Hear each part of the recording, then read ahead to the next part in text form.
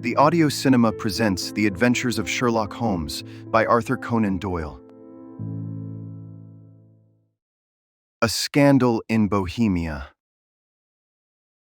To Sherlock Holmes, she is always the woman. I have seldom heard him mention her under any other name.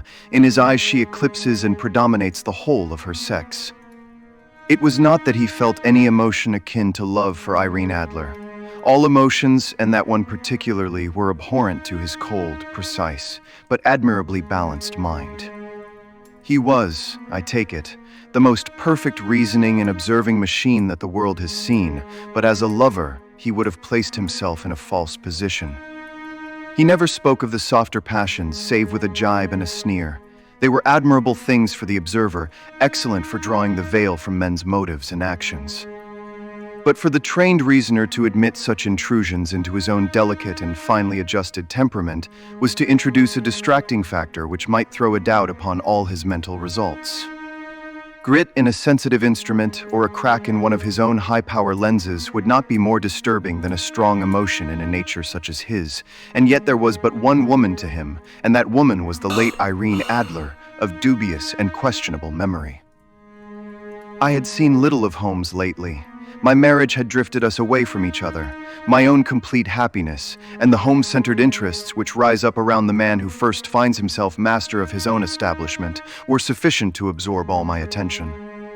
While Holmes, who loathed every form of society with his whole bohemian soul, remained in our lodgings in Baker Street, buried among his old books, and alternating from week to week between cocaine and ambition, the drowsiness of the drug and the fierce energy of his own keen nature.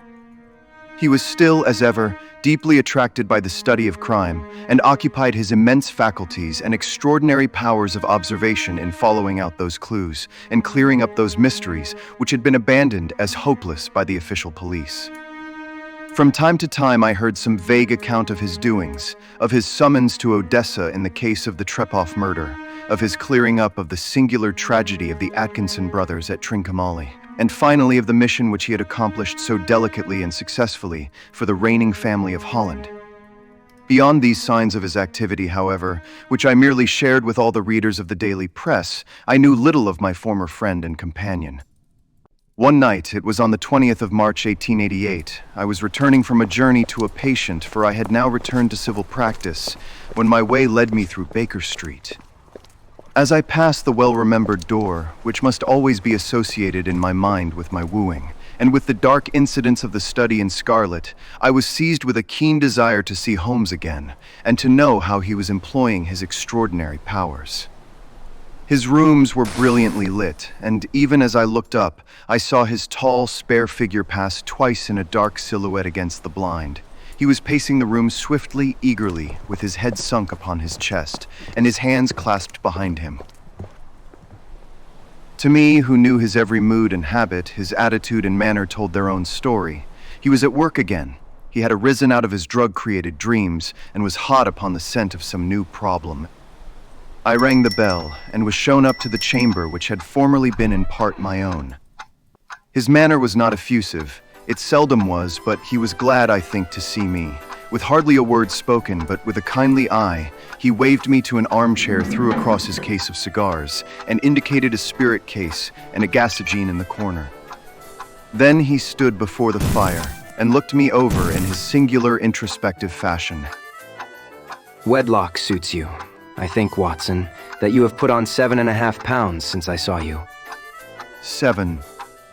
Indeed, I should have thought a little more, just a trifle more, I fancy, Watson. And in practice again, I observe. You did not tell me that you intended to go into harness. Then how do you know? I see it. I deduce it. How do I know that you have been getting yourself very wet lately, and that you have a most clumsy and careless servant girl? My dear Holmes, this is too much. You would certainly have been burned had you lived a few centuries ago. It is true that I had a country walk on Thursday and came home in a dreadful mess, but as I have changed my clothes, I can't imagine how you deduce it. As to Mary Jane, she is incorrigible, and my wife has given her notice. But there, again, I fail to see how you work it out. He chuckled to himself and rubbed his long, nervous hands together. It is simplicity itself. My eyes tell me that on the inside of your left shoe, just where the firelight strikes it, the leather is scored by 6 almost parallel cuts. Obviously, they have been caused by someone who has very carelessly scraped round the edges of the sole in order to remove crusted mud from it. Hence, you see, my double deduction that you had been out in vile weather, and that you had a particularly malignant boot-slitting specimen of the London slavey.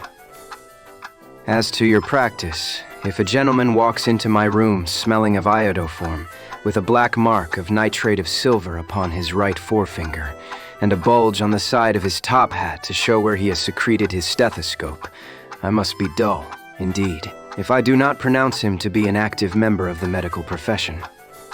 I could not help laughing at the ease with which he explained his process of deduction. When I hear you give your reasons, the thing always appears to me to be so ridiculously simple that I could easily do it myself, though at each successive instance of your reasoning I am baffled until you explain your process, and yet I believe that my eyes are as good as yours. Quite so, you see, but you do not observe. The distinction is clear, for example. You have frequently seen the steps which lead up from the hall to this room. Frequently. How often? Well, some hundreds of times. Then, how many are there? How many? I don't know. Quite so. You have not observed, and yet you have seen. That is just my point. Now, I know that there are 17 steps because I have both seen and observed. By the way, since you are interested in these little problems, and since you are good enough to chronicle 1 or 2 of my trifling experiences, you may be interested in this. He threw over a sheet of thick, pink-tinted notepaper which had been lying open upon the table. It came by the last post. Read it aloud. The note was undated, and without either signature or address. There will call upon you tonight at 7:45, a gentleman who desires to consult you upon a matter of the very deepest moment. Your recent services to one of the royal houses of Europe have shown that you are one who may safely be trusted with matters which are of an importance which can hardly be exaggerated. This account of you we have from all quarters received. Be in your chamber then at that hour, and do not take it amiss if your visitor wear a mask. This is indeed a mystery. What do you imagine that it means? I have no data yet. It is a capital mistake to theorize before one has data. Insensibly, one begins to twist facts to suit theories, instead of theories to suit facts. But the note itself, what do you deduce from it? I carefully examined the writing, and the paper upon which it was written. The man who wrote it was presumably well-to-do. Such paper could not be bought under half a crown a packet. It is peculiarly strong and stiff. Peculiar, that is the very word. It is not an English paper at all. Hold it up to the light. I did so, and saw a large E with a small g, a P, and a large G with a small T woven into the texture of the paper. What do you make of that? The name of the maker, no doubt, or his monogram, rather. Not at all. The G with the small t stands for Gesellschaft, which is the German for company. It is a customary contraction like our company P, of course, stands for Papier. Now for the EG. Let us glance at our Continental Gazetteer. He took down a heavy brown volume from his shelves. Iglo, Eglinitz. Here we are, Igria. It is in a German-speaking country in Bohemia, not far from Carlsbad, remarkable as being the scene of the death of Wallenstein, and for its numerous glass factories and paper mills. His eyes sparkled, and he sent up a great blue triumphant cloud from his cigarette. The paper was made in Bohemia. Precisely, and the man who wrote the note is a German. Do you note the peculiar construction of the sentence? This account of you we have from all quarters received. A Frenchman or Russian could not have written that. It is the German who is so uncourteous to his verbs. It only remains, therefore, to discover what is wanted by this German who writes upon Bohemian paper and prefers wearing a mask to showing his face. And here he comes, if I am not mistaken, to resolve all our doubts. As he spoke, there was the sharp sound of horses' hoofs and grating wheels against the curb, followed by a sharp pull at the bell. Holmes whistled. A pair, by the sound.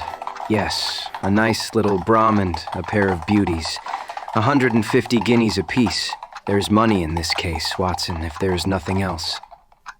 I think that I had better go, Holmes. Not a bit, Doctor. Stay where you are. I am lost without my Boswell, and this promises to be interesting. It would be a pity to miss it. But your client... Never mind him. I may want your help, and so may he. Here he comes. Sit down in that armchair, Doctor, and give us your best attention. A slow and heavy step, which had been heard upon the stairs and in the passage, paused immediately outside the door. Then there was a loud and authoritative tap. Come in. A man entered who could hardly have been less than 6 feet 6 inches in height, with the chest and limbs of a Hercules. His dress was rich with a richness which would, in England, be looked upon as akin to bad taste. Heavy bands of astrakhan were slashed across the sleeves and fronts of his double-breasted coat, while the deep blue cloak which was thrown over his shoulders was lined with flame-colored silk and secured at the neck with a brooch which consisted of a single flaming barrel. Boots which extended halfway up his calves, and which were trimmed at the tops with rich brown fur, completed the impression of barbaric opulence which was suggested by his whole appearance. He carried a broad-brimmed hat in his hand, while he wore across the upper part of his face, extending down past the cheekbones, a black vizard mask, which he had apparently adjusted that very moment, for his hand was still raised to it as he entered. From the lower part of the face he appeared to be a man of strong character, with a thick, hanging lip and a long, straight chin, suggestive of resolution pushed to the length of obstinacy. You had my note. I told you that I would call. He looked from one to the other of us, as if uncertain which to address. Pray, take a seat. This is my friend and colleague, Dr. Watson, who is occasionally good enough to help me in my cases. Whom have I the honor to address? You may address me as the Count von Kram, a Bohemian nobleman. I understand that this gentleman, your friend, is a man of honor and discretion, whom I may trust with a matter of the most extreme importance. If not, I should much prefer to communicate with you alone. I rose to go, but Holmes caught me by the wrist and pushed me back into my chair. It is both or none. You may say before this gentleman anything which you may say to me. The Count shrugged his broad shoulders. Then I must begin by binding you both to absolute secrecy for 2 years. At the end of that time, the matter will be of no importance. At present, it is not too much to say that it is of such weight it may have an influence upon European history. I promise. And I. You will excuse this mask. The august person who employs me wishes his agent to be unknown to you, and I may confess at once that the title by which I have just called myself is not exactly my own. I was aware of it. The circumstances are of great delicacy, and every precaution has to be taken to quench what might grow to be an immense scandal and seriously compromise one of the reigning families of Europe. To speak plainly, the matter implicates the great house of Ormstein, hereditary kings of Bohemia. I was also aware of that. Our visitor glanced with some apparent surprise at the languid, lounging figure of the man who had been no doubt depicted to him as the most incisive reasoner and most energetic agent in Europe. Holmes slowly reopened his eyes and looked impatiently at his gigantic client. If your Majesty would condescend to state your case, I should be better able to advise you. The man sprang from his chair and paced up and down the room in uncontrollable agitation. Then, with a gesture of desperation, he tore the mask from his face and hurled it upon the ground. You are right. I am the king. Why should I attempt to conceal it? Why, indeed. Your Majesty had not spoken before I was aware that I was addressing Wilhelm Gottsreich Sigismund, Warmstein, Grand Duke of Kassel-Felstein, and hereditary King of Bohemia. But you can understand that I am not accustomed to doing such business in my own person. Yet the matter was so delicate that I could not confide it to an agent without putting myself in his power. I have come incognito from Prague for the purpose of consulting you. Then, pray consult. The facts are briefly these. Some 5 years ago, during a lengthy visit to Warsaw, I made the acquaintance of the well-known adventuress, Irene Adler. The name is no doubt familiar to you. Kindly look her up in my index, Doctor. For many years he had adopted a system of docketing all paragraphs concerning men and things, so that it was difficult to name a subject or a person on which he could not at once furnish information. In this case I found her biography sandwiched in between that of a Hebrew rabbi and that of a staff commander, who had written a monograph upon the deep sea fishes. Let me see. Born in New Jersey in the year 1858. Contralto, La Scala, prima donna Imperial Opera of Warsaw, yes. Retired from operatic stage, Living in London, quite so. Your Majesty, as I understand, became entangled with this young person, wrote her some compromising letters, and is now desirous of getting those letters back. Precisely so. But how? Was there a secret marriage? None. No legal papers or certificates? None. Then I fail to follow your Majesty. If this young person should produce her letters for blackmailing or other purposes, how is she to prove their authenticity? There is the writing. Pooh, forgery. My private note paper. Stolen. My own seal. Imitated. My photograph. Bought. We were both in the photograph. Oh dear, that is very bad. Your Majesty has indeed committed an indiscretion. I was mad, insane. You have compromised yourself seriously. I was only crown prince then. I was young. I am but 30 now. It must be recovered. We have tried and failed. Your Majesty must pay. It must be bought. She will not sell. Stolen, then. 5 attempts have been made. Twice burglars in my pay ransacked her house. Once we diverted her luggage when she traveled. Twice she has been waylaid. There has been no result. No sign of it. Absolutely none. Holmes laughed. It is quite a pretty little problem. But a very serious one to me. Very indeed. And what does she propose to do with the photograph? To ruin me. But how? I am about to be married. So, I have heard. To Clotilda Lothman von Saxe-Meiningen, second daughter of the King of Scandinavia. You may know the strict principles of her family. She is herself the very soul of delicacy. A shadow of a doubt as to my conduct would bring the matter to an end. And Irene Adler. Threatens to send them the photograph, and she will do it. I know that she will do it. You do not know her, but she has a soul of steel. She has the face of the most beautiful of women, and the mind of the most resolute of men. Rather than I should marry another woman, there are no lengths to which she would not go. None. You are sure that she has not sent it yet? I am sure. And why? Because she has said that she would send it on the day when the betrothal was publicly proclaimed. That will be next Monday. Oh, then, we have 3 days yet. That is very fortunate, as I have 1 or 2 matters of importance to look into, just at present. Your Majesty will, of course, stay in London for the present. Certainly. You will find me at the Langham, under the name of the Count von Cram. Then I shall drop you a line to let you know how we progress. Pray do so. I shall be all anxiety. Then, as to money... You have carte blanche. Absolutely. I tell you that I would give one of the provinces of my kingdom to have that photograph. And for present expenses? The king took a heavy chamois leather bag from under his cloak and laid it on the table. There are 300 pounds in gold and 700 in notes. Holmes scribbled a receipt upon a sheet of his notebook and handed it to him. And Mademoiselle's address? His Bryony Lodge, Serpentine Avenue, St. John's Wood. Holmes took a note of it. One other question. Was the photograph a cabinet? It was. Then, good night, Your Majesty, and I trust that we shall soon have some good news for you. And good night, Watson. He added, as the wheels of the royal brougham rolled down the street.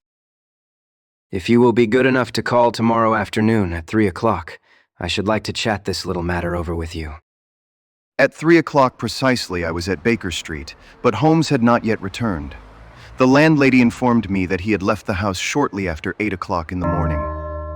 I sat down beside the fire, however, with the intention of awaiting him however long he might be.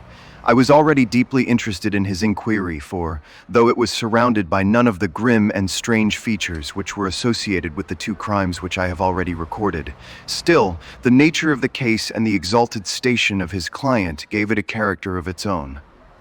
Indeed, apart from the nature of the investigation which my friend had on hand, there was something in his masterly grasp of a situation, and his keen, incisive reasoning, which made it a pleasure to me to study his system of work, and to follow the quick, subtle methods by which he disentangled the most inextricable mysteries. So accustomed was I to his invariable success that the very possibility of his failing had ceased to enter into my head. It was close upon 4 before the door opened, and a drunken-looking groom, ill-kempt and side-whiskered, with an inflamed face and disreputable clothes, walked into the room. Accustomed as I was to my friend's amazing powers in the use of disguises, I had to look 3 times before I was certain that it was indeed he. With a nod he vanished into the bedroom, whence he emerged in 5 minutes tweed, suited and respectable, as of old. Putting his hands into his pockets, he stretched out his legs in front of the fire and laughed heartily for some minutes. Well, really. And then he choked and laughed again until he was obliged to lie back, limp and helpless, in the chair. What is it? It is quite too funny. I am sure you could never guess how I employed my morning, or what I ended by doing. I can't imagine. I suppose that you have been watching The Habits, and perhaps The House of Miss Irene Adler. Quite so, but the sequel was rather unusual. I will tell you, however, I left the house a little after 8 o'clock this morning, in the character of a groom out of work. There is a wonderful sympathy in Freemasonry among horsey men. Be one of them, and you will know all that there is to know. I soon found Bryony Lodge. It is a bijou villa with a garden at the back, but built out in front right up to the road, 2 stories, Chubb lock to the door, large sitting room on the right side, well furnished, with long windows almost to the floor, and those preposterous English window fasteners which a child could open. Behind there was nothing remarkable, save that the passage window could be reached from the top of the coach house. I walked round it and examined it closely from every point of view, but without noting anything else of interest. I then lounged down the street and found, as I expected, that there was a mews in a lane which runs down by one wall of the garden. I lent the ostlers a hand in rubbing down their horses, and I received in exchange 2pence, a glass of half and half, 2 fills of shag tobacco, and as much information as I could desire about Miss Adler, to say nothing of 6 other people in the neighborhood in whom I was not in the least interested, but whose biographies I was compelled to listen to. And what of Irene Adler? Oh, she has turned all the men's heads down in that part. She is the daintiest thing under a bonnet on this planet, so say the Serpentine Muse, to a man. She lives quietly, sings at concerts, drives out at 5 every day, and returns at 7 sharp for dinner. Seldom goes out at other times, except when she sings. Has only 1 male visitor, but a good deal of him. He is dark, handsome, and dashing. Never calls less than once a day, and often twice. He is a Mr. Godfrey Norton, of the Inner Temple. See the advantages of a cabman as a confidant. They had driven him home 12 times from Serpentine Mews, and knew all about him.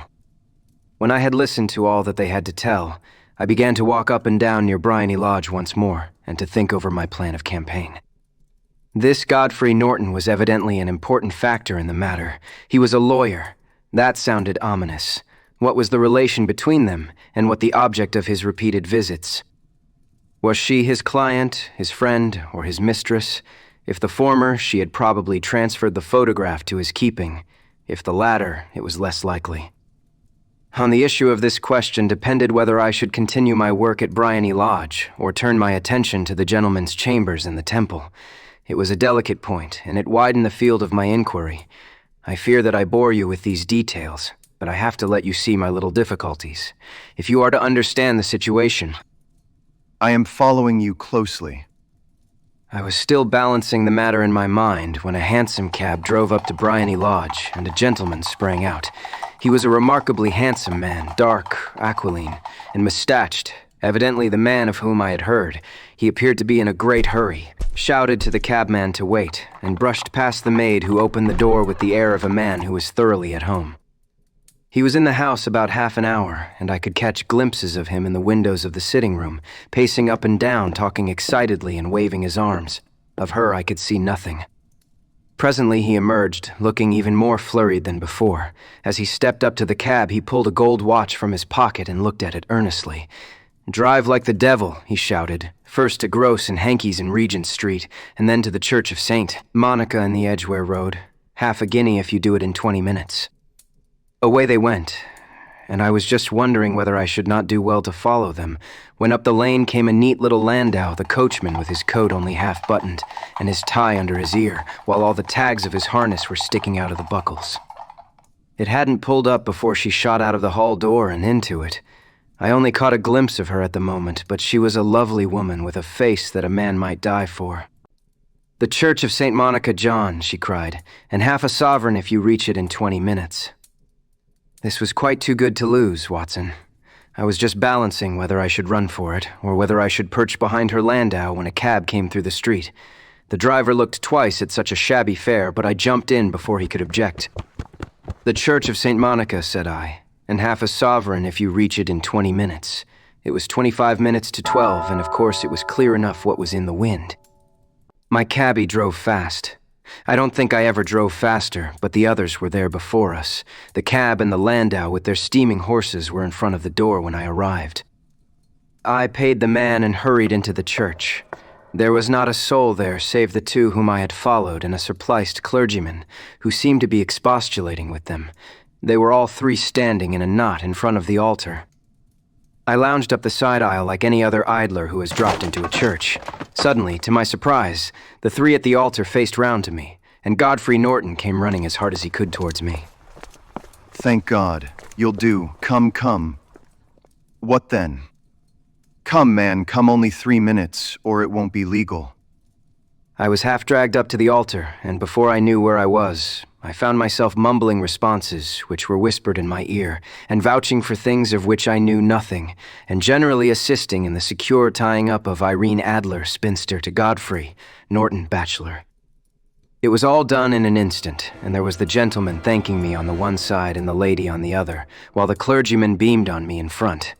It was the most preposterous position in which I ever found myself in my life, and it was the thought of it that started me laughing just now. It seems that there had been some informality about their license, that the clergyman absolutely refused to marry them without a witness of some sort, and that my lucky appearance saved the bridegroom from having to sally out into the streets in search of a best man.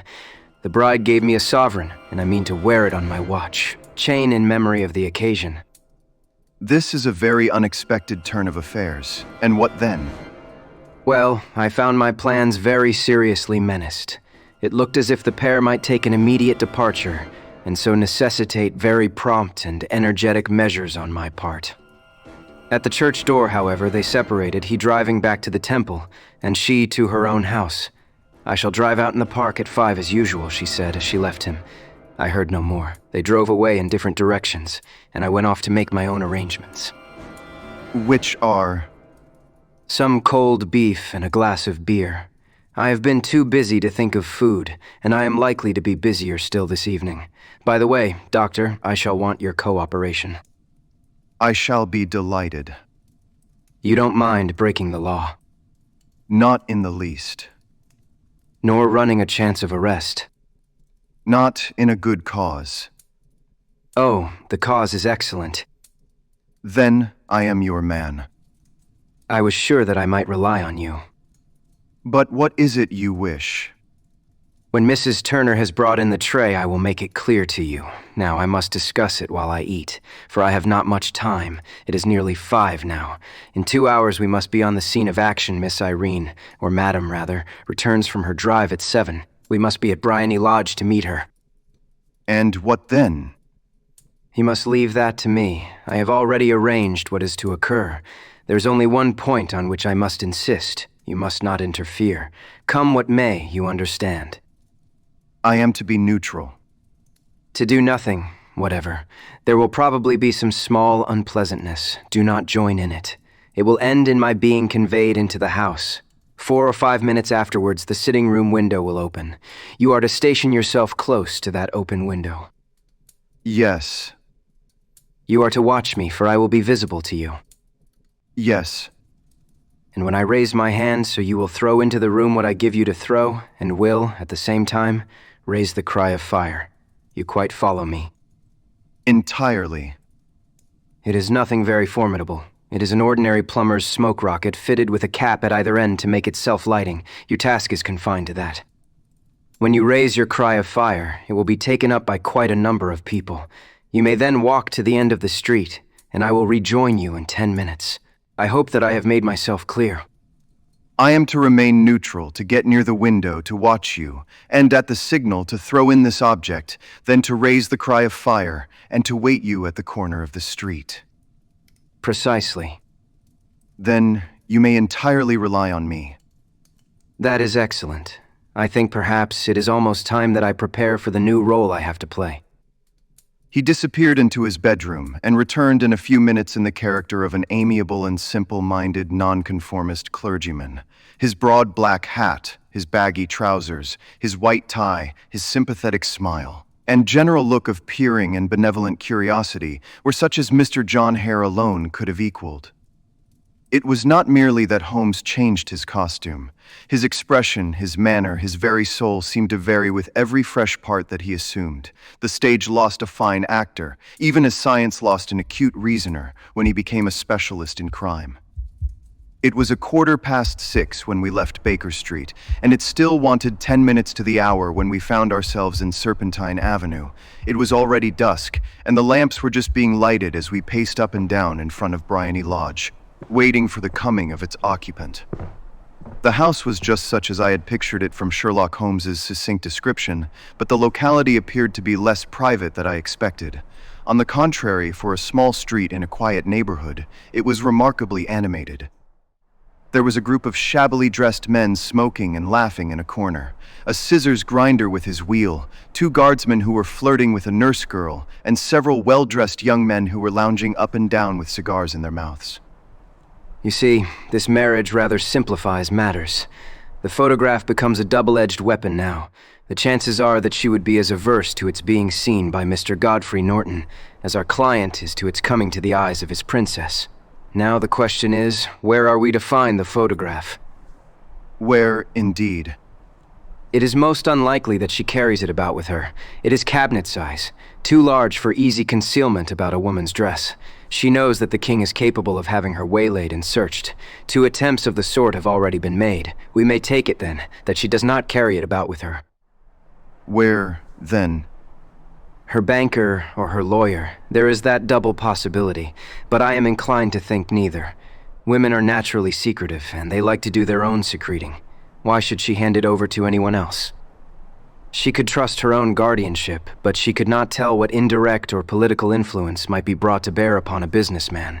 Besides, remember that she had resolved to use it within a few days. It must be where she can lay her hands upon it. It must be in her own house. But it has twice been burgled. Pshaw. They did not know how to look. But how will you look? I will not look. What then? I will get her to show me.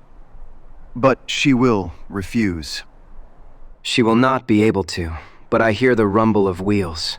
It is her carriage. Now carry out my orders to the letter. As he spoke, the gleam of the sidelights of a carriage came round the curve of the avenue. It was a smart little landau which rattled up to the door of Bryony Lodge. As it pulled up, one of the loafing men at the corner dashed forward to open the door in the hope of earning a copper, but was elbowed away by another loafer who had rushed up with the same intention. A fierce quarrel broke out, which was increased by the 2 guardsmen, who took sides with one of the loungers, and by the scissors grinder, who was equally hot upon the other side. A blow was struck, and in an instant the lady who had stepped from her carriage was the center of a little knot of flushed and struggling men, who struck savagely at each other with their fists and sticks. Holmes dashed into the crowd to protect the lady, but just as he reached her, he gave a cry and dropped to the ground with the blood running freely down his face. At his fall, the guardsmen took to their heels in one direction, and the loungers in the other. while a number of better-dressed people who had watched the scuffle without taking part in it crowded in to help the lady and to attend to the injured man. Irene Adler, as I will still call her, had hurried up the steps, but she stood at the top with her superb figure outlined against the lights of the hall, looking back into the street. Is the poor gentleman much hurt?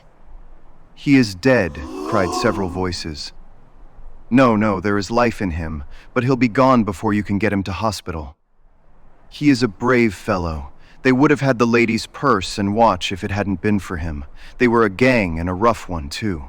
Ah, he is breathing now. He can't lie in the street. May we bring him in, Marm?" Surely. Bring him into the sitting room. There is a comfortable sofa. This way, please." Slowly and solemnly he was borne into Bryony Lodge and laid out in the principal room, while I still observed the proceedings from my post by the window. The lamps had been lit, but the blinds had not been drawn, so that I could see Holmes as he lay upon the couch. I do not know whether he was seized with compunction at that moment for the part he was playing, but I know that I never felt more heartily ashamed of myself in my life than when I saw the beautiful creature against whom I was conspiring, or the grace and kindliness with which she waited upon the injured man. And yet it would be the blackest treachery to Holmes to draw back now from the part which he had entrusted to me. I hardened my heart and took the smoke rocket from under my ulster. After all, I thought, we are not injuring her. We are but preventing her from injuring another. Holmes had sat up upon the couch, and I saw him motion like a man who is in need of air. A maid rushed across and threw open the window. At the same instant I saw him raise his hand, and at the signal I tossed my rocket into the room with a cry of fire. The word was no sooner out of my mouth than the whole crowd of spectators, well-dressed and ill gentlemen, ostlers and servant maids, joined in a general shriek of fire. Thick clouds of smoke curled through the room and out at the open window. I caught a glimpse of rushing figures, and a moment later the voice of Holmes from within assuring them that it was a false alarm. Slipping through the shouting crowd, I made my way to the corner of the street, and in 10 minutes was rejoiced to find my friend's arm in mine, and to get away from the scene of uproar. He walked swiftly and in silence for some few minutes, until we had turned down one of the quiet streets which lead towards the Edgware Road. You did it very nicely, Doctor. Nothing could have been better. It is all right. You have the photograph. I know where it is. And how did you find out? She showed me, as I told you that she would. I am still in the dark. I do not wish to make a mystery. The matter was perfectly simple. You, of course, saw that everyone in the street was an accomplice. They were all engaged for the evening.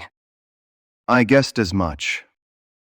Then, when the row broke out, I had a little moist red paint in the palm of my hand.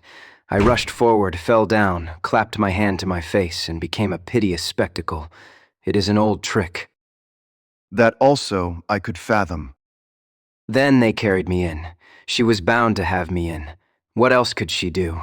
And into her sitting room, which was the very room which I suspected. It lay between that and her bedroom, and I was determined to see which. They laid me on a couch. I motioned for air. They were compelled to open the window, and you had your chance. How did that help you? It was all important. When a woman thinks that her house is on fire, her instinct is at once to rush to the thing which she values most. It is a perfectly overpowering impulse, and I have more than once taken advantage of it. In the case of the Darlington substitution scandal, it was of use to me, and also in the Arnsworth Castle business. A married woman grabs at her baby, an unmarried one reaches for her jewel box. Now it was clear to me that Our Lady of today had nothing in the house more precious to her than what we are in quest of. She would rush to secure it. The alarm of fire was admirably done. The smoke and shouting were enough to shake nerves of steel. She responded beautifully. The photograph is in a recess behind a sliding panel just above the right bell pull. She was there in an instant, and I caught a glimpse of it as she half drew it out. When I cried out that it was a false alarm, she replaced it, glanced at the rocket, rushed from the room, and I have not seen her since. I rose and, making my excuses, escaped from the house. I hesitated whether to attempt to secure the photograph at once, but the coachman had come in, and as he was watching me narrowly, it seemed safer to wait. A little over-precipitance may ruin all. And now? Our quest is practically finished. I shall call with the king tomorrow, and with you, if you care to come with us. We will be shown into the sitting room to wait for the lady. But it is probable that when she comes, she may find neither us nor the photograph. It might be a satisfaction to His Majesty to regain it with his own hands. And when will you call? At 8 in the morning, she will not be up so that we shall have a clear field. Besides, we must be prompt, for this marriage may mean a complete change in her life and habits. I must wire to the king without delay. We had reached Baker Street and had stopped at the door. He was searching his pockets for the key when someone passing said, "Good night, Mr. Sherlock Holmes." There were several people on the pavement at the time, but the greeting appeared to come from a slim youth in an ulster who had hurried by. I've heard that voice before now. I wonder who the deuce that could have been. I slept at Baker Street that night, and we were engaged upon our toast and coffee in the morning, when the King of Bohemia rushed into the room. You have really got it. Not yet. But you have hopes. I have hopes. Then, come. I am all impatience to be gone. We must have a cab. No, my brougham is waiting. Then that will simplify matters. We descended, and started off once more for Bryony Lodge. Irene Adler is married. Married. When? Yesterday. But to whom? To an English lawyer named Norton. But she could not love him. I am in hopes that she does. And why in hopes? Because it would spare your majesty all fear of future annoyance. If the lady loves her husband, she does not love your majesty. If she does not love your majesty, there is no reason why she should interfere with your majesty's plan. It is true, and yet, well, I wish she had been of my own station. What a queen she would have made. He relapsed into a moody silence, which was not broken until we drew up in Serpentine Avenue. The door of Bryony Lodge was open, and an elderly woman stood upon the steps. She watched us with a sardonic eye as we stepped from the brougham. "Mr. Sherlock Holmes, I believe." I am Mr. Holmes. "Indeed. My mistress told me that you were likely to call. She left this morning with her husband by the 5.15 train from Charing Cross for the continent." Sherlock Holmes staggered back, white with chagrin and surprise. What? Do you mean that she has left England? Never to return. And the papers, all is lost. We shall see. He pushed past the servant and rushed into the drawing room, followed by the king and myself. The furniture was scattered about in every direction, with dismantled shelves and open drawers, as if the lady had hurriedly ransacked them before her flight.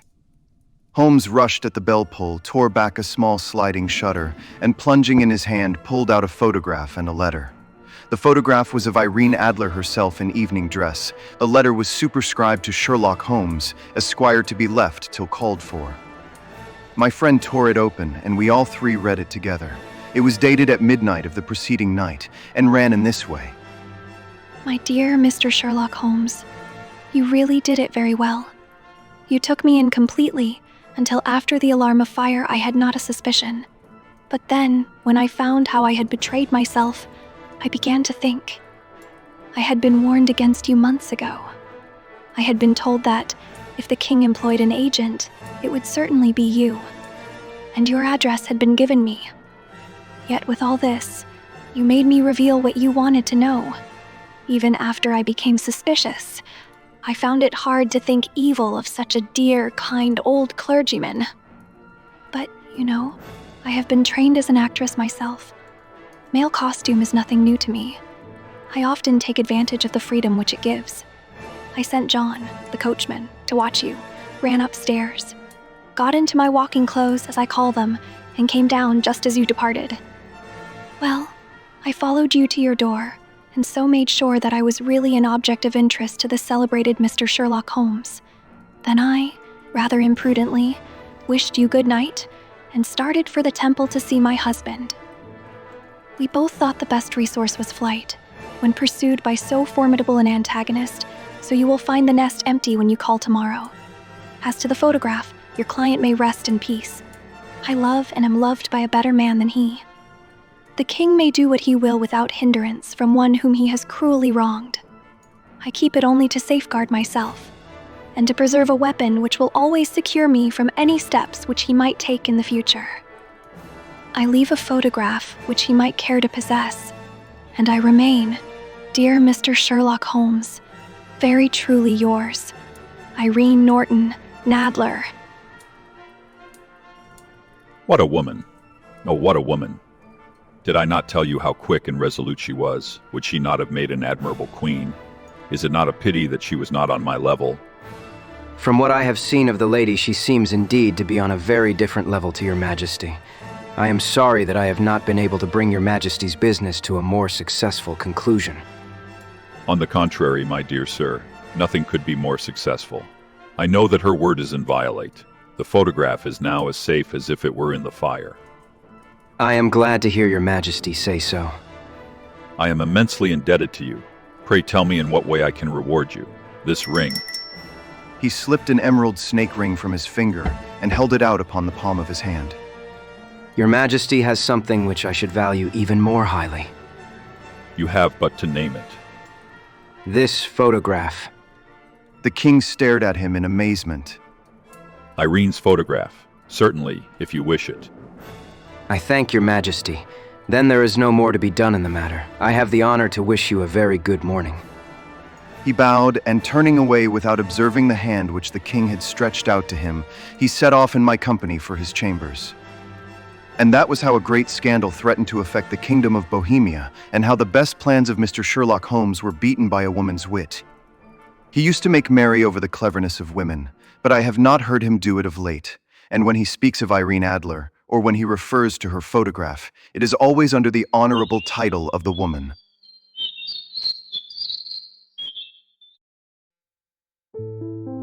The Red-Headed League. I had called upon my friend, Mr. Sherlock Holmes, one day in the autumn of last year, and found him in deep conversation with a very stout, florid-faced, elderly gentleman with fiery red hair. With an apology for my intrusion, I was about to withdraw, when Holmes pulled me abruptly into the room and closed the door behind me. You could not possibly have come at a better time, my dear Watson. I was afraid that you were engaged. So I am, very much so. Then I can wait in the next room. Not at all. This gentleman, Mr. Wilson, has been my partner and helper in many of my most successful cases, and I have no doubt that he will be of the utmost use to me and yours also. The stout gentleman half rose from his chair and gave a bob of greeting, with a quick, little questioning glance from his small, fat, encircled eyes. Try the settee. I know, my dear Watson, that you share my love of all that is bizarre and outside the conventions and humdrum routine of everyday life. You have shown your relish for it by the enthusiasm which has prompted you to chronicle, and if you will excuse my saying so, somewhat to embellish so many of my own little adventures. Your cases have indeed been of the greatest interest to me. You will remember that I remarked the other day, just before we went into the very simple problem presented by Miss Mary Sutherland, that for strange effects and extraordinary combinations we must go to life itself, which is always far more daring than any effort of the imagination. A proposition which I took the liberty of doubting. You did, Doctor, but nonetheless you must come round to my view, for otherwise I shall keep on piling fact upon fact on you, until your reason breaks down under them and acknowledges me to be right. Now, Mr. Jabez Wilson here has been good enough to call upon me this morning, and to begin a narrative which promises to be one of the most singular which I have listened to for some time. You have heard me remark that the strangest and most unique things are very often connected, not with the larger but with the smaller crimes, and occasionally, indeed, where there is room for doubt whether any positive crime has been committed. As far as I have heard, it is impossible for me to say whether the present case is an instance of crime or not, but the course of events is certainly among the most singular that I have ever listened to. Perhaps, Mr. Wilson, you would have the great kindness to recommence your narrative. I ask you, not merely because my friend Dr. Watson has not heard the opening part, but also because the peculiar nature of the story makes me anxious to have every possible detail from your lips. As a rule, when I have heard some slight indication of the course of events, I am able to guide myself by the thousands of other similar cases which occur to my memory. In the present instance, I am forced to admit that the facts are, to the best of my belief, unique. The portly client puffed out his chest with an appearance of some little pride and pulled a dirty and wrinkled newspaper from the inside pocket of his greatcoat. As he glanced down the advertisement column with his head thrust forward and the paper flattened out upon his knee, I took a good look at the man and endeavored, after the fashion of my companion, to read the indications which might be presented by his dress or appearance. I did not gain very much, however, by my inspection. Our visitor bore every mark of being an average commonplace British tradesman, obese, pompous, and slow. He wore rather baggy gray shepherd's check trousers, a not-over-clean black frock coat, unbuttoned in the front, and a drab waistcoat with a heavy brassy Albert chain, and a square pierced bit of metal dangling down as an ornament. A frayed top hat and a faded brown overcoat with a wrinkled velvet collar lay upon a chair beside him. Altogether, look as I would, there was nothing remarkable about the man save his blazing red head and the expression of extreme chagrin and discontent upon his features. Sherlock Holmes's quick eye took in my occupation, and he shook his head with a smile as he noticed my questioning glances. Beyond the obvious facts that he has at some time done manual labor, that he takes snuff, that he is a Freemason, that he has been in China, and that he has done a considerable amount of writing lately, I can deduce nothing else. Mr. Jabez Wilson started up in his chair with his forefinger upon the paper, but his eyes upon my companion. How, in the name of good fortune, did you know all that, Mr. Holmes? How did you know, for example, that I did manual labor? It is as true as gospel, for I began as a ship's carpenter. Your hands, my dear sir. Your right hand is quite a size larger than your left. You have worked with it, and the muscles are more developed. Well, the snuff, then, and the Freemasonry. I won't insult your intelligence by telling you how I read that, especially as, rather against the strict rules of your order, you use an arc and compass breastpin. Of course, I forgot that, but the writing. What else can be indicated by that right cuff so very shiny for 5 inches, and the left one with the smooth patch near the elbow where you rested upon the desk? Well, but China. The fish that you have tattooed immediately above your right wrist could only have been done in China. I have made a small study of tattoo marks, and have even contributed to the literature of the subject. That trick of staining the fish's scales of a delicate pink is quite peculiar to China. When, in addition, I see a Chinese coin hanging from your watch chain, the matter becomes even more simple. Mr. Jabez Wilson laughed heavily. Well, I thought at first that you had done something clever, but I see that there was nothing in it, after all. I begin to think, Watson, that I make a mistake in explaining. Omni ignotum pro magnifico, you know, and my poor little reputation, such as it is, will suffer shipwreck if I am so candid. Can you not find the advertisement, Mr. Wilson? Yes, I have got it now. Here it is. This is what began it all. You just read it for yourself, sir. I took the paper from him and read as follows.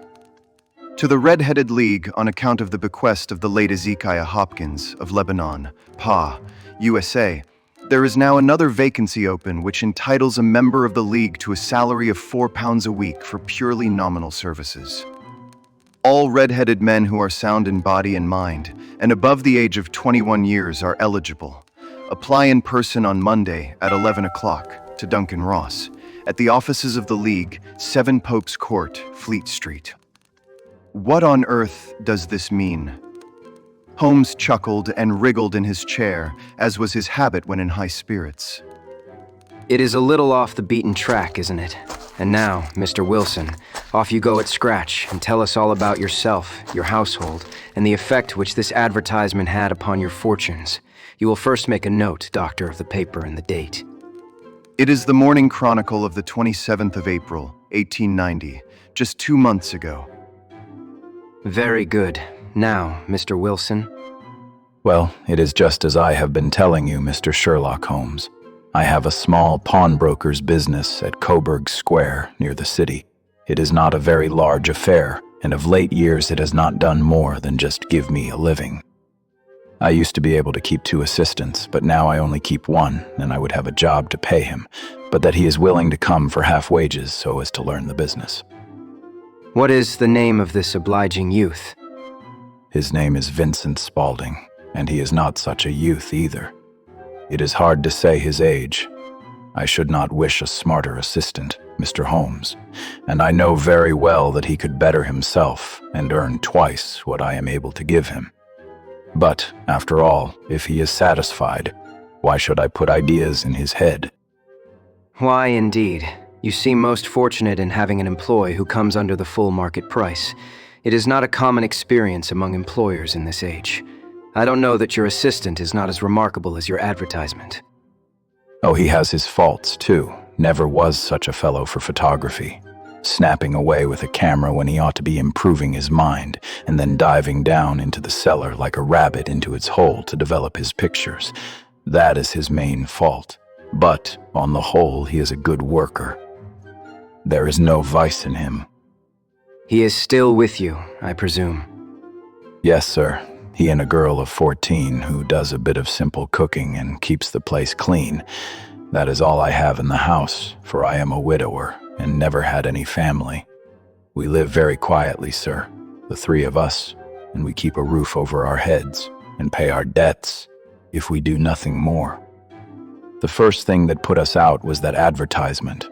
Spaulding, he came down into the office just this day, 8 weeks, with this very paper in his hand, and he says, "I wish to the Lord, Mr. Wilson, that I was a red-headed man."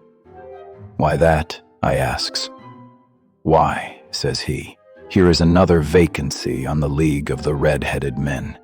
It is worth quite a little fortune to any man who gets it, and I understand that there are more vacancies than there are men, so that the trustees are at their wits' end what to do with the money. If my hair would only change color, here is a nice little crib all ready for me to step into." "Why, what is it then?" I asked. "You see, Mr. Holmes, I am a very stay-at-home man, and as my business came to me instead of my having to go to it, I was often weeks on end without putting my foot over the door. Matt, in that way I didn't know much of what was going on outside, and I was always glad of a bit of news." "Have you never heard of the League of the Red-Headed Men?" he asked, with his eyes open. "Never." "Why, I wonder at that, for you are eligible yourself for one of the vacancies." "And what are they worth?" I asked. "Oh, merely a couple of hundred a year, but the work is slight, and it need not interfere very much with one's other occupations." Well, you can easily think that that made me prick up my ears, for the business has not been over good for some years, and an extra couple of hundred would have been very handy. "Tell me all about it," said I. "Well," said he, showing me the advertisement, "you can see for yourself that the League has a vacancy, and there's the address where you should apply for particulars. As far as I can make out, the League was founded by an American millionaire, Ezekiah Hopkins, who was very peculiar in his ways. He was himself red-headed, and he had a great sympathy for all red-headed men, so, when he died, it was found that he had left his enormous fortune in the hands of trustees, with instructions to apply the interest to the providing of easy berths to men whose hair is of that color. From all I hear, it is splendid pay and very little to do." "But," said I, "there would be millions of red-headed men who would apply." "Not so many as you might think," he answered. "You see, it is really confined to Londoners and to grown men. This American had started from London when he was young, and he wanted to do the old town a good turn.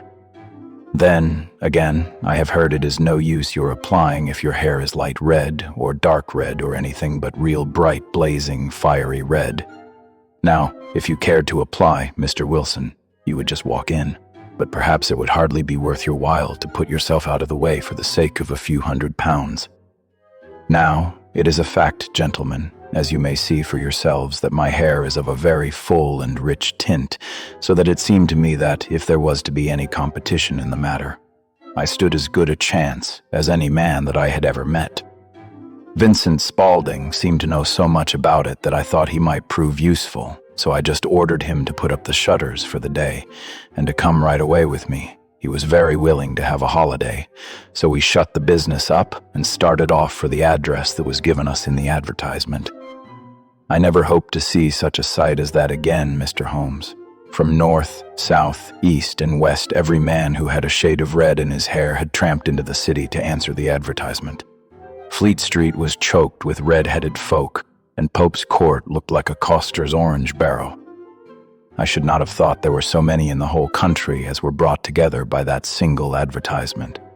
Every shade of color they were: straw, lemon, orange, brick, Irish setter, liver, clay. But, as Spaulding said, there were not many who had the real vivid flame-colored tint. When I saw how many were waiting, I would have given it up in despair. But Spaulding would not hear of it. How he did it I could not imagine. But he pushed and pulled and butted until he got me through the crowd and right up to the steps which led to the office.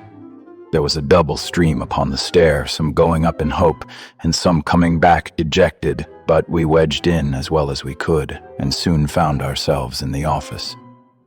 Your experience has been a most entertaining one. Pray continue your very interesting statement.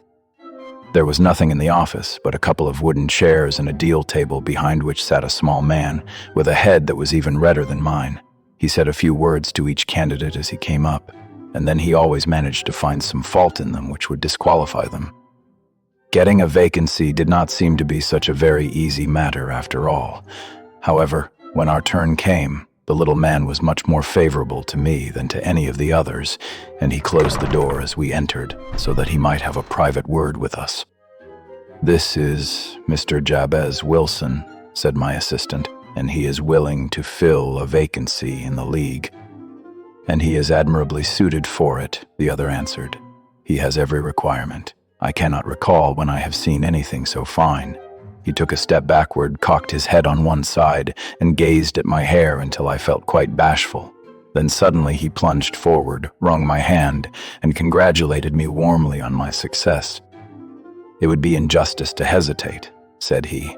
"You will, however, I am sure, excuse me for taking an obvious precaution." With that he seized my hair in both his hands and tugged until I yelled with the pain. "There is water in your eyes," said he as he released me. "I perceive that all is as it should be, but we have to be careful, for we have twice been deceived by wigs and once by paint. I could tell you tales of cobbler's wax which would disgust you with human nature." He stepped over to the window and shouted through it at the top of his voice that the vacancy was filled. A groan of disappointment came up from below, and the folk all trooped away in different directions until there was not a red head to be seen except my own and that of the manager. "My name," said he, "is Mr. Duncan Ross, and I am myself one of the pensioners upon the fund left by our noble benefactor. Are you a married man, Mr. Wilson? Have you a family?" I answered that I had not. His face fell immediately. "Dear me," he said gravely. "That is very serious indeed. I am sorry to hear you say that. The fund was, of course, for the propagation and spread of the redheads, as well as for their maintenance. It is exceedingly unfortunate that you should be a bachelor." My face lengthened at this, Mr. Holmes, for I thought that I was not to have the vacancy after all. But after thinking it over for a few minutes, he said that it would be all right. "In the case of another," said he, "the objection might be fatal, but we must stretch a point in favor of a man with such a head of hair as yours. When shall you be able to enter upon your new duties?" "Well, it is a little awkward, for I have a business already," said I. "Oh, never mind about that, Mr. Wilson," said Vincent Spaulding. "I shall be able to look after that for you." "What would be the hours?" I asked. 10 to 2. Now, a pawnbroker's business is mostly done of an evening, Mr. Holmes, especially Thursday and Friday evening, which is just before payday, so it would suit me very well to earn a little in the mornings. Besides, I knew that my assistant was a good man and that he would see to anything that turned up. "That would suit me very well," said I. "And the pay?" "Is £4 a week." "And the work?" "Is purely nominal." "What do you call purely nominal?" "Well, you have to be in the office, or at least in the building, the whole time. If you leave, you forfeit your whole position forever. The will is very clear upon that point. You don't comply with the conditions if you budge from the office during that time. It is only 4 hours a day, and I should not think of leaving," said I. "No excuse will avail," said Mr. Duncan Ross. "Neither sickness nor business nor anything else. There you must stay, or you lose your billet. And the work is to copy out the Encyclopedia Britannica. There is the first volume of it in that press. You must find your own ink, pens, and blotting paper, but we provide this table and chair. Will you be ready tomorrow? Certainly, I answered. Then, goodbye, Mr. Jabez Wilson, and let me congratulate you once more on the important position which you have been fortunate enough to gain. He bowed me out of the room, and I went home with my assistant, hardly knowing what to say or do. I was so pleased at my own good fortune. Well, I thought over the matter all day, and by evening I was in low spirits again, for I had quite persuaded myself that the whole affair must be some great hoax or fraud, though what its object might be I could not imagine. It seemed altogether past belief that anyone could make such a will, or that they would pay such a sum for doing anything so simple as copying out the Encyclopedia Britannica. Vincent Spaulding did what he could to cheer me up, but by bedtime I had reasoned myself out of the whole thing. However, in the morning I determined to have a look at it anyhow, so I bought a penny bottle of ink, and with a quill pen and 7 sheets of foolscap paper, I started off for Pope's Court. Well, to my surprise and delight, everything was as right as possible. The table was set out ready for me, and Mr. Duncan Ross was there to see that I got fairly to work.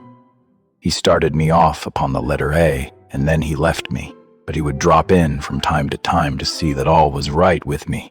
At 2 o'clock, he bade me good day, complimented me upon the amount that I had written, and locked the door of the office after me. This went on day after day, Mr. Holmes, and on Saturday the manager came in and planked down 4 golden sovereigns for my week's work. It was the same next week, and the same the week after. Every morning I was there at 10, and every afternoon I left at 2. By degrees, Mr. Duncan Ross took to coming in only once of a morning, and then, after a time, he did not come in at all. Still, of course, I never dared to leave the room for an instant, for I was not sure when he might come, and the billet was such a good one, and suited me so well that I would not risk the loss of it. 8 weeks passed away like this, and I had written about abbots and archery and armor and architecture and Attica, and hoped with diligence that I might get on to the bees before very long. It cost me something in foolscap, and I had pretty nearly filled the shelf with my writings, and then suddenly the whole business came to an end. To an end? Yes, sir, and no later than this morning. I went to my work as usual at 10 o'clock, but the door was shut and locked, with a little square of cardboard hammered on to the middle of the panel with a tack. Here it is, and you can read for yourself. He held up a piece of white cardboard about the size of a sheet of notepaper. It read in this fashion: "The Red-Headed League is dissolved. The 9th of October, 1890. Sherlock Holmes and I surveyed this curt announcement and the rueful face behind it until the comical side of the affair so completely overtopped every other consideration that we both burst out into a roar of laughter. I cannot see that there is anything very funny. If you can do nothing better than laugh at me, I can go elsewhere. No. I really wouldn't miss your case for the world. It is most refreshingly unusual. But there is, if you will excuse my saying so, something just a little funny about it. Pray, what steps did you take when you found the card upon the door? I was staggered, sir. I did not know what to do. Then I called at the offices round, but none of them seemed to know anything about it. Finally, I went to the landlord, who is an accountant living on the ground floor, and I asked him if he could tell me what had become of the Red-Headed League. He said that he had never heard of any such body. Then I asked him who Mr. Duncan Ross was. He answered that the name was new to him. "Well," said I, "the gentleman at number 4. "What, the red-headed man?" "Yes." "Oh," said he, "his name was William Morris. He was a solicitor and was using my room as a temporary convenience until his new premises were ready. He moved out yesterday." "Where could I find him?" "Oh, at his new offices. He did tell me the address. Yes, 17 King Edward Street, near St. Paul's." I started off, Mr. Holmes, but when I got to that address, it was a manufactory of artificial kneecaps, and no one in it had ever heard of either Mr. William Morris or Mr. Duncan Ross. And what did you do then? I went home to Coburg Square, and I took the advice of my assistant, but he could not help me in any way. He could only say that if I waited, I should hear by post. But that was not quite good enough, Mr. Holmes. I did not wish to lose such a place without a struggle, so, as I had heard that you were good enough to give advice to poor folk who were in need of it, I came right away to you. And you did very wisely. Your case is an exceedingly remarkable one, and I shall be happy to look into it. From what you have told me, I think that it is possible that graver issues hang from it than might at first sight appear. Grave enough. Why, I have lost 4 pound a week. As far as you are personally concerned, I do not see that you have any grievance against this extraordinary league. On the contrary, you are, as I understand, richer by some 30 pounds, to say nothing of the minute knowledge which you have gained on every subject which comes under the letter A. You have lost nothing by them. No, sir, but I want to find out about them and who they are and what their object was in playing this prank, if it was a prank upon me. It was a pretty expensive joke for them, for it cost them 32 pounds. We shall endeavor to clear up these points for you. And first, 1 or 2 questions, Mr. Wilson. This assistant of yours who first called your attention to the advertisement, how long had he been with you? About a month, then. How did he come? In answer to an advertisement. Was he the only applicant? No, I had a dozen. Why did you pick him? Because he was handy and would come cheap. At half wages, in fact. Yes. What is he like, this Vincent Spaulding? Small, stout-built, very quick in his ways. No hair on his face, though he is not short of 30.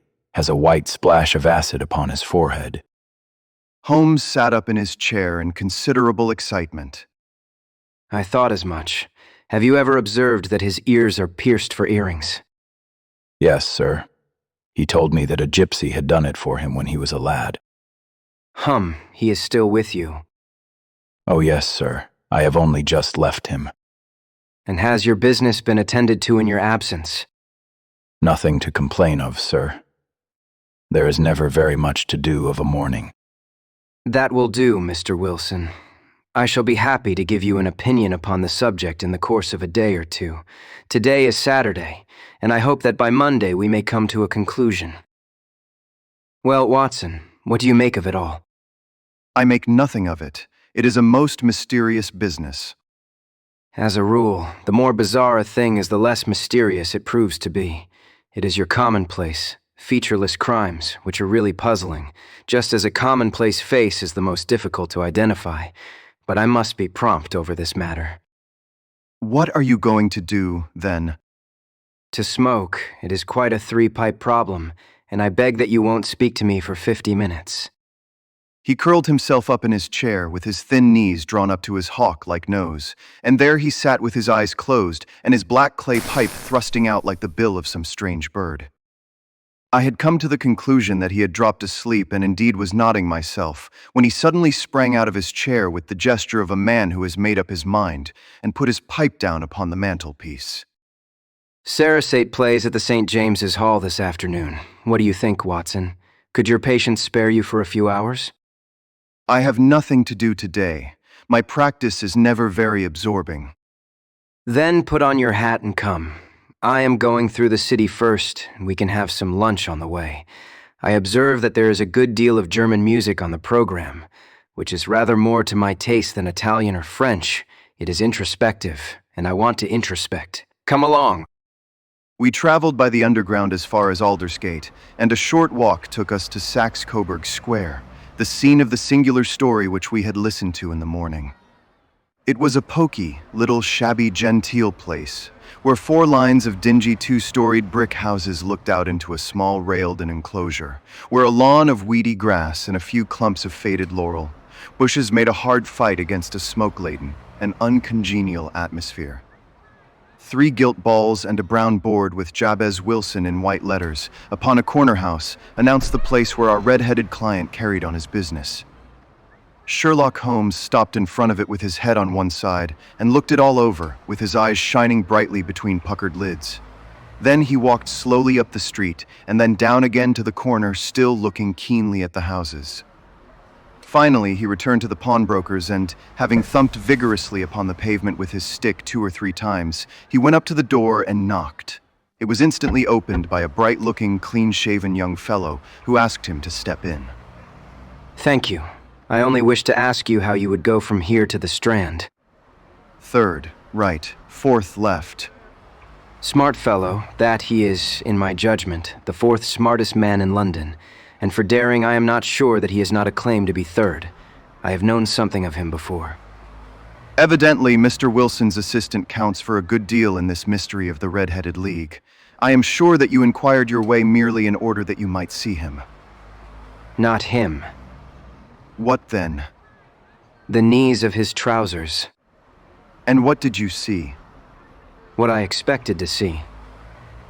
Why did you beat the pavement? My dear doctor, this is a time for observation, not for talk. We are spies in an enemy's country. We know something of Saxe-Coburg Square. Let us now explore the parts which lie behind it.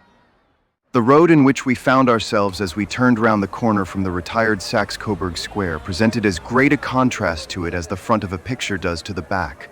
It was one of the main arteries which convey the traffic of the city to the north and west. The roadway was blocked with the immense stream of commerce flowing in a double tide inward and outward, while the footpaths were black with the hurrying swarm of pedestrians. It was difficult to realize as we looked at the line of fine shops and stately business premises that they really abutted on the other side upon the faded and stagnant square, which we had just quitted. Let me see. I should like just to remember the order of the houses here. It is a hobby of mine to have an exact knowledge of London. There is Mortimer's, the tobacconist, the little newspaper shop, the Coburg branch of the city and suburban bank, the vegetarian restaurant, and McFarland's carriage building depot. That carries us right on to the other block. And now, Doctor, we've done our work, so it is time we had some play. A sandwich and a cup of coffee, and then off to Violin Land, where all is sweetness and delicacy and harmony, and there are no red-headed clients to vex us with their conundrums.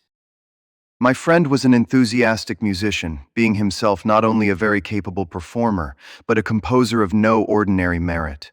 All the afternoon he sat in the stalls wrapped in the most perfect happiness, gently waving his long, thin fingers in time to the music.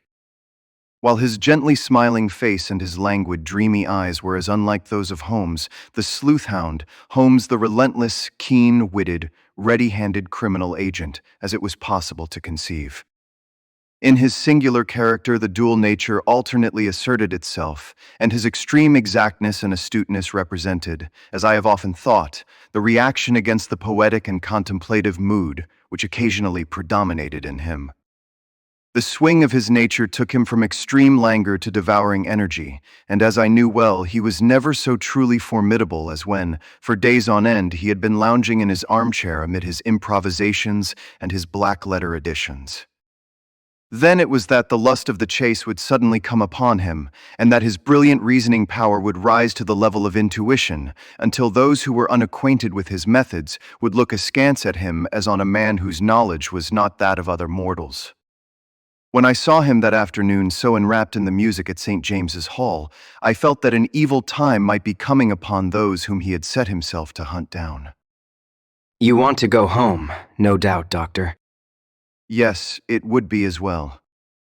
And I have some business to do which will take some hours. This business at Coburg Square is serious. Why serious?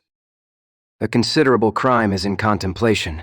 I have every reason to believe that we shall be in time to stop it, but today being Saturday rather complicates matters. I shall want your help tonight. At what time? 10 will be early enough. I shall be at Baker Street at 10. Very well, and I say, Doctor, there may be some little danger, so kindly put your army revolver in your pocket. He waved his hand, turned on his heel, and disappeared in an instant among the crowd.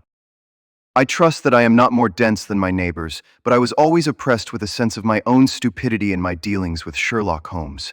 Here I had heard what he had heard, I had seen what he had seen, and yet from his words it was evident that he saw clearly not only what had happened, but what was about to happen, while to me the whole business was still confused and grotesque.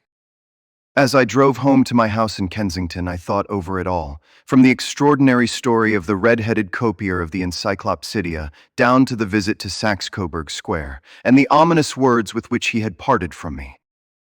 What was this nocturnal expedition, and why should I go armed? Where were we going, and what were we to do? I had the hint from Holmes that this smooth-faced pawnbroker's assistant was a formidable man, a man who might play a deep game. I tried to puzzle it out, but gave it up in despair, and set the matter aside until night should bring an explanation. It was 9:15 when I started from home and made my way across the park, and so through Oxford Street to Baker Street. 2 hansoms were standing at the door, and as I entered the passage, I heard the sound of voices from above. On entering his room, I found Holmes in animated conversation with 2 men, one of whom I recognized as Peter Jones, the official police agent, while the other was a long, thin, sad-faced man with a very shiny hat and oppressively respectable frock coat. Our party is complete. Watson, I think you know Mr. Jones of Scotland Yard. Let me introduce you to Mr. Merriweather, who is to be our companion in tonight's adventure. We're hunting in couples again, Doctor, you see. Our friend here is a wonderful man for starting a chase. All he wants is an old dog to help him to do the running down. I hope a wild goose may not prove to be the end of our chase. You may place considerable confidence in Mr. Holmes, sir. He has his own little methods, which are, if he won't mind my saying so, just a little too theoretical and fantastic, but he has the makings of a detective in him. It is not too much to say that once or twice, as in that business of the Sholto murder and the Agra treasure, he has been more nearly correct than the official force. Oh, if you say so, Mr. Jones, it is all right. Still, I confess that I miss my rubber. It is the first Saturday night for 27 years that I have not had my rubber. I think you will find that you will play for a higher stake tonight than you have ever done yet, and that the play will be more exciting. For you, Mr. Merriweather, the stake will be some £30,000, and for you, Jones, it will be the man upon whom you wish to lay your hands.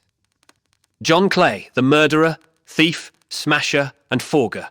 He is a young man, Mr. Merriweather, but he is at the head of his profession, and I would rather have my bracelets on him than on any criminal in London.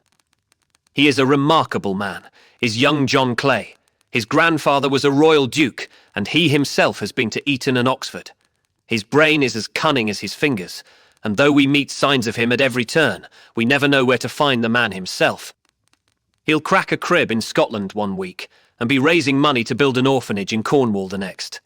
I've been on his track for years, and have never set eyes on him yet.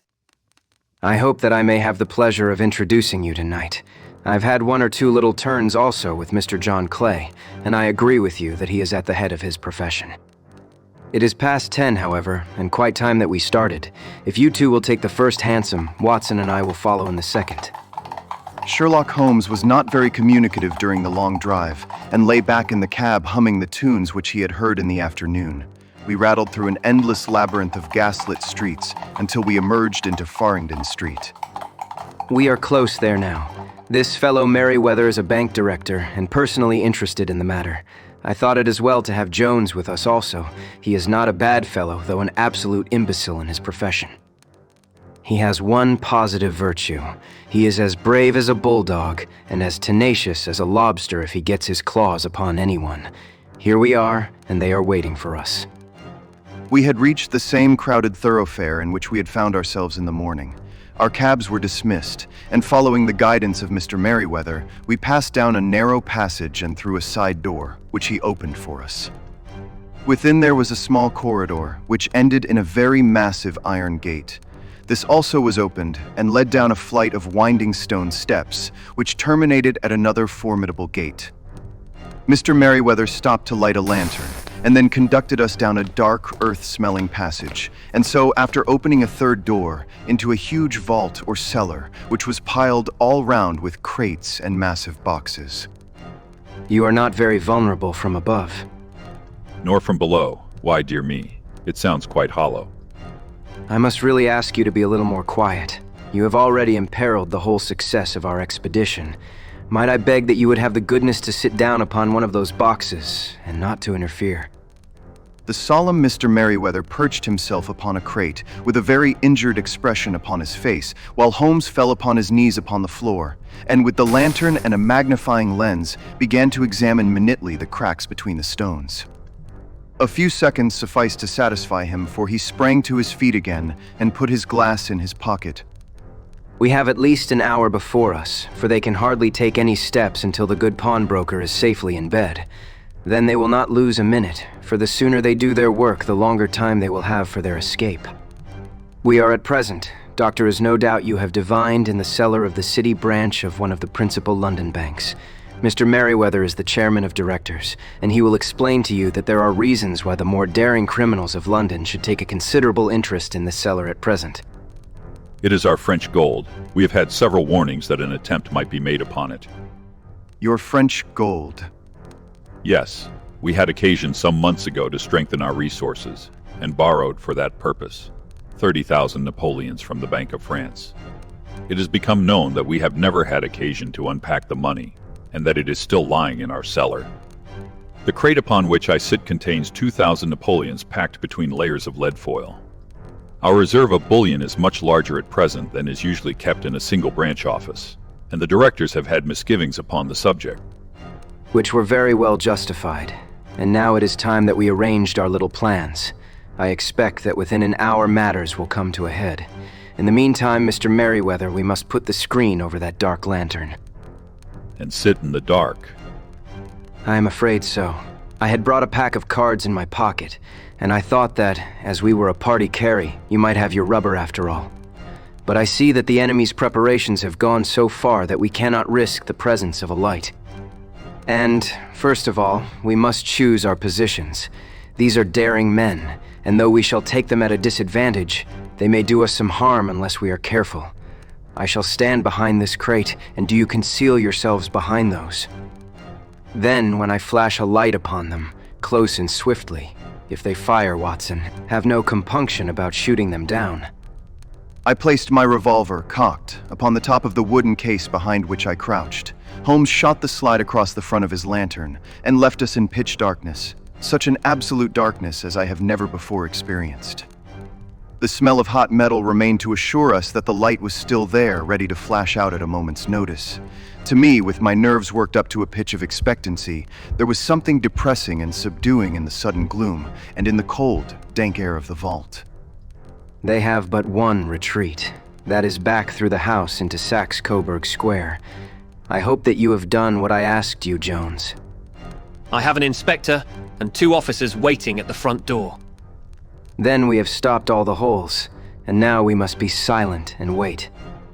What a time it seemed. From comparing notes afterwards, it was but an hour and a quarter, yet it appeared to me that the night must have almost gone, and the dawn be breaking above us.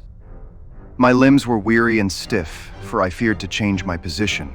Yet my nerves were worked up to the highest pitch of tension, and my hearing was so acute that I could not only hear the gentle breathing of my companions, but I could distinguish the deeper, heavier, in breath of the bulky Jones from the thin, sighing note of the bank director.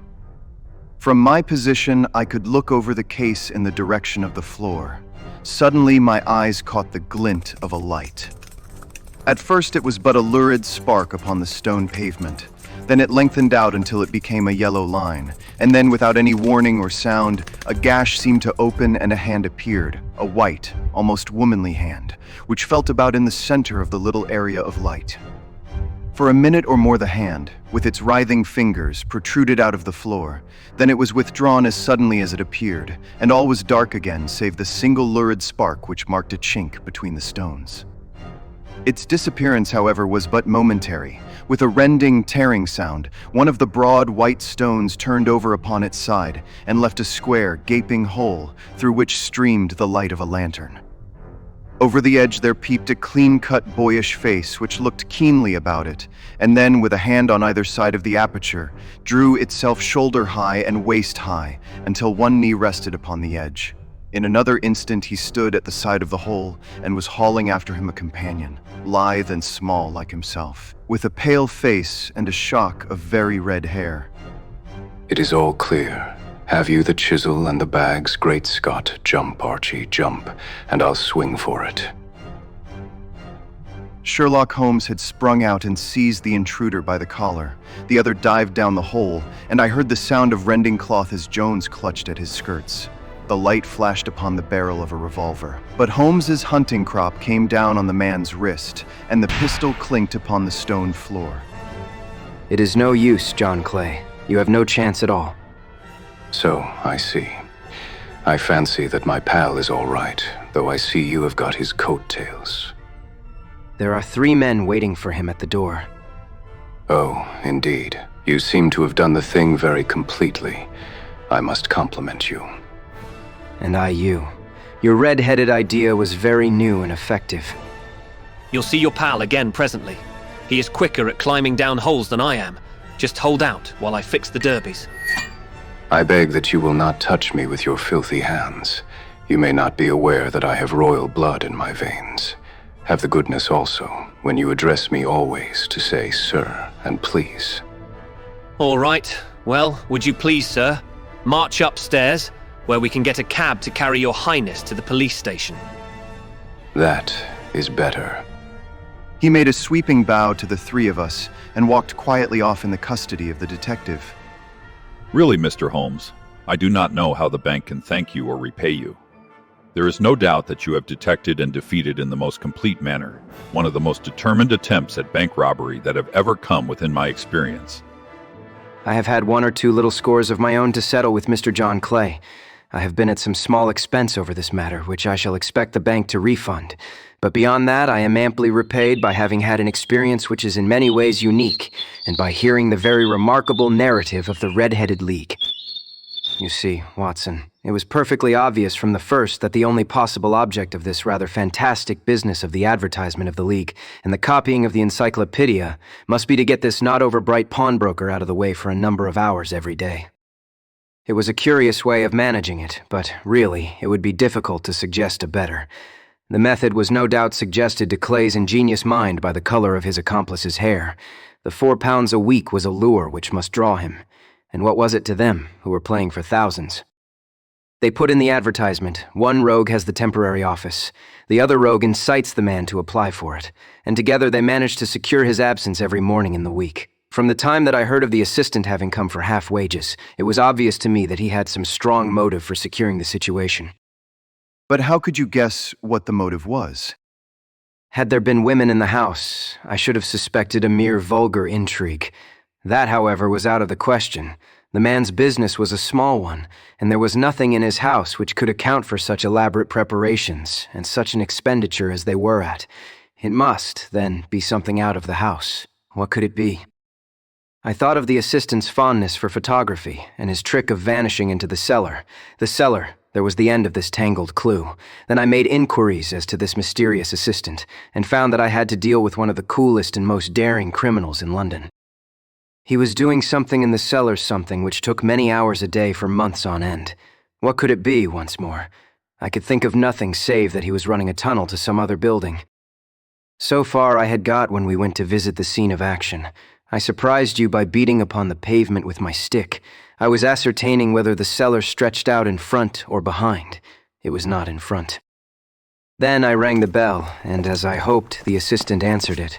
We have had some skirmishes, but we had never set eyes upon each other before. I hardly looked at his face. His knees were what I wished to see. You must yourself have remarked how worn, wrinkled, and stained they were. They spoke of those hours of burrowing. The only remaining point was what they were burrowing for. I walked round the corner, saw that the city and suburban bank abutted on our friend's premises, and felt that I had solved my problem. When you drove home after the concert, I called upon Scotland Yard and upon the chairman of the bank directors with the result that you have seen. And how could you tell that they would make their attempt tonight? Well, when they closed their league offices, that was a sign that they cared no longer about Mr. Jabez Wilson's presence.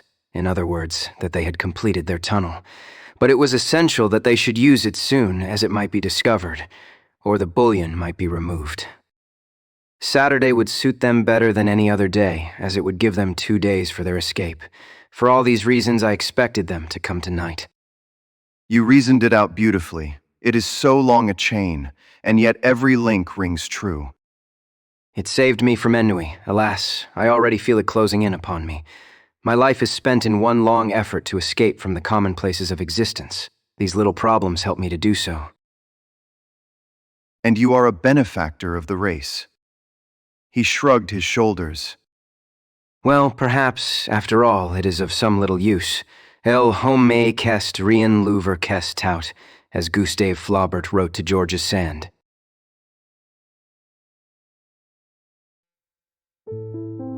A case of identity. My dear fellow, life is infinitely stranger than anything which the mind of man could invent. We would not dare to conceive the things which are really mere commonplaces of existence. If we could fly out of that window hand in hand, hover over this great city, gently remove the roofs, and peep in at the queer things which are going on, the strange coincidences, the plannings, the cross-purposes, the wonderful chains of events, working through generations and leading to the most outre results, it would make all fiction with its conventionalities and foreseen conclusions most stale and unprofitable. And yet I am not convinced of it. The cases which come to light in the papers are, as a rule, bald enough and vulgar enough. We have in our police reports realism pushed to its extreme limits, and yet the result is, it must be confessed, neither fascinating nor artistic. A certain selection and discretion must be used in producing a realistic effect. This is wanting in the police report, where more stress is laid, perhaps upon the platitudes of the magistrate than upon the details, which to an observer contain the vital essence of the whole matter. Depend upon it, there is nothing so unnatural as the commonplace. I smiled and shook my head. I can quite understand you thinking so. Of course, in your position of unofficial advisor and helper to everybody who is absolutely puzzled, throughout 3 continents, you are brought in contact with all that is strange and bizarre. But here, I picked up the morning paper from the ground. Let us put it to a practical test. Here is the first heading upon which I come: a husband's cruelty to his wife. There is half a column of print, but I know without reading it that it is all perfectly familiar to me. There is, of course, the other woman, the drink, the push, the blow, the bruise, the sympathetic sister or landlady. The crudest of writers could invent nothing more crude. Indeed, your example is an unfortunate one for your argument. This is the Dundas separation case, and, as it happens, I was engaged in clearing up some small points in connection with it.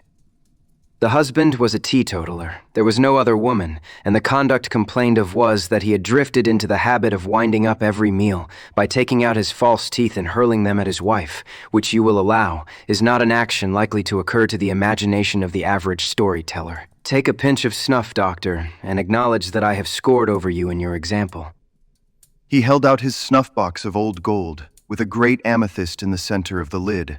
Its splendor was in such contrast to his homely ways and simple life that I could not help commenting upon it. Ah, I forgot that I had not seen you for some weeks. It is a little souvenir from the King of Bohemia in return for my assistance in the case of the Irene Adler papers. And the ring? I asked, glancing at a remarkable brilliant which sparkled upon his finger. It was from the reigning family of Holland, though the matter in which I served them was of such delicacy that I cannot confide it even to you, who have been good enough to chronicle 1 or 2 of my little problems. And have you any on hand just now? I asked, with interest. Some 10 or 12, but none which present any feature of interest. They are important, you understand, without being interesting. Indeed, I have found that it is usually in unimportant matters that there is a field for the observation, and for the quick analysis of cause and effect which gives the charm to an investigation. The larger crimes are apt to be the simpler, for the bigger the crime, the more obvious, as a rule, is the motive. In these cases, save for one rather intricate matter which has been referred to me from Marseille, there is nothing which presents any features of interest. It is possible, however, that I may have something better before very many minutes are over, for this is one of my clients, or I am much mistaken. He had risen from his chair and was standing between the parted blinds, gazing down into the dull, neutral-tinted London street. Looking over his shoulder, I saw that on the pavement opposite, there stood a large woman with a heavy fur boa round her neck and a large curling red feather in a broad, brimmed hat, which was tilted in a coquettish duchess of Devonshire fashion over her ear. From under this great panoply, she peeped up in a nervous, hesitating fashion at our windows while her body oscillated backward and forward, and her fingers fidgeted with her glove buttons. Suddenly, with a plunge, as of the swimmer who leaves the bank, she hurried across the road, and we heard the sharp clang of the bell. I have seen those symptoms before. Oscillation upon the pavement always means an affaire de soeur. She would like advice, but is not sure that the matter is not too delicate for communication. And yet even here we may discriminate. When a woman has been seriously wronged by a man, she no longer oscillates, and the usual symptom is a broken bell wire. Here we may take it that there is a love matter, but that the maiden is not so much angry as perplexed or grieved. But here she comes in person to resolve our doubts. As he spoke, there was a tap at the door, and the boy in buttons entered to announce Miss Mary Sutherland, while the lady herself loomed behind his small black figure, like a full-sailed merchantman behind a tiny pilot boat. Sherlock Holmes welcomed her with the easy courtesy for which he was remarkable, and having closed the door and bowed her into an armchair, he looked her over in the minute and yet abstracted fashion which was peculiar to him. Do you not find that with your short sight it is a little trying to do so much typewriting?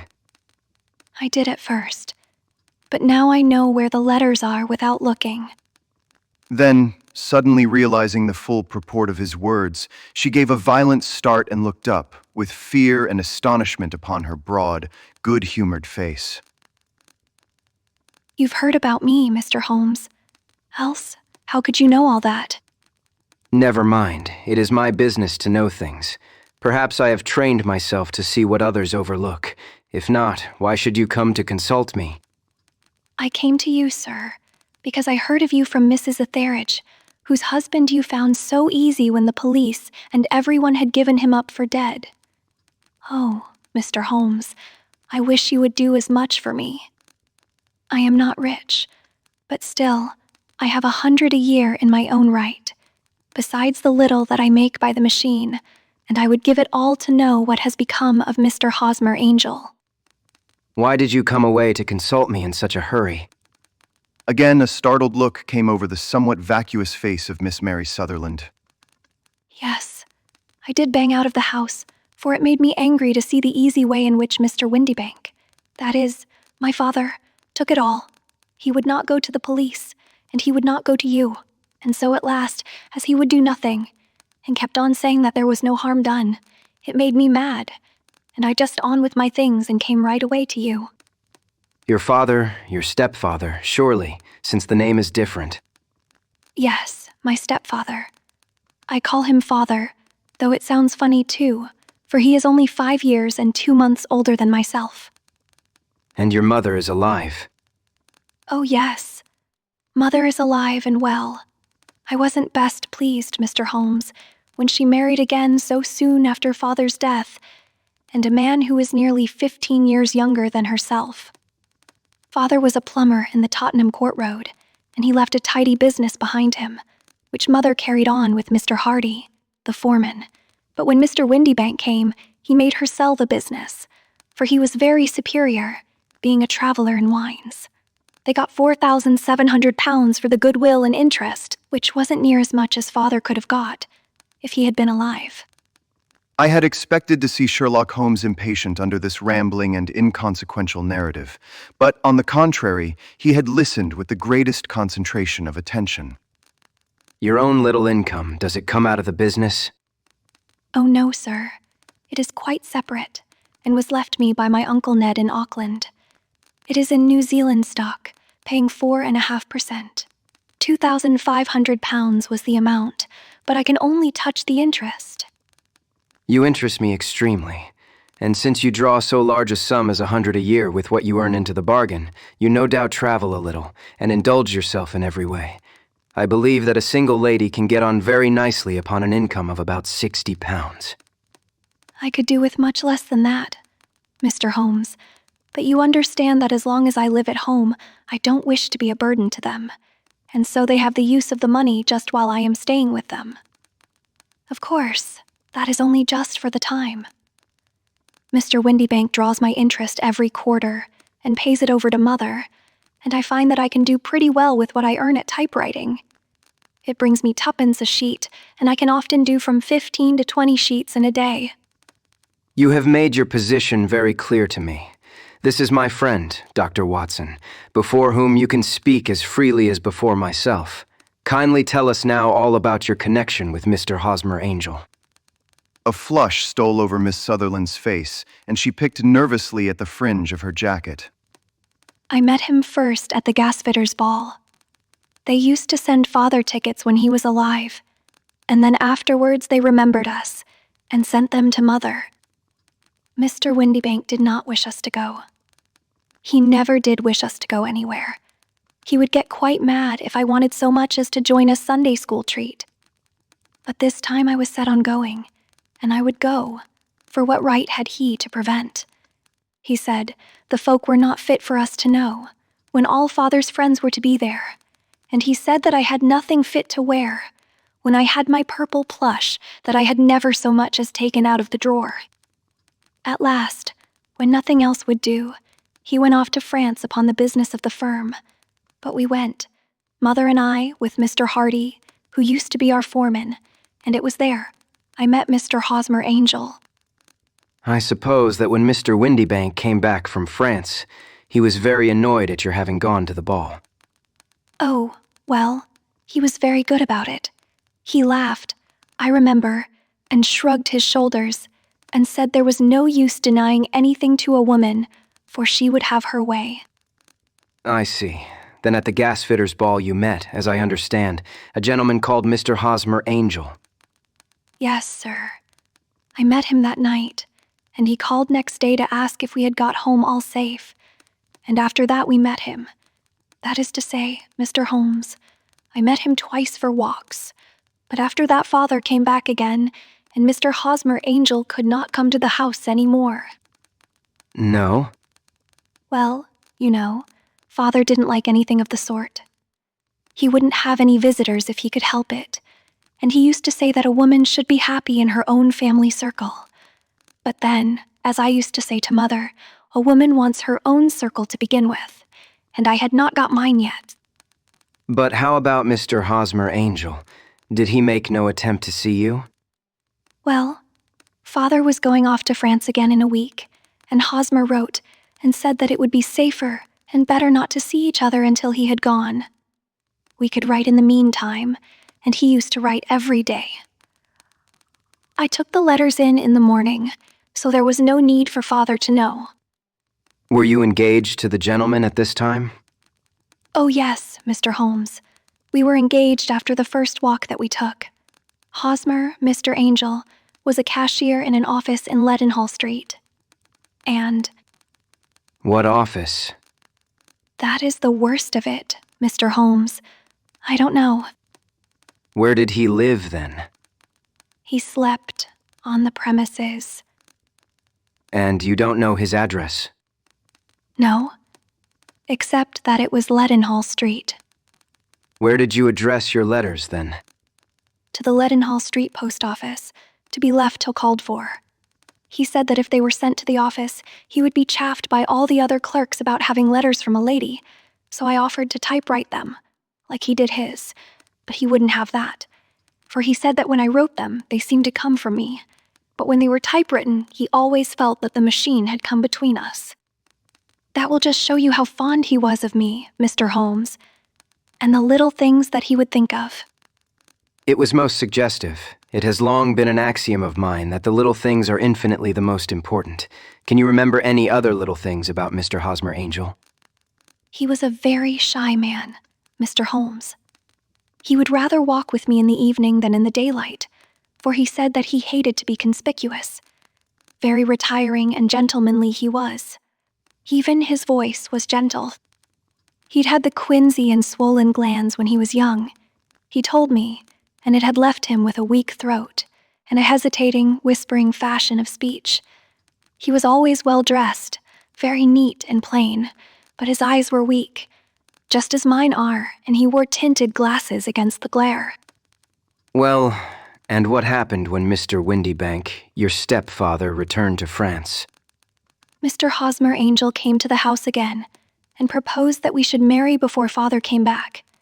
He was in dreadful earnest and made me swear, with my hands on the testament, that whatever happened I would always be true to him. Mother said he was quite right to make me swear, and that it was a sign of his passion. Mother was all in his favor from the first, and was even fonder of him than I was. Then, when they talked of marrying within the week, I began to ask about Father. But they both said never to mind about Father, but just to tell him afterwards, and Mother said she would make it all right with him.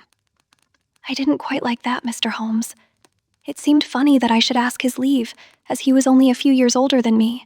But I didn't want to do anything on the sly, so I wrote to Father at Bordeaux, where the company has its French offices. But the letter came back to me on the very morning of the wedding. It missed him, then? Yes, sir. For he had started to England just before it arrived. That was unfortunate. Your wedding was arranged, then, for the Friday. Was it to be in church? Yes, sir, but very quietly. It was to be at St. Saviour's near King's Cross, and we were to have breakfast afterwards at the St. Pancras Hotel. Hosmer came for us in a hansom, but as there were two of us, he put us both into it and stepped himself into a four-wheeler, which happened to be the only other cab in the street. We got to the church first, and when the four-wheeler drove up, we waited for him to step out. But he never did, and when the cabman got down from the box and looked, there was no one there. The cabman said that he could not imagine what had become of him, for he had seen him get in with his own eyes. That was last Friday, Mr. Holmes, and I have never seen or heard anything since then to throw any light upon what became of him. It seems to me that you have been very shamefully treated. Oh no, sir.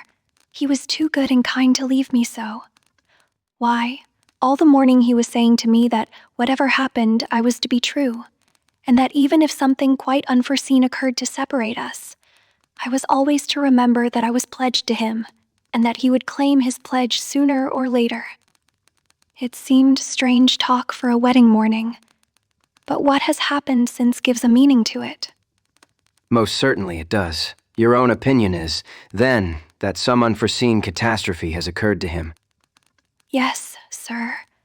I believe that he foresaw some danger, or else he would not have talked so. And then, I think that what he foresaw happened. But you have no notion as to what it could have been. None. One more question. How did your mother take the matter? She was angry, and said that I was never to speak of the matter again. And your father, did you tell him? Yes, and he seemed to think with me that something had happened and that I should hear of Hosmer again. As he said, what interest could anyone have in bringing me to the doors of the church and then leaving me? Now, if he had borrowed my money, or if he had married me and got my money settled on him, there might be some reason. But Hosmer was very independent about money, and never would look at a shilling of mine. And yet, what could have happened? And why could he not write?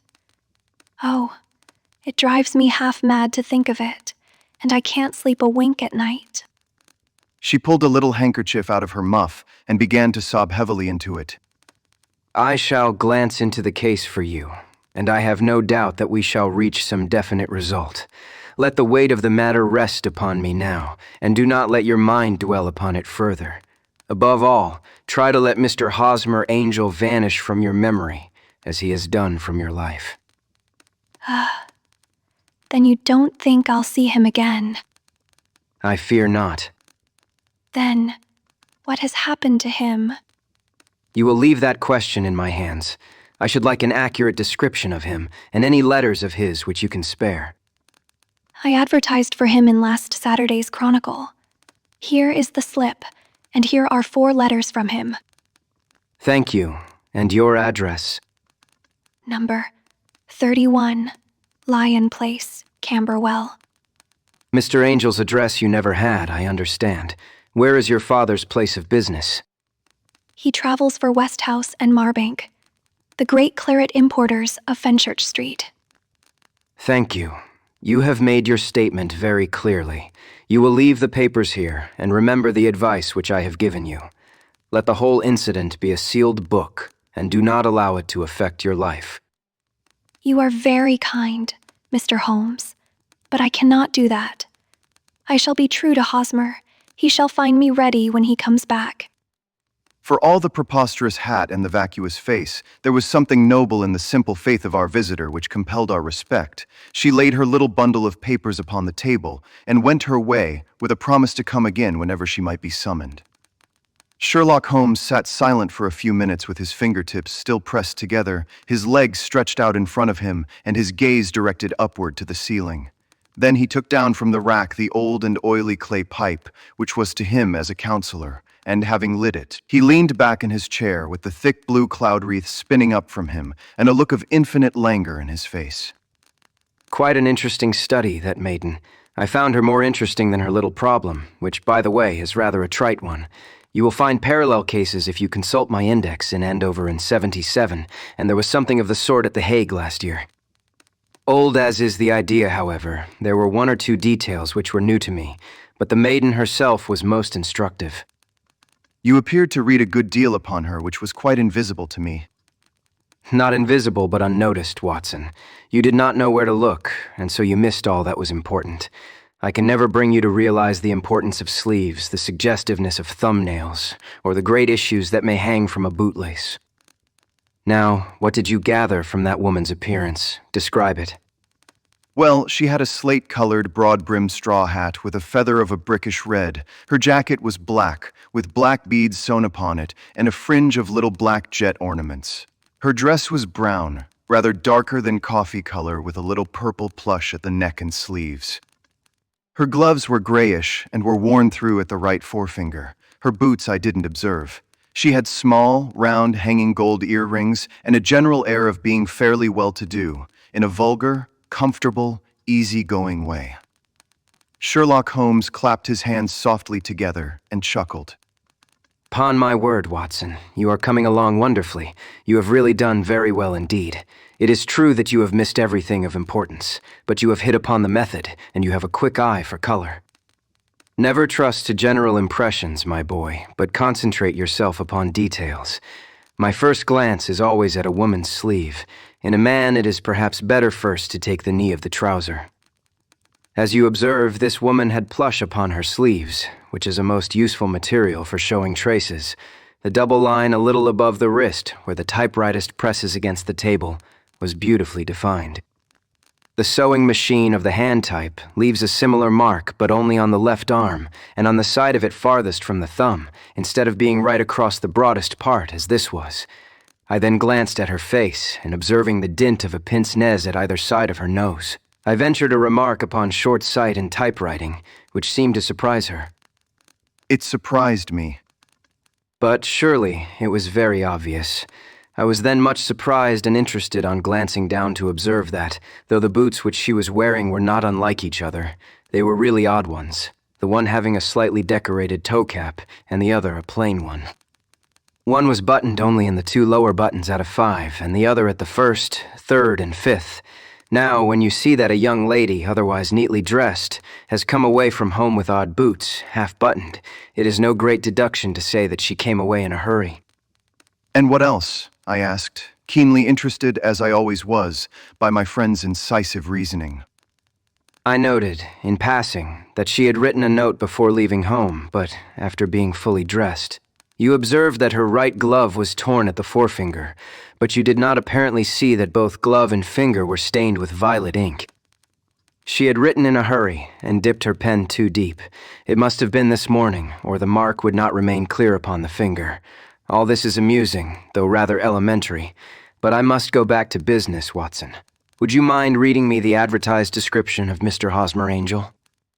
I held the little printed slip to the light.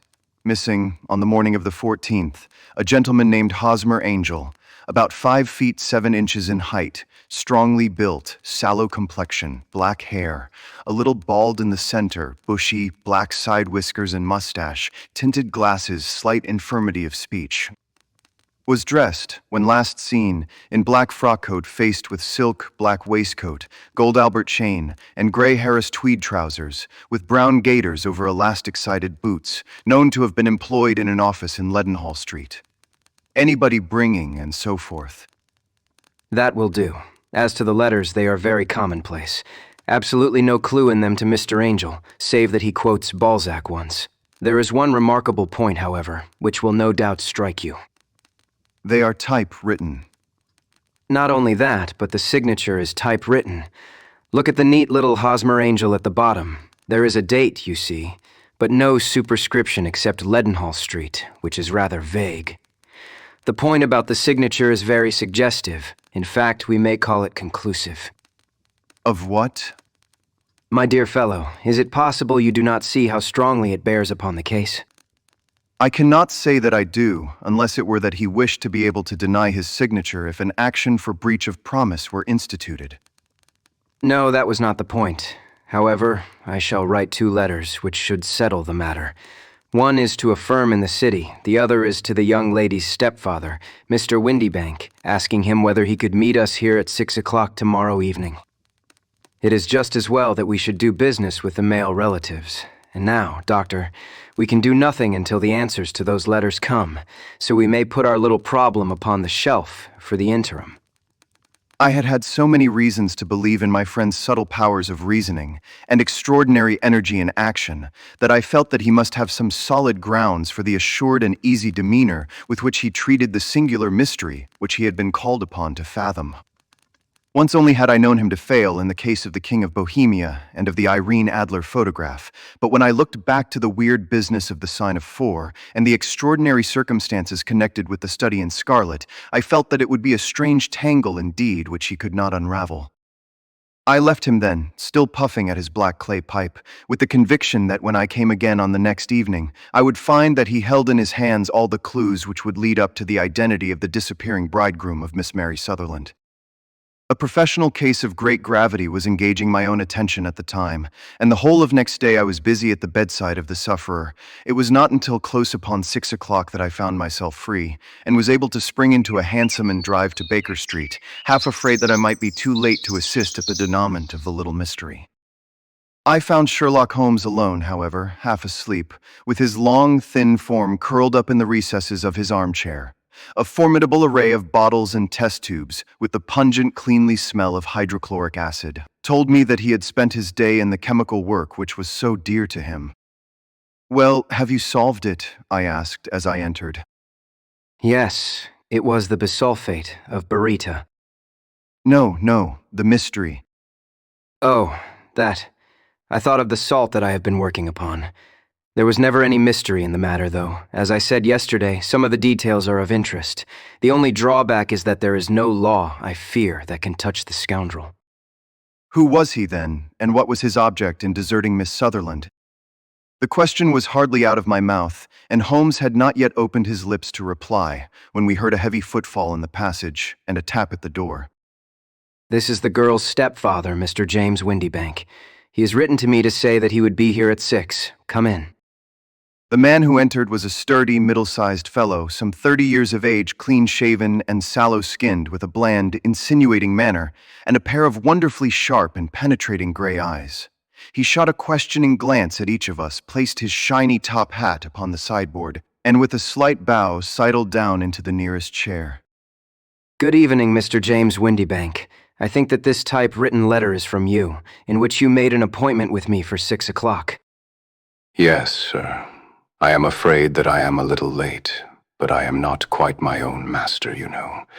I am sorry that Miss Sutherland has troubled you about this little matter, for I think it is far better not to wash linen of the sort in public. It was quite against my wishes that she came, but she is a very excitable, impulsive girl, as you may have noticed, and she is not easily controlled when she has made up her mind on a point. Of course, I did not mind you so much, as you are not connected with the official police, but it is not pleasant to have a family misfortune like this noised abroad. Besides, it is a useless expense, for how could you possibly find this Hosmer angel? On the contrary, I have every reason to believe that I will succeed in discovering Mr. Hosmer Angel. Mr. Windybank gave a violent start and dropped his gloves. I am delighted to hear it. It is a curious thing that a typewriter has really quite as much individuality as a man's handwriting. Unless they are quite new, no two of them write exactly alike. Some letters get more worn than others, and some wear only on one side. Now, you remark in this note of yours, Mr. Windybank, that in every case there is some little slurring over of the E and a slight defect in the tail of the R. There are 14 other characteristics, but those are the more obvious. We do all our correspondence with this machine at the office, and no doubt it is a little worn. And now I will show you what is really a very interesting study, Mr. Windybank. I think of writing another little monograph some of these days on the typewriter and its relation to crime. It is a subject to which I have devoted some little attention.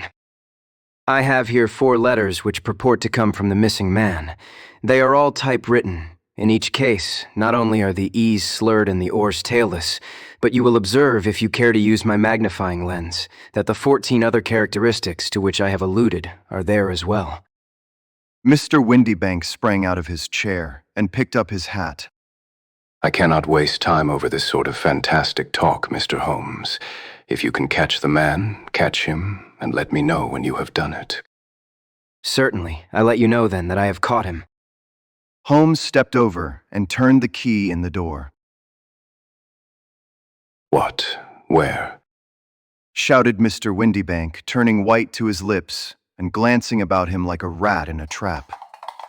Oh, it won't do.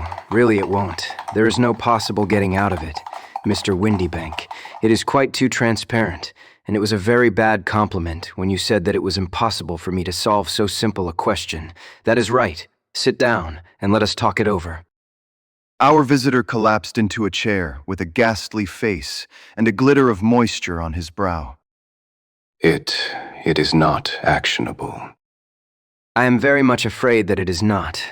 But between ourselves, Windybank, it was as cruel and selfish and heartless a trick in a petty way as ever came before me.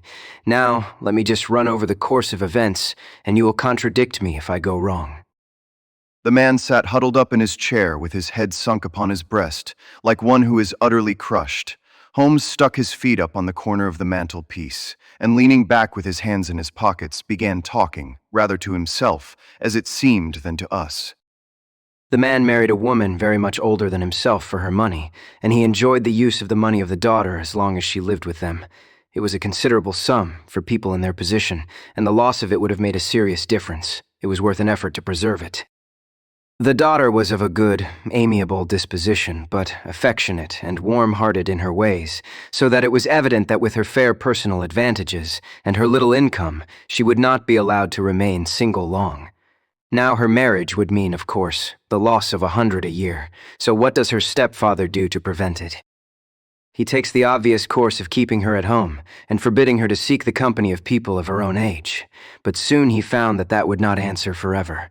She became restive, insisted upon her rights, and finally announced her positive intention of going to a certain ball. What does her clever stepfather do then? He conceives an idea more creditable to his head than to his heart. With the connivance and assistance of his wife, he disguised himself, covered those keen eyes with tinted glasses, masked the face with a mustache and a pair of bushy whiskers, sunk that clear voice into an insinuating whisper. And doubly secure on account of the girl's short sight, he appears as Mr. Hosmer Angel, and keeps off other lovers by making love himself. It was only a joke at first. We never thought that she would have been so carried away. Very likely not. However that may be, the young lady was very decidedly carried away, and having quite made up her mind that her stepfather was in France, the suspicion of treachery never for an instant entered her mind. She was flattered by the gentleman's attentions, and the effect was increased by the loudly expressed admiration of her mother. Then Mr. Angel began to call, for it was obvious that the matter should be pushed as far as it would go if a real effect were to be produced. There were meetings, and an engagement, which would finally secure the girl's affections from turning towards anyone else. But the deception could not be kept up forever. These pretended journeys to France were rather cumbrous.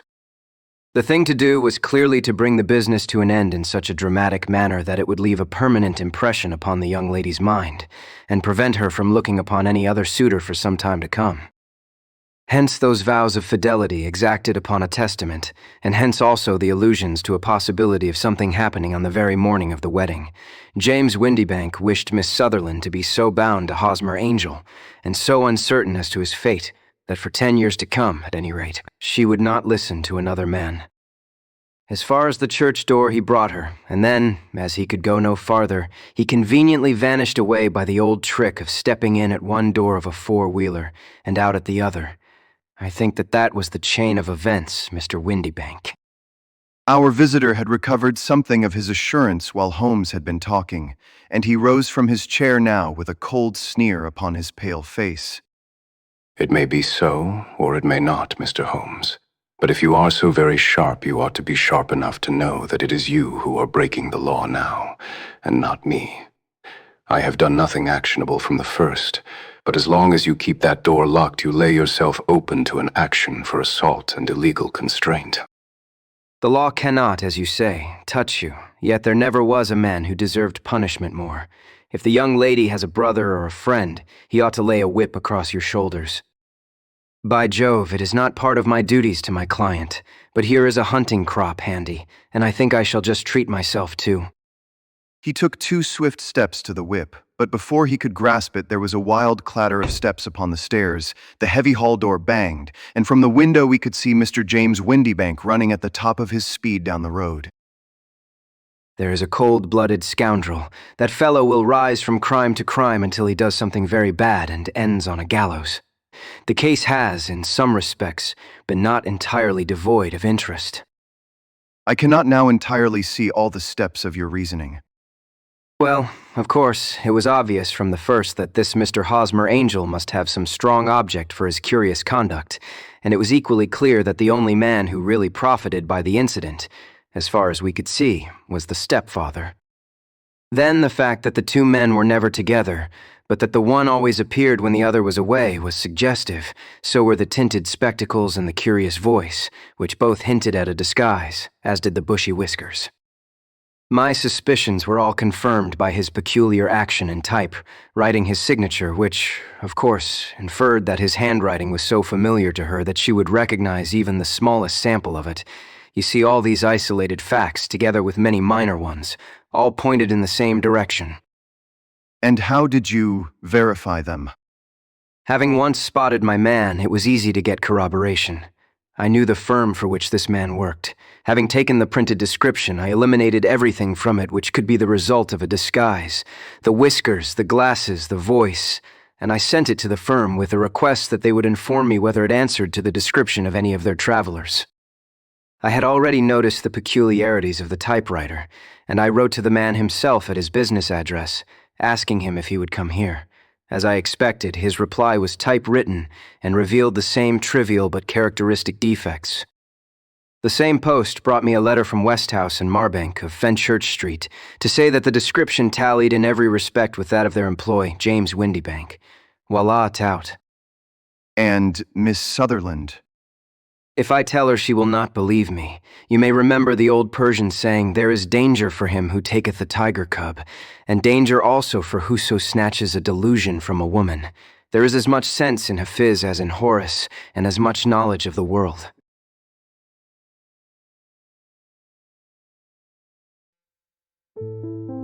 The Boscombe Valley Mystery. We were seated at breakfast one morning, my wife and I, when the maid brought in a telegram.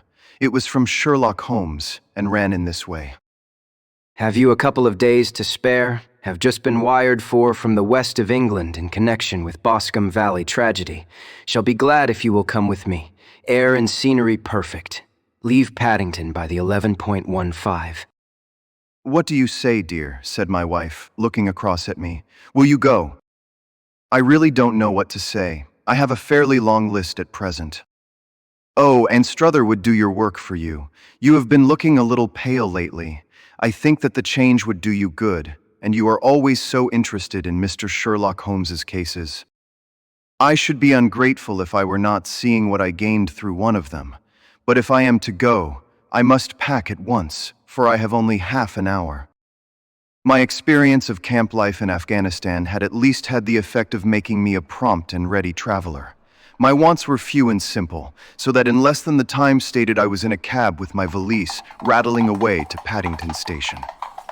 Sherlock Holmes was pacing up and down the platform, his tall, gaunt figure made even gaunter and taller by his long gray traveling cloak and close-fitting cloth cap. It is really very good of you to come, Watson. It makes a considerable difference to me, having someone with me on whom I can thoroughly rely. Local aid is always either worthless or else biased. If you will keep the 2 corner seats, I shall get the tickets. We had the carriage to ourselves save for an immense litter of papers which Holmes had brought with him. Among these he rummaged and read with intervals of note-taking and of meditation, until we were past reading. Then he suddenly rolled them all into a gigantic ball and tossed them up onto the rack. Have you heard anything of the case? Not a word. I have not seen a paper for some days. The London press has not had very full accounts. I have just been looking through all the recent papers in order to master the particulars. It seems, from what I gather, to be one of those simple cases which are so extremely difficult. That sounds a little paradoxical. But it is profoundly true. Singularity is almost invariably a clue. The more featureless and commonplace a crime is, the more difficult is it to bring it home. In this case, however, they have established a very serious case against the son of the murdered man. It is a murder, then. Well, it is conjectured to be so. I shall take nothing for granted until I have the opportunity of looking personally into it. I will explain the state of things to you, as far as I have been able to understand it, in a very few words. Boscombe Valley is a country district not very far from Ross in Herefordshire. The largest landed proprietor in that part is a Mr. John Turner, who made his money in Australia and returned some years ago to the old country.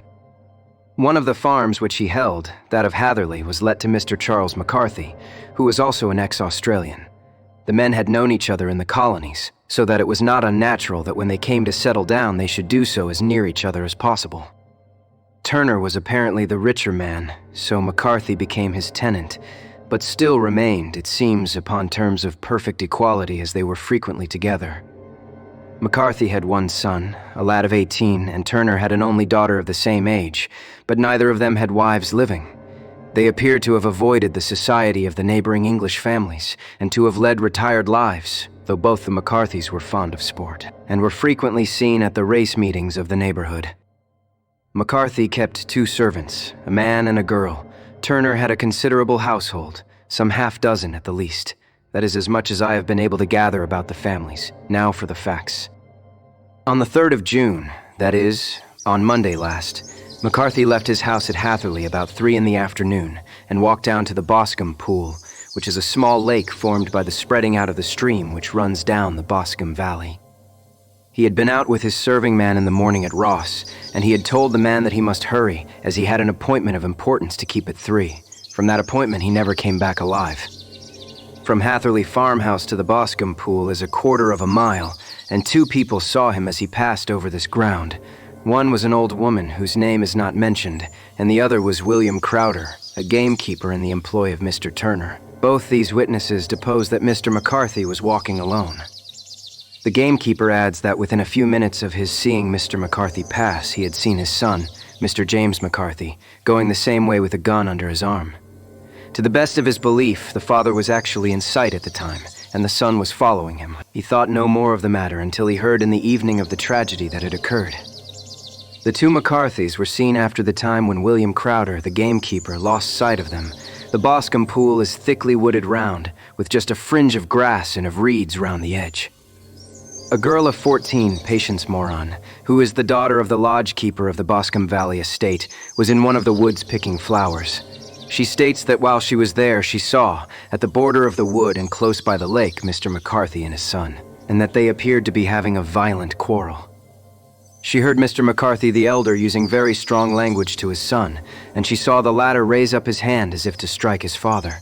She was so frightened by their violence that she ran away, and told her mother when she reached home that she had left the 2 McCarthys quarreling near Boscombe Pool, and that she was afraid that they were going to fight.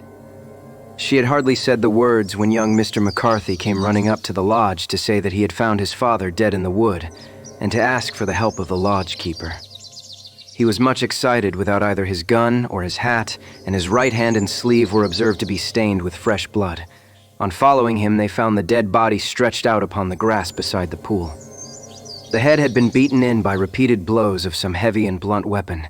The injuries were such as might very well have been inflicted by the butt end of his son's gun, which was found lying on the grass within a few paces of the body. Under these circumstances, the young man was instantly arrested, and a verdict of willful murder having been returned at the inquest on Tuesday, he was on Wednesday brought before the magistrates at Ross, who have referred the case to the next assizes. Those are the main facts of the case as they came out before the coroner, and at the police court. I could hardly imagine a more damning case. If ever circumstantial evidence pointed to a criminal, it does so here. Circumstantial evidence is a very tricky thing. It may seem to point very straight to one thing, but if you shift your own point of view a little, you may find it pointing in an equally uncompromising manner to something entirely different. It must be confessed, however, that the case looks exceedingly grave against the young man, and it is very possible that he is indeed the culprit. There are several people in the neighborhood, however, and among them Miss Turner, the daughter of the neighboring landowner, who believe in his innocence, and who have retained Lestrade, whom you may recollect in connection with the study in Scarlet, to work out the case in his interest. Lestrade, being rather puzzled, has referred the case to me, and hence it is that two middle-aged gentlemen are flying westward at 50 miles an hour, instead of quietly digesting their breakfast at home. I am afraid that the facts are so obvious that you will find little credit to be gained out of this case. There is nothing more deceptive than an obvious fact. Besides, we may chance to hit upon some other obvious facts which may have been by no means obvious to Mr. Lestrade. You know me too well to think that I am boasting when I say that I shall either confirm or destroy his theory by means which he is quite incapable of employing, or even of understanding. To take the first example to hand, I very clearly perceive that in your bedroom, the window is upon the right-hand side, and yet I question whether Mr. Lestrade would have noted even so self-evident a thing as that. How on earth? My dear fellow, I know you well. I know the military neatness which characterizes you. You shave every morning, and in this season you shave by the sunlight. But since your shaving is less and less complete as we get farther back on the left side, until it becomes positively slovenly as we get round the angle of the jaw, it is surely very clear that that side is less well illuminated than the other. I could not imagine a man of your habits looking at himself in an equal light and being satisfied with such a result. I only quote this as a trivial example of observation and inference. Therein lies my montier, and it is just possible that it may be of some service in the investigation which lies before us. There are one or two minor points which were brought out in the inquest, and which are worth considering. What are they? It appears that his arrest did not take place at once, but after the return to Hatherley Farm. On the inspector of constabulary informing him that he was a prisoner, he remarked that he was not surprised to hear it, and that it was no more than his deserts. This observation of his had the natural effect of removing any traces of doubt which might have remained in the minds of the coroner's jury. It was a confession. No, for it was followed by a protestation of innocence. Coming on the top of such a damning series of events, it was at least a most suspicious remark. On the contrary, it is the brightest rift which I can at present see in the clouds. However innocent he might be, he could not be such an absolute imbecile as not to see that the circumstances were very black against him. Had he appeared surprised at his own arrest or feigned indignation at it, I should have looked upon it as highly suspicious, because such surprise or anger would not be natural under the circumstances, and yet might appear to be the best policy to a scheming man. His frank acceptance of the situation marks him as either an innocent man, or else as a man of considerable self-restraint and firmness. As to his remark about his deserts, it was also not unnatural if you consider that he stood beside the dead body of his father, and that there is no doubt that he had that very day so far forgotten his filial duty as to bandy words with him, and even according to the little girl whose evidence is so important, to raise his hand as if to strike him. The self-reproach and contrition which are displayed in his remark appear to me to be the signs of a healthy mind, rather than of a guilty one. I shook my head. Many men have been hanged on far slighter evidence. So they have, and many men have been wrongfully hanged. What is the young man's own account of the matter? It is, I am afraid, not very encouraging to his supporters, though there are one or two points in it which are suggestive. You will find it here, and may read it for yourself.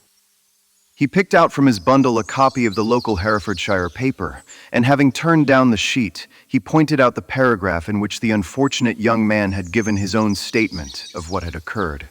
I settled myself down in the corner of the carriage, and read it very carefully.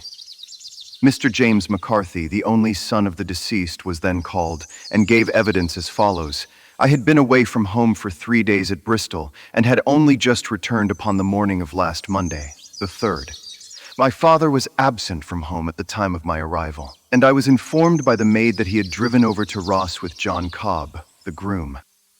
Shortly after my return, I heard the wheels of his trap in the yard, and looking out of my window, I saw him get out and walk rapidly out of the yard, though I was not aware in which direction he was going.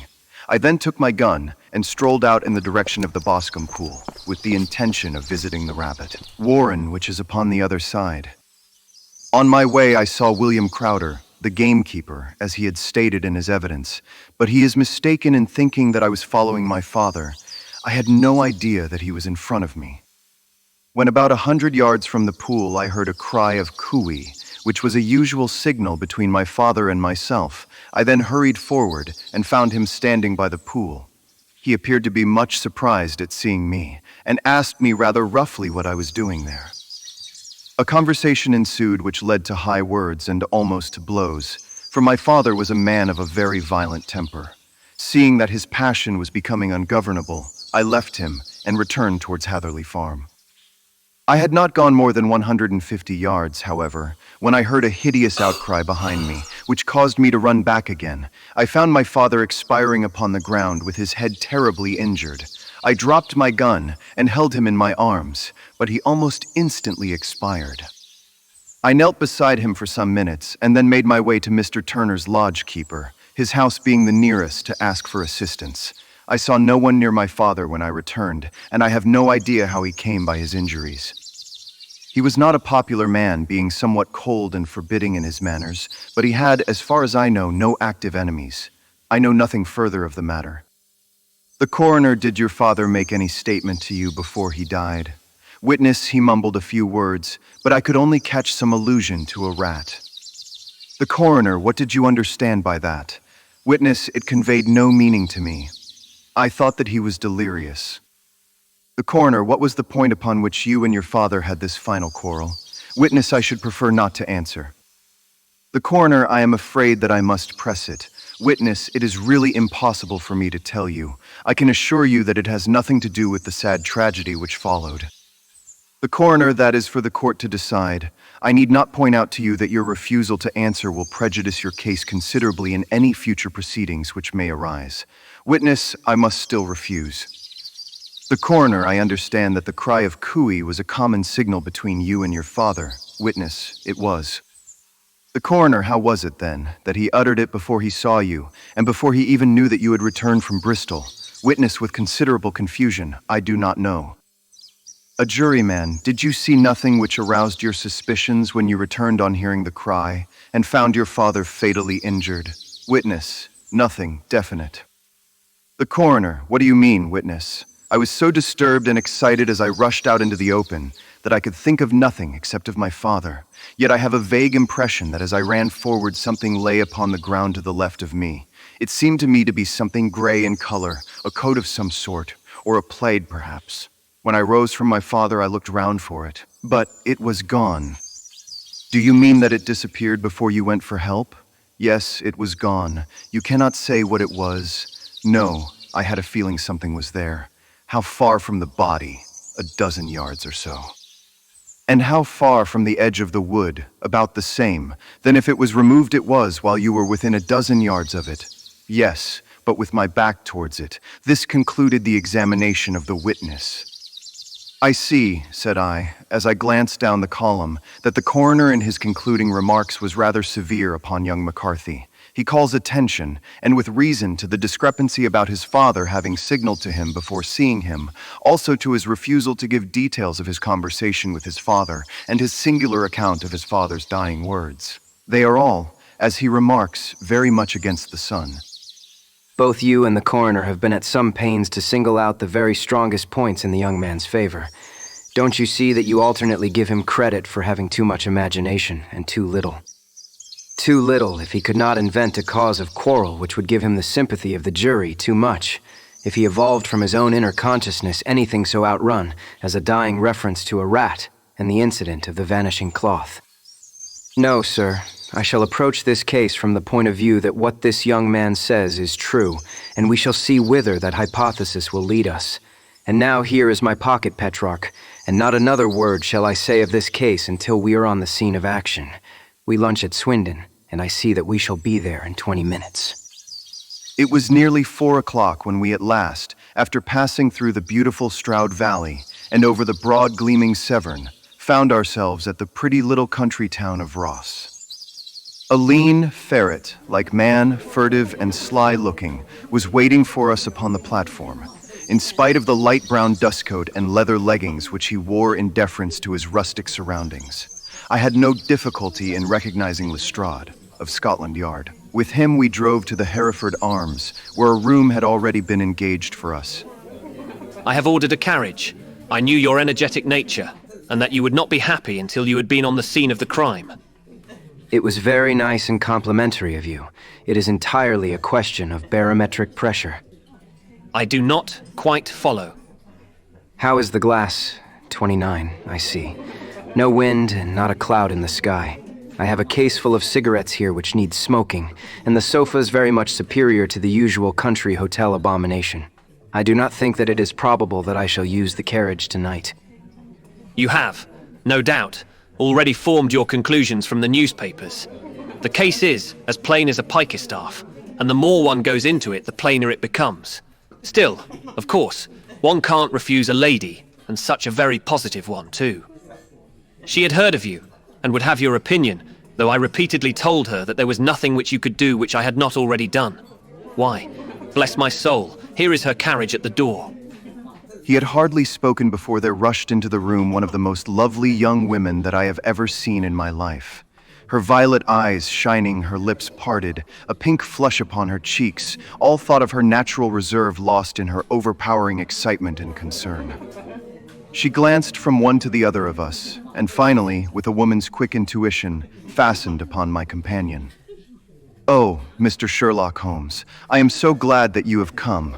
I have driven down to tell you so. I know that James didn't do it. I know it, and I want you to start upon your work knowing it too. Never let yourself doubt upon that point. We have known each other since we were little children, and I know his faults as no one else does. But he is too tender-hearted to hurt a fly. Such a charge is absurd to anyone who really knows him." I hope we may clear him, Miss Turner. You may rely upon my doing all that I can.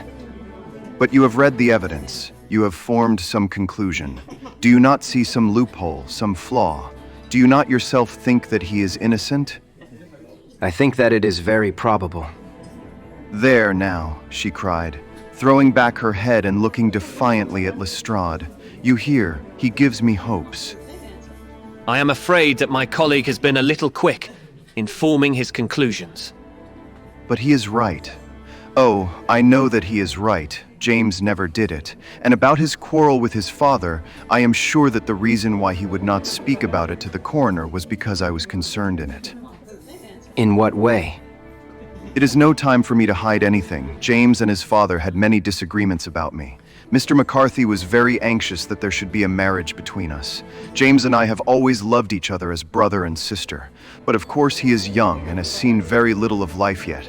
And, well, he naturally did not wish to do anything like that yet. So there were quarrels, and this, I am sure, was one of them. And your father? Was he in favor of such a union? No, he was averse to it also. No one but Mr. McCarthy was in favor of it. A quick blush passed over her fresh young face as Holmes shot one of his keen, questioning glances at her. Thank you for this information. May I see your father if I call tomorrow? I am afraid the doctor won't allow it. The doctor? Yes, have you not heard? Poor father has never been strong for years back, but this has broken him down completely. He is taken to his bed, and Dr. Willows says that he is a wreck and that his nervous system is shattered. Mr. McCarthy was the only man alive who had known Dad in the old days in Victoria. Huh, in Victoria, that is important. Yes, at the mines. Quite so, at the gold mines, where, as I understand, Mr. Turner made his money. Yes, certainly. Thank you, Miss Turner. You have been of material assistance to me. You will tell me if you have any news tomorrow. No doubt you will go to the prison to see James. Oh, if you do, Mr. Holmes, do tell him that I know him to be innocent. I will, Miss Turner. I must go home now, for Dad is very ill and he misses me, so if I leave him, Goodbye, and God help you in your undertaking." She hurried from the room as impulsively as she had entered, and we heard the wheels of her carriage rattle off down the street. I am ashamed of you, Holmes. Why should you raise up hopes which you are bound to disappoint? I am not over-tender of heart, but I call it cruel. I think that I see my way to clearing James McCarthy. Have you an order to see him in prison? Yes, but only for you and me. Then I shall reconsider my resolution about going out. We have still time to take a train to Hereford and see him tonight. Ample. Then let us do so. Watson, I fear that you will find it very slow, but I shall only be away a couple of hours. I walked down to the station with them, and then wandered through the streets of the little town, finally returning to the hotel, where I lay upon the sofa and tried to interest myself in a yellow-backed novel. The puny plot of the story was so thin, however, when compared to the deep mystery through which we were groping, and I found my attention wander so continually from the fiction to the fact that I at last flung it across the room and gave myself up entirely to a consideration of the events of the day.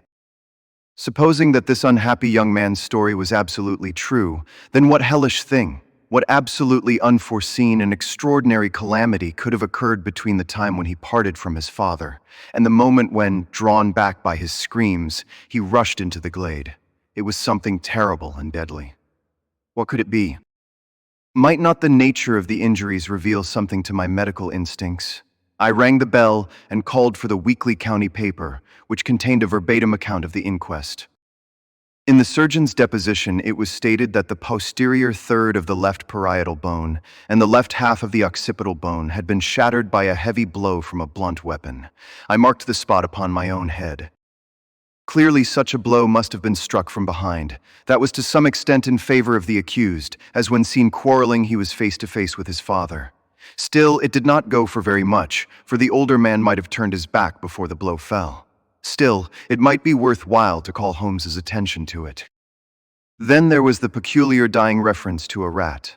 What could that mean? It could not be delirium. A man dying from a sudden blow does not commonly become delirious.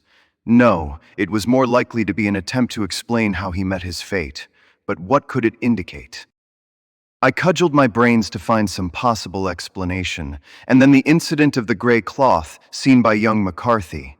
If that were true, the murderer must have dropped some part of his dress, presumably his overcoat, in his flight, and must have had the hardihood to return and to carry it away at the instant when the sun was kneeling with his back turned, not a dozen paces off. What a tissue of mysteries and improbabilities the whole thing was. I did not wonder at Lestrade's opinion, and yet I had so much faith in Sherlock Holmes's insight that I could not lose hope as long as every fresh fact seemed to strengthen his conviction of young McCarthy's innocence. It was late before Sherlock Holmes returned. He came back alone, for Lestrade was staying in lodgings in the town. The glass still keeps very high. It is of importance that it should not rain before we are able to go over the ground. On the other hand, a man should be at his very best and keenest for such nice work as that, and I did not wish to do it when fagged by a long journey. I have seen young McCarthy. And what did you learn from him? Nothing. Could he throw no light? None at all. I was inclined to think at one time that he knew who had done it, and was screening him or her, but I am convinced now that he is as puzzled as everyone else. He is not a very quick-witted youth, though comely to look at, and I should think sound at heart. I cannot admire his taste if it is indeed a fact that he was averse to a marriage with so charming a young lady as this Miss Turner. Thereby hangs a rather painful tale.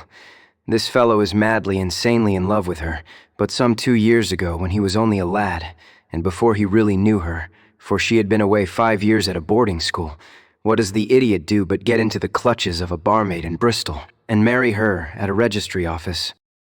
No one knows a word of the matter, but you can imagine how maddening it must be to him to be upbraided for not doing what he would give his very eyes to do, but what he knows to be absolutely impossible. It was sheer frenzy of this sort which made him throw his hands up into the air when his father, at their last interview, was goading him on to propose to Miss Turner. On the other hand, he had no means of supporting himself, and his father, who was by all accounts a very hard man, would have thrown him over utterly had he known the truth. It was with his barmaid wife that he had spent the last 3 days in Bristol, and his father did not know where he was. Mark that point. It is of importance. Good has come out of evil, however, for the barmaid. Finding from the papers that he is in serious trouble and likely to be hanged has thrown him over utterly, and has written to him to say that she has a husband already in the Bermuda dockyard, so that there is really no tie between them. I think that that bit of news has consoled young McCarthy for all that he has suffered. But if he is innocent, who has done it? Who? I would call your attention very particularly to 2 points. One is that the murdered man had an appointment with someone at the pool, and that the someone could not have been his son, for his son was away, and he did not know when he would return. The second is that the murdered man was heard to cry cooey before he knew that his son had returned. Those are the crucial points upon which the case depends. And now let us talk about George Meredith, if you please, and we shall leave all minor matters until tomorrow. There was no rain, as Holmes had foretold, and the morning broke bright and cloudless. At 9 o'clock Lestrade called for us with the carriage, and we set off for Hatherley Farm and the Boscombe Pool. There is serious news this morning. It is said that Mr. Turner of the Hall is so ill that his life is despaired of. An elderly man, I presume. About 60, but his constitution has been shattered by his life abroad, and he has been in failing health for some time. This business has had a very bad effect upon him. He was an old friend of McCarthy's, and I may add, a great benefactor to him, for I have learned that he gave him Hatherley Farm rent-free. Indeed, that is interesting. Oh, yes. In 100 other ways he has helped him. Everybody about here speaks of his kindness to him. Really, does it not strike you as a little singular that this McCarthy, who appears to have had little of his own, and to have been under such obligations to Turner, should still talk of marrying his son to Turner's daughter, who is presumably heiress to the estate, and that in such a very cocksure manner, as if it were merely a case of a proposal and all else would follow? It is the more strange, since we know that Turner himself was averse to the idea. The daughter told us as much. Do you not deduce something from that? We have got to the deductions and the inferences. I find it hard enough to tackle facts, Holmes, without flying away after theories and fancies. You are right. You do find it very hard to tackle the facts. Anyhow, I have grasped one fact which you seem to find it difficult to get hold of. And that is? That McCarthy, Sr., met his death from McCarthy, Jr., and that all theories to the contrary are the merest moonshine. Well, moonshine is a brighter thing than fog, but I am very much mistaken if this is not Hatherley Farm upon the left. Yes, that is it. It was a widespread, comfortable-looking building, 2-storied, slate-roofed, with great yellow blotches of lichen upon the gray walls. The drawn blinds and the smokeless chimneys, however, gave it a stricken look, as though the weight of this horror still lay heavy upon it. We called at the door when the maid at Holmes's request showed us the boots which her master wore at the time of his death, and also a pair of the son's, though not the pair which he had then had. Having measured these very carefully from 7 or 8 different points, Holmes desired to be led to the courtyard, from which we all followed the winding track which led to Boscombe Pool. Sherlock Holmes was transformed when he was hot upon such a scent as this. Men who had only known the quiet thinker and logician of Baker Street would have failed to recognize him. His face flushed and darkened. His brows were drawn into 2 hard black lines, while his eyes shone out from beneath them with a steely glitter. His face was bent downward, his shoulders bowed, his lips compressed, and the veins stood out like whipcord in his long, sinewy neck. His nostrils seemed to dilate with a purely animal lust for the chase, and his mind was so absolutely concentrated upon the matter before him that a question or remark fell unheeded upon his ears, or, at the most, only provoked a quick, impatient snarl in reply. Swiftly and silently he made his way along the track which ran through the meadows, and so by way of the woods to the Boscombe Pool. It was damp, marshy ground, as is all that district, and there were marks of many feet, both upon the path and amid the short grass which bounded it on either side. Sometimes Holmes would hurry on, sometimes stop dead, and once he made quite a little detour into the meadow. Lestrade and I walked behind him, the detective indifferent and contemptuous, while I watched my friend with the interest which sprang from the conviction that every one of his actions was directed towards a definite end. The Boscombe Pool, which is a little reed-girt sheet of water some 50 yards across, is situated at the boundary between the Hatherley Farm and the private park of the wealthy Mr. Turner. Above the woods which lined it upon the farther side we could see the red, jutting pinnacles which marked the site of the rich land, owner's dwelling. On the Hatherley side of the pool the woods grew very thick, and there was a narrow belt of sodden grass 20 paces across between the edge of the trees and the reeds which lined the lake. Lestrade showed us the exact spot at which the body had been found, and indeed, so moist was the ground that I could plainly see the traces which had been left by the fall of the stricken man. To Holmes, as I could see by his eager face and peering eyes, very many other things were to be read upon the trampled grass. He ran round, like a dog who is picking up a scent, and then turned upon my companion. What did you go into the pool for? I fished about with a rake. I thought there might be some weapon or other trace, but how on earth? Oh, tut. I have no time. That left foot of yours with its inward twist is all over the place. A mole could trace it, and there it vanishes among the reeds. Oh, how simple it would all have been had I been here before they came like a herd of buffalo and wallowed all over it. Here is where the party with the lodge keeper came, and they have covered all tracks for 6 or 8 feet round the body. But here are 3 separate tracks of the same feet. He drew out a lens and lay down upon his waterproof to have a better view, talking all the time rather to himself than to us. These are young McCarthy's feet. Twice he was walking, and once he ran swiftly so that the soles are deeply marked and the heels hardly visible. That bears out his story. He ran when he saw his father on the ground. Then here are the father's feet as he paced up and down. What is this, then? It is the butt end of the gun as the son stood listening, and this. What have we here, Tiptoes? Tiptoes square, too. Quite unusual boots. They come, they go, they come again. Of course, that was for the cloak. Now, where did they come from? He ran up and down, sometimes losing, sometimes finding the track until we were well within the edge of the wood, and under the shadow of a great beech, the largest tree in the neighborhood. Holmes traced his way to the farther side of this, and lay down once more upon his face with a little cry of satisfaction.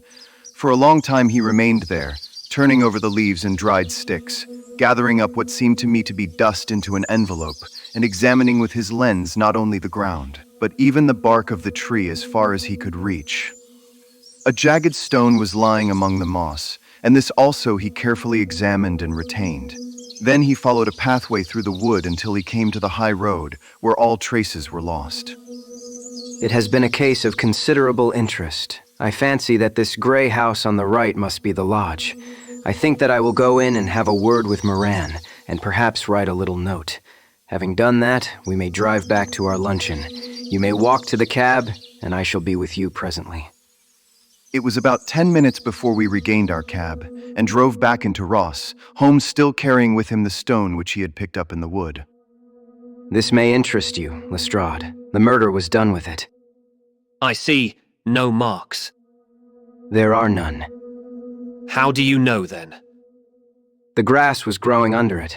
It had only lain there a few days. There was no sign of a place whence it had been taken. It corresponds with the injuries. There is no sign of any other weapon. And the murderer? Is a tall man, left-handed, limps with the right leg, wears thick-soled shooting boots and a gray cloak, smokes Indian cigars, uses a cigar holder, and carries a blunt penknife in his pocket. There are several other indications, but these may be enough to aid us in our search. I am afraid that I am still a skeptic.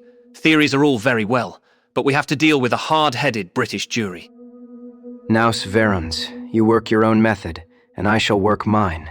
I shall be busy this afternoon, and shall probably return to London by the evening train.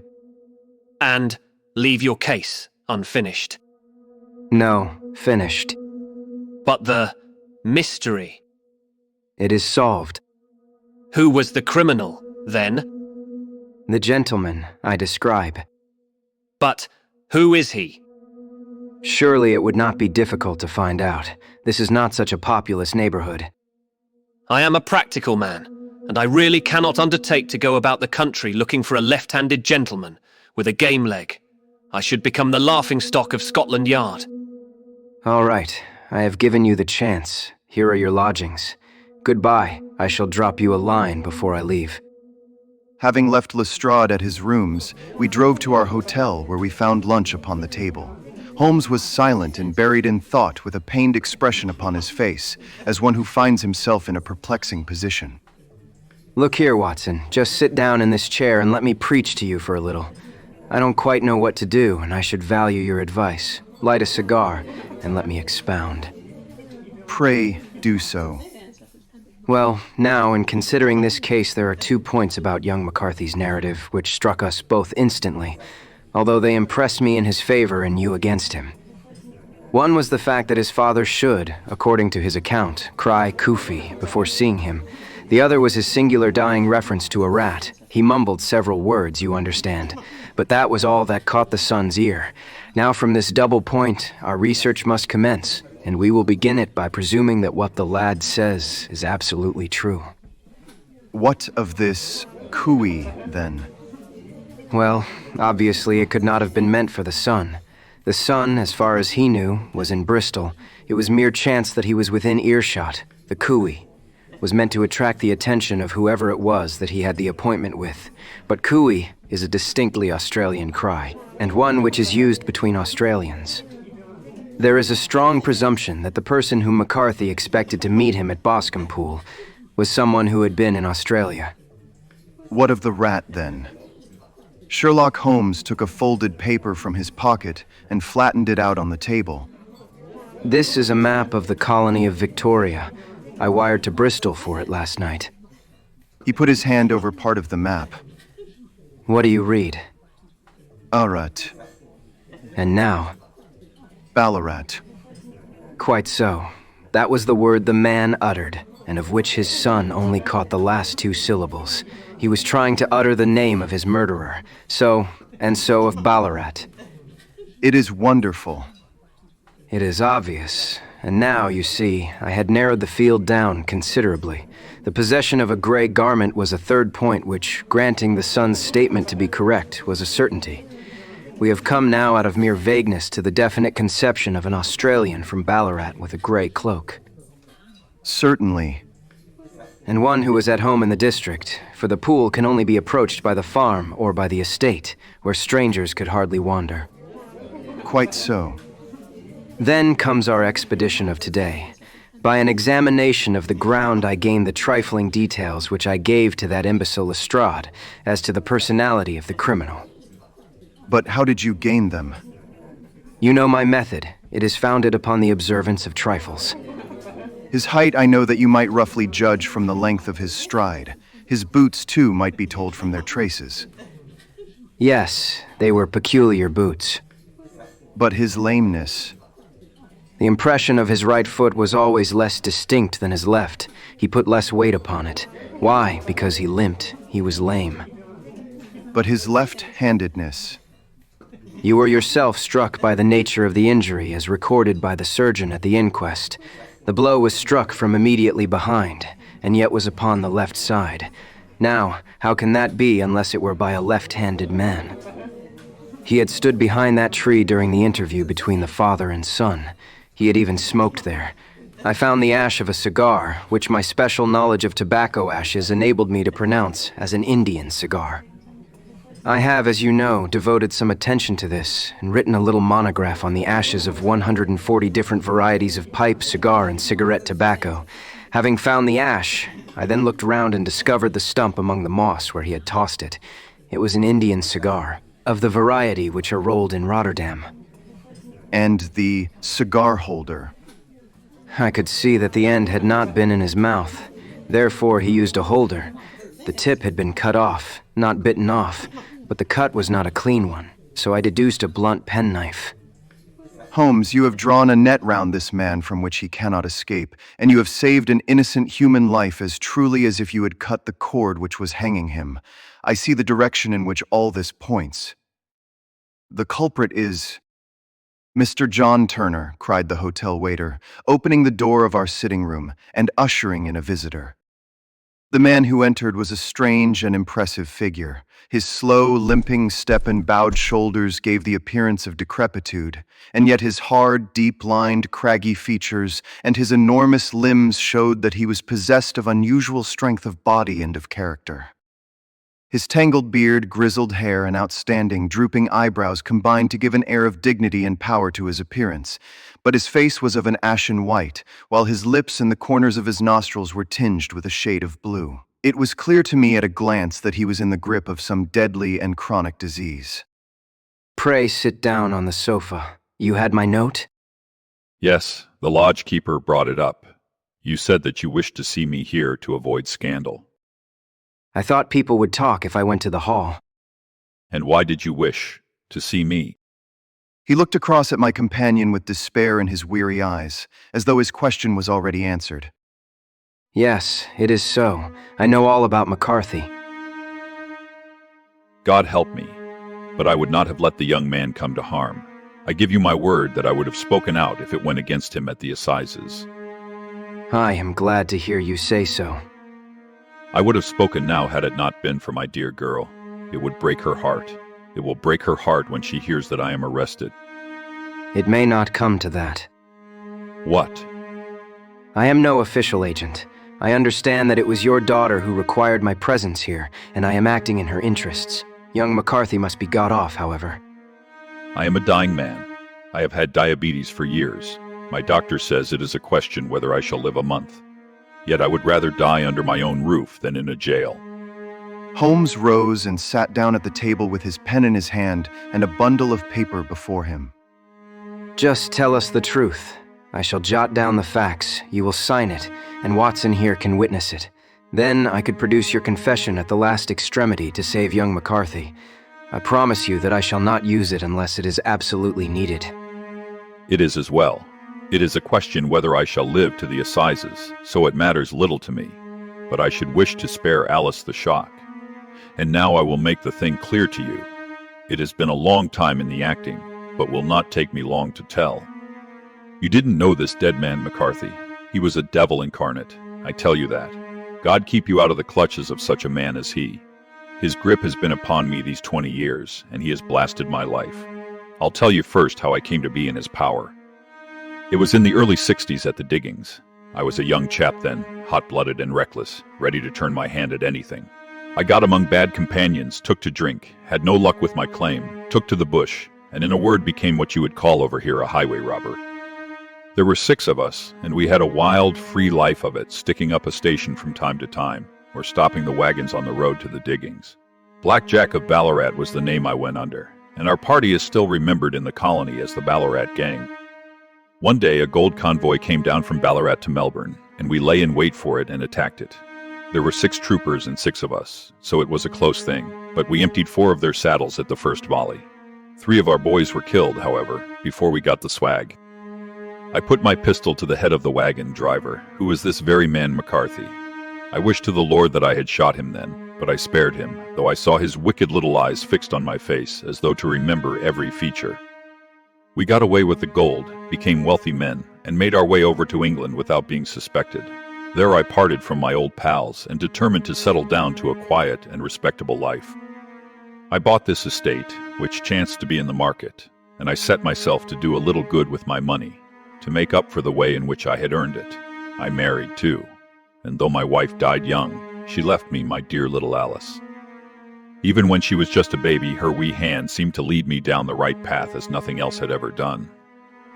In a word, I turned over a new leaf, and did my best to make up for the past. All was going well when McCarthy laid his grip upon me. I had gone up to town about an investment, and I met him in Regent Street, with hardly a coat to his back, or a boot to his foot. "Here we are, Jack," says he, touching me on the arm. "We'll be as good as a family to you.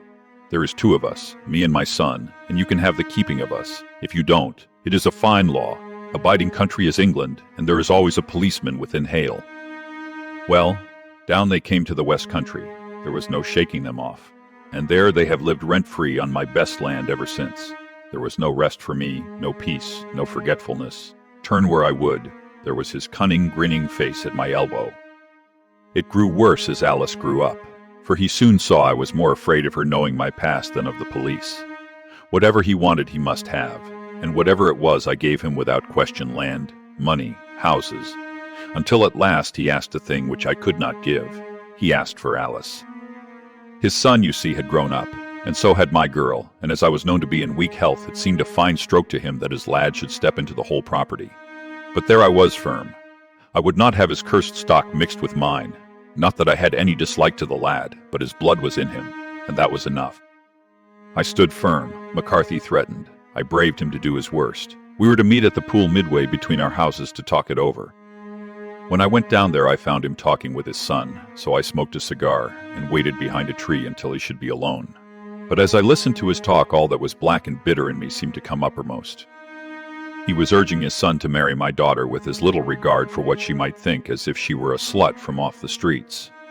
It drove me mad to think that I and all that I held most dear should be in the power of such a man as this.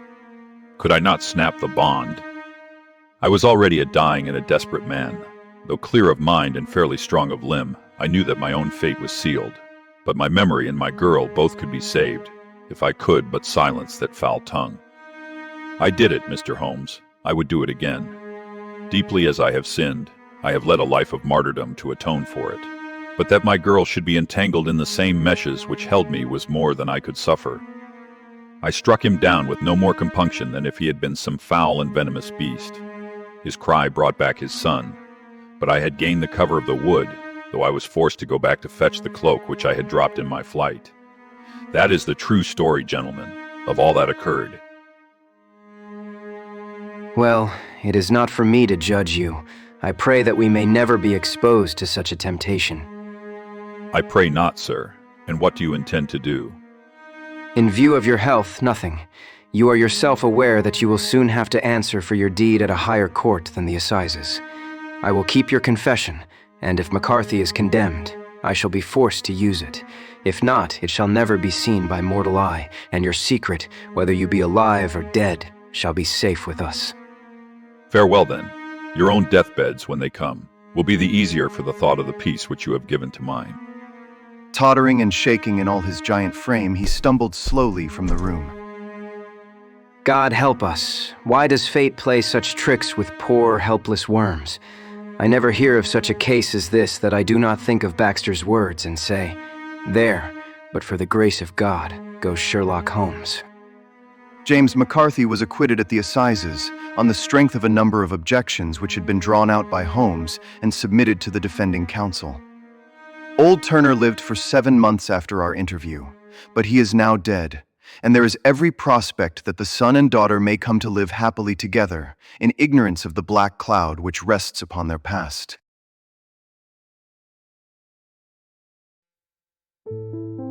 The 5 Orange Pips. When I glance over my notes and records of the Sherlock Holmes cases between the years 82 and 90, I am faced by so many which present strange and interesting features that it is no easy matter to know which to choose and which to leave. Some, however, have already gained publicity through the papers, and others have not offered a field for those peculiar qualities which my friend possessed in so high a degree, and which it is the object of these papers to illustrate.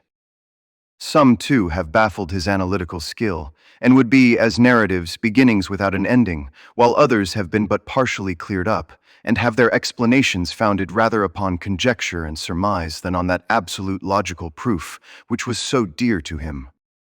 There is, however, one of these last which was so remarkable in its details, and so startling in its results that I am tempted to give some account of it, in spite of the fact that there are points in connection with it which never have been, and probably never will be, entirely cleared up.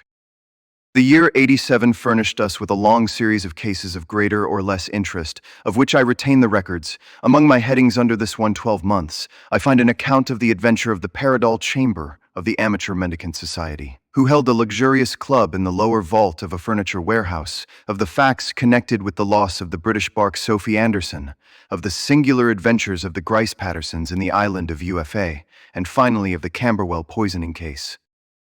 In the latter, as may be remembered, Sherlock Holmes was able, by winding up the dead man's watch, to prove that it had been wound up 2 hours before, and that therefore the deceased had gone to bed within that time. A deduction which was of the greatest importance in clearing up the case. All these I may sketch out at some future date, but none of them present such singular features as the strange train of circumstances which I have now taken up my pen to describe. It was in the latter days of September, and the equinoctial gales had set in with exceptional violence. All day the wind had screamed, and the rain had beaten against the windows, so that even here in the heart of great, handmade London we were forced to raise our minds for the instant from the routine of life, and to recognize the presence of those great elemental forces which shriek at mankind through the bars of his civilization, like untamed beasts in a cage. As evening drew in, the storm grew higher and louder, and the wind cried and sobbed like a child in the chimney. Sherlock Holmes sat moodily at one side of the fireplace cross, indexing his records of crime, while I at the other was deep in one of Clark Russell's fine sea stories until the howl of the gale from without seemed to blend with the text, and the splash of the rain to lengthen out into the long swash of the sea waves. My wife was on a visit to her mother's, and for a few days I was a dweller once more in my old quarters at Baker Street. Why, that was surely the bell. Who could come tonight? Some friend of yours, perhaps. Except yourself, I have none. I do not encourage visitors. A client, then. If so, it is a serious case. Nothing less would bring a man out on such a day and at such an hour, but I take it that it is more likely to be some crony of the landlady's. Sherlock Holmes was wrong in his conjecture, however, for there came a step in the passage and a tapping at the door. He stretched out his long arm to turn the lamp away from himself and towards the vacant chair upon which a newcomer must sit. Come in. The man who entered was young, some 22 at the outside, well-groomed and trimly clad, with something of refinement and delicacy in his bearing. The steaming umbrella which he held in his hand, and his long shining waterproof told of the fierce weather through which he had come. He looked about him anxiously in the glare of the lamp, and I could see that his face was pale and his eyes heavy, like those of a man who is weighed down with some great anxiety. I owe you an apology. I trust that I am not intruding. I fear that I have brought some traces of the storm and rain into your snug chamber. Give me your coat and umbrella. They may rest here on the hook and will be dry presently. You have come up from the southwest, I see. Yes, from Horsham. That clay and chalk mixture which I see upon your toe caps is quite distinctive. I have come for advice. That is easily got. And help. That is not always so easy. I have heard of you, Mr. Holmes. I heard from Major Prendergast how you saved him in the Tankerville Club scandal. Ah, of course. He was wrongfully accused of cheating at cards. He said that you could solve anything. He said too much. That you are never beaten. I have been beaten 4 times, 3 times by men, and once by a woman. But what is that, compared with the number of your successes? It is true that I have been generally successful. Then you may be so with me. I beg that you will draw your chair up to the fire and favor me with some details as to your case. It is no ordinary one. None of those which come to me are. I am the last court of appeal.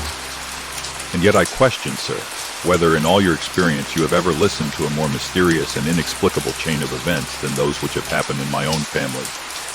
You fill me with interest. Pray, give us the essential facts from the commencement, and I can afterwards question you as to those details which seem to me to be most important. The young man pulled his chair up and pushed his wet feet out towards the blaze. My name is John Openshaw, but my own affairs have, as far as I can understand it, little to do with this awful business. It is an hereditary matter, so in order to give you an idea of the facts, I must go back to the commencement of the affair. You must know that my grandfather had 2 sons, my uncle Elias and my father Joseph. My father had a small factory at Coventry, which he enlarged at the time of the invention of bicycling. He was the patentee of the Openshaw unbreakable tire, and his business met with such success that he was able to sell it and to retire upon a handsome competence. My uncle Elias emigrated to America when he was a young man and became a planter in Florida, where he was reported to have done very well. At the time of the war, he fought in Jackson's army, and afterwards under Hood, where he rose to be a colonel. When Lee laid down his arms, my uncle returned to his plantation, where he remained for 3 or 4 years. About 1869 or 1870, he came back to Europe and took a small estate in Sussex near Horsham. He had made a very considerable fortune in the States, and his reason for leaving them was his aversion to the Negroes and his dislike of the Republican policy in extending the franchise to them. He was a singular man, fierce and quick-tempered, very foul-mouthed when he was angry, and of a most retiring disposition. During all the years that he lived at Horsham, I doubt if ever he set foot in the town. He had a garden and 2 or 3 fields round his house, and there he would take his exercise, though very often for weeks on end he would never leave his room. He drank a great deal of brandy and smoked very heavily, but he would see no society and did not want any friends, not even his own brother. He didn't mind me. In fact, he took a fancy to me, for at the time when he saw me first, I was a youngster of 12 or so. This would be in the year 1878, after he had been 8 or 9 years in England. He begged my father to let me live with him, and he was very kind to me in his way.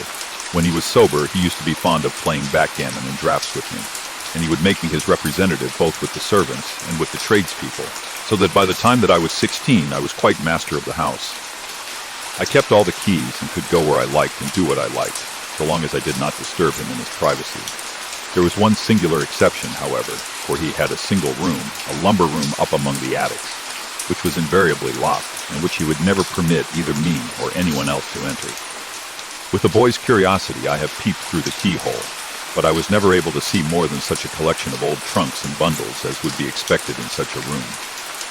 One day, it was in March 1883, a letter with a foreign stamp lay upon the table in front of the colonel's plate. It was not a common thing for him to receive letters, for his bills were all paid in ready money, and he had no friends of any sort. "From India," said he, as he took it up. "Pondicherry postmark. What can this be?" Opening it hurriedly, out there jumped 5 little dried orange pips, which pattered down upon his plate. I began to laugh at this, but the laugh was struck from my lips at the sight of his face. His lip had fallen, his eyes were protruding, his skin the color of putty, and he glared at the envelope which he still held in his trembling hand. "KKK," he shrieked, and then, my God, my sins have overtaken me." "What is it, uncle?" I cried. "Death," said he, and rising from the table he retired to his room, leaving me palpitating with horror.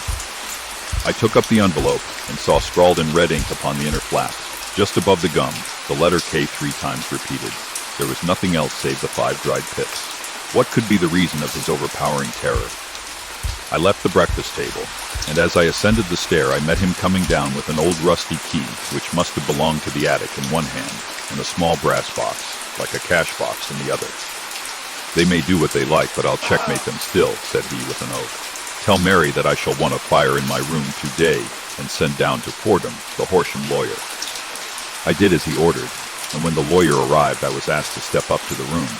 The fire was burning brightly, and in the grate there was a mass of black, fluffy ashes, as of burned paper, while the brass box stood open and empty beside it. As I glanced at the box I noticed with a start that upon the lid were printed the treble K which I had read in the morning upon the envelope. "I wish you, John," said my uncle, "to witness my will. I leave my estate with all its advantages and all its disadvantages to my brother, your father, whence it will, no doubt, descend to you. If you can enjoy it in peace, well and good. If you find you cannot, take my advice, my boy, and leave it to your deadliest enemy. I am sorry to give you such a two-edged thing, but I can't say what turn things are going to take. Kindly sign the paper where Mr. Fordham shows you." I signed the paper as directed, and the lawyer took it away with him. The singular incident made, as you may think, the deepest impression upon me, and I pondered over it, and turned it every way in my mind without being able to make anything of it. Yet I could not shake off the vague feeling of dread which it left behind, though. The sensation grew less keen as the weeks passed, and nothing happened to disturb the usual routine of our lives. I could see a change in my uncle, however. He drank more than ever, and he was less inclined for any sort of society. Most of his time he would spend in his room, with the door locked upon the inside, but sometimes he would emerge in a sort of drunken frenzy, and would burst out of the house and tear about the garden with a revolver in his hand, screaming out that he was afraid of no man, and that he was not to be cooped up, like a sheep in a pen, by man or devil. When these hot fits were over, however, he would rush tumultuously in at the door, and lock and bar it behind him, like a man who can brazen it out no longer against the terror which lies at the roots of his soul. At such times I have seen his face, even on a cold day, glisten with moisture, as though it were new raised from a basin. Well, to come to an end of the matter, Mr. Holmes, and not to abuse your patience, there came a night when he made one of those drunken sallies from which he never came back. We found him, when we went to search for him, face downward in a little green-scummed pool which lay at the foot of the garden. There was no sign of any violence, and the water was but 2 feet deep, so that the jury, having regard to his known eccentricity, brought in a verdict of suicide. But I, who knew how he winced from the very thought of death, had much ado to persuade myself that he had gone out of his way to meet it. The matter passed, however, and my father entered into possession of the estate, and of some £14,000 which lay to his credit at the bank. One moment, your statement is, I foresee, one of the most remarkable to which I have ever listened. Let me have the date of the reception by your uncle of the letter, and the date of his supposed suicide. The latter arrived on the 10th of March, 1883. His death was 7 weeks later, upon the night of May 2B. Thank you. Pray proceed. When my father took over the Horsham property, he, at my request, made a careful examination of the attic, which had been always locked up. We found the brass box there, although its contents had been destroyed. On the inside of the cover was a paper label with the initials of KKK repeated upon it, and letters, memoranda, receipts, and a register written beneath. These, we presume, indicated the nature of the papers which had been destroyed by Colonel Openshaw. For the rest, there was nothing of much importance in the attic, save a great many scattered papers and notebooks bearing upon my uncle's life in America. Some of them were of the wartime, and showed that he had done his duty well, and had borne the repute of a brave soldier. Others were of a date during the reconstruction of the southern states, and were mostly concerned with politics, for he had evidently taken a strong part in opposing the carpetbag politicians who had been sent down from the north. Well, it was the beginning of '84 when my father came to live at Horsham, and all went as well as possible with us until the January of '85. On the 4th day after the new year, I heard my father give a sharp cry of surprise as we sat together at the breakfast table. There he was, sitting with a newly opened envelope in one hand and 5 dried orange pips in the outstretched palm of the other one. He had always laughed at what he called my cock, and a bull story about the colonel, but he looked very scared and puzzled now that the same thing had come upon himself. "Why, what on earth does this mean, John?" he stammered. My heart had turned to lead. "It is KKK," said I. He looked inside the envelope. "So it is," he cried. "Here are the very letters. But what is this written above them?" "Put the papers on the sundial," I read, peeping over his shoulder. "What papers? What sundial?" he asked. "The sundial in the garden. There is no other," said I. "But the papers must be those that are destroyed." "Pooh," said he, gripping hard at his courage. "We are in a civilized land here, and we can't have tomfoolery of this kind. Where does the thing come from?" "From Dundee," I answered, glancing at the postmark. "Some preposterous practical joke," said he. "What have I to do with sundials and papers? I shall take no notice of such nonsense. I should certainly speak to the police," I said, "and be laughed at for my pains. Nothing of the sort." "Then let me do so." "No, I forbid you. I won't have a fuss made about such nonsense." It was in vain to argue with him, for he was a very obstinate man. I went about, however, with a heart which was full of forebodings. On the 3rd day after the coming of the letter, my father went from home to visit an old friend of his, Major Freebody, who was in command of one of the forts upon Portsdown Hill. I was glad that he should go, for it seemed to me that he was farther from danger when he was away from home. In that, however, I was in error. Upon the 2nd day of his absence, I received a telegram from the Major, imploring me to come at once. My father had fallen over one of the deep chalk pits which abound in the neighborhood, and was lying senseless with a shattered skull. I hurried to him, but he passed away without having ever recovered his consciousness. He had, as it appears, been returning from Fareham in the twilight, and as the country was unknown to him, and the chalk pit unfenced, the jury had no hesitation in bringing in a verdict of death from accidental causes. Carefully as I examined every fact connected with his death, I was unable to find anything which could suggest the idea of murder. There were no signs of violence, no footmarks, no robbery, no record of strangers having been seen upon the roads. And yet I need not tell you that my mind was far from at ease, and that I was well nigh certain that some foul plot had been woven around him. In this sinister way, I came into my inheritance. You will ask me why I did not dispose of it. I answer, because I was well convinced that our troubles were in some way dependent upon an incident in my uncle's life, and that the danger would be as pressing in one house as in another. It was in January, 85, that my poor father met his end, and 2 years and 8 months have elapsed since then. During that time, I have lived happily at Horsham, and I had begun to hope that this curse had passed away from the family, and that it had ended with the last generation. I had begun to take comfort too soon, however. Yesterday morning the blow fell in the very shape in which it had come upon my father. The young man took from his waistcoat a crumpled envelope, and turning to the table, he shook out upon it 5 little dried orange pips. This is the envelope. The postmark is London, Eastern Division. Within are the very words which were upon my father's last message, KKK, and then put the papers on the sundial. What have you done? Nothing. Nothing. To tell the truth, I have felt helpless. I have felt like one of those poor rabbits when the snake is writhing towards it. I seem to be in the grasp of some resistless, inexorable evil, which no foresight and no precautions can guard against. Tut, tut. You must act, man, or you are lost. Nothing but energy can save you. This is no time for despair. I have seen the police. Ah. But they listened to my story with a smile. I am convinced that the inspector has formed the opinion that the letters are all practical jokes, and that the deaths of my relations were really accidents, as the jury stated, and were not to be connected with the warnings. Holmes shook his clenched hands in the air. Incredible imbecility. They have, however, allowed me a policeman, who may remain in the house with me. Has he come with you tonight? Number, his orders were to stay in the house. Again Holmes raved in the air. Why did you come to me? And, above all, why did you not come at once? I did not know. It was only today that I spoke to Major Prendergast about my troubles, and was advised by him to come to you. It is really 2 days since you had the letter. We should have acted before this. You have no further evidence, I suppose, than that which you have placed before us. No suggestive detail which might help us. There is one thing. I have some remembrance that on the day when my uncle burned the papers, I observed that the small, unburned margins which lay amid the ashes were of this particular color.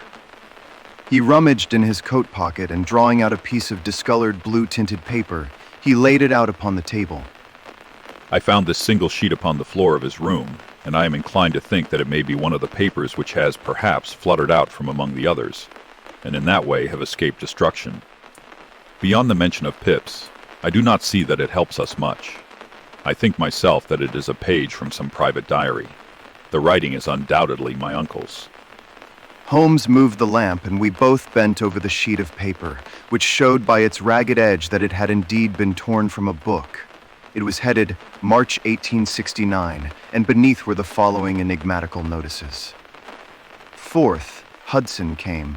Same old platform, 7th. Set the pips on Macaulay, Paramore, and John Swain of St. Augustine. 9th, Macaulay cleared. 10th, John Swain cleared. 12th, visited Paramore. All well. Thank you. And now you must on no account lose another instant. We cannot spare time even to discuss what you have told me. You must get home instantly and act. What shall I do? There is but one thing to do. It must be done at once. You must put this piece of paper which you have shown us into the brass box which you have described.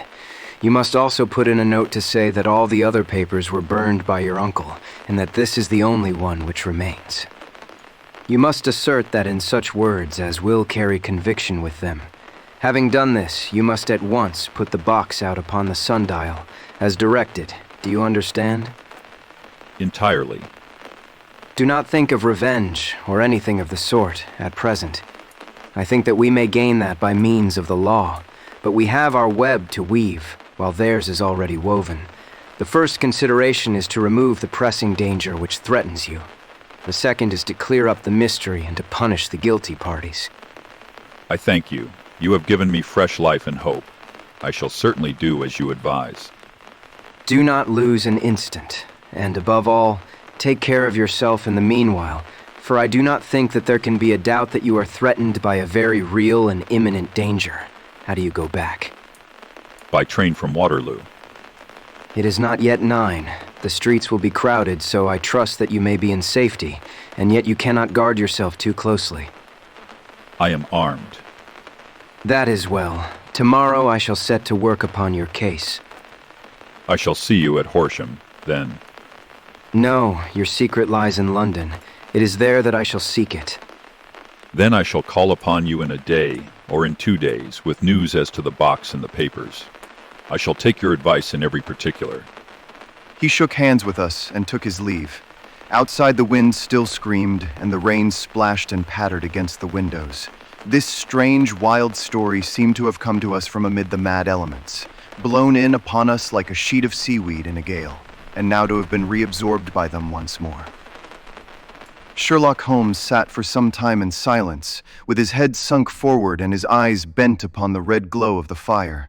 Then he lit his pipe, and leaning back in his chair, he watched the blue smoke rings as they chased each other up to the ceiling. I think, Watson, that of all our cases we have had none more fantastic than this. Save, perhaps, the sign of 4. Well, yes, save perhaps that. And yet this John Openshaw seems to me to be walking amid even greater perils than did the Sholtos.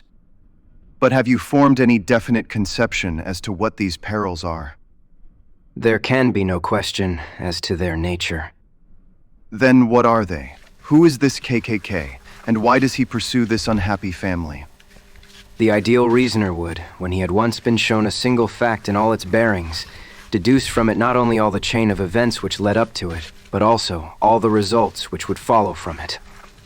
As Cuvier could correctly describe a whole animal by the contemplation of a single bone, so the observer who has thoroughly understood one link in a series of incidents should be able to accurately state all the other ones, both before and after.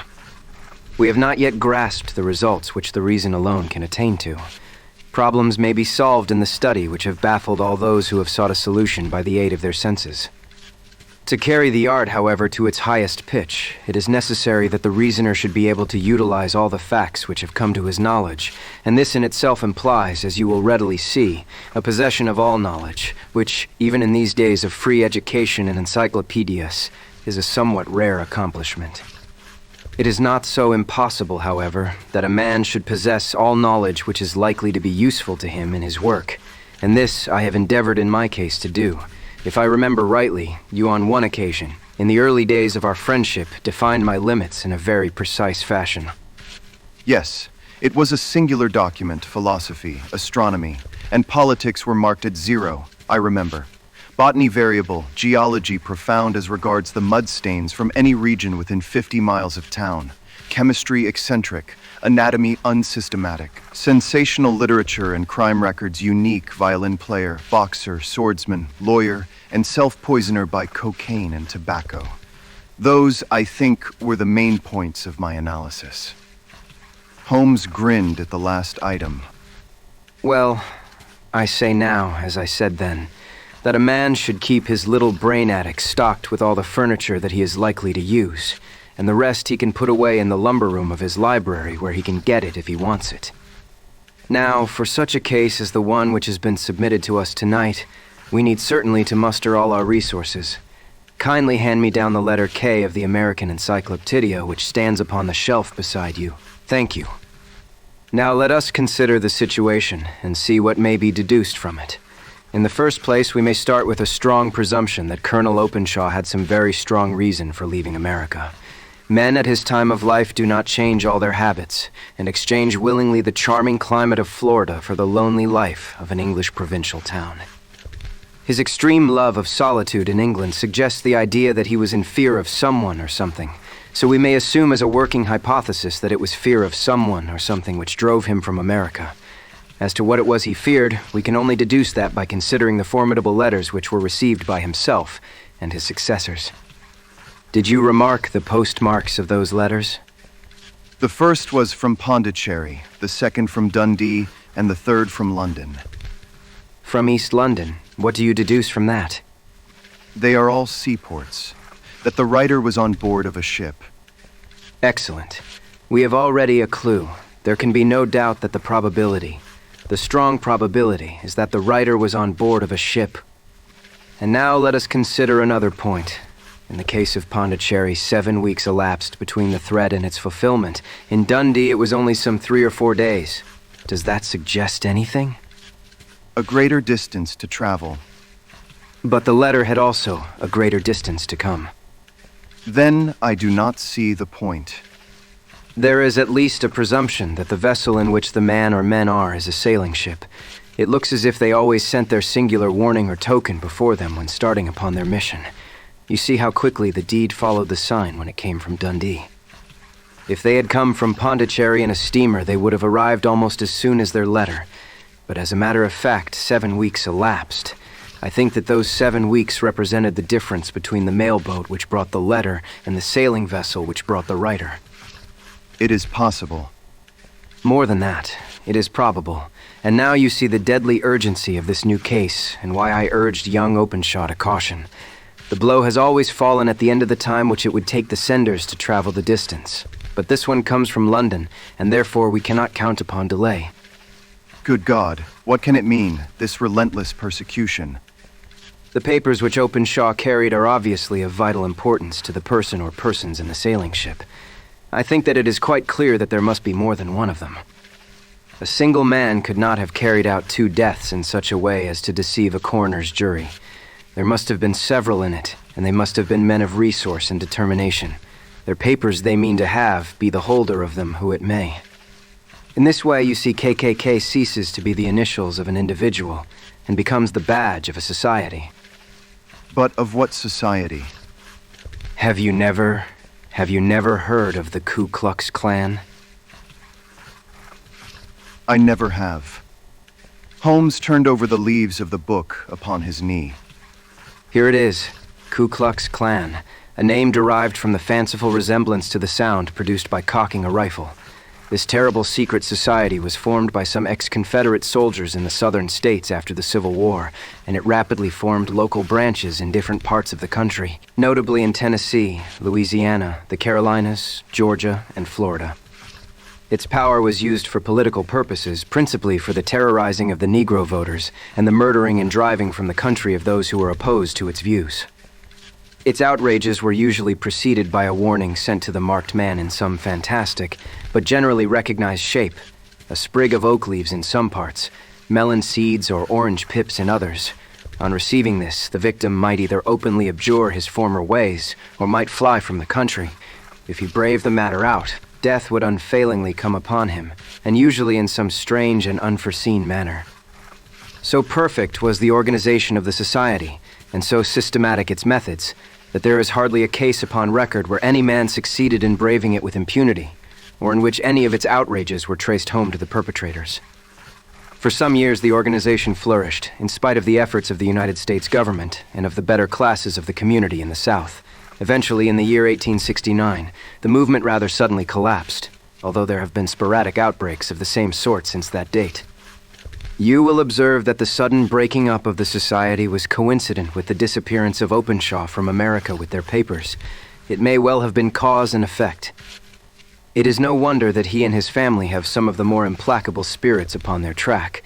You can understand that this register and diary may implicate some of the first men in the South, and that there may be many who will not sleep easy at night until it is recovered. Then, the page we have seen is such as we might expect. It ran, if I remember right, sent the pips to A, B, and C, that is, sent the society's warning to them. Then there are successive entries that A and B cleared, or left the country. And finally that C was visited with, I fear, a sinister result for C. Well, I think, Doctor, that we may let some light into this dark place, and I believe that the only chance young Openshaw has in the meantime is to do what I have told him. There is nothing more to be said or to be done tonight, so hand me over my violin, and let us try to forget for half an hour the miserable weather and the still more miserable ways of our fellow men. It had cleared in the morning, and the sun was shining with a subdued brightness through the dim veil which hangs over the great city. Sherlock Holmes was already at breakfast when I came down. You will excuse me for not waiting for you. I have, I foresee, a very busy day before me in looking into this case of young Openshaw's. What steps will you take? It will very much depend upon the results of my first inquiries. I may have to go down to Horsham after all. You will not go there first. No, I shall commence with the city. Just ring the bell and the maid will bring up your coffee. As I waited, I lifted the unopened newspaper from the table and glanced my eye over it. It rested upon a heading which sent a chill to my heart. Holmes, you are too late. I feared as much. How was it done? He spoke calmly, but I could see that he was deeply moved. My eye caught the name of Openshaw and the heading Tragedy near Waterloo Bridge. Here is the account. Between 9 and 10 last night, Police Constable Cook of the H Division on duty near Waterloo Bridge heard a cry for help and a splash in the water. The night, however, was extremely dark and stormy, so that, in spite of the help of several passers-by, it was quite impossible to effect a rescue. The alarm, however, was given, and by the aid of the water police, the body was eventually recovered. It proved to be that of a young gentleman whose name, as it appears from an envelope which was found in his pocket, was John Openshaw, and whose residence is near Horsham. It is conjectured that he may have been hurrying down to catch the last train from Waterloo Station, and that in his haste and the extreme darkness he missed his path and walked over the edge of one of the small landing places for river steamboats. The body exhibited no traces of violence, and there can be no doubt that the deceased had been the victim of an unfortunate accident, which should have the effect of calling the attention of the authorities to the condition of the riverside landing stages. We sat in silence for some minutes, Holmes more depressed and shaken than I had ever seen him. That hurts my pride, Watson. It is a petty feeling, no doubt, but it hurts my pride. It becomes a personal matter with me now, and if God sends me health, I shall set my hand upon this gang. That he should come to me for help, and that I should send him away to his death. He sprang from his chair and paced about the room in uncontrollable agitation, with a flush upon his sallow cheeks, and a nervous clasping and unclasping of his long, thin hands. They must be cunning devils. How could they have decoyed him down there? The embankment is not on the direct line to the station. The bridge, no doubt, was too crowded, even on such a night, for their purpose. Well, Watson, we shall see who will win in the long run. I am going out now. To the police. No, I shall be my own police. When I have spun the web, they may take the flies, but not before. All day I was engaged in my professional work, and it was late in the evening before I returned to Baker Street.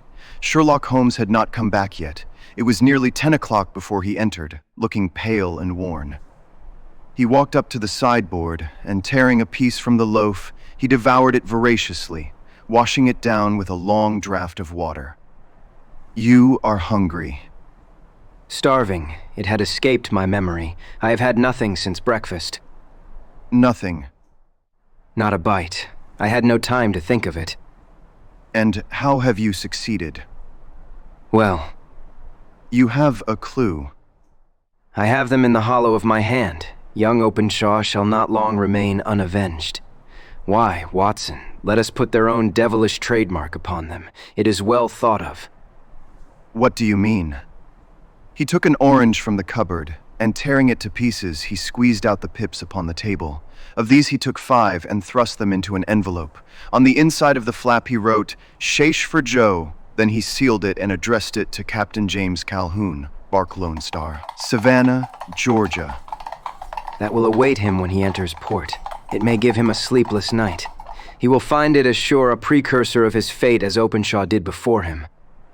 And who is this Captain Calhoun?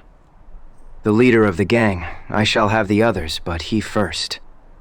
How did you trace it, then? He took a large sheet of paper from his pocket, all covered with dates and names.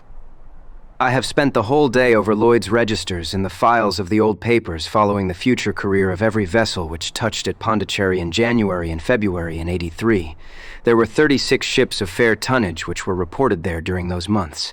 Of these, one, the Lone Star, instantly attracted my attention, since, although it was reported as having cleared from London, the name is that which is given to one of the states of the Union. Texas, I think. I was not, and I'm not sure which, but I knew that the ship must have an American origin.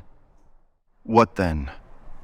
I searched the Dundee records, and when I found that the Bark Lone Star was there in January, 85, my suspicion became a certainty. I then inquired as to the vessels which lay at present in the port of London. Yes. The Lone Star had arrived here last week.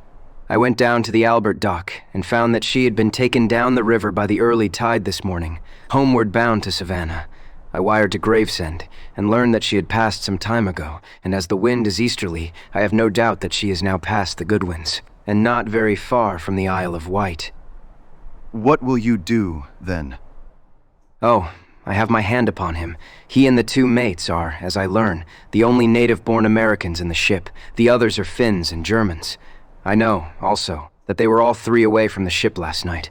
I had it from the stevedore who has been loading their cargo. By the time that their sailing ship reaches Savannah, the mailboat will have carried this letter, and the cable will have informed the police of Savannah that these three gentlemen are badly wanted here upon a charge of murder. There is ever a flaw, however, in the best laid of human plans, and the murderers of John Openshaw were never to receive the orange pips which would show them that another, as cunning and as resolute as themselves, was upon their track. Very long and very severe were the equinoctial gales that year. We waited long for news of the Lone Star of Savannah, but none ever reached us. We did at last hear that somewhere far out in the Atlantic a shattered sternpost of a boat was seen swinging in the trough of a wave, with the letters Ellis carved upon it, and that is all which we shall ever know of the fate of the Lone Star.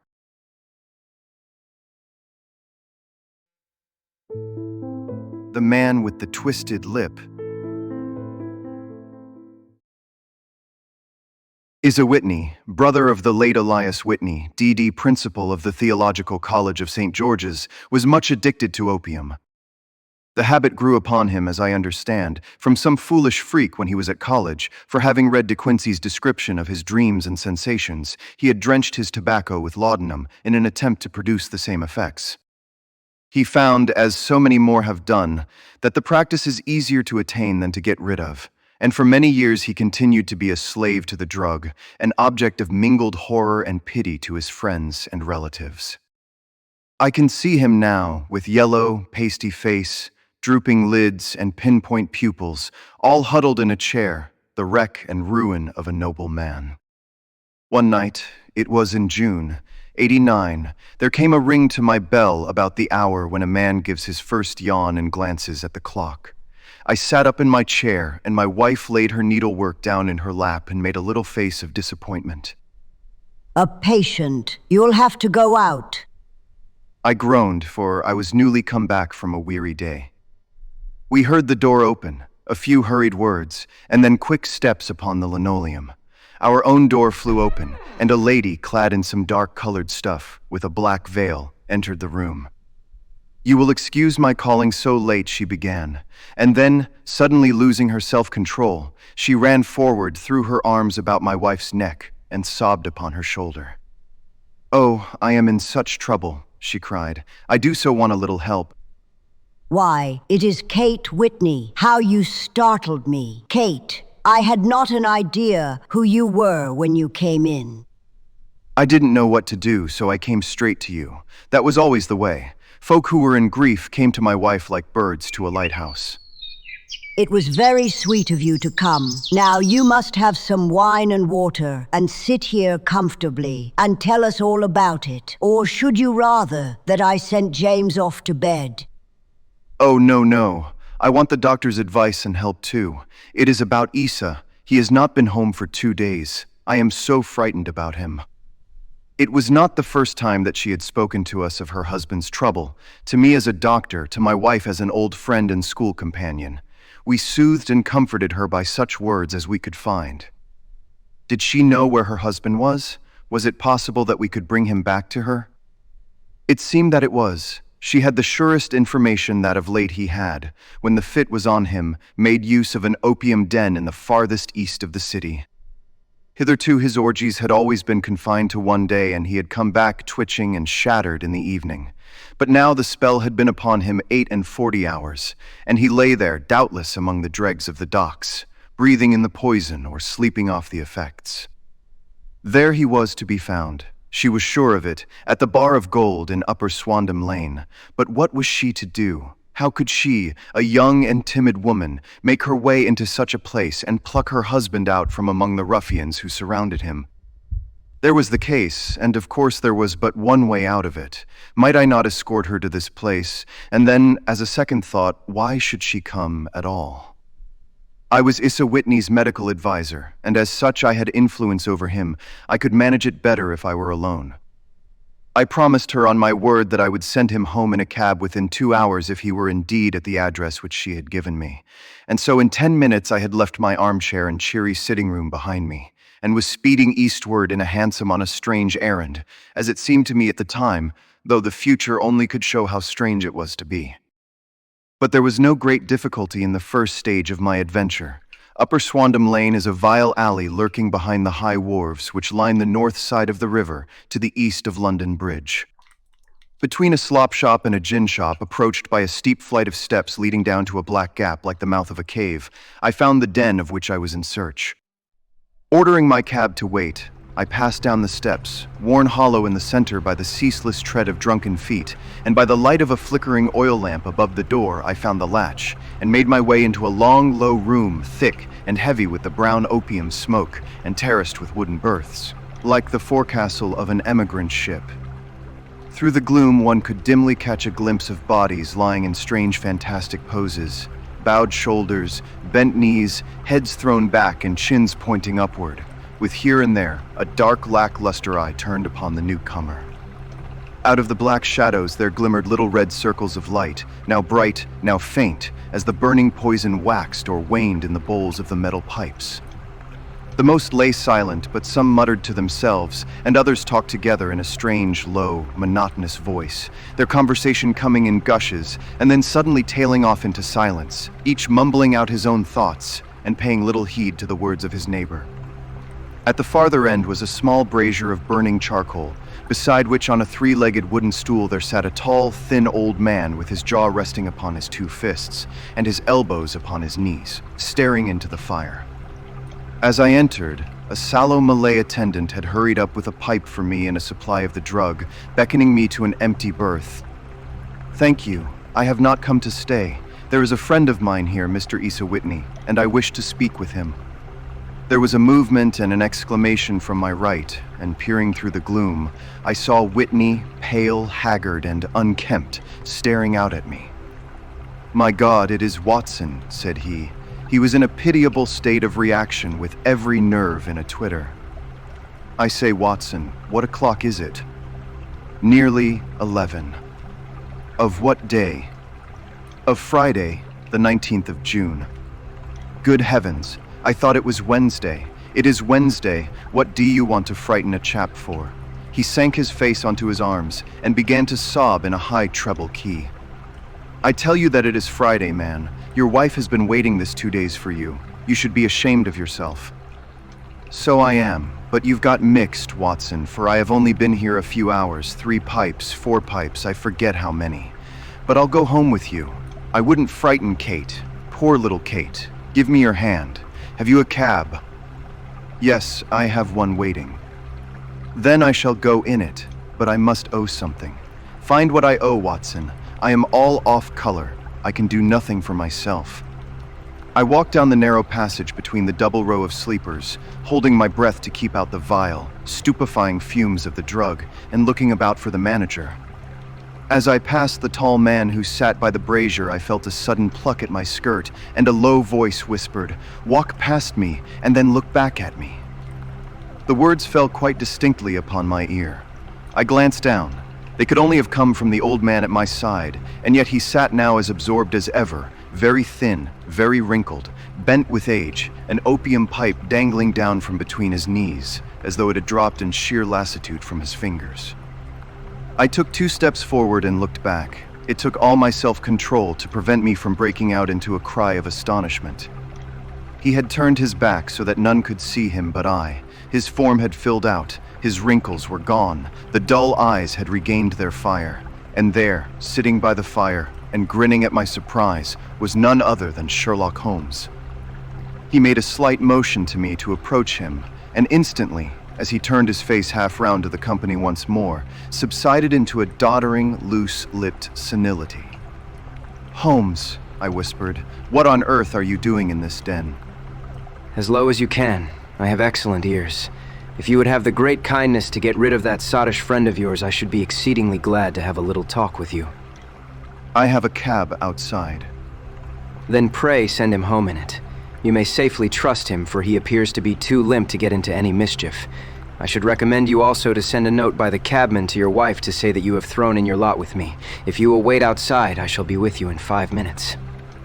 It was difficult to refuse any of Sherlock Holmes's requests, for they were always so exceedingly definite and put forward with such a quiet air of mastery.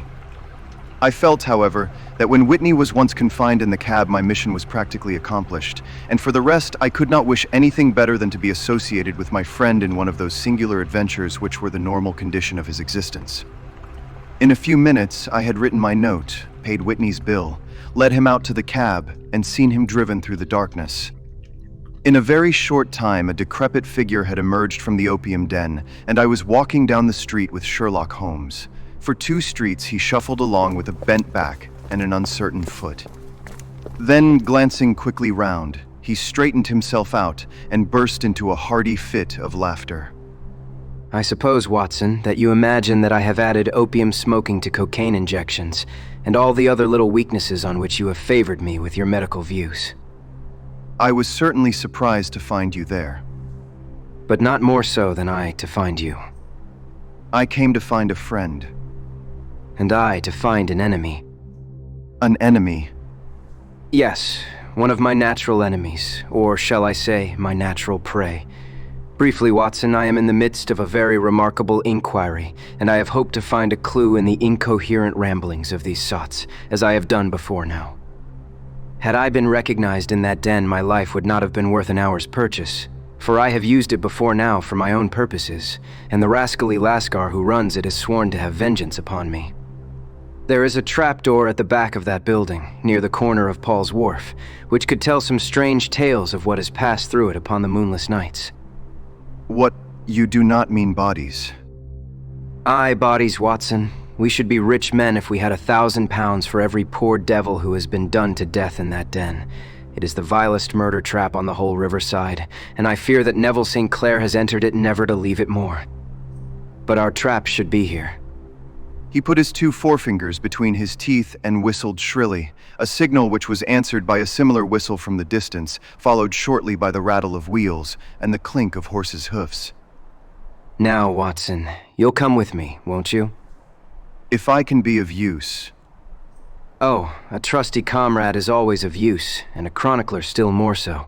My room at the Cedars is a double-bedded one. The Cedars? Yes, that is Mr. St. Clair's house. I am staying there while I conduct the inquiry. Where is it, then? Near Lee in Kent. We have a 7-mile drive before us. But I am all in the dark.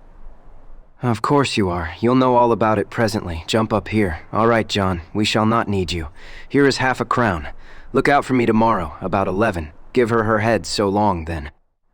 He flicked the horse with his whip, and we dashed away through the endless succession of somber and deserted streets, which widened gradually until we were flying across a broad balustraded bridge, with a murky river flowing sluggishly beneath us. Beyond lay another dull wilderness of bricks and mortar, its silence broken only by the heavy regular footfall of the policeman, or the songs and shouts of some belated party of revelers.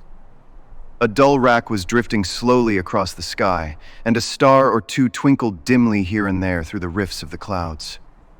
Holmes drove in silence, with his head sunk upon his breast, and the air of a man who is lost in thought, while I sat beside him, curious to learn what this new quest might be which seemed to tax his powers so sorely, and yet afraid to break in upon the current of his thoughts. We had driven several miles, and were beginning to get to the fringe of the belt of suburban villas, when he shook himself, shrugged his shoulders, and lit up his pipe with the air of a man who has satisfied himself that he is acting for the best. You have a grand gift of silence, Watson. It makes you quite invaluable as a companion. 'Pon my word, it is a great thing for me to have someone to talk to, for my own thoughts are not over pleasant. I was wondering what I should say to this dear little woman tonight when she meets me at the door. You forget that I know nothing about it. I shall just have time to tell you the facts of the case before we get to Lee. It seems absurdly simple, and yet somehow I can get nothing to go upon. There is plenty of thread, no doubt, but I can't get the end of it into my hand. Now, I'll state the case clearly and concisely to you, Watson, and maybe you can see a spark where all is dark to me. Proceed, then. Some years ago, to be definite, in May 1884, there came to Lee a gentleman, Neville St. Clair by name, who appeared to have plenty of money. He took a large villa, laid out the grounds very nicely, and lived generally in good style. By degrees he made friends in the neighborhood, and in 1887 he married the daughter of a local brewer, by whom he now has 2 children. He had no occupation, but was interested in several companies, and went into town as a rule in the morning, returning by the 5.14 from Cannon Street every night. Mr. St. Clair is now 37 years of age, is a man of temperate habits, a good husband, a very affectionate father, and a man who is popular with all who know him. I may add that his whole debts at the present moment, as far as we have been able to ascertain, amount to £88 10 shillings, while he has £220 standing to his credit in the Capital and Counties Bank. There is no reason, therefore, to think that money troubles have been weighing upon his mind. Last Monday, Mr. Neville St. Clair went into town rather earlier than usual, remarking before he started that he had 2 important commissions to perform, and that he would bring his little boy home a box of bricks. Now, by the merest chance, his wife received a telegram upon this same Monday, very shortly after his departure, to the effect that a small parcel of considerable value which she had been expecting was waiting for her at the offices of the Aberdeen Shipping Company. Now, if you are well up in your London, you will know that the offices of the company is in Fresno Street, which branches out of Upper Swandam Lane, where you found me tonight. Mrs. St. Clair had her lunch, started for the city, did some shopping, proceeded to the company's office, got her packet, and found herself at exactly 4.35 walking through Swandam Lane on her way back to the station. Have you followed me so far? It is very clear. If you remember, Monday was an exceedingly hot day, and Mrs. St. Clair walked slowly, glancing about in the hope of seeing a cab, as she did not like the neighborhood in which she found herself. While she was walking in this way down Swandam Lane, she suddenly heard an ejaculation or cry, and was struck cold to see her husband looking down at her, and, as it seemed to her, beckoning to her from a second-floor window. The window was open, and she distinctly saw his face, which she describes as being terribly agitated. He waved his hands frantically to her, and then vanished from the window so suddenly that it seemed to her that he had been plucked back by some irresistible force from behind. One singular point which struck her quick feminine eye was that, although he wore some dark coat, such as he had started to town in, he had on neither collar nor necktie. Convinced that something was amiss with him, she rushed down the steps, for the house was none other than the opium den in which you found me tonight, and running through the front room, she attempted to ascend the stairs which led to the first floor. At the foot of the stairs, however, she met this Lascar scoundrel of whom I have spoken, who thrust her back, and aided by a Dane, who acts as assistant there, pushed her out into the street. Filled with the most maddening doubts and fears, she rushed down the lane, and by rare good fortune met, in Fresno Street, a number of constables with an inspector, all on their way to their beat. The inspector and 2 men accompanied her back, and in spite of the continued resistance of the proprietor, they made their way to the room in which Mr. St. Clair had last been seen. There was no sign of him there. In fact, in the whole of that floor there was no one to be found, save a crippled wretch of hideous aspect, who, it seems, made his home there. Both he and the Lascar stoutly swore that no one else had been in the front room during the afternoon. So determined was their denial that the inspector was staggered, and had almost come to believe that Mrs. St. Clair had been deluded, when, with a cry, she sprang at a small deal box which lay upon the table, and tore the lid from it. Out there fell a cascade of children's bricks. It was the toy which he had promised to bring home. This discovery, and the evident confusion which the cripple showed, made the inspector realize that the matter was serious. The rooms were carefully examined, and results all pointed to an abominable crime. The front room was plainly furnished as a sitting room, and led into a small bedroom, which looked out upon the back of one of the wharves. Between the wharf and the bedroom window is a narrow strip, which is dry at low tide, but is covered at high tide with at least 4.5 feet of water. The bedroom window was a broad one and opened from below. On examination, traces of blood were to be seen upon the windowsill, and several scattered drops were visible upon the wooden floor of the bedroom. Thrust away behind a curtain in the front room were all the clothes of Mr. Neville St. Clair, with the exception of his coat, his boots, his socks, his hat, and his watch. All were there. There were no signs of violence upon any of these garments, and there were no other traces of Mr. Neville St. Clair. Out of the window he must apparently have gone, for no other exit could be discovered, and the ominous blood stains upon the sill gave little promise that he could save himself by swimming, for the tide was at its very highest at the moment of the tragedy. And now as to the villains who seemed to be immediately implicated in the matter. The Lascar was known to be a man of the vilest antecedents, but as, by Mrs. St. Clair's story, he was known to have been at the foot of the stair within a very few seconds of her husband's appearance at the window, he could hardly have been more than an accessory to the crime. His defense was one of absolute ignorance, and he protested that he had no knowledge as to the doings of Hugh Boone, his lodger, and that he could not account in any way for the presence of the missing gentleman's clothes. So much for the Lascar manager, now for the sinister cripple who lives upon the second floor of the opium den, and who was certainly the last human being whose eyes rested upon Neville St. Clair. His name is Hugh Boone, and his hideous face is one which is familiar to every man who goes much to the city. He is a professional beggar, though, in order to avoid the police regulations, he pretends to a small trade in wax vestas. Some little distance down Threadneedle Street, upon the left-hand side, there is, as you may have remarked, a small angle in the wall. Here it is that this creature takes his daily seat, cross-legged, with his tiny stock of matches on his lap, and as he is a piteous spectacle, a small rain of charity descends into the greasy leather cap, which lies upon the pavement beside him. I have watched the fellow more than once before ever I thought of making his professional acquaintance, and I have been surprised at the harvest which he has reaped in a short time. His appearance, you see, is so remarkable that no one can pass him without observing him. A shock of orange hair, a pale face disfigured by a horrible scar, which by its contraction has turned up the outer edge of his upper lip, a bulldog chin, and a pair of very penetrating dark eyes which present a singular contrast to the color of his hair, all mark him out from amid the common crowd of mendicants. And so, too, does his wit, for he is ever ready with a reply to any piece of chaff which may be thrown at him by the passers-by. This is the man whom we now learn to have been the lodger at the opium den, and to have been the last man to see the gentleman of whom we are in quest. But a cripple, what could he have done single-handed against a man in the prime of life? He is a cripple in the sense that he walks with a limp, but in other respects he appears to be a powerful and well-nurtured man. Surely your medical experience would tell you, Watson, that weakness in one limb is often compensated for by exceptional strength in the others. Pray continue your narrative. Mrs. St. Clair had fainted at the sight of the blood upon the window, and she was escorted home in a cab by the police, as her presence could be of no help to them in their investigations.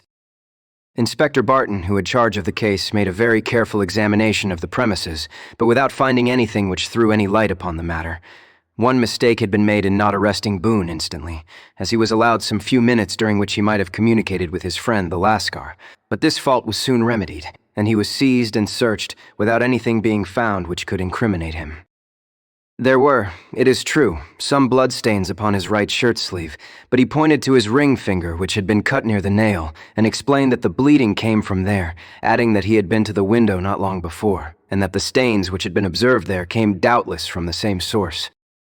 He denied strenuously having ever seen Mr. Neville St. Clair, and swore that the presence of the clothes in his room was as much a mystery to him as to the police. As to Mrs. St. Clair's assertion that she had actually seen her husband at the window, he declared that she must have been either mad or dreaming. He was removed, loudly protesting, to the police station, while the inspector remained upon the premises in the hope that the ebbing tide might afford some fresh clue. And it did, though they hardly found upon the mudbank what they had feared to find. It was Neville St. Clair's coat, and not Neville St. Clair, which lay uncovered as the tide receded. And what do you think they found in the pockets? I cannot imagine. No, I don't think you would guess. Every pocket stuffed with pennies and halfpennies. 421 pennies and 270 halfpennies. It was no wonder that it had not been swept away by the tide. But a human body is a different matter. There is a fierce eddy between the wharf and the house. It seemed likely enough that the weighted coat had remained when the stripped body had been sucked away into the river. But I understand that all the other clothes were found in the room. Would the body be dressed in a coat alone? No, sir, but the facts might be met spaciously enough. Suppose that this man Boone had thrust Neville St. Clair through the window. There is no human eye which could have seen the deed. What would he do then? It would of course instantly strike him that he must get rid of the telltale garments. He would seize the coat then, and be in the act of throwing it out, when it would occur to him that it would swim and not sink. He has little time, for he has heard the scuffle downstairs, when the wife tried to force her way up, and perhaps he has already heard from his Lascar confederate that the police are hurrying up the street. There is not an instant to be lost. He rushes to some secret hoard, where he has accumulated the fruits of his beggary, and he stuffs all the coins upon which he can lay his hands into the pockets to make sure of the coat's sinking. He throws it out, and would have done the same with the other garments, had not he heard the rush of steps below, and only just had time to close the window when the police appeared. It certainly sounds feasible. Well, we will take it as a working hypothesis for want of a better. Boone, as I have told you, was arrested and taken to the station, but it could not be shown that there had ever before been anything against him. He had for years been known as a professional beggar, but his life appeared to have been a very quiet and innocent one. There the matter stands at present, and the questions which have to be solved. What Neville St. Clair was doing in the opium den, what happened to him when there, where is he now, and what Hugh Boone had to do with his disappearance, are all as far from a solution as ever. I confess that I cannot recall any case within my experience which looked at the first glance so simple, and yet which presented such difficulties.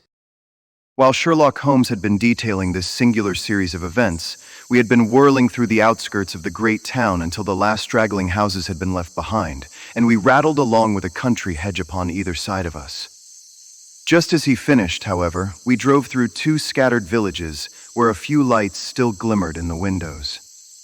We are on the outskirts of Lee. We have touched on 3 English counties in our short drive, starting in Middlesex, passing over an angle of Surrey, and ending in Kent. See that light among the trees? That is the Cedars, and beside that lamp sits a woman whose anxious ears have already, I have little doubt, caught the clink of our horses' feet. But why are you not conducting the case from Baker Street?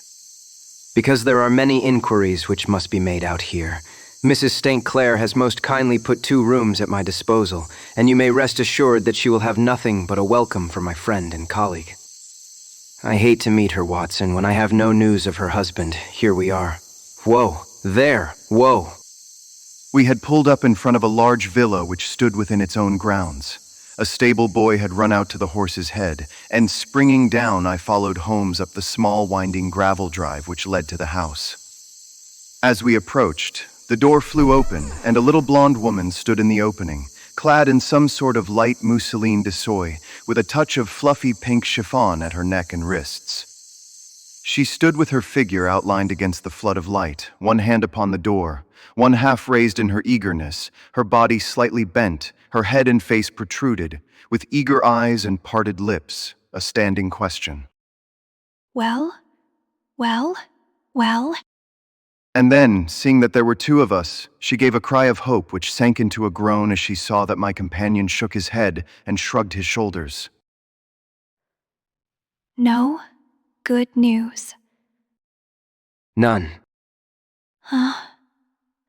No bad. Number. Thank God for that. But come in. You must be weary, for you have had a long day. This is my friend, Dr. Watson. He has been of most vital use to me in several of my cases, and a lucky chance has made it possible for me to bring him out and associate him with this investigation. I am delighted to see you. You will, I am sure, forgive anything that may be wanting in our arrangements, when you consider the blow which has come so suddenly upon us. My dear madam, I am an old campaigner, and if I were not, I can very well see that no apology is needed. If I can be of any assistance, either to you or to my friend here, I shall be indeed happy. Now, Mr. Sherlock Holmes, I should very much like to ask you 1 or 2 plain questions, to which I beg that you will give a plain answer. Certainly, madam. Do not trouble about my feelings. I am not hysterical, nor given to fainting. I simply wish to hear your real opinion. Upon what point? In your heart of hearts, do you think that Neville is alive? Sherlock Holmes seemed to be embarrassed by the question. Frankly, now. She repeated, standing upon the rug and looking keenly down at him as he leaned back in a basket chair. Frankly then, madam, I do not. You think that he is dead, I do. murdered, I don't say that, perhaps.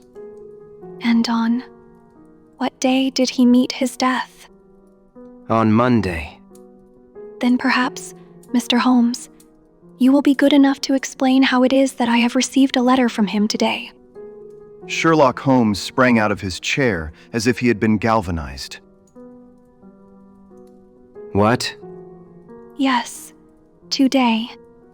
She stood smiling, holding up a little slip of paper in the air. May I see it? Certainly. He snatched it from her in his eagerness, and smoothing it out upon the table, he drew over the lamp and examined it intently. I had left my chair and was gazing at it over his shoulder.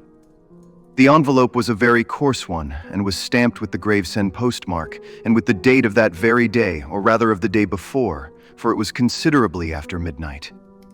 Coarse writing. Surely this is not your husband's writing, madam. No, but the enclosure is. I perceive also that whoever addressed the envelope had to go and inquire as to the address. How can you tell that? The name, you see, is in perfectly black ink, which has dried itself. The rest is of the grayish color, which shows that blotting paper has been used. If it had been written straight off and then blotted, none would be of a deep black shade. This man has written the name, and there has then been a pause before he wrote the address, which can only mean that he was not familiar with it. It is, of course, a trifle, but there is nothing so important as trifles. Let us now see the letter. Ha! There has been an enclosure here. Yes, there was a ring, his signet ring. And you are sure that this is your husband's hand? One of his hands. One? His hand when he wrote hurriedly. It is very unlike his usual writing, and yet I know it well. Dearest, do not be frightened. All will come well. There is a huge error which it may take some little time to rectify. Wait in patience, Neville. Written in pencil upon the flyleaf of a book, octavo size, no watermark. Posted today in Gravesend by a man with a dirty thumb. Ha! And the flap has been gummed, if I am not very much in error, by a person who had been chewing tobacco. And you have no doubt that it is your husband's hand, madam? None. Neville wrote those words. And they were posted today at Gravesend. Well, Mrs. St. Clair, the clouds lighten, though I should not venture to say that the danger is over. But he must be alive, Mr. Holmes. Unless this is a clever forgery to put us on the wrong scent. The ring, after all, proves nothing. It may have been taken from him. No, it is. It is his very own writing. Very well. It may, however, have been written on Monday and only posted today. That is possible. If so, much may have happened between. Oh, you must not discourage me, Mr. Holmes. I know that all is well with him. There is so keen a sympathy between us that I should know if evil came upon him. On the very day that I saw him last, he cut himself in the bedroom. And yet, I in the dining room rushed upstairs, instantly with the utmost certainty that something had happened. Do you think that I would respond to such a trifle, and yet be ignorant of his death?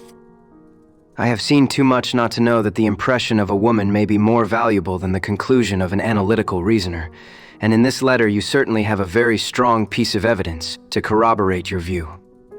But if your husband is alive and able to write letters, why should he remain away from you? I cannot imagine. It is unthinkable. And on Monday he made no remarks before leaving you. Number. And you were surprised to see him in Swandam Lane. Very much so. Was the window open? Yes, Then he might have called to you. he might. He only, as I understand, gave an inarticulate cry. Yes, A call for help, you thought? yes. He waved his hands. But it might have been a cry of surprise. Astonishment at the unexpected sight of you might cause him to throw up his hands. It is possible. And you thought he was pulled back? He disappeared so suddenly. He might have leaped back. You did not see anyone else in the room. No. But this horrible man confessed to having been there, and the Lascar was at the foot of the stairs. Quite so. Your husband, as far as you could see, had his ordinary clothes on. But without his collar or tie, I distinctly saw his bare throat. Had he ever spoken of Swandam Lane? Never. Had he ever showed any signs of having taken opium? Never. Thank you, Mrs. St. Clair. Those are the principal points about which I wish to be absolutely clear. We shall now have a little supper and then retire, for we may have a very busy day tomorrow. A large and comfortable double-bedded room had been placed at our disposal, and I was quickly between the sheets, for I was weary after my night of adventure. Sherlock Holmes was a man, however, who, when he had an unsolved problem upon his mind, would go for days, and even for a week without rest, turning it over, rearranging his facts, looking at it from every point of view until he had either fathomed it or convinced himself that his data were insufficient. It was soon evident to me that he was now preparing for an all-night sitting. He took off his coat and waistcoat, put on a large blue dressing gown, and then wandered about the room collecting pillows from his bed and cushions from the sofa and armchairs. With these, he constructed a sort of eastern divan, upon which he perched himself cross-legged, with an ounce of shag tobacco and a box of matches laid out in front of him. In the dim light of the lamp I saw him sitting there, an old briar pipe between his lips, his eyes fixed vacantly upon the corner of the ceiling, the blue smoke curling up from him, silent, motionless, with the light shining upon his strong-set aquiline features. So he sat as I dropped off to sleep, and so he sat when a sudden ejaculation caused me to wake up, and I found the summer sun shining into the apartment. The pipe was still between his lips, the smoke still curled upward, and the room was full of a dense tobacco haze, but nothing remained of the heap of shag which I had seen upon the previous night. Awake, Watson. Yes, Game for a morning drive? certainly. Then dress. No one is stirring yet, but I know where the stable boy sleeps, and we shall soon have the trap out. He chuckled to himself as he spoke, his eyes twinkled, and he seemed a different man to the somber thinker of the previous night. As I dressed, I glanced at my watch. It was no wonder that no one was stirring. It was 25 minutes past 4. I had hardly finished when Holmes returned with the news that the boy was putting in the horse. I want to test a little theory of mine. I think, Watson, that you are now standing in the presence of one of the most absolute fools in Europe. I deserve to be kicked from here to Charing Cross, but I think I have the key of the affair now. And where is it? In the bathroom. Oh yes, I am not joking. I have just been there, and I have taken it out, and I have got it in this Gladstone bag. Come on, my boy, and we shall see whether it will not fit the lock. We made our way downstairs as quietly as possible, and out into the bright morning sunshine. In the road stood our horse and trap, with the half-clad stable boy waiting at the head. We both sprang in, and away we dashed down the London road. A few country carts were stirring, bearing in vegetables to the metropolis, but the lines of villas on either side were as silent and lifeless as some city in a dream. It has been in some points a singular case. I confess that I have been as blind as a mole, but it is better to learn wisdom late than never to learn it at all. In town, the earliest risers were just beginning to look sleepily from their windows as we drove through the streets of the Surrey side. Passing down the Waterloo Bridge Road, we crossed over the river, and dashing up Wellington Street, wheeled sharply to the right, and found ourselves in Bow Street. Sherlock Holmes was well known to the force, and the two constables at the door saluted him. One of them held the horse's head while the other let us in. Who is on duty? Inspector Bradstreet, sir. Ah, Bradstreet, how are you? A tall, stout official had come down the stone-flagged passage in a peaked cap and frog jacket. I wish to have a quiet word with you, Bradstreet. Certainly, Mr. Holmes.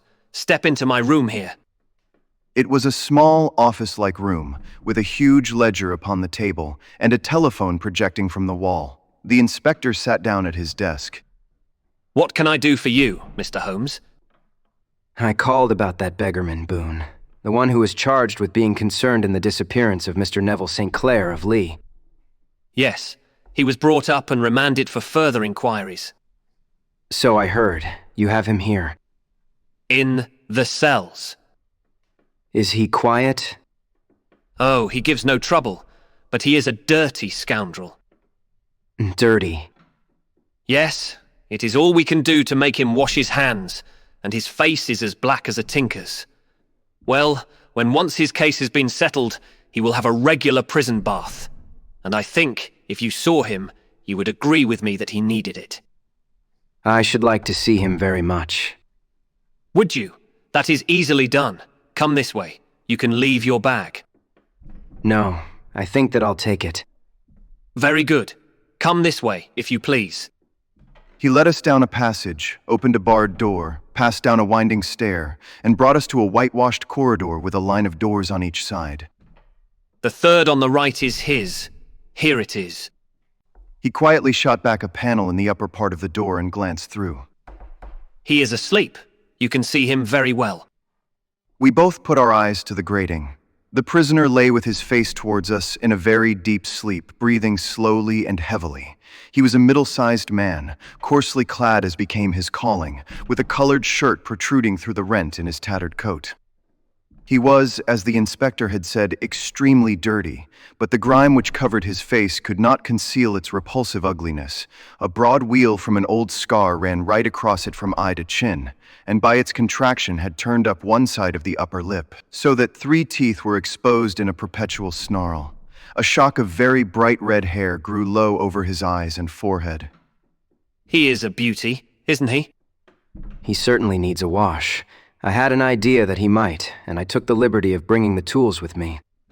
He opened the Gladstone bag as he spoke, and took out, to my astonishment, a very large bath sponge. You are a funny one. Now, if you will have the great goodness to open that door very quietly, we will soon make him cut a much more respectable figure. Well, I don't know why not.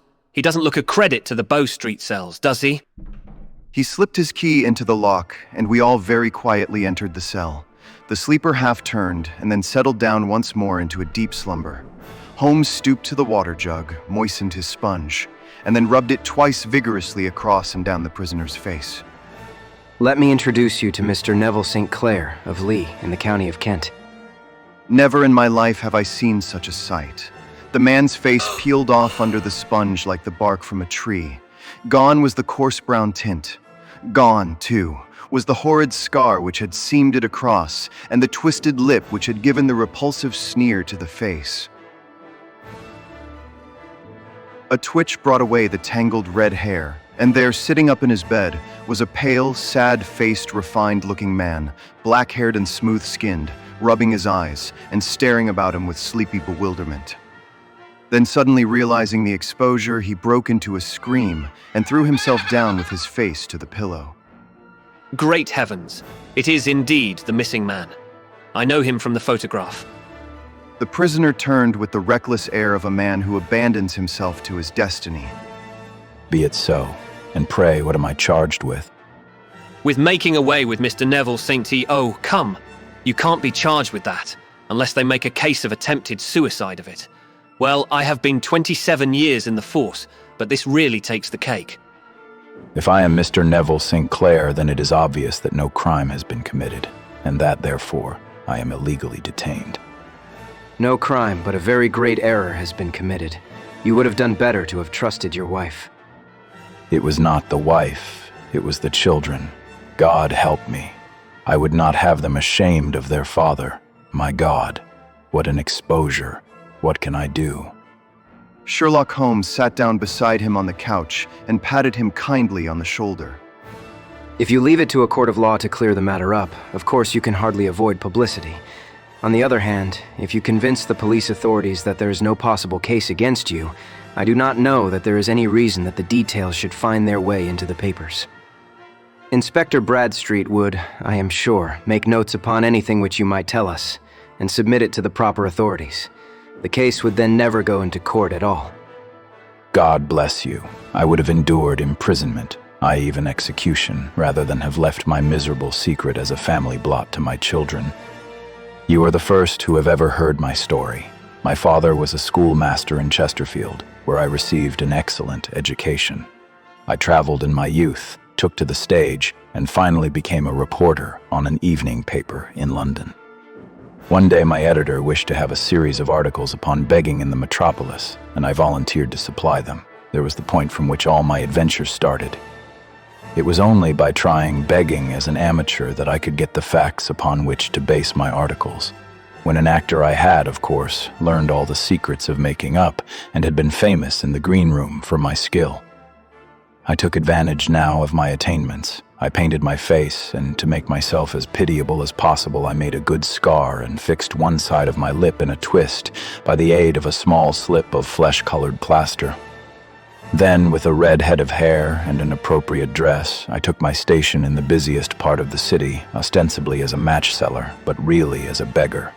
For 7 hours I plied my trade, and when I returned home in the evening I found, to my surprise, that I had received no less than 26 shillings and fourpence. I wrote my articles and thought little more of the matter until, some time later, I backed a bill for a friend and had a writ served upon me for £25. I was at my wits' end where to get the money, but a sudden idea came to me. I begged a fortnight's grace from the creditor, asked for a holiday from my employers, and spent the time in begging in the city under my disguise. In 10 days I had the money and had paid the debt. Well, you can imagine how hard it was to settle down to arduous work at £2 a week, when I knew that I could earn as much in a day by smearing my face with a little paint, laying my cap on the ground, and sitting still.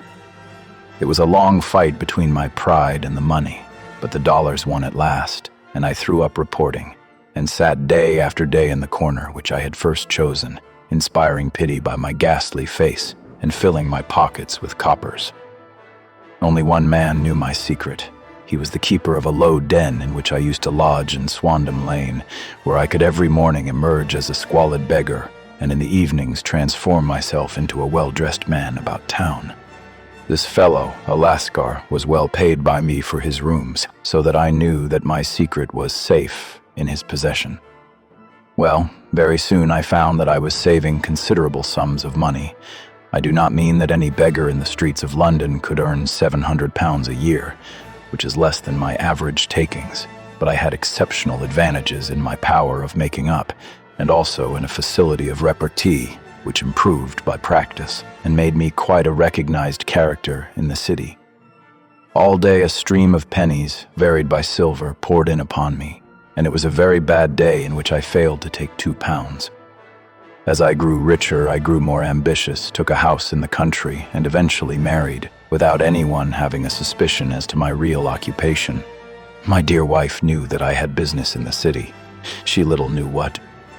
Last Monday I had finished for the day and was dressing in my room above the opium den when I looked out of my window and saw, to my horror and astonishment, that my wife was standing in the street, with her eyes fixed full upon me. I gave a cry of surprise, threw up my arms to cover my face, and, rushing to my confidant, the lascar, entreated him to prevent anyone from coming up to me. I heard her voice downstairs, but I knew that she could not ascend. Swiftly I threw off my clothes, pulled on those of a beggar, and put on my pigments and wig. Even a wife's eyes could not pierce so complete a disguise. But then it occurred to me that there might be a search in the room, and that the clothes might betray me. I threw open the window, reopening by my violence a small cut which I had inflicted upon myself in the bedroom that morning.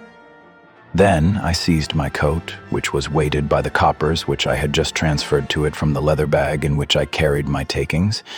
I hurled it out of the window, and it disappeared into the Thames. The other clothes would have followed, but at that moment there was a rush of constables up the stair. And a few minutes after I found, rather I confess, to my relief, that instead of being identified as Mr. Neville St. Clair, I was arrested as his murderer. I do not know that there is anything else for me to explain. I was determined to preserve my disguise as long as possible, and hence my preference for a dirty face. Knowing that my wife would be terribly anxious, I slipped off my ring and confided it to the Lascar at a moment when no constable was watching me, together with a hurried scrawl telling her that she had no cause to fear. That note only reached her yesterday. Good God, what a week she must have spent. The police have watched this Lascar, and I can quite understand that he might find it difficult to post a letter unobserved. Probably he handed it to some sailor customer of his, who forgot all about it for some days. That was it. I have no doubt of it. But have you never been prosecuted for begging? Many times. But what was a fine to me? It must stop here, however. If the police are to hush this thing up, there must be no more of Hugh Boone. I have sworn it by the most solemn oaths which a man can take. In that case, I think that it is probable that no further steps may be taken. But if you are found again, then all must come out. I am sure, Mr. Holmes, that we are very much indebted to you for having cleared the matter up. I wish I knew how you reach your results. I reached this one by sitting upon 5 pillows and consuming an ounce of shag. I think, Watson, that if we drive to Baker Street, we shall just be in time for breakfast.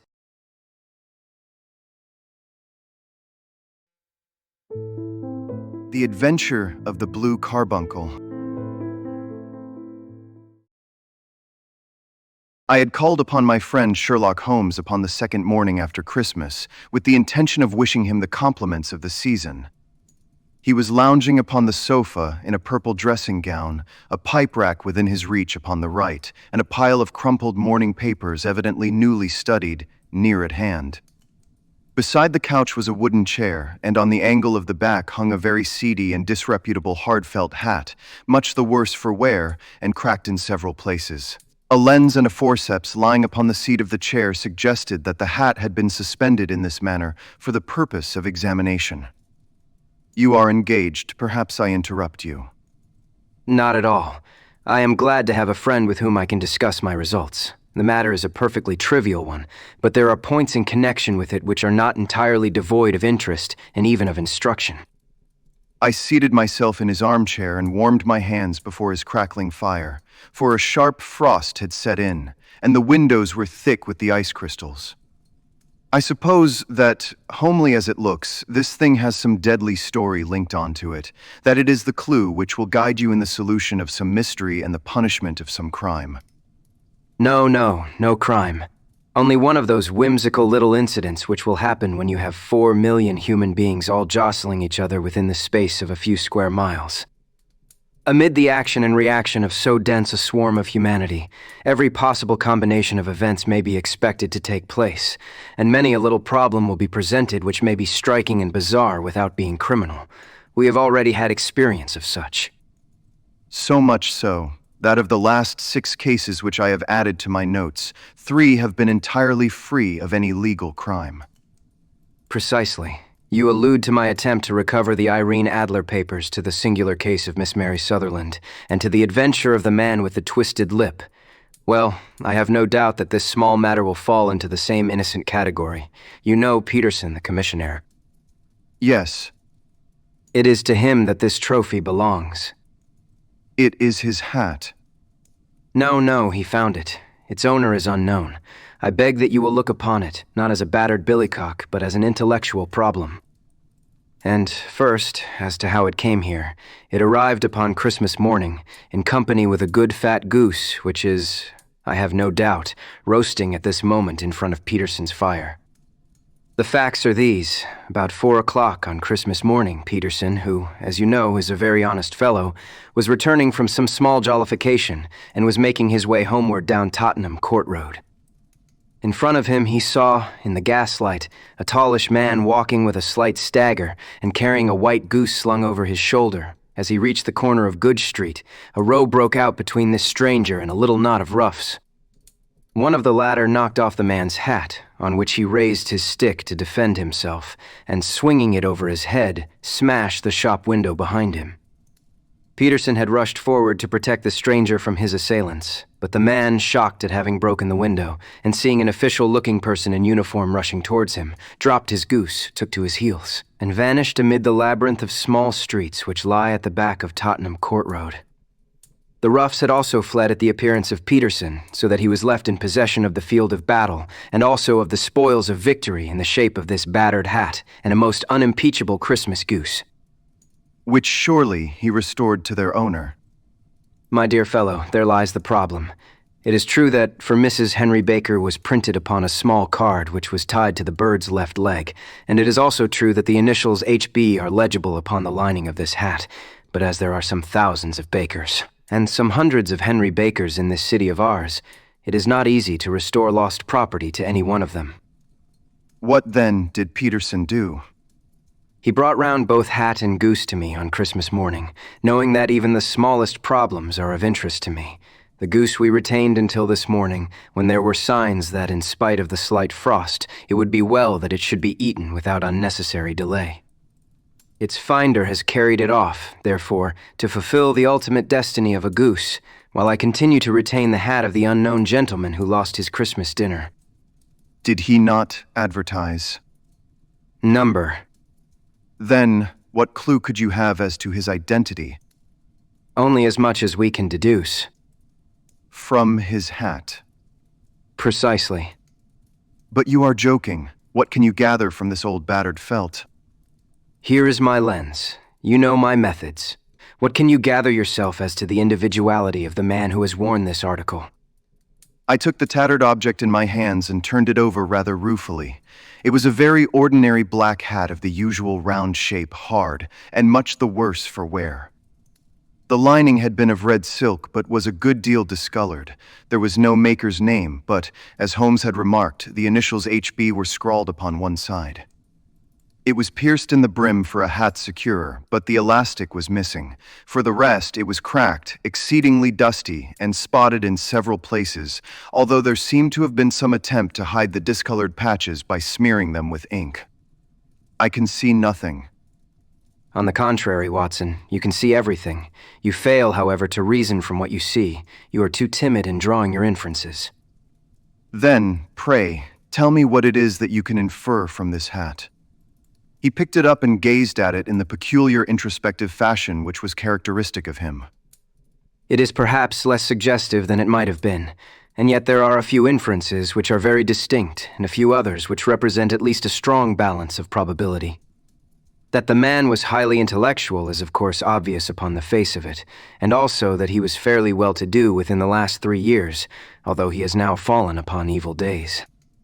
He had foresight, but has less now than formerly, pointing to a moral retrogression, which, when taken with the decline of his fortunes, seems to indicate some evil influence, probably drink, at work upon him. This may account also for the obvious fact that his wife has ceased to love him. My dear Holmes. He has, however, retained some degree of self-respect. He is a man who leads a sedentary life, goes out little, is out of training entirely, is middle-aged, has grizzled hair which he has had cut within the last few days, and which he anoints with lime cream. These are the more patent facts which are to be deduced from his hat. Also, by the way, that it is extremely improbable that he has gas laid on in his house. You are certainly joking, Holmes. Not in the least. Is it possible that even now, when I give you these results, you are unable to see how they are attained? I have no doubt that I am very stupid, but I must confess that I am unable to follow you. For example, how did you deduce that this man was intellectual? For answer, Holmes clapped the hat upon his head. It came right over the forehead and settled upon the bridge of his nose. It is a question of cubic capacity. A man with so large a brain must have something in it. The decline of his fortunes, then. This hat is 3 years old. These flat brims curled at the edge came in then. It is a hat of the very best quality. Look at the band of ribbed silk and the excellent lining. If this man could afford to buy so expensive a hat 3 years ago, and has had no hat since, then he has assuredly gone down in the world. Well, that is clear enough, certainly. But how about the foresight and the moral retrogression? Sherlock Holmes laughed. Here is the foresight. They are never sold upon hats. If this man ordered one, it is a sign of a certain amount of foresight, since he went out of his way to take this precaution against the wind. But since we see that he has broken the elastic and has not troubled to replace it, it is obvious that he has less foresight now than formerly, which is a distinct proof of a weakening nature. On the other hand, he has endeavored to conceal some of these stains upon the felt by daubing them with ink, which is a sign that he has not entirely lost his self-respect. Your reasoning is certainly plausible. The further points that he is middle-aged, that his hair is grizzled, that it has been recently cut, and that he uses lime cream are all to be gathered from a close examination of the lower part of the lining. The lens discloses a large number of hair ends, clean cut by the scissors of the barber. They all appear to be adhesive, and there is a distinct odor of lime cream. This dust, you will observe, is not the gritty gray dust of the street, but the fluffy brown dust of the house, showing that it has been hung up indoors most of the time, while the marks of moisture upon the inside are proof positive that the wearer perspired very freely, and could, therefore, hardly be in the best of training. But his wife, you said that she had ceased to love him. This hat has not been brushed for weeks. When I see you, my dear Watson, with a week's accumulation of dust upon your hat, and when your wife allows you to go out in such a state, I shall fear that you also have been unfortunate enough to lose your wife's affection. But he might be a bachelor. Nay, he was bringing home the goose as a peace offering to his wife. Remember the card upon the bird's leg. You have an answer to everything, but how on earth do you deduce that the gas is not laid on in his house? One tallow stain or even two might come by chance.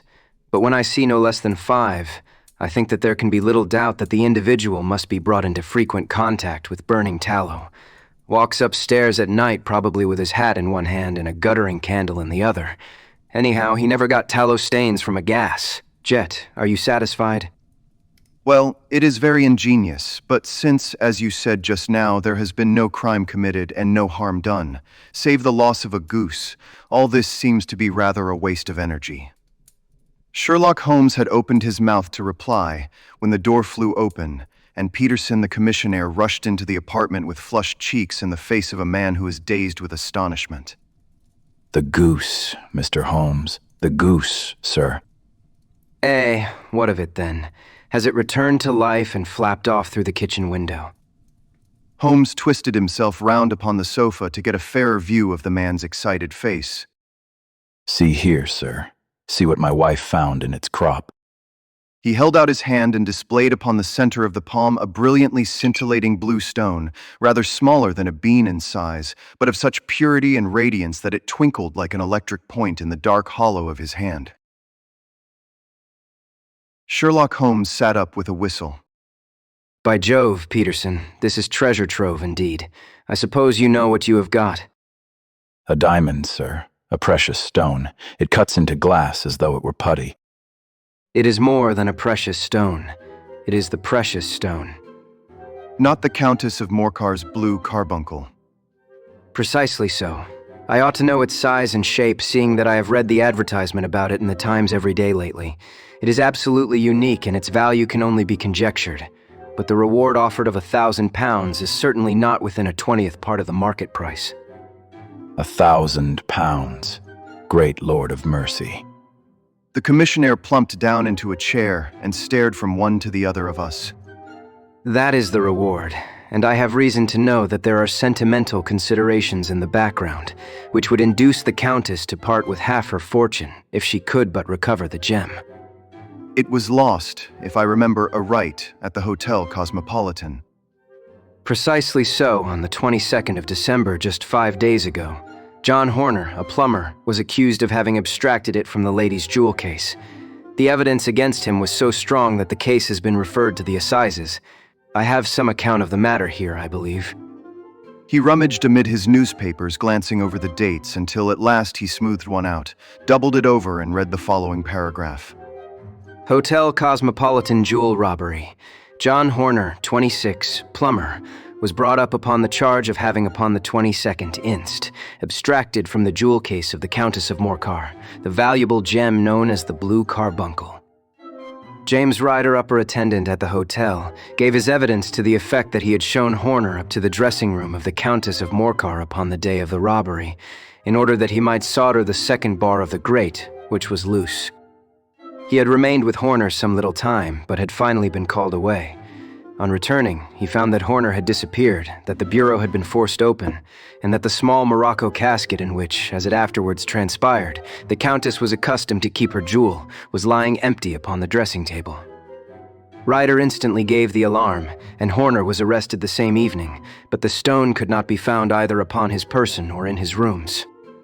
Catherine Cusack, maid to the Countess, deposed to having heard Ryder's cry of dismay on discovering the robbery, and to having rushed into the room, where she found matters as described by the last witness.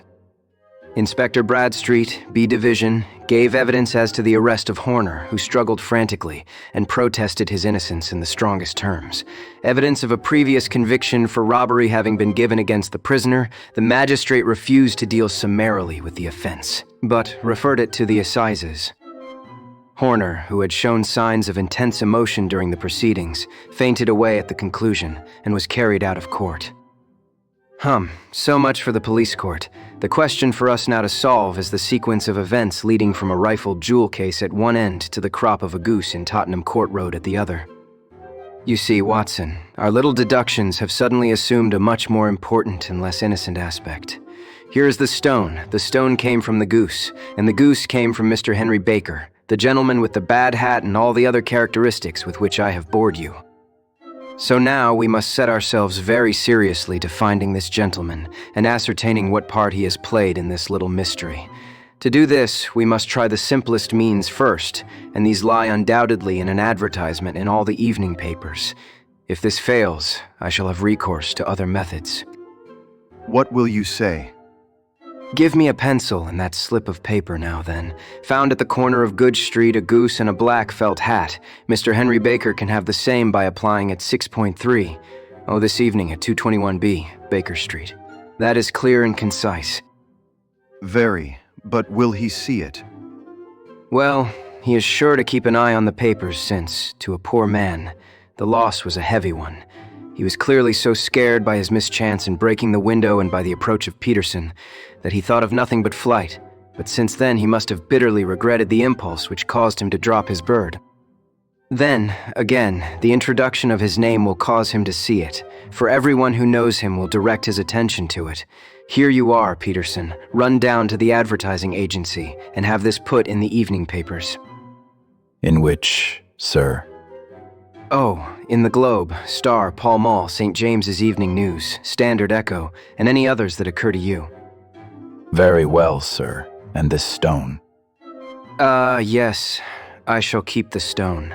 Thank you, and I say, Peterson, just buy a goose on your way back, and leave it here with me, for we must have one to give to this gentleman in place of the one which your family is now devouring. When the commissionaire had gone, Holmes took up the stone and held it against the light. It is a bonny thing. Just see how it glints and sparkles. Of course, it is a nucleus and focus of crime. Every good stone is. They are the devil's pet baits. In the larger and older jewels, every facet may stand for a bloody deed. This stone is not yet 20 years old. It was found in the banks of the Amoy River in southern China and is remarkable in having every characteristic of the carbuncle, save that it is blue in shade instead of ruby red. In spite of its youth, it is already a sinister history. There have been 2 murders, a vitriol throwing, a suicide, and several robberies brought about for the sake of this 40-grain weight of crystallized charcoal. Who would think that so pretty a toy would be a purveyor to the gallows and the prison? I'll lock it up in my strong box now and drop a line to the Countess to say that we have it. Do you think that this man Horner is innocent? I cannot tell. Well then, do you imagine that this other one, Henry Baker, had anything to do with the matter? It is, I think, much more likely that Henry Baker is an absolutely innocent man, who had no idea that the bird which he was carrying was of considerably more value than if it were made of solid gold. That, however, I shall determine by a very simple test, if we have an answer to our advertisement. And you can do nothing until then? Nothing. In that case, I shall continue my professional round, but I shall come back in the evening at the hour you have mentioned, for I should like to see the solution of so tangled a business. Very glad to see you. I dine at 7. There is a woodcock, I believe. By the way, in view of recent occurrences, perhaps I ought to ask Mrs. Hudson to examine its crop. I had been delayed at a case, and it was a little after 6:30 when I found myself in Baker Street once more. As I approached the house, I saw a tall man in a Scotch bonnet, with a coat which was buttoned up to his chin, waiting outside in the bright semicircle which was thrown from the fanlight. Just as I arrived, the door was opened, and we were shown up together to Holmes's room. Mr. Henry Baker, I believe. Pray take this chair by the fire, Mr. Baker. It is a cold night, and I observe that your circulation is more adapted for summer than for winter. Ah, Watson, you have just come at the right time. Is that your hat, Mr. Baker? Yes, sir. That is undoubtedly my hat. He was a large man with rounded shoulders, a massive head, and a broad, intelligent face, sloping down to a pointed beard of grizzled brown. A touch of red in nose and cheeks, with a slight tremor of his extended hand, recalled Holmes's surmise as to his habits. His rusty black frock coat was buttoned right up in front, with the collar turned up, and his lank wrists protruded from his sleeves without a sign of cuff or shirt. He spoke in a slow staccato fashion, choosing his words with care, and gave the impression generally of a man of learning and letters who had had ill usage at the hands of fortune. We have retained these things for some days because we expected to see an advertisement from you giving your address. I am at a loss to know now why you did not advertise. Shillings have not been so plentiful with me as they once were. I had no doubt that the gang of roughs who assaulted me had carried off both my hat and the bird. I did not care to spend more money in a hopeless attempt at recovering them. Very naturally. By the way, about the bird, we were compelled to eat it. To eat it? Yes, it would have been of no use to anyone had we not done so, but I presume that this other goose upon the sideboard, which is about the same weight and perfectly fresh, will answer your purpose equally well. Oh, certainly, certainly. Of course, we still have the feathers, legs, crop, and so on of your own bird, so if you wish. The man burst into a hearty laugh. They might be useful to me as relics of my adventure, but beyond that I can hardly see what use the disjecta membra of my late acquaintance are going to be to me. No, sir. I think that, with your permission, I will confine my attentions to the excellent bird which I perceive upon the sideboard. Sherlock Holmes glanced sharply across at me with a slight shrug of his shoulders. There is your hat, then, and there your bird. By the way, would it bore you to tell me where you got the other one from? I am somewhat of a fowl fancier, and I have seldom seen a better-grown goose. Certainly, sir. There are a few of us who frequent the Alpha Inn near the museum. We are to be found in the museum itself during the day, you understand. This year, our good host, Windigate by name, instituted a goose club, by which, on consideration of some few pence every week, we were each to receive a bird at Christmas. My pence were duly paid, and the rest is familiar to you. I am much indebted to you, sir, for a Scotch bonnet is fitted neither to my years nor my gravity. With a comical pomposity of manner, he bowed solemnly to both of us and strode off upon his way. So much for Mr. Henry Baker. It is quite certain that he knows nothing whatever about the matter. Are you hungry, Watson? Not particularly. Then I suggest that we turn our dinner into a supper and follow up this clue while it is still hot. By all means. It was a bitter night, so we drew on our ulsters and wrapped cravats about our throats. Outside, the stars were shining coldly in a cloudless sky, and the breath of the passers-by blew out into smoke like so many pistol shots. Our footfalls rang out crisply and loudly as we swung through the Doctor's Quarter, Wimpole Street, Harley Street, and so through Wigmore Street into Oxford Street. In a quarter of an hour we were in Bloomsbury at the Alpha Inn, which is a small public house at the corner of one of the streets which runs down into Holborn. Holmes pushed open the door of the private bar and ordered 2 glasses of beer from the ruddy-faced, white-aproned landlord. Your beer should be excellent, if it is as good as your geese. My geese. The man seemed surprised. Yes, I was speaking only half an hour ago to Mr. Henry Baker, who was a member of your goose club. Yes, I see. But you see, sir, them's not our geese. Indeed. Whose then? Well, I got the 24 from a salesman in Covent Garden. Indeed. I know some of them. Which was it? Breckenridge is his name. I don't know him. Well, here is your good health, landlord, and prosperity to your house. Good night. Now for Mr. Breckenridge. Remember, Watson, that though we have so homely a thing as a goose at one end of this chain, we have at the other a man who will certainly get 7 years penal servitude unless we can establish his innocence. It is possible that our inquiry may but confirm his guilt, but in any case, we have a line of investigation which has been missed by the police, and which a singular chance has placed in our hands. Let us follow it out to the bitter end. Faces to the south, then, and quick march. We passed across Holborn, down Endell Street, and so through a zigzag of slums to Covent Garden Market. One of the largest stalls bore the name of Breckenridge upon it, and the proprietor, a horsey-looking man, with a sharp face and trimmed side whiskers, was helping a boy to put up the shutters. Good evening. It is a cold night. The salesman nodded and shot a questioning glance at my companion. Sold out of geese, I see. Let you have 500 tomorrow morning. That is no good. Well, there are some on the stall with the gas flare. But I was recommended to you. Who by? The landlord of the Alpha. Oh, yes, I sent him a couple of dozen. Fine birds they were, too. Now where did you get them from? To my surprise, the question provoked a burst of anger from the salesman.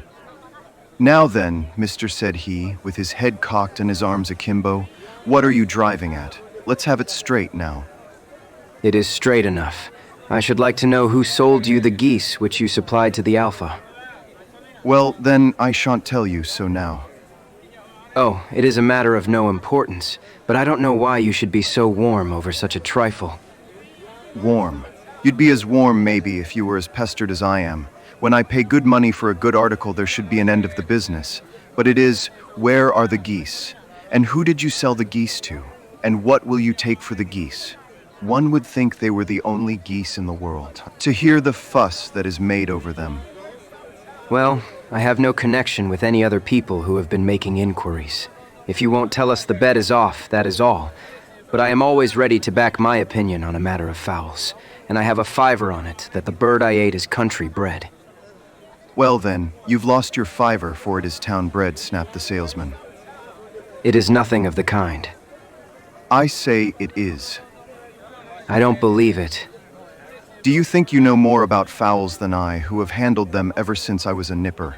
I tell you, all those birds that went to the Alpha were town bred.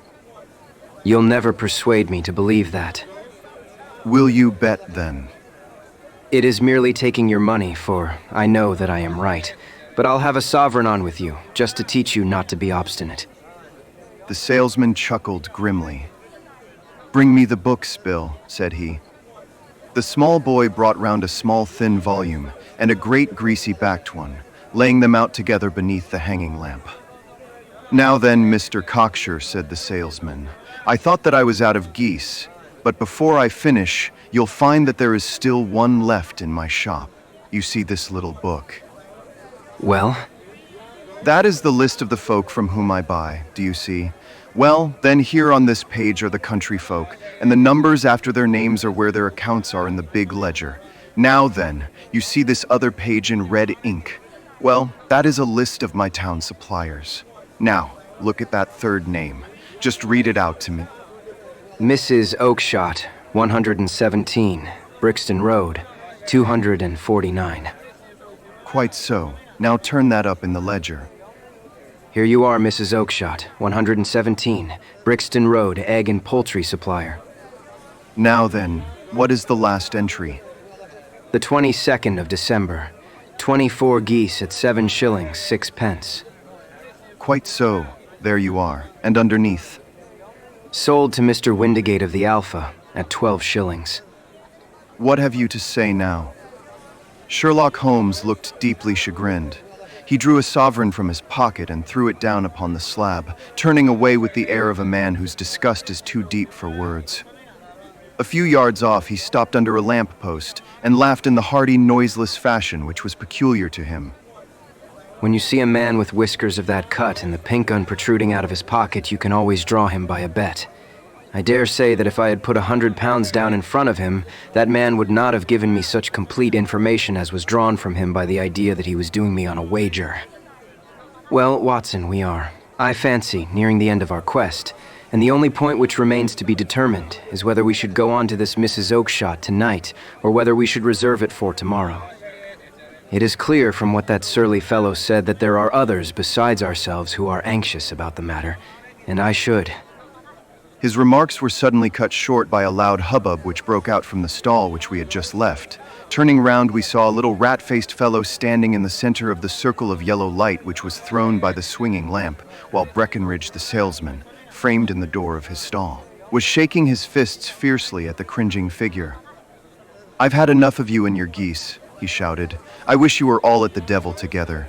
If you come pestering me any more with your silly talk, I'll set the dog at you. You bring Mrs. Oakshott here and I'll answer her. But what have you to do with it? Did I buy the geese off you?" No, but one of them was mine all the same. "Well then, ask Mrs. Oakshott for it." She told me to ask you. "Well, you can ask the King of Prussia for all I care. I've had enough of it. Get out of this." He rushed fiercely forward, and the inquirer flitted away into the darkness. This may save us a visit to Brixton Road. Come with me, and we will see what is to be made of this fellow. Striding through the scattered knots of people who lounged round the flaring stalls, my companion speedily overtook the little man and touched him upon the shoulder. He sprang round, and I could see in the gaslight that every vestige of color had been driven from his face. Who are you, then? What do you want? You will excuse me, but I could not help overhearing the questions which you put to the salesman just now. I think that I could be of assistance to you. You? Who are you? How could you know anything of the matter? My name is Sherlock Holmes. It is my business to know what other people don't know. But you can know nothing of this. Excuse me, I know everything of it. You are endeavoring to trace some geese which were sold by Mrs. Oakshott of Brixton Road to a salesman named Breckenridge. By him in turn to Mr. Windigate of the Alpha, and by him to his club, of which Mr. Henry Baker is a member. Oh, sir, you are the very man whom I have longed to meet. I can hardly explain to you how interested I am in this matter. Sherlock Holmes hailed a four-wheeler which was passing. In that case, we had better discuss it in a cozy room, rather than in this windswept marketplace. But pray tell me, before we go farther, who it is that I have the pleasure of assisting. The man hesitated for an instant.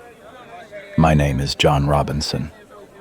No, the real name. It is always awkward doing business with an alias.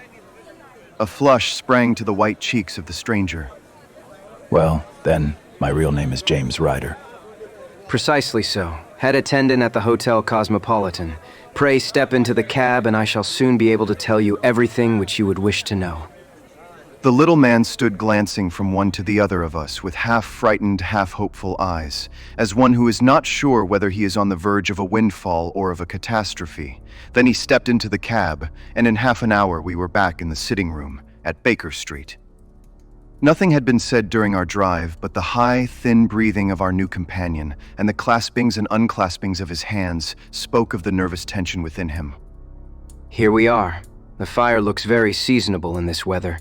You look cold, Mr. Ryder. Pray, take the basket chair. I will just put on my slippers before we settle this little matter of yours.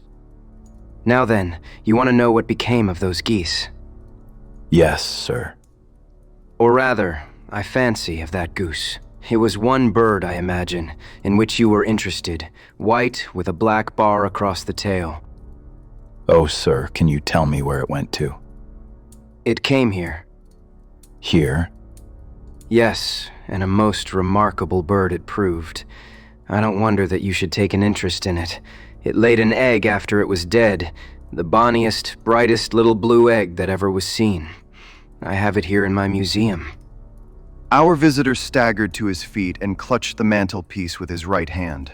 Holmes unlocked his strong box and held up the blue carbuncle, which shone out like a star, with a cold, brilliant, many-pointed radiance. Ryder stood glaring with a drawn face, uncertain whether to claim or to disown it. The game's up, Ryder. Hold up, man, or you'll be into the fire. Give him an arm back into his chair, Watson. He has not got blood enough to go in for felony with impunity. Give him a dash of brandy, so. Now he looks a little more human. What a shrimp it is, to be sure.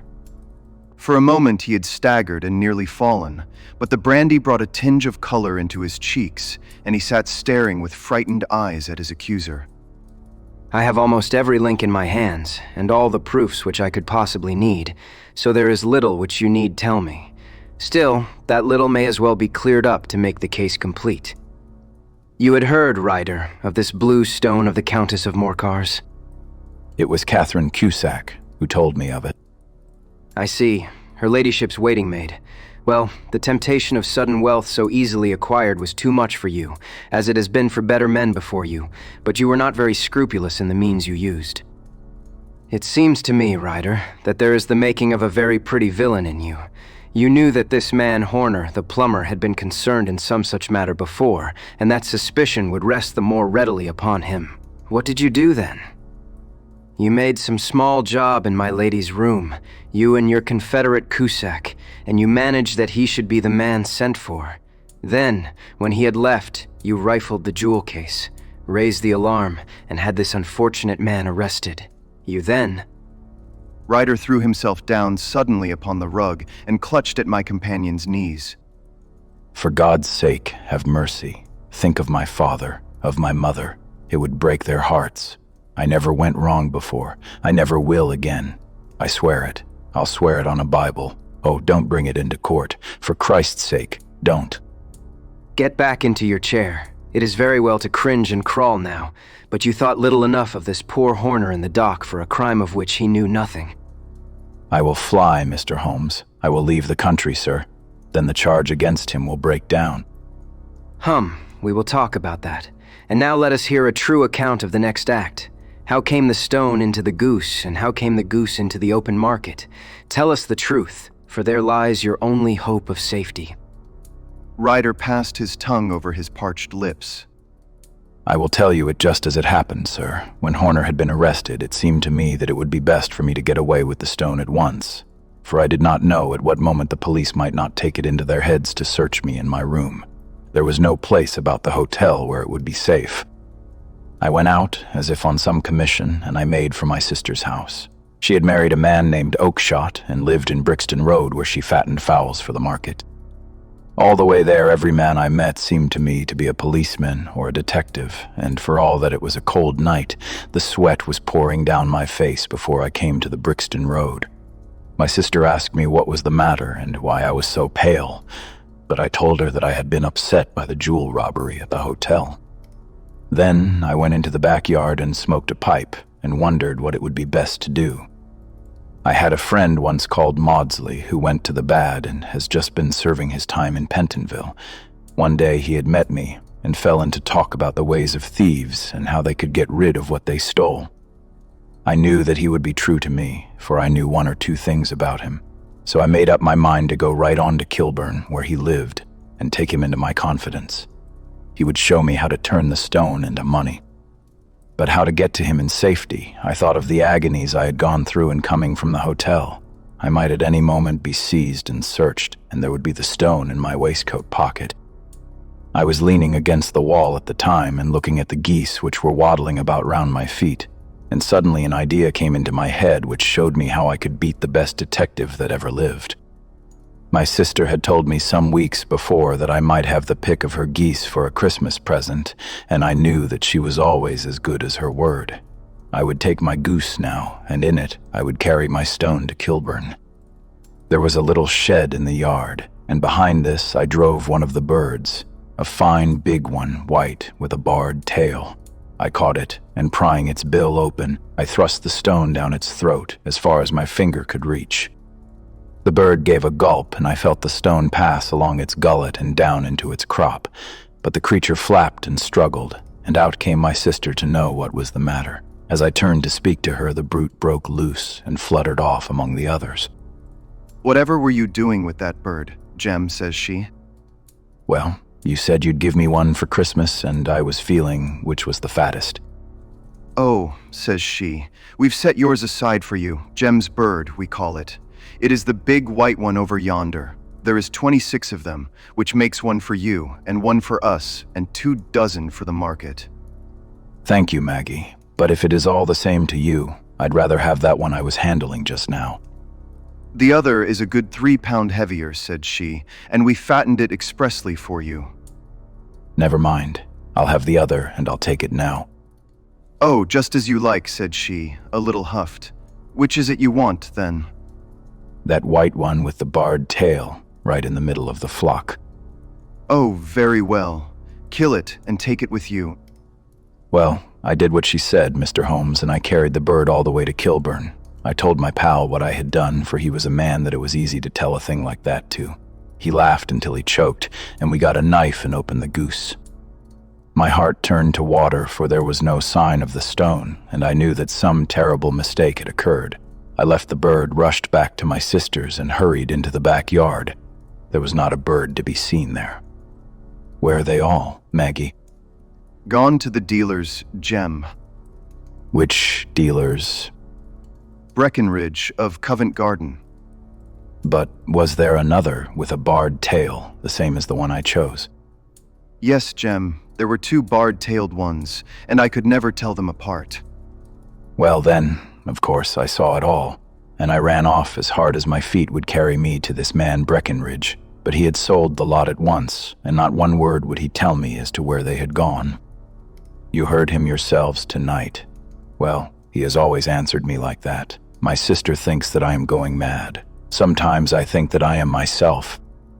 And now I am myself a branded thief, without ever having touched the wealth for which I sold my character. God help me, God help me. He burst into convulsive sobbing, with his face buried in his hands. There was a long silence, broken only by his heavy breathing and by the measured tapping of Sherlock Holmes's fingertips upon the edge of the table. Then my friend rose and threw open the door. Get out. What, sir? Oh, heaven bless you. No more words. Get out.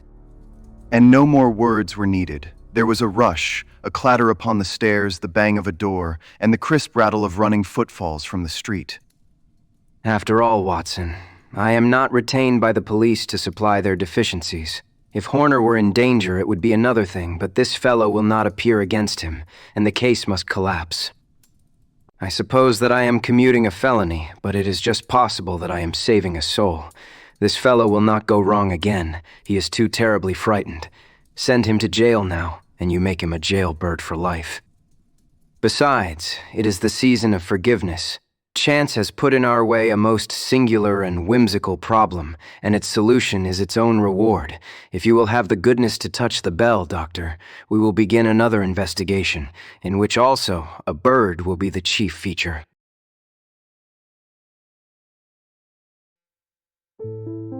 The Adventure of the Speckled Band.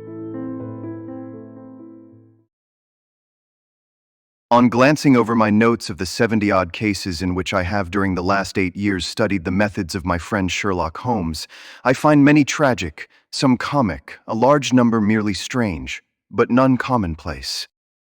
For, working as he did rather for the love of his art than for the acquirement of wealth, he refused to associate himself with any investigation which did not tend towards the unusual, and even the fantastic. Of all these varied cases, however, I cannot recall any which presented more singular features than that which was associated with the well-known Surrey family of the Roylotts of Stoke Moran. The events in question occurred in the early days of my association with Holmes, when we were sharing rooms as bachelors in Baker Street. It is possible that I might have placed them upon record before, but a promise of secrecy was made at the time, from which I have only been freed during the last month by the untimely death of the lady to whom the pledge was given. It is perhaps as well that the facts should now come to light, for I have reasons to know that there are widespread rumors as to the death of Dr. Grimesby Roylott, which tend to make the matter even more terrible than the truth. It was early in April in the year '83 that I woke one morning to find Sherlock Holmes standing, fully dressed, by the side of my bed. He was a late riser as a rule, and as the clock on the mantelpiece showed me that it was only 7:15, I blinked up at him in some surprise, and perhaps just a little resentment, for I was myself regular in my habits. Very sorry to knock you up, Watson, but it is the common lot this morning. Mrs. Hudson has been knocked up, she retorted upon me, and I on you. What is it then? A fire? No, a client. It seems that a young lady has arrived in a considerable state of excitement, who insists upon seeing me. She is waiting now in the sitting room. Now, when young ladies wander about the metropolis at this hour of the morning and knock sleepy people up out of their beds, I presume that it is something very pressing which they have to communicate. Should it prove to be an interesting case, you would, I am sure, wish to follow it from the outset. I thought, at any rate, that I should call you and give you the chance. My dear fellow, I would not miss it for anything. I had no keener pleasure than in following Holmes in his professional investigations, and in admiring the rapid deductions as swift as intuitions, and yet always founded on a logical basis with which he unraveled the problems which were submitted to him. I rapidly threw on my clothes, and was ready in a few minutes to accompany my friend down to the sitting room. A lady dressed in black and heavily veiled, who had been sitting in the window, rose as we entered. Good morning, madam. My name is Sherlock Holmes. This is my intimate friend and associate, Dr. Watson, before whom you can speak as freely as before myself. I am glad to see that Mrs. Hudson has had the good sense to light the fire. Pray draw up to it, and I shall order you a cup of hot coffee, for I observe that you are shivering. It is not cold, which makes me shiver. What, then? It is fear, Mr. Holmes. It is terror. She raised her veil as she spoke, and we could see that she was indeed in a pitiable state of agitation, her face all drawn and gray, with restless, frightened eyes, like those of some hunted animal. Her features and figure were those of a woman of 30, but her hair was shot with premature gray, and her expression was weary and haggard. Sherlock Holmes ran her over with one of his quick, all-comprehensive glances. You must not fear. We shall soon set matters right, I have no doubt. You have come in by train this morning, I see. You know me, then? No, but I observe the second half of a return ticket in the palm of your left glove. You must have started early, and yet you had a good drive in a dog cart along heavy roads before you reached the station. The lady gave a violent start and stared in bewilderment at my companion. There is no mystery, my dear madam. The left arm of your jacket is spattered with mud in no less than 7 places. The marks are perfectly fresh. There is no vehicle save a dog cart which throws up mud in that way, and then only when you sit on the left-hand side of the driver. Whatever your reasons may be, you are perfectly correct. I started from home before 6, reached Leatherhead at 20 past, and came in by the first train to Waterloo. Sir, I can stand this strain no longer. I shall go mad if it continues.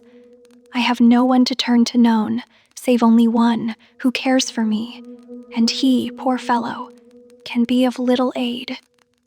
I have heard of you, Mr. Holmes. I have heard of you from Mrs. Farintosh, whom you helped in the hour of her sore need. It was from her that I had your address. Oh, sir, do you not think that you could help me too, and at least throw a little light through the dense darkness which surrounds me? At present, it is out of my power to reward you for your services. But in a month or 6 weeks I shall be married, with the control of my own income, and then at least you shall not find me ungrateful. Holmes turned to his desk and, unlocking it, drew out a small casebook, which he consulted. Farintosh. Yes, I recall the case. It was concerned with an opal tiara. I think it was before your time, Watson.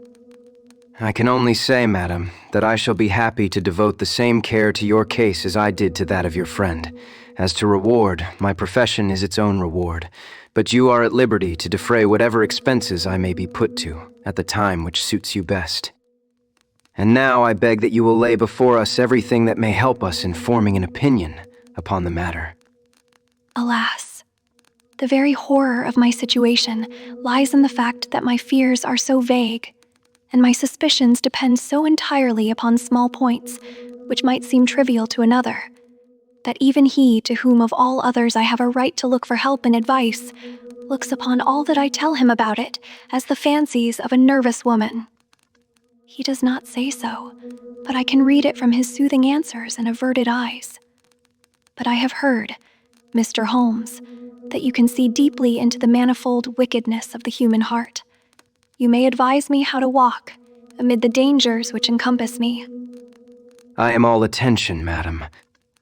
My name is Helen Stoner, and I am living with my stepfather, who is the last survivor of one of the oldest Saxon families in England, the Roylotts of Stoke Moran, on the western border of Surrey. The name is familiar to me. The family was at one time among the richest in England, and the estates extended over the borders into Berkshire in the north, and Hampshire in the west. In the last century, however, 4 successive heirs were of a dissolute and wasteful disposition, and the family ruin was eventually completed by a gambler in the days of the Regency. Nothing was left save a few acres of ground and the 200-year-old house, which is itself crushed under a heavy mortgage. The last squire dragged out his existence there, living the horrible life of an aristocratic pauper. But his only son, my stepfather, seeing that he must adapt himself to the new conditions, obtained an advance from a relative, which enabled him to take a medical degree, and went out to Calcutta, where, by his professional skill and his force of character, he established a large practice. In a fit of anger, however, caused by some robberies which had been perpetrated in the house, he beat his native butler to death and narrowly escaped a capital sentence. As it was, he suffered a long term of imprisonment, and afterwards returned to England a morose and disappointed man. When Dr. Roylott was in India, he married my mother, Mrs. Stoner, the young widow of Major General Stoner of the Bengal Artillery. My sister Julia and I were twins, and we were only 2 years old at the time of my mother's remarriage. She had a considerable sum of money, not less than £1,000 a year, and this she bequeathed to Dr. Roylott entirely while we resided with him, with a provision that a certain annual sum should be allowed to each of us in the event of our marriage. Shortly after our return to England, my mother died. She was killed 8 years ago in a railway accident near Crewe. Dr. Roylott then abandoned his attempts to establish himself in practice in London and took us to live with him in the old ancestral house at Stoke Moran. The money which my mother had left was enough for all our wants, and there seemed to be no obstacle to our happiness. But a terrible change came over our stepfather about this time.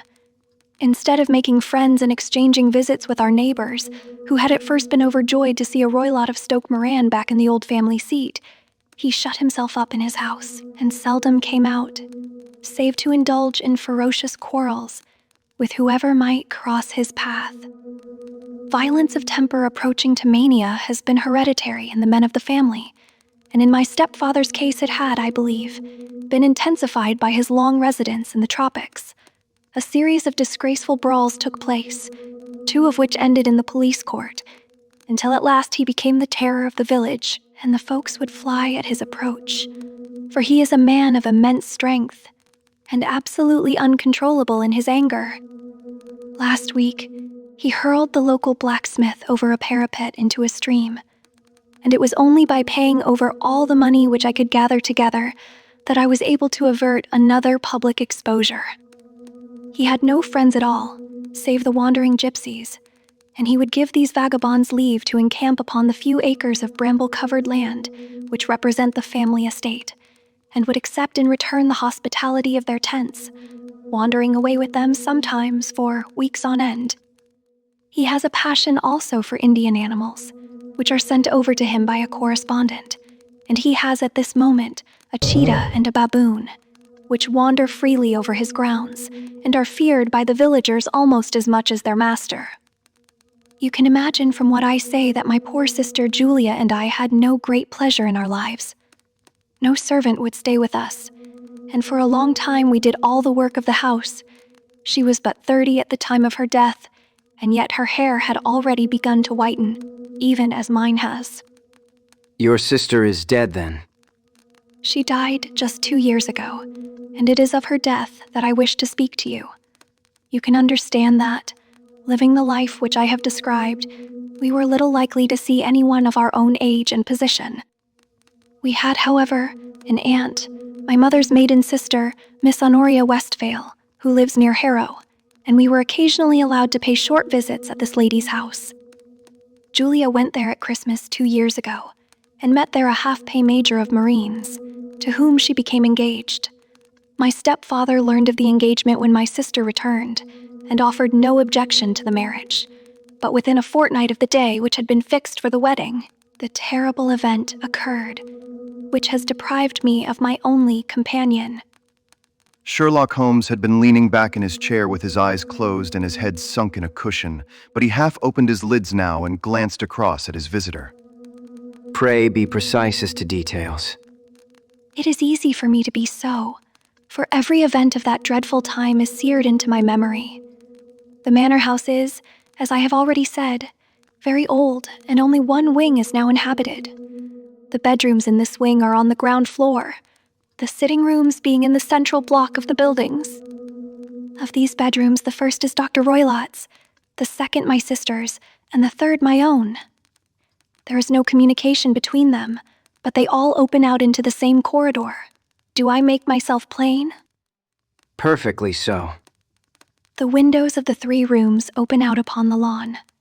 That fatal night Dr. Roylott had gone to his room early, though we knew that he had not retired to rest, for my sister was troubled by the smell of the strong Indian cigars which it was his custom to smoke. She left her room, therefore, and came into mine, where she sat for some time, chatting about her approaching wedding. At 11 o'clock she rose to leave me, but she paused at the door and looked back. Tell me, Helen, have you ever heard anyone whistle in the dead of the night? Never. I suppose that you could not possibly whistle yourself in your sleep. Certainly not. But why? Because during the last few nights I have always, about 3 in the morning, heard a low, clear whistle. I am a light sleeper, and it has awakened me. I cannot tell where it came from, perhaps from the next room, perhaps from the lawn. I thought that I would just ask you whether you had heard it. No, I have not. It must be those wretched gypsies in the plantation. Very likely, and yet, if it were on the lawn, I wonder that you did not hear it also. But I sleep more heavily than you. Well, it is of no great consequence. At any rate, she smiled back at me, closed my door, and a few moments later I heard her key turn in the lock. Indeed. Was it your custom always to lock yourselves in at night? Always. And why? I think that I mentioned to you that the doctor kept a cheetah and a baboon. We had no feeling of security unless our doors were locked. Quite so. Pray proceed with your statement. I could not sleep that night. A vague feeling of impending misfortune impressed me. My sister and I, you will recollect, were twins, and you know how subtle are the links which bind 2 souls which are so closely allied. It was a wild night. The wind was howling outside, and the rain was beating and splashing against the windows. Suddenly, amid all the hubbub of the gale, there burst forth the wild scream of a terrified woman. I knew that it was my sister's voice. I sprang from my bed, wrapped a shawl round me, and rushed into the corridor. As I opened my door, I seemed to hear a low whistle, such as my sister described, and a few moments later a clanging sound, as if a mass of metal had fallen. As I ran down the passage, my sister's door was unlocked and revolved slowly upon its hinges. I stared at it horror-stricken, not knowing what was about to issue from it. By the light of the corridor lamp, I saw my sister appear at the opening, her face blanched with terror, her hands groping for help, her whole figure swaying to and fro like that of a drunkard. I ran to her and threw my arms round her, but at that moment her knees seemed to give way and she fell to the ground. She writhed as one who is in terrible pain, and her limbs were dreadfully convulsed. At first I thought that she had not recognized me, but as I bent over her, she suddenly shrieked out in a voice which I shall never forget, "Oh, my God, Helen, it was the band, the speckled band. There was something else which she would fain have said, and she stabbed with her finger into the air in the direction of the doctor's room. But a fresh convulsion seized her and choked her words. I rushed out, calling loudly for my stepfather, and I met him hastening from his room in his dressing gown. When he reached my sister's side, she was unconscious, and though he poured brandy down her throat and sent for medical aid from the village, all efforts were in vain, for she slowly sank and died, without having recovered her consciousness. Such was the dreadful end of my beloved sister. One moment. Are you sure about this whistle and metallic sound? Could you swear to it? That was what the county coroner asked me at the inquiry. It is my strong impression that I heard it, and yet, among the crash of the gale and the creaking of an old house, I may possibly have been deceived. Was your sister dressed? No. She was in her nightdress. In her right hand was found the charred stump of a match, and in her left a matchbox. Showing that she had struck a light and looked about her when the alarm took place. That is important. And what conclusions did the coroner come to? He investigated the case with great care, for Dr. Roylett's conduct had long been notorious in the county, but he was unable to find any satisfactory cause of death. My evidence showed that the door had been fastened upon the inner side, and the windows were blocked by old-fashioned shutters with broad iron bars, which were secured every night. The walls were carefully sounded, and were shown to be quite solid all round, and the flooring was also thoroughly examined, with the same result. The chimney is wide, but is barred up by 4 large staples. It is certain, therefore, that my sister was quite alone when she met her end. Besides, there were no marks of any violence upon her. How about poison? The doctors examined her for it, but without success. What do you think that this unfortunate lady died of, then? It is my belief that she died of pure fear and nervous shock, though what it was that frightened her I cannot imagine. Were there gypsies in the plantation at the time? Yes, there are nearly always some there. And what did you gather from this allusion to a speckled band? Sometimes I have thought that it was merely the wild talk of delirium. Sometimes that it may have referred to some band of people, perhaps to these very gypsies in the plantation. I do not know whether the spotted handkerchiefs which so many of them wear over their heads might have suggested the strange adjective which she used. Holmes shook his head like a man who is far from being satisfied.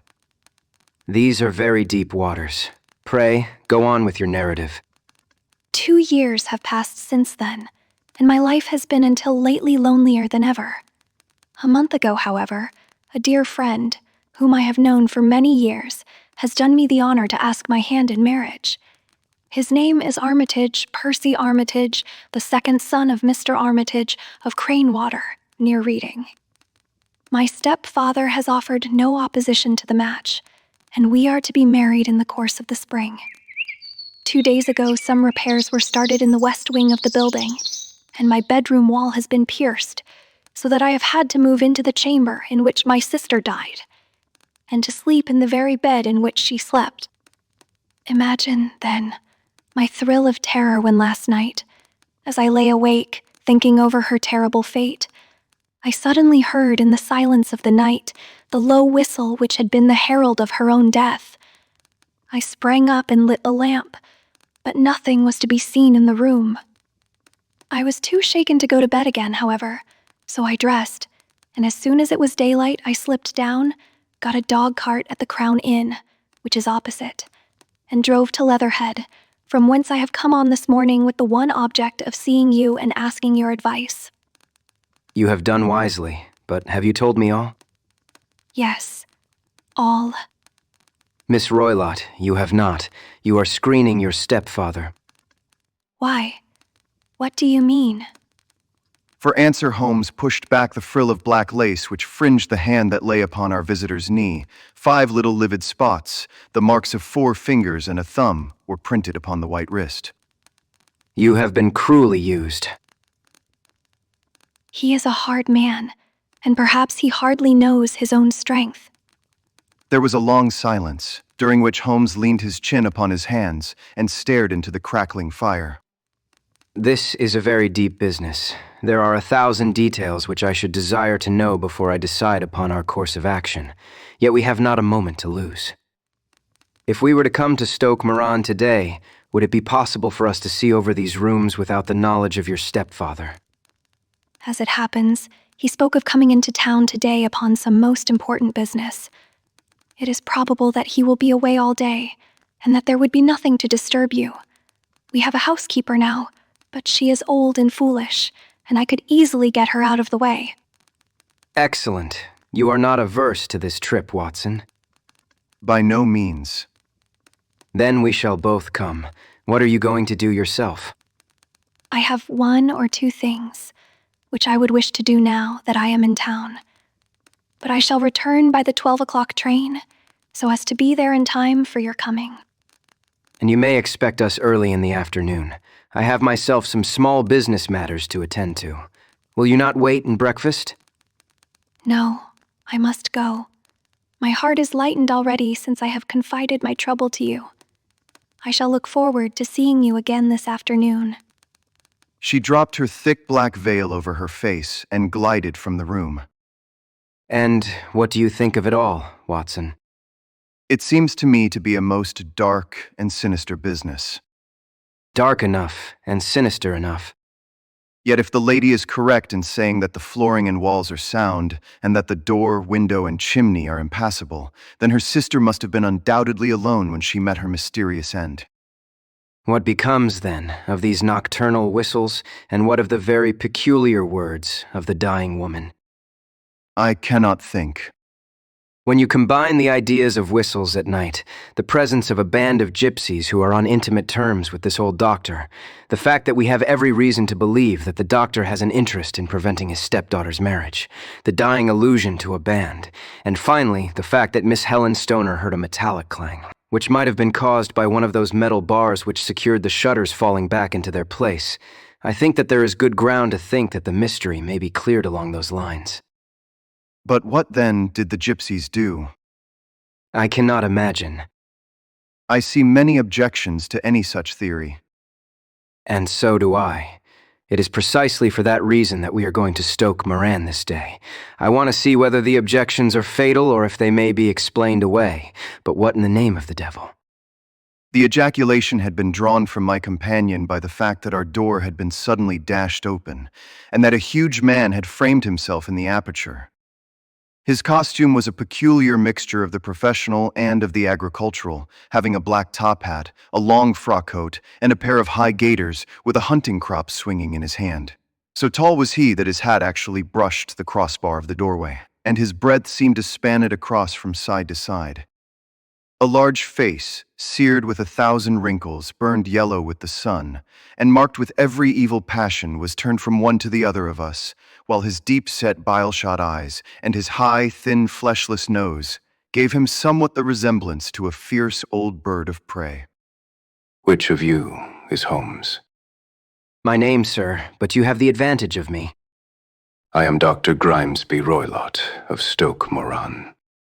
Indeed, doctor. Pray take a seat. I will do nothing of the kind. My stepdaughter has been here. I have traced her. What has she been saying to you? It is a little cold for the time of the year. What has she been saying to you? But I have heard that the crocuses promise well. You put me off, do you? I know you, you scoundrel. I have heard of you before. You are Holmes, the meddler. My friend smiled. Holmes, the busybody. His smile broadened. Holmes, the Scotland Yard Jack in office. Your conversation is most entertaining. When you go out, close the door, for there is a decided draft. I will go when I have said my say. Don't you dare to meddle with my affairs. I know that Miss Stoner has been here. I traced her. I am a dangerous man to fall foul of. See here. He stepped swiftly forward, seized the poker, and bent it into a curve with his huge brown hands. See that you keep yourself out of my grip. He snarled, and hurling the twisted poker into the fireplace, he strode out of the room. He seems a very amiable person. I am not quite so bulky, but if he had remained, I might have shown him that my grip was not much more feeble than his own. As he spoke, he picked up the steel poker, and with a sudden effort straightened it out again. Fancy his having the insolence to confound me with the official detective force. This incident gives zest to our investigation, however, and I only trust that our little friend will not suffer from her imprudence in allowing this brute to trace her. And now, Watson, we shall order breakfast, and afterwards I shall walk down to Doctor's Commons, where I hope to get some data which may help us in this matter. It was nearly 1 o'clock when Sherlock Holmes returned from his excursion. He held in his hand a sheet of blue paper, scrawled over with notes and figures. I have seen the will of the deceased wife. To determine its exact meaning, I have been obliged to work out the present prices of the investments with which it is concerned. The total income, which at the time of the wife's death was little short of £1,100, is now, through the fall in agricultural prices, not more than £750. Each daughter can claim an income of £250 in case of marriage. It is evident, therefore, that if both girls had married, this beauty would have had a mere pittance, while even one of them would cripple him to a very serious extent. My morning's work has not been wasted, since it has proved that he has the very strongest motives for standing in the way of anything of the sort. And now, Watson, this is too serious for dawdling, especially as the old man is aware that we are interesting ourselves in his affairs. So if you are ready, we shall call a cab and drive to Waterloo. I should be very much obliged if you would slip your revolver into your pocket, and Ellie's number. 2 is an excellent argument with gentlemen who can twist steel pokers into knots. That and a toothbrush are, I think, all that we need. At Waterloo, we were fortunate in catching a train for Leatherhead, where we hired a trap at the station inn and drove for 4 or 5 miles through the lovely Surrey lanes. It was a perfect day with a bright sun and a few fleecy clouds in the heavens. The trees and wayside hedges were just throwing out their first green shoots, and the air was full of the pleasant smell of the moist earth. To me, at least, there was a strange contrast between the sweet promise of the spring and this sinister quest upon which we were engaged. My companion sat in the front of the trap, his arms folded, his hat pulled down over his eyes, and his chin sunk upon his breast, buried in the deepest thought. Suddenly, however, he tapped me on the shoulder and pointed over the meadows. Look there. A heavily timbered park stretched up in a gentle slope, thickening into a grove at the highest point. From amid the branches there jutted out the gray gables and high roof tree of a very old mansion. Stoke Moran. Yes, sir, that be the house of Dr. Grimesby Roylott, remarked the driver. There is some building going on there. That is where we are going. There is the village, said the driver, pointing to a cluster of roofs some distance to the left. But if you want to get to the house, you'll find it shorter to get over this stile, and so by the footpath over the fields. There it is, where the lady is walking. And the lady, I fancy, is Miss Stoner. Yes, I think we had better do as you suggest. We got off, paid our fare, and the trap rattled back on its way to Leatherhead. I thought it as well that this fellow should think we had come here as architects, or on some definite business. It may stop his gossip. Good afternoon, Miss Stoner. You see that we have been as good as our word. Our client of the morning had hurried forward to meet us with a face which spoke her joy. I have been waiting so eagerly for you. All has turned out splendidly. Dr. Roylott has gone to town, and it is unlikely that he will be back before evening. We have had the pleasure of making the doctor's acquaintance, said Holmes, and in a few words he sketched out what had occurred. Miss Stoner turned white to the lips as she listened. Good heavens. He has followed me, then. So, it appears. He is so cunning that I never know when I am safe from him. What will he say when he returns? He must guard himself, for he may find that there is someone more cunning than himself upon his track. You must lock yourself up from him tonight. If he is violent, we shall take you away to your aunt's at Harrow. Now, we must make the best use of our time, so kindly take us at once to the rooms which we are to examine. The building was of gray, lichen-blotched stone with a high central portion and 2 curving wings, like the claws of a crab thrown out on each side.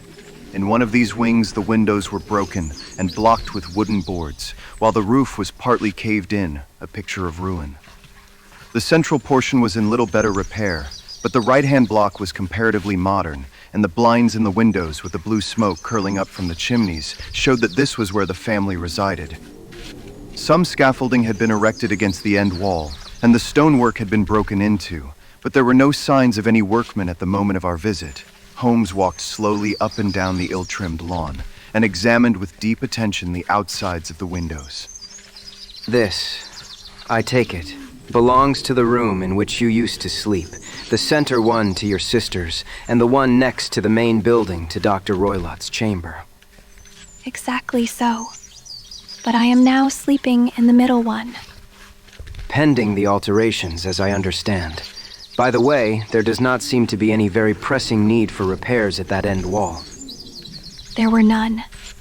I believe that it was an excuse to move me from my room. Ah, that is suggestive. Now, on the other side of this narrow wing runs the corridor from which these 3 rooms open. There are windows in it, of course. Yes, but very small ones. Too narrow for anyone to pass through. As you both locked your doors at night, your rooms were unapproachable from that side. Now, would you have the kindness to go into your room and bar your shutters? Miss Stoner did so, and Holmes, after a careful examination through the open window, endeavored in every way to force the shutter open, but without success. There was no slit through which a knife could be passed to raise the bar. Then, with his lens, he tested the hinges, but they were of solid iron built firmly into the massive masonry. My theory certainly presents some difficulties. No one could pass these shutters if they were bolted. Well, we shall see if the inside throws any light upon the matter. A small side door led into the whitewashed corridor from which the 3 bedrooms opened. Holmes refused to examine the 3rd chamber, so we passed at once to the 2nd, that in which Miss Stoner was now sleeping, and in which her sister had met with her fate. It was a homely little room with a low ceiling and a gaping fireplace after the fashion of old country houses. A brown chest of drawers stood in one corner, a narrow white counterpane bed in another, and a dressing table on the left-hand side of the window. These articles with 2 small wickerwork chairs made up all the furniture in the room, save for a square of Wilton carpet in the center. The boards round and the paneling of the walls were of brown, worm-eaten oak, so old and discolored that it may have dated from the original building of the house. Holmes drew one of the chairs into a corner and sat silent, while his eyes traveled round and up and down, taking in every detail of the apartment.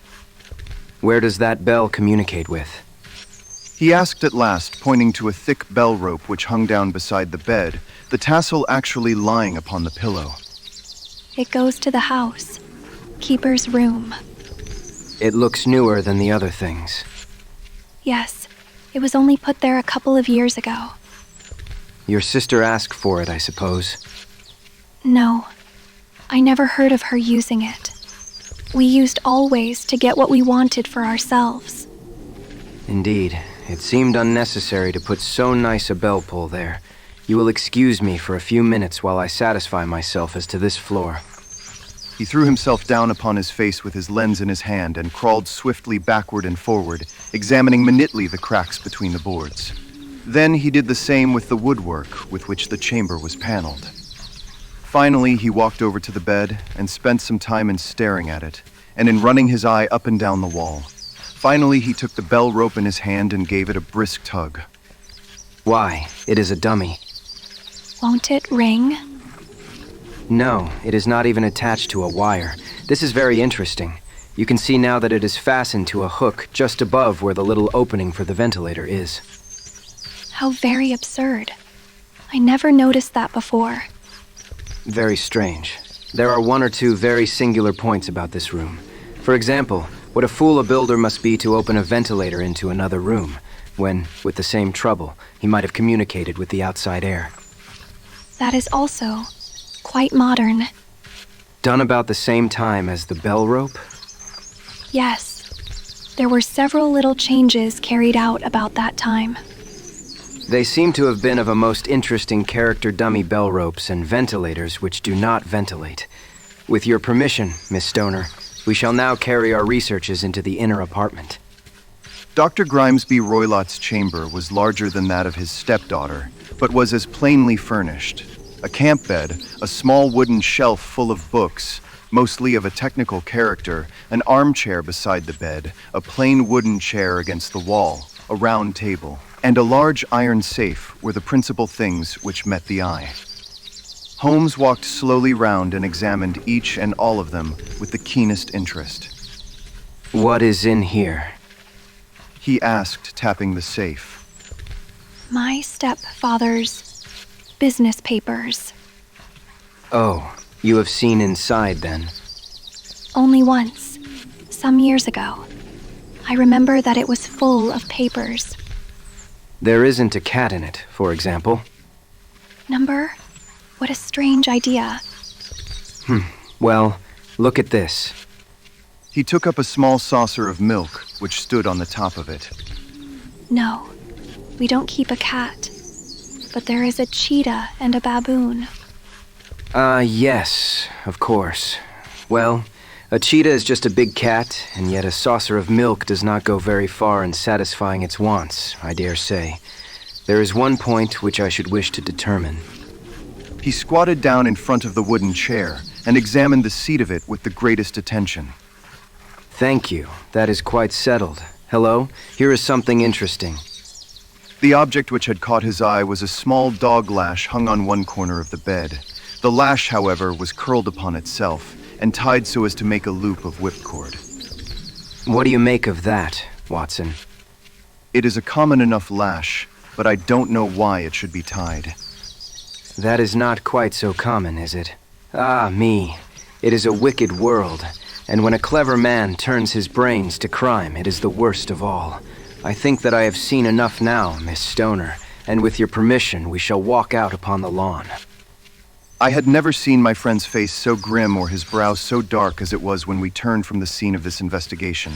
We had walked several times up and down the lawn, neither Miss Stoner nor myself liking to break in upon his thoughts before he roused himself from his reverie. It is very essential, Miss Stoner, that you should absolutely follow my advice in every respect. I shall most certainly do so. The matter is too serious for any hesitation. Your life may depend upon your compliance.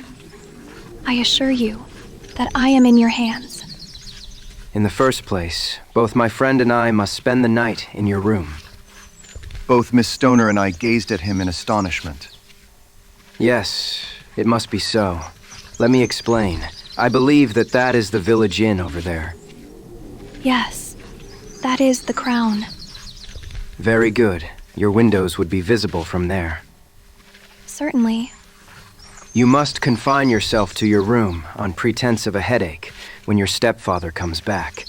Then, when you hear him retire for the night, you must open the shutters of your window, undo the hasp, put your lamp there as a signal to us, and then withdraw quietly with everything which you are likely to want into the room which you used to occupy. I have no doubt that, in spite of the repairs, you could manage there for one night. Oh, yes. Easily. The rest you will leave in our hands. But what will you do? We shall spend the night in your room, and we shall investigate the cause of this noise which has disturbed you. I believe, Mr. Holmes, that you have already made up your mind. Perhaps I have. Then, for pity's sake, tell me what was the cause of my sister's death. I should prefer to have clearer proofs before I speak. You can at least tell me whether my own thought is correct, and if she died from some sudden fright. No, I do not think so. I think that there was probably some more tangible cause. And now, Miss Stoner, we must leave you, for if Dr. Roylott returned and saw us, our journey would be in vain. Goodbye, and be brave, for if you will do what I have told you, you may rest assured that we shall soon drive away the dangers that threaten you. Sherlock Holmes and I had no difficulty in engaging a bedroom and sitting room at the Crown Inn. They were on the upper floor, and from our window we could command a view of the Avenue Gate and of the inhabited wing of Stoke Moran Manor House. At dusk we saw Dr. Grimesby Roylott drive past, his huge form looming up beside the little figure of the lad who drove him. The boy had some slight difficulty in undoing the heavy iron gates, and we heard the hoarse roar of the doctor's voice, and saw the fury with which he shook his clenched fists at him. The trap drove on, and a few minutes later we saw a sudden light spring up among the trees as the lamp was lit in one of the sitting rooms. Do you know, Watson, I have really some scruples as to taking you tonight. There is a distinct element of danger. Can I be of assistance? Your presence might be invaluable. Then I shall certainly come. It is very kind of you. You speak of danger. You have evidently seen more in these rooms than was visible to me. No, but I fancy that I may have deduced a little more. I imagine that you saw all that I did. I saw nothing remarkable save the bell rope, and what purpose that could answer, I confess, is more than I can imagine. You saw the ventilator, too. Yes, but I do not think that it is such a very unusual thing to have a small opening between two rooms. It was so small that a rat could hardly pass through. I knew that we should find a ventilator before ever we came to Stoke Moran. My dear Holmes. Oh yes, I did. You remember in her statement she said that her sister could smell Dr. Roylott's cigar. Now, of course, that suggested at once that there must be a communication between the two rooms. It could only be a small one, or it would have been remarked upon at the coroner's inquiry. I deduced a ventilator. But what harm can there be in that? Well, there is at least a curious coincidence of dates.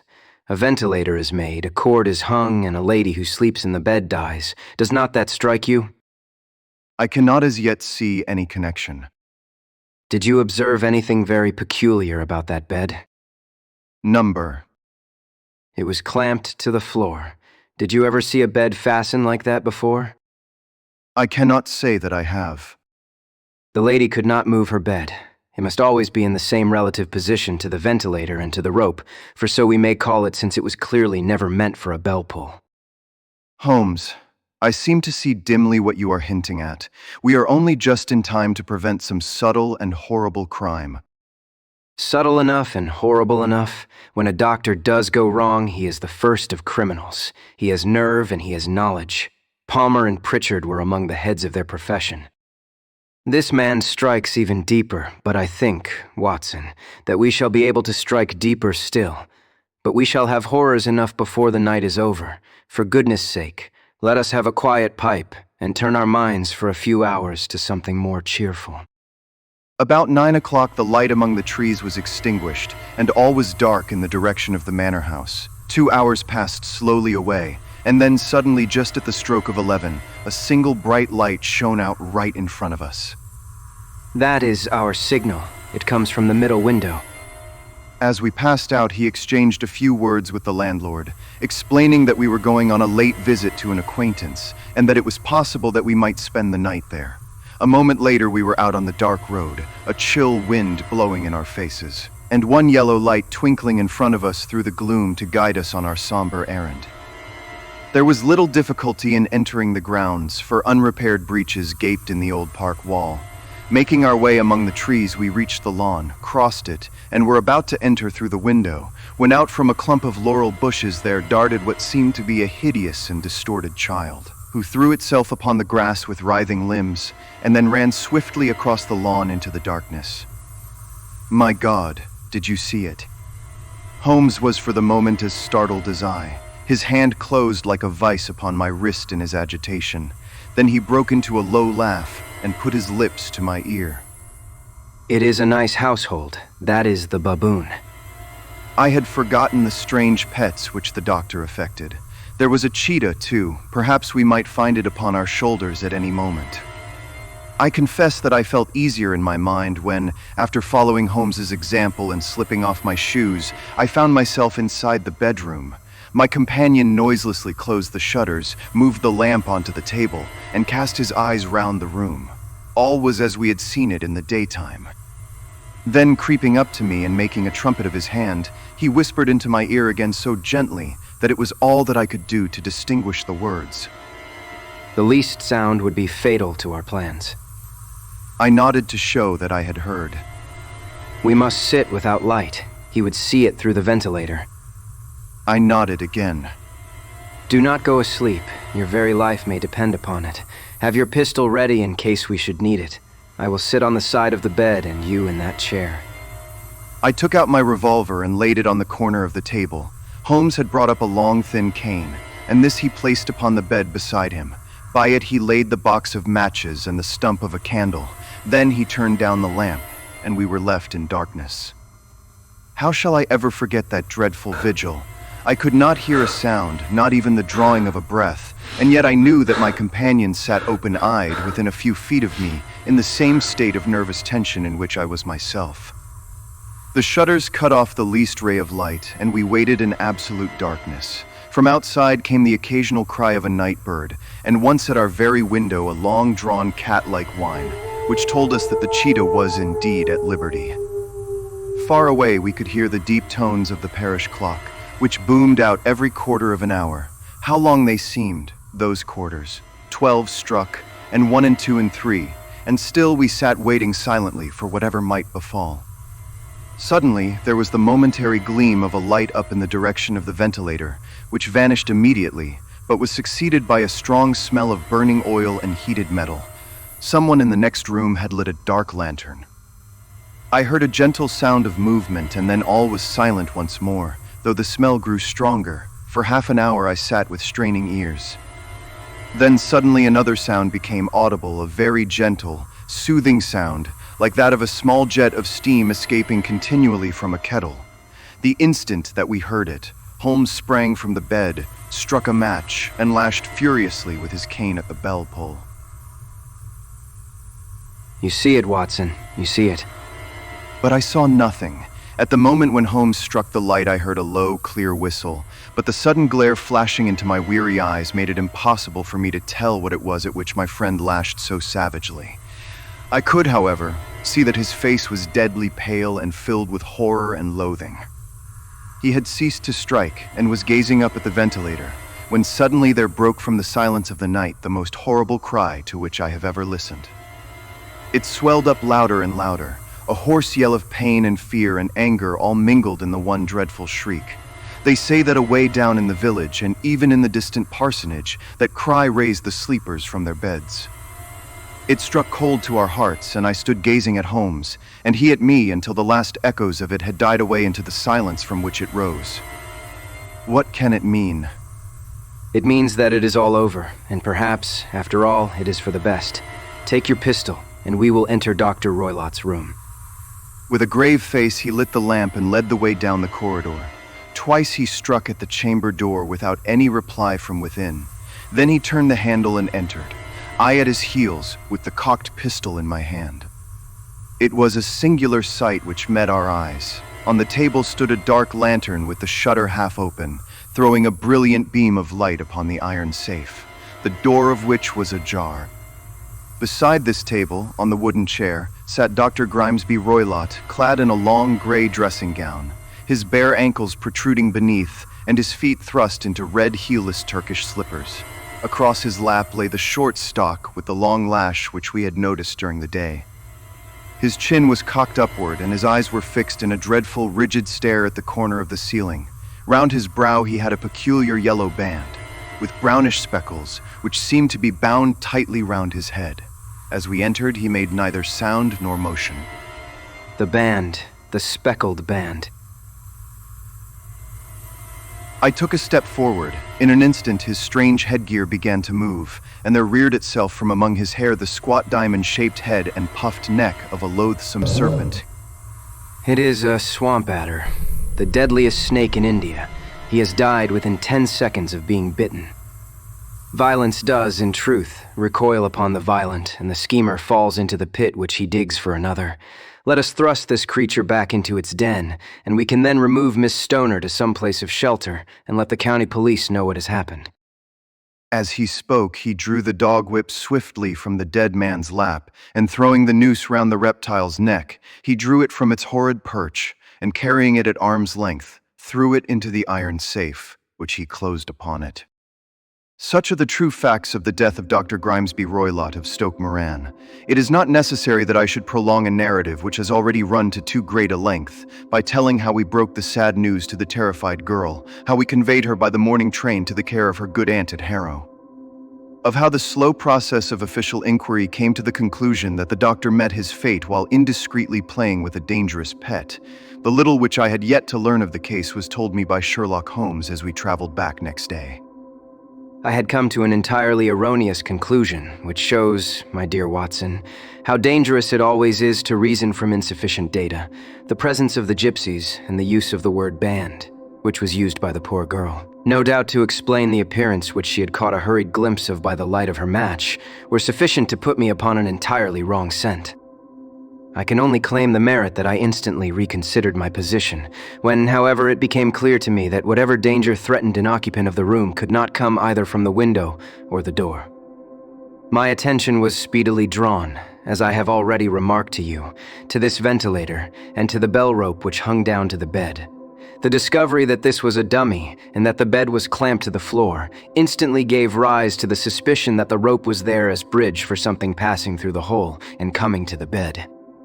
The idea of a snake instantly occurred to me, and when I coupled it with my knowledge that the doctor was furnished with a supply of creatures from India, I felt that I was probably on the right track.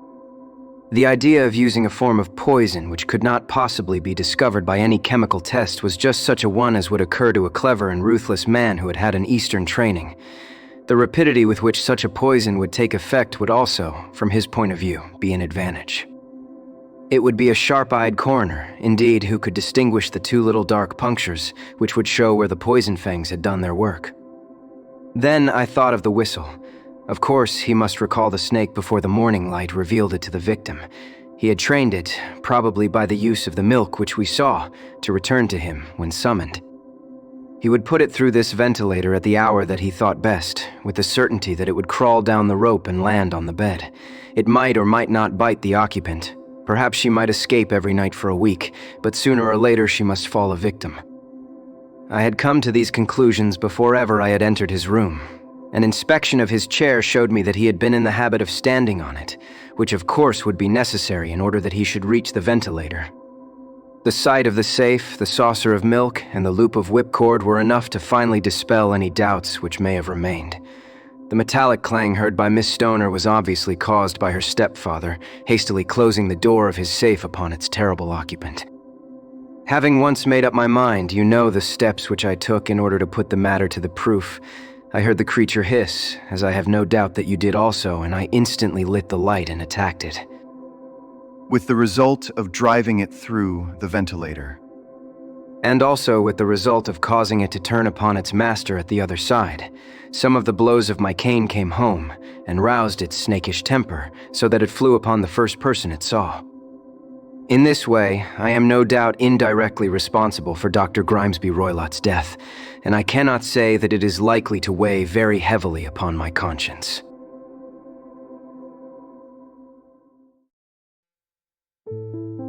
The Adventure of the Engineer's Thumb. Of all the problems which have been submitted to my friend Mr. Sherlock Holmes for solution during the years of our intimacy, there were only two which I was the means of introducing to his notice, that of Mr. Hatherley's thumb, and that of Colonel Warburton's madness. Of these, the latter may have afforded a finer field for an acute and original observer, but the other was so strange in its inception and so dramatic in its details that it may be the more worthy of being placed upon record, even if it gave my friend fewer openings for those deductive methods of reasoning by which he achieved such remarkable results. The story has, I believe, been told more than once in the newspapers, but, like all such narratives, its effect is much less striking when set forth in block in a single half-column of print than when the facts slowly evolve before your own eyes, and the mystery clears gradually away as each new discovery furnishes a step which leads on to the complete truth. At the time, the circumstances made a deep impression upon me, and the lapse of 2 years has hardly served to weaken the effect. It was in the summer of '89, not long after my marriage, that the events occurred which I am now about to summarize. I had returned to civil practice, and had finally abandoned Holmes in his Baker Street rooms, although I continually visited him, and occasionally even persuaded him to forego his bohemian habits so far as to come and visit us. My practice had steadily increased, and as I happened to live at no very great distance from Paddington Station, I got a few patients from among the officials. One of these, whom I had cured of a painful and lingering disease, was never weary of advertising my virtues, and of endeavoring to send me on every sufferer over whom he might have any influence. One morning, at a little before 7 o'clock, I was awakened by the maid tapping at the door to announce that 2 men had come from Paddington and were waiting in the consulting room. I dressed hurriedly, for I knew by experience that railway cases were seldom trivial, and hastened downstairs. As I descended, my old ally, the guard, came out of the room and closed the door tightly behind him. "I've got him here," he whispered, jerking his thumb over his shoulder. "He is all right." "What is it then?" I asked, for his manner suggested that it was some strange creature which he had caged up in my room. "It is a new patient," he whispered. "I thought I'd bring him round myself, then he couldn't slip away. There he is, all safe and sound. I must go now, doctor. I have my duties, just the same as you." And off he went, this trusty tout, without even giving me time to thank him. I entered my consulting room and found a gentleman seated by the table. He was quietly dressed in a suit of heather tweed, with a soft cloth cap, which he had laid down upon my books. Round one of his hands he had a handkerchief wrapped, which was mottled all over with bloodstains. He was young, not more than 25, I should say, with a strong masculine face, but he was exceedingly pale, and gave me the impression of a man who was suffering from some strong agitation, which it took all his strength of mind to control. I am sorry to knock you up so early, Doctor, but I have had a very serious accident during the night. I came in by train this morning, and on inquiring at Paddington as to where I might find a doctor, a worthy fellow very kindly escorted me here. I gave the maid a card, but I see that she has left it upon the side table. I took it up and glanced at it. Mr. Victor Hatherley, hydraulic engineer, 16A Victoria Street, 3rd floor. That was the name, style, and abode of my morning visitor. "I regret that I have kept you waiting. You are fresh from a night journey, I understand, which is in itself a monotonous occupation." Oh, my night could not be called monotonous. He laughed very heartily with a high, ringing note, leaning back in his chair and shaking his sides. All my medical instincts rose up against that laugh. "Stop it. Pull yourself together." And I poured out some water from a carafe. It was useless, however. He was often one of those hysterical outbursts which come upon a strong nature when some great crisis is over and gone. Presently he came to himself once more, very weary and blushing hotly. I have been making a fool of myself. "Not at all. Drink this." I dashed some brandy into the water, and the color began to come back to his bloodless cheeks. That is better.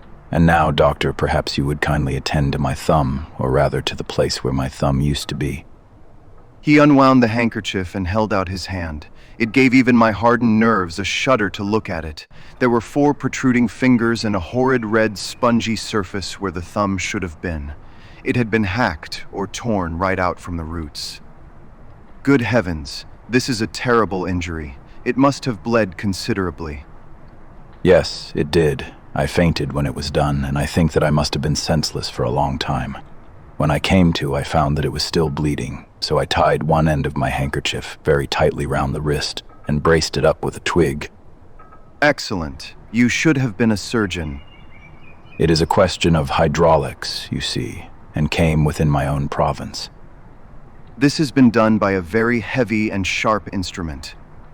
A thing like a cleaver. An accident, I presume.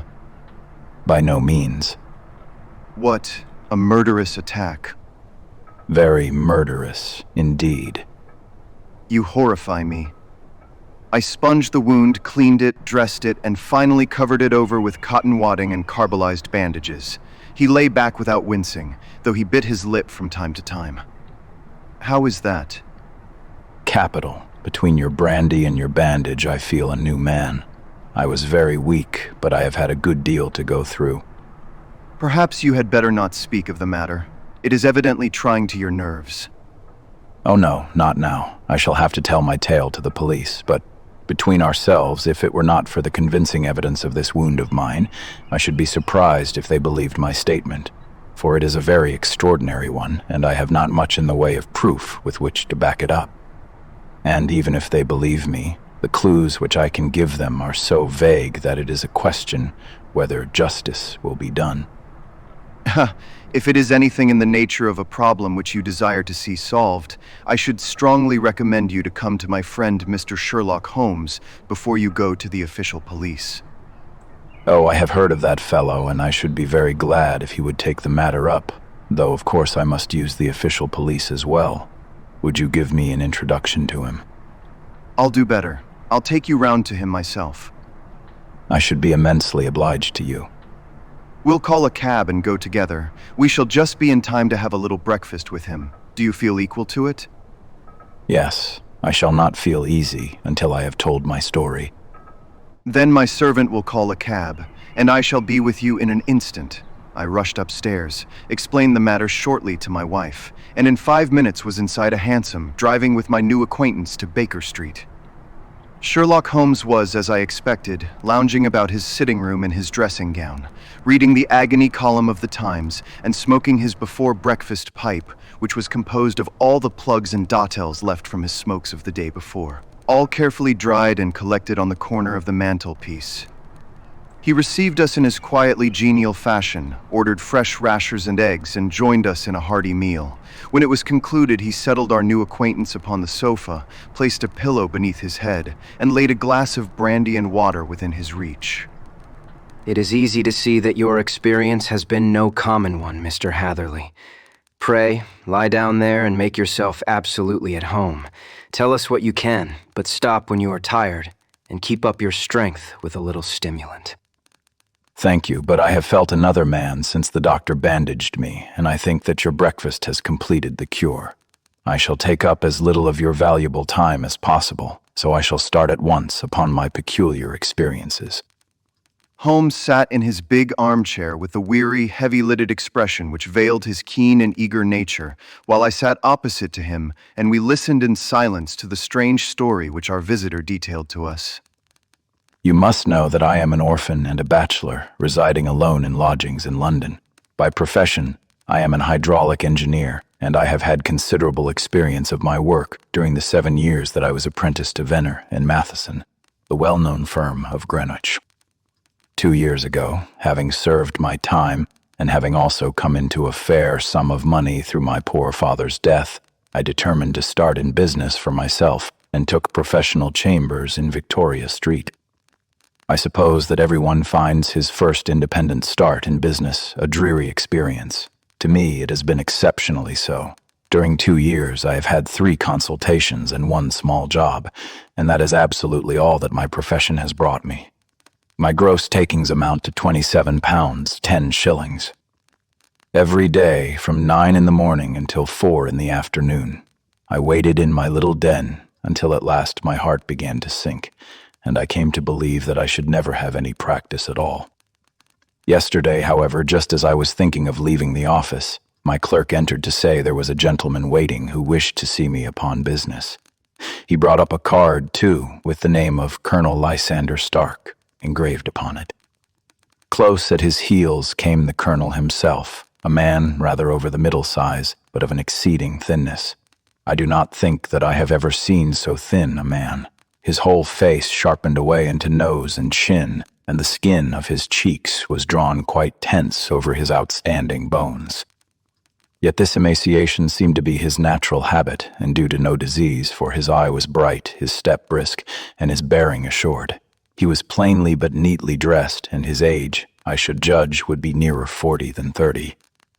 Mr. Hatherley, you have been recommended to me, Mr. Hatherley, as being a man who is not only proficient in his profession, but is also discreet and capable of preserving a secret. I bowed, feeling as flattered as any young man would at such an address.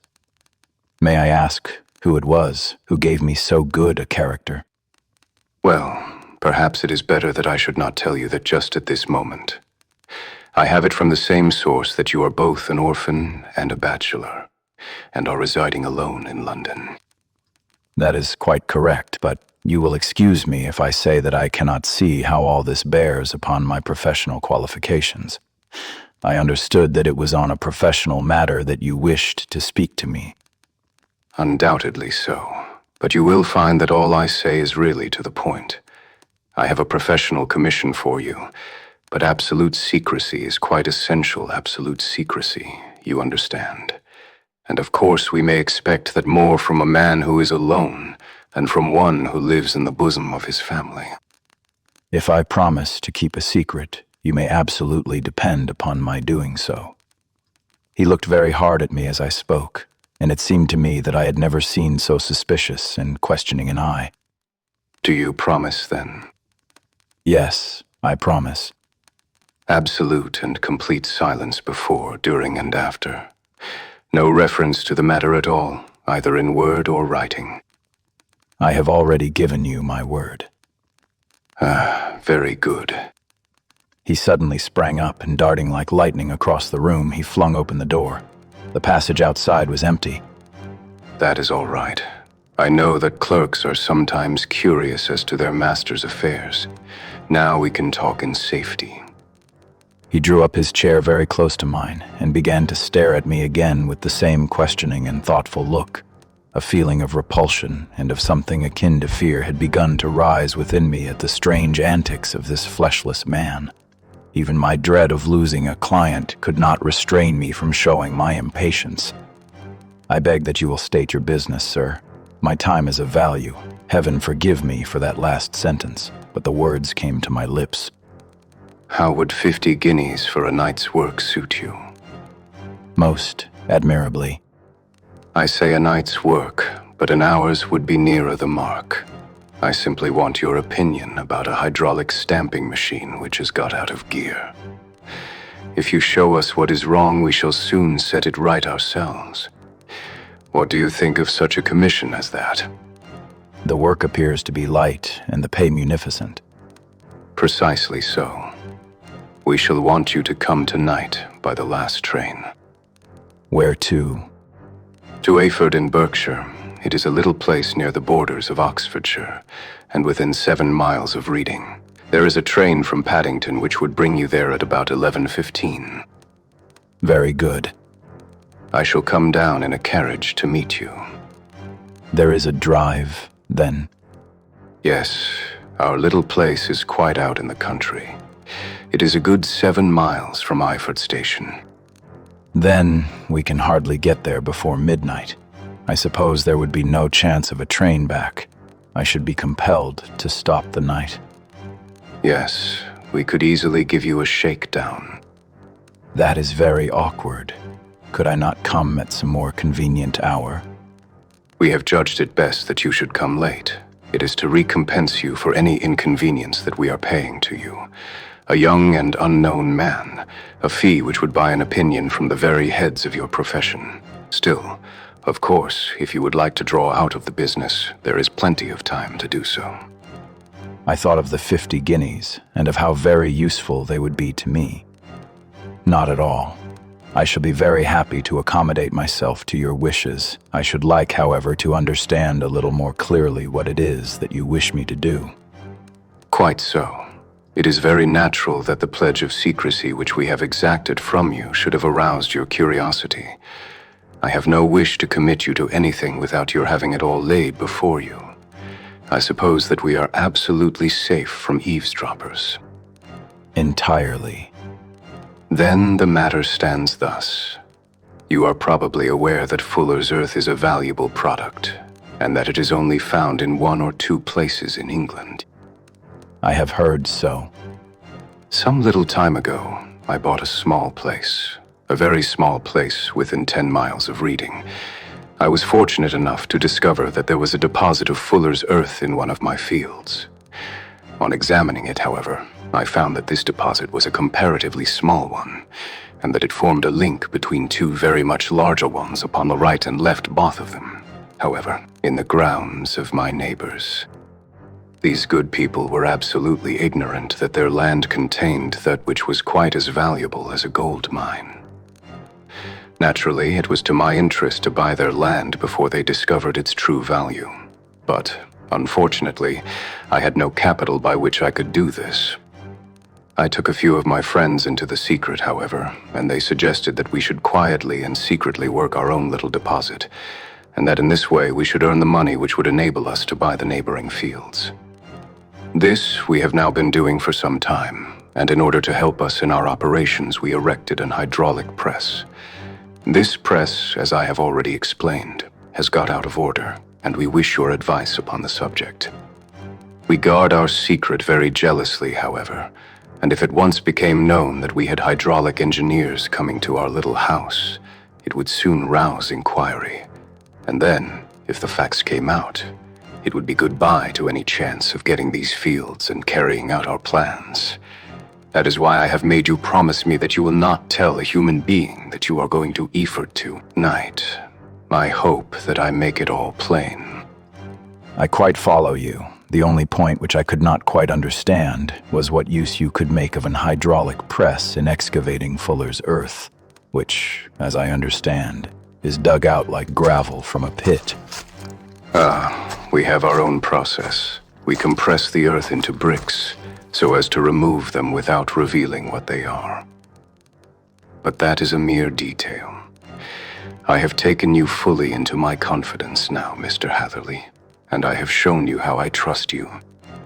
He rose as he spoke. I shall expect you, then, at Eford at 11:15. I shall certainly be there. And not a word to a soul. He looked at me with a last, long, questioning gaze, and then, pressing my hand in a cold, dank grasp, he hurried from the room. Well, when I came to think it all over in cool blood, I was very much astonished, as you may both think, at this sudden commission which had been entrusted to me. On the one hand, of course, I was glad, for the fee was at least tenfold. What I should have asked had I set a price upon my own services, and it was possible that this order might lead to other ones. On the other hand, the face and manner of my patron had made an unpleasant impression upon me, and I could not think that his explanation of the Fuller's earth was sufficient to explain the necessity for my coming at midnight, and his extreme anxiety lest I should tell anyone of my errand. However, I threw all fears to the winds, ate a hearty supper, drove to Paddington, and started off, having obeyed to the letter the injunction as to holding my tongue. At Reading I had to change not only my carriage but my station. However, I was in time for the last train to Eford, and I reached the little dim-lit station after 11 o'clock. I was the only passenger who got out there, and there was no one upon the platform save a single sleepy porter with a lantern. As I passed out through the wicket gate, however, I found my acquaintance of the morning waiting in the shadow upon the other side. Without a word, he grasped my arm and hurried me into a carriage, the door of which was standing open. He drew up the windows on either side, tapped on the woodwork, and away we went as fast as the horse could go. One horse. Yes, only one. Did you observe the color? Yes. I saw it by the side lights when I was stepping into the carriage. It was a chestnut. Tired looking or fresh? Oh, fresh and glossy. Thank you. I am sorry to have interrupted you. Pray continue your most interesting statement. Away we went then, and we drove for at least an hour. Colonel Lysander Stark had said that it was only 7 miles, but I should think, from the rate that we seemed to go, and from the time that we took, that it must have been nearer 12. He sat at my side in silence all the time, and I was aware more than once when I glanced in his direction that he was looking at me with great intensity. The country roads seemed to be not very good in that part of the world, for we lurched and jolted terribly. I tried to look out of the windows to see something of where we were, but they were made of frosted glass, and I could make out nothing save the occasional bright blur of a passing light. Now and then I hazarded some remark to break the monotony of the journey, but the colonel answered only in monosyllables, and the conversation soon flagged. At last, however, the bumping of the road was exchanged for the crisp smoothness of a gravel drive, and the carriage came to a stand. Colonel Lysander Stark sprang out, and as I followed after him, pulled me swiftly into a porch which gaped in front of us. We stepped, as it were, right out of the carriage and into the hall, so that I failed to catch the most fleeting glance of the front of the house. The instant that I had crossed the threshold, the door slammed heavily behind us, and I heard faintly the rattle of the wheels as the carriage drove away. It was pitch dark inside the house, and the colonel fumbled about looking for matches and muttering under his breath, Suddenly, a door opened at the other end of the passage, and a long golden bar of light shot out in our direction.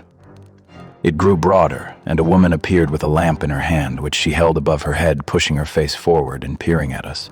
I could see that she was pretty, and from the gloss with which the light shone upon her dark dress, I knew that it was a rich material. She spoke a few words in a foreign tongue in a tone as though asking a question, and when my companion answered in a gruff monosyllable, she gave such a start that the lamp nearly fell from her hand. Colonel Stark went up to her, whispered something in her ear, and then, pushing her back into the room from whence she had come, he walked towards me again with the lamp in his hand. Perhaps you will have the kindness to wait in this room for a few minutes. It was a quiet, little, plainly furnished room with a round table in the center, on which several German books were scattered. Colonel Stark laid down the lamp on the top of a harmonium beside the door. I shall not keep you waiting an instant. And he vanished into the darkness. I glanced at the books upon the table, and in spite of my ignorance of German, I could see that 2 of them were treatises on science, the others being volumes of poetry. Then I walked across to the window, hoping that I might catch some glimpse of the countryside, but an oak shutter heavily barred was folded across it. It was a wonderfully silent house. There was an old clock ticking loudly somewhere in the passage, but otherwise everything was deadly still. A vague feeling of uneasiness began to steal over me. Who were these German people, and what were they doing, living in this strange, out-of-the-way place? And where was the place? I was 10 miles or so from Eyford, that was all I knew. But whether north, south, east, or west, I had no idea. For that matter, Reading, and possibly other large towns, were within that radius, so the place might not be so secluded, after all. Yet it was quite certain, from the absolute stillness, that we were in the country. I paced up and down the room, humming a tune under my breath to keep up my spirits, and feeling that I was thoroughly earning my 50-guinea fee. Suddenly, without any preliminary sound in the midst of the utter stillness, the door of my room swung slowly open. The woman was standing in the aperture, the darkness of the hall behind her, the yellow light from my lamp beating upon her eager and beautiful face. I could see at a glance that she was sick with fear, and the sight sent a chill to my own heart. She held up one shaking finger to warn me to be silent, and she shot a few whispered words of broken English at me, her eyes glancing back, like those of a frightened horse, into the gloom behind her. I would go. I should not stay here. There is no good for you to do. But, madam, I have not yet done what I came for. I cannot possibly leave until I have seen the machine. It is not worth your while to wait. You can pass through the door. No one hinders. And then, seeing that I smiled and shook my head, she suddenly threw aside her constraint and made a step forward, with her hands wrung together.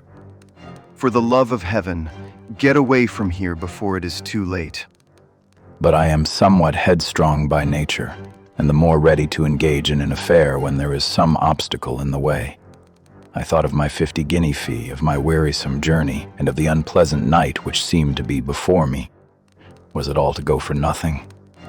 Why should I slink away without having carried out my commission, and without the payment which was my due? This woman might, for all I knew, be a monomaniac. With a stout bearing, therefore, though her manner had shaken me more than I cared to confess, I still shook my head and declared my intention of remaining where I was. She was about to renew her entreaties, when a door slammed overhead and the sound of several footsteps were heard upon the stairs. She listened for an instant, threw up her hands with a despairing gesture, and vanished as suddenly and as noiselessly as she had come.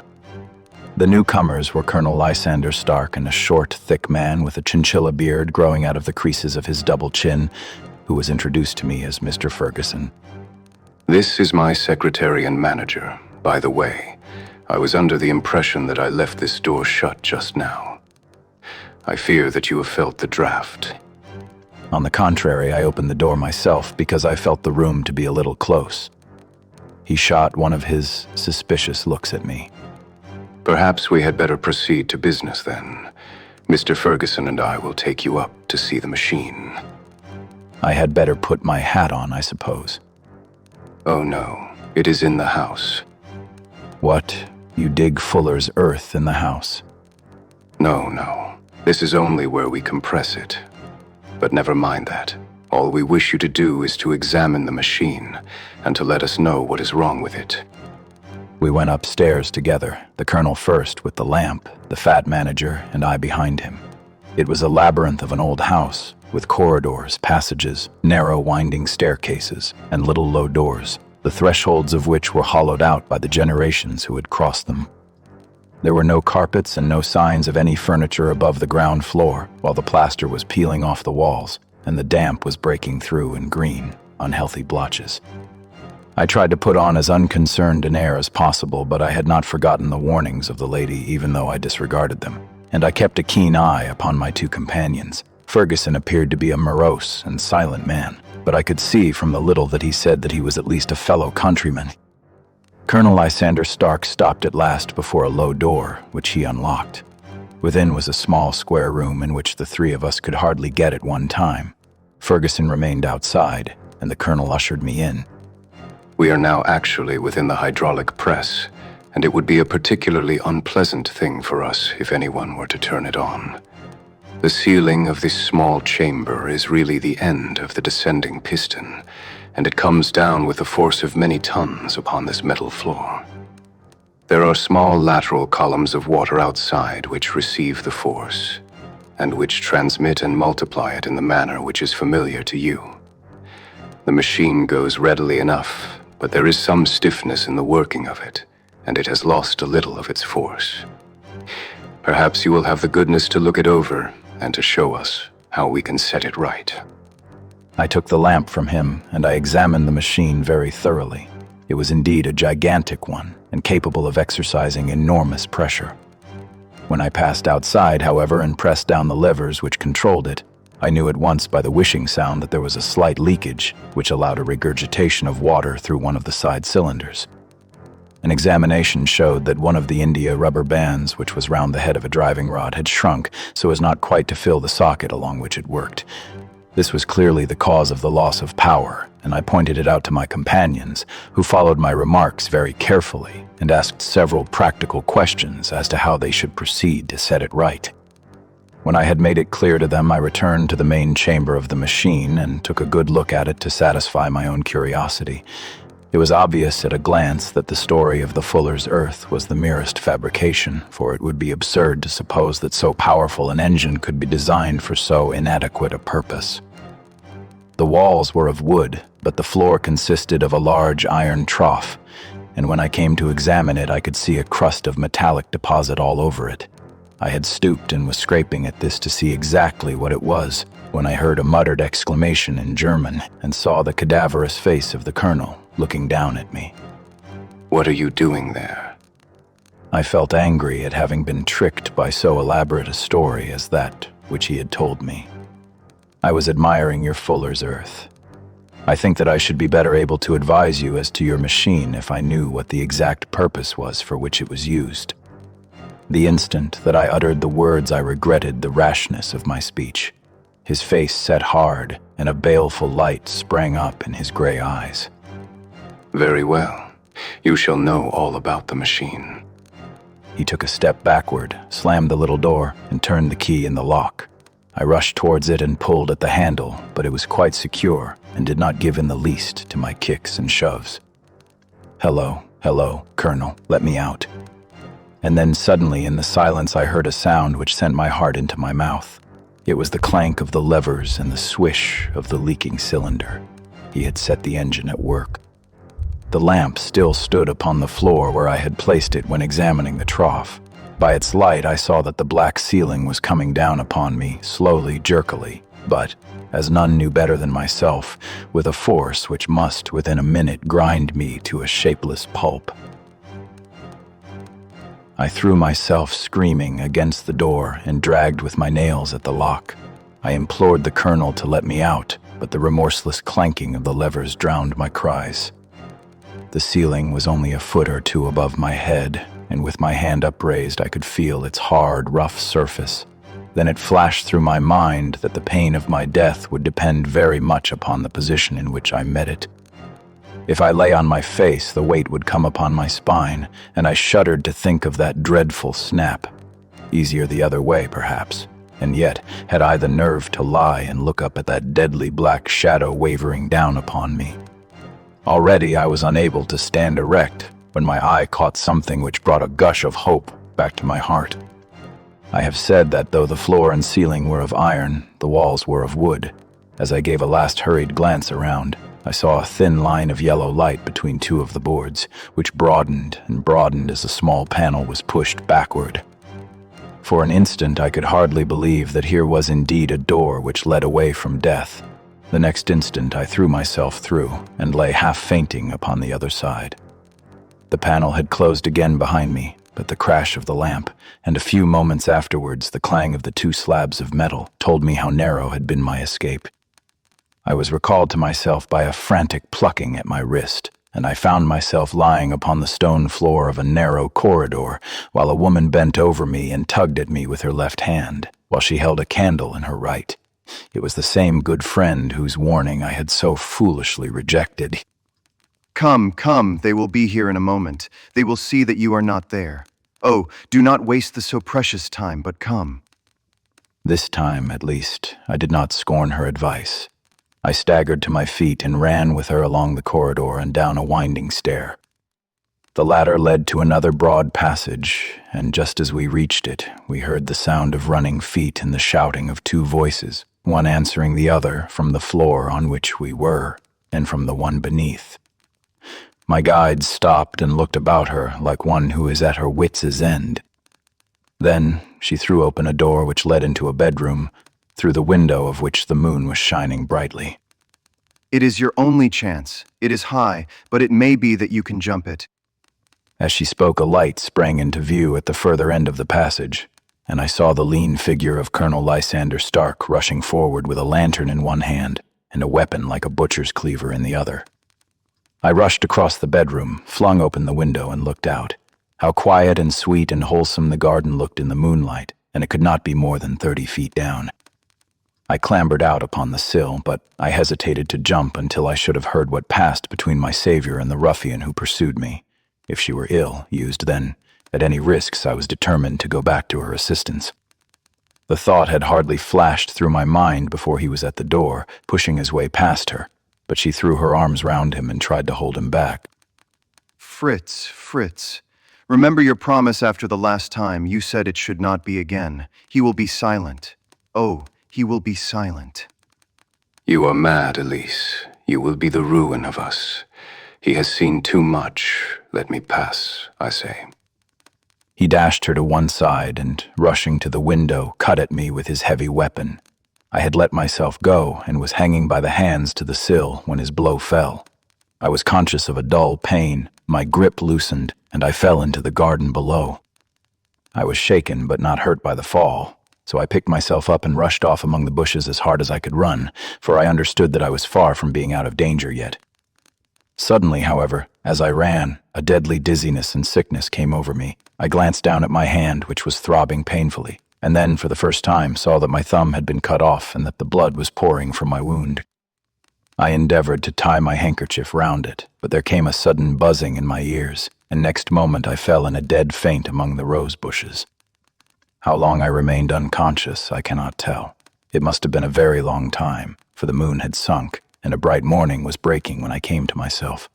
My clothes were all sodden with dew, and my coat sleeve was drenched with blood from my wounded thumb. The smarting of it recalled in an instant all the particulars of my night's adventure, and I sprang to my feet with the feeling that I might hardly yet be safe from my pursuers. But, to my astonishment, when I came to look round me, neither house nor garden were to be seen. I had been lying in an angle of the hedge close by the high road, and just a little lower down was a long building which proved, upon my approaching it, to be the very station at which I had arrived upon the previous night. Were it not for the ugly wound upon my hand, all that had passed during those dreadful hours might have been an evil dream. Half dazed, I went into the station and asked about the morning train. There would be one to Reading in less than an hour. The same porter was on duty, I found, as had been there when I arrived. I inquired of him whether he had ever heard of Colonel Lysander Stark. The name was strange to him. Had he observed a carriage the night before waiting for me? No, he had not.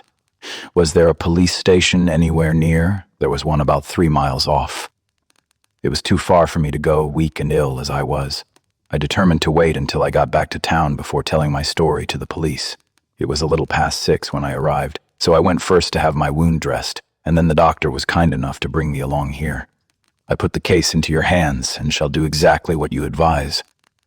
We both sat in silence for some little time after, listening to this extraordinary narrative.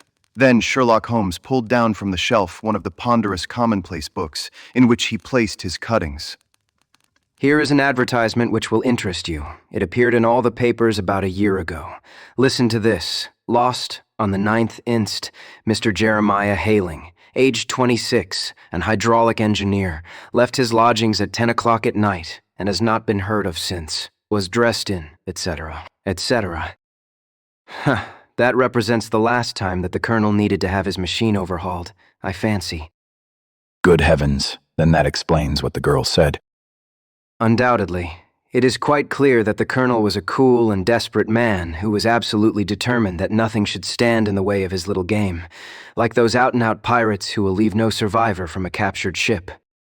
Well, every moment now is precious, so if you feel equal to it, we shall go down to Scotland Yard at once as a preliminary to starting for Ayford. Some 3 hours or so afterwards, we were all in the train together, bound from Reading to the little Berkshire village. There were Sherlock Holmes, the hydraulic engineer, Inspector Bradstreet of Scotland Yard, a plainclothes man, and myself. Bradstreet had spread an ordnance map of the county out upon the seat, and was busy with his compasses drawing a circle with Ayford for its center. "There you are," said he. "That circle is drawn at a radius of 10 miles from the village. The place we want must be somewhere near that line. You said 10 miles, I think, sir." It was an hour's good drive. "And you think that they brought you back all that way when you were unconscious?" They must have done so. I have a confused memory, too, of having been lifted and conveyed somewhere. "What I cannot understand is why they should have spared you when they found you lying fainting in the garden. Perhaps the villain was softened by the woman's entreaties." I hardly think that likely. I never saw a more inexorable face in my life. "Oh, we shall soon clear up all that," said Bradstreet. "Well, I have drawn my circle, and I only wish I knew at what point upon it the folk that we are in search of are to be found." I think I could lay my finger on it. "Really now," cried the inspector, "you have formed your opinion. Come now, we shall see who agrees with you. I say it is south, for the country is more deserted there." And I say east. "I am for west," remarked the plainclothes man. "There are several quiet little villages up there." "And I am for north, because there are no hills there, and our friend says that he did not notice the carriage go up any." "Come," cried the inspector, laughing. "It is a very pretty diversity of opinion. We have boxed the compass among us. Who do you give your casting vote to?" You are all wrong. "But we can't all be." Oh yes, you can. This is my point. He placed his finger in the center of the circle. This is where we shall find them. But the 12-mile drive.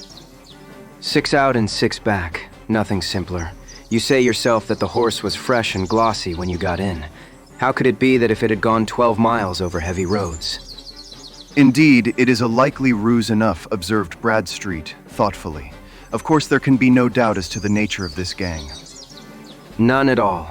They are coiners on a large scale, and have used the machine to form the amalgam which has taken the place of silver. "We have known for some time that a clever gang was at work," said the inspector. "They have been turning out half-crowns by the thousand. We even traced them as far as Reading, but could get no farther, for they had covered their traces in a way that showed that they were very old hands. But now, thanks to this lucky chance, I think that we have got them right enough."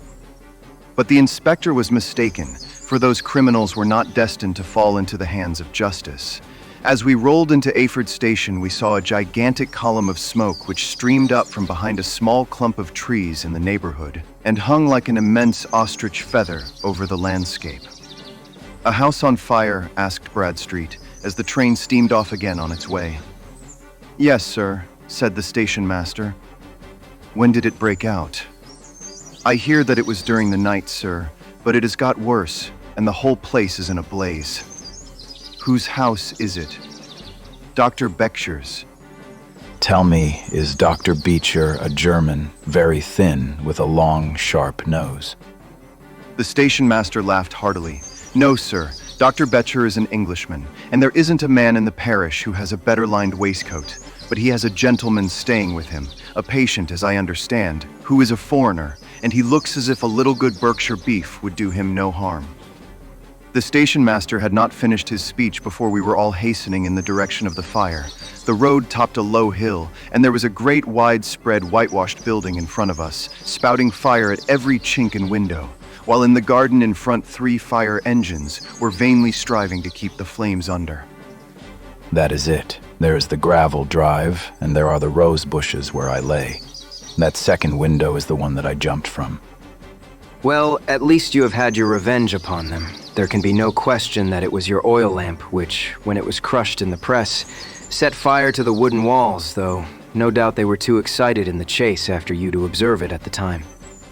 Now, keep your eyes open in this crowd for your friends of last night, though I very much fear that they are a good 100 miles off by now.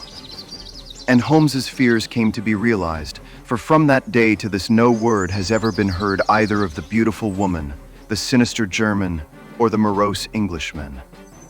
Early that morning, a peasant had met a cart containing several people and some very bulky boxes driving rapidly in the direction of Reading, but all traces of the fugitives disappeared, and even Holmes's ingenuity failed ever to discover the least clue as to their whereabouts.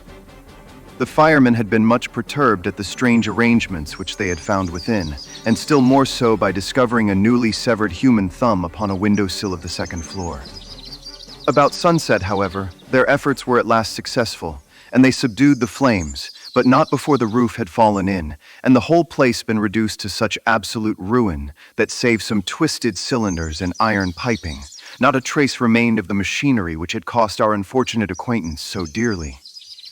Large masses of nickel and of tin were discovered stored in an outhouse, but no coins were to be found, which may have explained the presence of those bulky boxes which have been already referred to. How our hydraulic engineer had been conveyed from the garden to the spot where he recovered his senses might have remained forever, a mystery were it not for the soft mold, which told us a very plain tale. He had evidently been carried down by 2 persons, one of whom had remarkably small feet, and the other unusually large ones. On the whole, it was most probable that the silent Englishman, being less bold or less murderous than his companion, had assisted the woman to bear the unconscious man out of the way of danger. Well, it has been a pretty business for me. I have lost my thumb, and I have lost a 50-guinea fee, and what have I gained? Experience. Indirectly, it may be of value, you know. You have only to put it into words to gain the reputation of being excellent company for the remainder of your existence.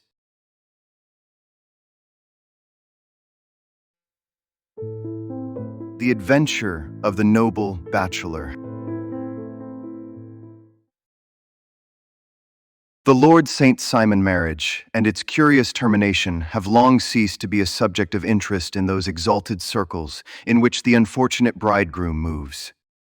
Fresh scandals have eclipsed it, and their more piquant details have drawn the gossips away from this 4-year-old drama. As I have reason to believe, however, that the full facts have never been revealed to the general public, and as my friend Sherlock Holmes had a considerable share in clearing the matter up, I feel that no memoir of him would be complete without some little sketch of this remarkable episode. It was a few weeks before my own marriage, during the days when I was still sharing rooms with Holmes in Baker Street, that he came home from an afternoon stroll to find a letter on the table waiting for him. I had remained indoors all day, for the weather had taken a sudden turn to rain, with high autumnal winds, and the Jezail bullet which I had brought back in one of my limbs as a relic of my Afghan campaign throbbed with dull persistency. With my body in one easy chair and my legs upon another, I had surrounded myself with a cloud of newspapers, until at last, saturated with the news of the day, I tossed them all aside, and lay listless, watching the huge crest and monogram upon the envelope upon the table, and wondering lazily who my friend's noble correspondent could be. Here is a very fashionable epistle. Your morning letters, if I remember right, were from a fishmonger and a tide waiter. Yes, my correspondence has certainly the charm of variety, and the humbler are usually the more interesting. This looks like one of those unwelcome social summonses which call upon a man either to be bored or to lie. He broke the seal and glanced over the contents. Oh, come. It may prove to be something of interest after all. Not social, then. No, distinctly professional. And from a noble client. One of the highest in England. My dear fellow, I congratulate you. I assure you, Watson, without affectation, that the status of my client is a matter of less moment to me than the interest of his case. It is just possible, however, that also may not be wanting in this new investigation. You have been reading the papers diligently of late, have you not? It looks like it. I have had nothing else to do. It is fortunate, for you will perhaps be able to post me up. I read nothing except the criminal news in the agony column. The latter is always instructive. But if you have followed recent events so closely, you must have read about Lord St. Simon and his wedding. Oh yes, with the deepest interest. That as well. The letter which I hold in my hand is from Lord St. Simon. I will read it to you, and in return you must turn over these papers, and let me have whatever bears upon the matter. My dear Mr. Sherlock Holmes, Lord Backwater tells me that I may place implicit reliance upon your judgment and discretion. I have determined, therefore, to call upon you, and to consult you in reference to the very painful event which has occurred in connection with my wedding. Mr. Lestrade, of Scotland Yard, is acting already in the matter, but he assures me that he sees no objection to your cooperation, and that he even thinks that it might be of some assistance. I will call at 4 o'clock in the afternoon, and should you have any other engagement at that time, I hope that you will postpone it, as this matter is of paramount importance. Yours faithfully, St. Simon. It is dated from Grosvenor Mansions, written with a quill pen, and the noble lord has had the misfortune to get a smear of ink upon the outer side of his right little finger. He says 4 o'clock. It is 3 now. He will be here in an hour. Then I have just time, with your assistance, to get clear upon the subject. Turn over those papers and arrange the extracts in their order of time, while I take a glance as to who our client is. He picked a red-covered volume from a line of books of reference beside the mantelpiece. Here he is, Lord Robert Walsingham de Vere St. Simon, second son of the Duke of Balmoral. Arms, azure, 3 caltrops and chief over a fess sable, born in 1846. He is 41 years of age, which is mature for marriage. Was Under-Secretary for the Colonies in a late administration. The Duke, his father, was at one time Secretary for Foreign Affairs. Well, there is nothing very instructive in all this. I think that I must turn to you, Watson, for something more solid. I have very little difficulty in finding what I want, for the facts are quite recent, and the matter struck me as remarkable. I feared to refer them to you, however, as I knew that you had an inquiry on hand, and that you disliked the intrusion of other matters. Oh, you mean the little problem of the Grosvenor Square furniture van. That is quite cleared up now, though. Indeed, it was obvious from the first. Pray give me the results of your newspaper selections. Here is the first notice which I can find. It is in the personal column of the Morning Post, and dates, as you see, some weeks back. A marriage has been arranged, it says, and will, if rumor is correct, very shortly take place, between Lord Robert St. Simon, second son of the Duke of Balmoral, and Miss Hattie Doran, the only daughter of Aloysius Doran, SQ of San Francisco, Cal, USA, that is all. Terse, and to the point. There was a paragraph amplifying this in one of the society papers of the same week. Ah, here it is. There will soon be a call for protection in the marriage market, for the present free trade principle appears to tell heavily against our home product. One by one, the management of the noble houses of Great Britain is passing into the hands of our fair cousins from across the Atlantic. An important addition has been made during the last week to the list of the prizes which have been borne away by these charming invaders. Lord St. Simon, who has shown himself for over 20 years proof against the little god's arrows, has now definitely announced his approaching marriage with Miss Hattie Doran, the fascinating daughter of a California millionaire. Miss Doran, whose graceful figure and striking face attracted much attention at the Westbury House festivities, is an only child, and it is currently reported that her dowry will run to considerably over the 6 figures, with expectancies for the future. As it is an open secret that the Duke of Balmoral has been compelled to sell his pictures within the last few years, and as Lord St. Simon has no property of his own, save the small estate of Birchmoor, it is obvious that the Californian heiress is not the only gainer by an alliance which will enable her to make the easy and common transition from a Republican lady to a British peeress. Anything else? Oh yes, plenty. Then there is another note in the Morning Post to say that the marriage would be an absolutely quiet one, that it would be at St. George's, Hanover Square, that only half a dozen intimate friends would be invited, and that the party would return to the furnished house at Lancaster Gate, which has been taken by Mr. Aloysius Doran. 2 days later, that is, on Wednesday last, there is a curt announcement that the wedding had taken place, and that the honeymoon would be passed at Lord Backwater's place, near Petersfield. Those are all the notices which appeared before the disappearance of the bride. Before the what? The vanishing of the lady. When did she vanish, then? At the wedding breakfast. Indeed, this is more interesting than it promised to be. Quite dramatic, in fact. Yes, it struck me as being a little out of the common.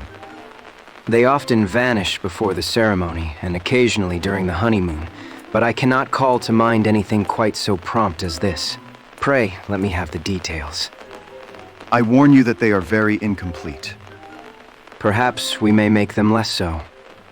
Such as they are set forth in a single article of a morning paper of yesterday, which I will read to you. It is headed, "Singular Occurrence at a Fashionable Wedding." The family of Lord Robert St. Simon has been thrown into the greatest consternation by the strange and painful episodes which have taken place in connection with his wedding. The ceremony, as shortly announced in the papers of yesterday, occurred on the previous morning, but it is only now that it has been possible to confirm the strange rumors which have been so persistently floating about. In spite of the attempts of the friends to hush the matter up, so much public attention has now been drawn to it that no good purpose can be served by affecting to disregard what is a common subject for conversation.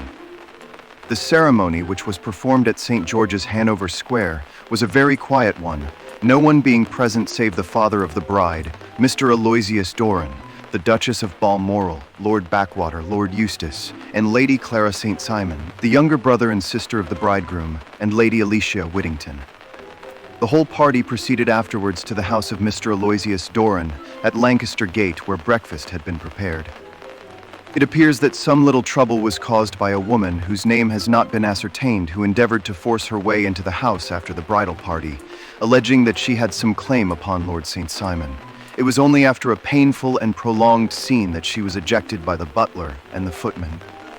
The bride, who had fortunately entered the house before this unpleasant interruption, had sat down to breakfast with the rest when she complained of a sudden indisposition and retired to her room. Her prolonged absence having caused some comment, her father followed her, but learned from her maid that she had only come up to her chamber for an instant, caught up an ulster and bonnet, and hurried down to the passage. One of the footmen declared that he had seen a lady leave the house thus apparelled, but had refused to credit that it was his mistress, believing her to be with the company. On ascertaining that his daughter had disappeared, Mr. Aloysius Doran, in conjunction with the bridegroom, instantly put themselves into communication with the police, and very energetic inquiries are being made, which will probably result in a speedy clearing up of this very singular business. Up to a late hour last night, however, nothing had transpired as to the whereabouts of the missing lady. There are rumors of foul play in the matter, and it is said that the police have caused the arrest of the woman who had caused the original disturbance, in the belief that, from jealousy or some other motive, she may have been concerned in the strange disappearance of the bride. And is that all? Only one little item in another of the morning papers, but it is a suggestive one. And it is... That Miss Flora Miller, the lady who had caused the disturbance, has actually been arrested. It appears that she was formerly a danseuse at the Allegro, and that she has known the bridegroom for some years. There are no further particulars, and the whole case is in your hands now, so far as it has been set forth in the public press. And an exceedingly interesting case it appears to be. I would not have missed it for worlds. But there is a ring at the bell, Watson, and as the clock makes it a few minutes after 4, I have no doubt that this will prove to be our noble client. Do not dream of going, Watson, for I very much prefer having a witness, if only as a check to my own memory. Lord Robert St. Simon, announced our page boy, throwing open the door. A gentleman entered with a pleasant, cultured face, high-nosed and pale, with something perhaps of petulance about the mouth, and with the steady, well-opened eye of a man whose pleasant lot it had ever been to command and to be obeyed. His manner was brisk, and yet his general appearance gave an undue impression of age, for he had a slight forward stoop and a little bend of the knees as he walked. His hair, too, as he swept off his very curly-brimmed hat, was grizzled round the edges and thin upon the top. As to his dress, it was careful to the verge of foppishness, with high collar, black frock coat, white waistcoat, yellow gloves, patent leather shoes, and light-colored gaiters. He advanced slowly into the room, turning his head from left to right, and swinging in his right hand the cord which held his golden eye. Glasses. Good day, Lord St. Simon. Pray take the basket chair. This is my friend and colleague, Dr. Watson. Draw up a little to the fire, and we will talk this matter over. A most painful matter to me, as you can most readily imagine, Mr. Holmes. I have been cut to the quick. I understand that you have already managed several delicate cases of this sort, sir, though I presume that they were hardly from the same class of society. No, I am descending. I beg pardon. My last client of the sort was a king. Oh, really? I had no idea. And which king? The king of Scandinavia. What? Had he lost his wife? You can understand that I extend to the affairs of my other clients the same secrecy which I promised to you and yours. Of course. Very right. Very right. I am sure I beg pardon. As to my own case, I am ready to give you any information which may assist you in forming an opinion. Thank you. I have already learned all that is in the public prints, nothing more. I presume that I may take it as correct, this article, for example, as to the disappearance of the bride. Yes, it is correct, as far as it goes. But it needs a great deal of supplementing before anyone could offer an opinion. I think that I may arrive at my facts most directly by questioning you. Pray, do so. When did you first meet Miss Hattie Doran? In San Francisco, a year ago. You were traveling in the States? Yes. Did you become engaged then? Number.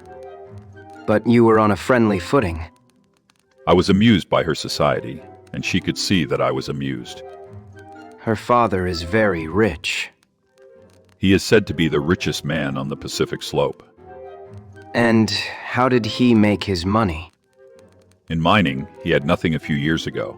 Then he struck gold, invested it, and came up by leaps and bounds. Now, what is your own impression as to the young lady's your wife's character? The nobleman swung his glasses a little faster and stared down into the fire. You see, Mr. Holmes, my wife was 20 before her father became a rich man. During that time, she ran free in a mining camp and wandered through woods or mountains, so that her education has come from nature rather than from the schoolmaster. She is what we call in England a tomboy, with a strong nature, wild and free, unfettered by any sort of traditions. She is impetuous, volcanic, I was about to say. She is swift in making up her mind and fearless in carrying out her resolutions. On the other hand, I would not have given her the name which I have the honor to bear had not I thought her to be at bottom a noble woman. I believe that she is capable of heroic self-sacrifice, and that anything dishonorable would be repugnant to her. Have you her photograph? I brought this with me. He opened a locket and showed us the full face of a very lovely woman. It was not a photograph, but an ivory miniature, and the artist had brought out the full effect of the lustrous black hair, the large dark eyes, and the exquisite mouth. Holmes gazed long and earnestly at it. Then he closed the locket and handed it back to Lord St. Simon. The young lady came to London, then, and you renewed your acquaintance. Yes, her father brought her over for this last London season.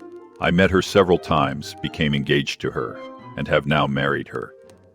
She brought, I understand, a considerable dowry. A fair dowry, not more than is usual in my family. And this, of course, remains to you, since the marriage is a fait accompli. I really have made no inquiries on the subject. Very naturally not.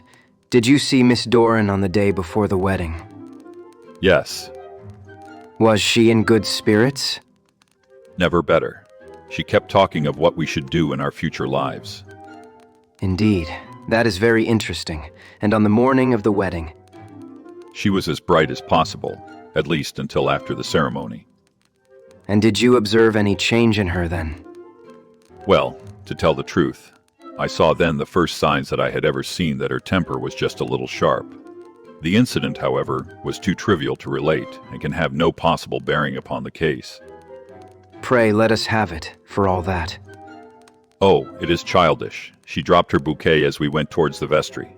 She was passing the front pew at the time, and it fell over into the pew.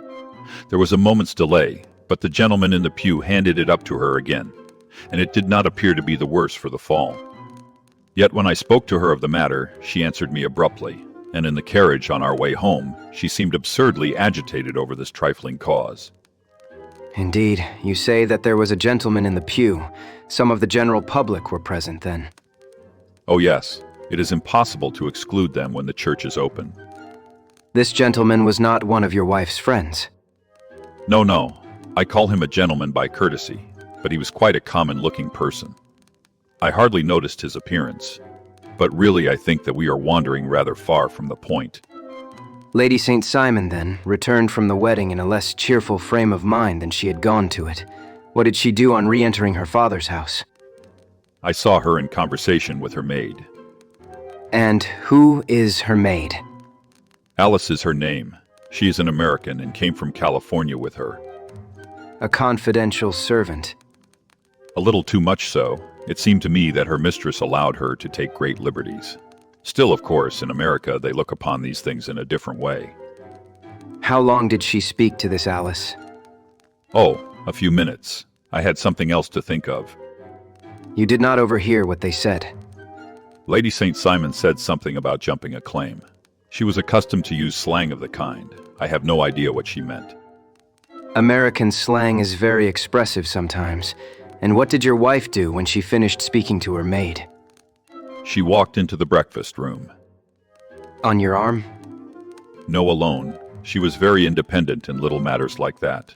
Then, after we had sat down for 10 minutes or so, she rose hurriedly, muttered some words of apology, and left the room. She never came back. But this maid, Alice, as I understand, deposes that she went to her room, covered her bride's dress with a long ulster, put on a bonnet, and went out. Quite so. And she was afterwards seen walking into Hyde Park in company with Flora Miller, a woman who is now in custody and who had already made a disturbance at Mr. Doran's house that morning. Ah, yes. I should like a few particulars as to this young lady and your relations to her. Lord St. Simon shrugged his shoulders and raised his eyebrows. We have been on a friendly footing for some years. I may say on a very friendly footing. She used to be at the Allegro. I have not treated her ungenerously, and she has no just cause of complaint against me.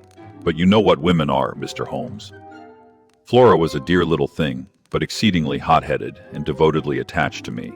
She wrote me dreadful letters when she heard that I was about to be married, and to tell the truth, the reason why I had the marriage celebrated so quietly was that I feared lest there might be a scandal in the church. She came to Mr. Doran's door just after we returned, and she endeavored to push her way in, uttering very abusive expressions towards my wife, and even threatening her. But I had foreseen the possibility of something of the sort, and I had 2 police fellows there in private clothes who soon pushed her out again. She was quiet when she saw that there was no good in making a row. Did your wife hear all this? No, thank goodness, she did not. And she was seen walking with this very woman afterwards. Yes, that is what Mr. Lestrade of Scotland Yard looks upon as so serious. It is thought that Flora decoyed my wife out and laid some terrible trap for her. Well, it is a possible supposition. You think so, too? I did not say a probable one, but you do not yourself look upon this as likely. I do not think Flora would hurt a fly. Still, jealousy is a strange transformer of characters. Pray, what is your own theory as to what took place? Well, really, I came to seek a theory, not to propound one. I have given you all the facts. Since you ask me, however, I may say that it has occurred to me as possible that the excitement of this affair, the consciousness that she had made so immense a social stride, had the effect of causing some little nervous disturbance in my wife. In short, that she had become suddenly deranged. Well, really, when I consider that she has turned her back, I will not say upon me, but upon so much that many have aspired to without success. I can hardly explain it in any other fashion. Well, certainly that is also a conceivable hypothesis. And now, Lord St. Simon, I think that I have nearly all my data.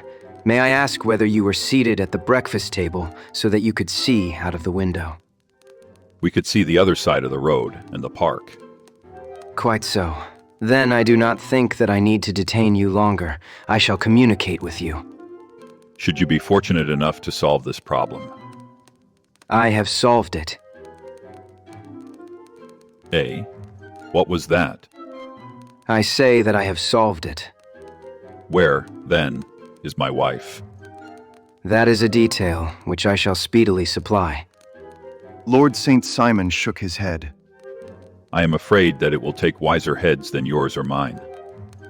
And bowing in a stately, old-fashioned manner, he departed. It is very good of Lord St. Simon to honor my head by putting it on a level with his own. I think that I shall have a whiskey and soda and a cigar after all this cross-questioning. I had formed my conclusions as to the case before our client came into the room. My dear Holmes.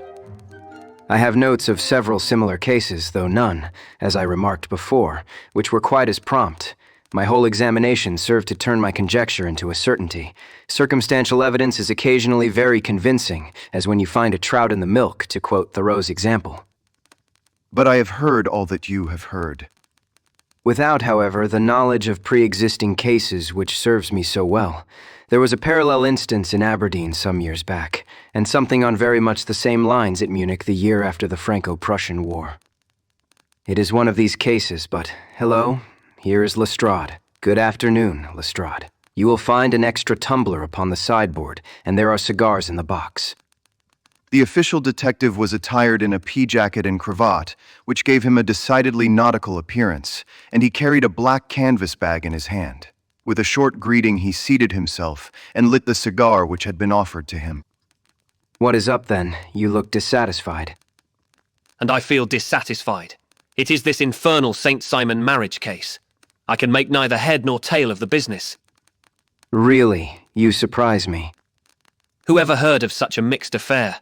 Every clue seems to slip through my fingers. I have been at work upon it all day. And very wet, it seems to have made you. Yes, I have been dragging the Serpentine. In heaven's name, what for? In search of the body of Lady St. Simon. Sherlock Holmes leaned back in his chair and laughed heartily. Have you dragged the basin of Trafalgar Square fountain? Why? What do you mean? Because you have just as good a chance of finding this lady in the one as in the other. Lestrade shot an angry glance at my companion. I suppose you know all about it. Well, I have only just heard the facts, but my mind is made up. Oh, indeed. Then you think that the Serpentine plays no part in the matter? I think it very unlikely. Then perhaps you will kindly explain how it is that we found this in it. He opened his bag as he spoke, and tumbled onto the floor a wedding dress of watered silk, a pair of white satin shoes, and a bride's wreath and veil, all discolored and soaked in water. There is a little nut for you to crack, Master Holmes. Oh, indeed, you dragged them from the Serpentine. Number they were found floating near the margin by a park keeper. They have been identified as her clothes, and it seemed to me that if the clothes were there, the body would not be far off. By the same brilliant reasoning, every man's body is to be found in the neighborhood of his wardrobe. And pray, what did you hope to arrive at through this? At some evidence implicating Flora Miller in the disappearance. I am afraid that you will find it difficult. Are you indeed now? I am afraid, Holmes, that you are not very practical with your deductions and your inferences. You have made 2 blunders in as many minutes. This dress does implicate Miss Flora Miller. And how? In the dress is a pocket. In the pocket is a card case. In the card case is a note, and here is the very note. Listen to this. You will see me when all is ready. Come at once. Now my theory all along has been that Lady St. Simon was decoyed away by Flora Miller, and that she, with confederates no doubt, was responsible for her disappearance. Here, signed with her initials, is the very note which was no doubt quietly slipped into her hand at the door, and which lured her within their reach.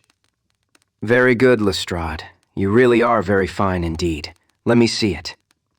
He took up the paper in a listless way, but his attention instantly became riveted, and he gave a little cry of satisfaction. This is indeed important. You find it so. Extremely so. I congratulate you warmly. Lestrade rose in his triumph and bent his head to look. Why? You are looking at the wrong side. On the contrary, this is the right side. The right side?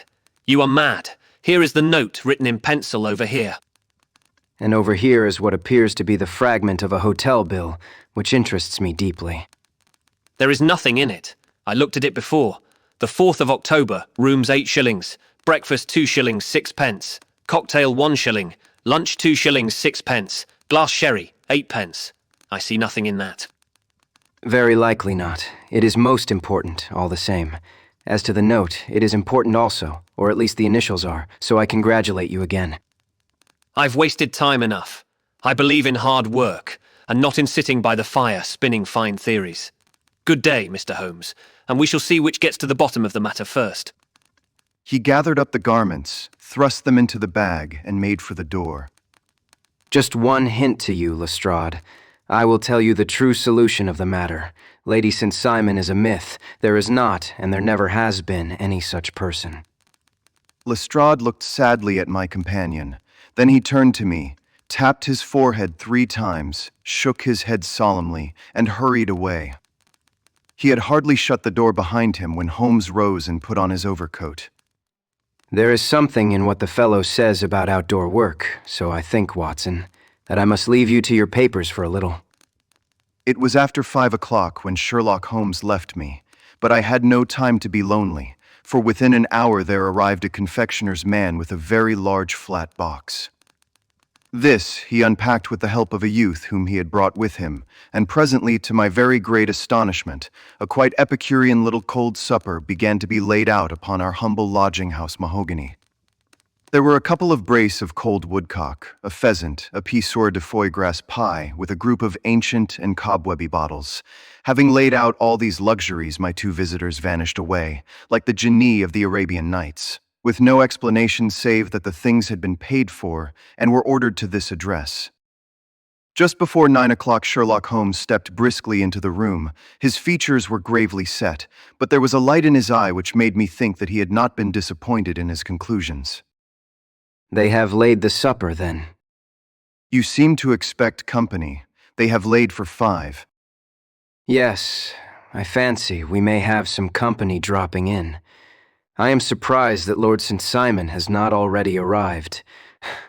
I fancy that I hear his step now upon the stairs. It was indeed our visitor of the morning who came bustling in, dangling his glasses more vigorously than ever, and with a very perturbed expression upon his aristocratic features. My messenger reached you, then? Yes, and I confess that the contents startled me beyond measure. Have you good authority for what you say? The best possible. Lord St. Simon sank into a chair and passed his hand over his forehead.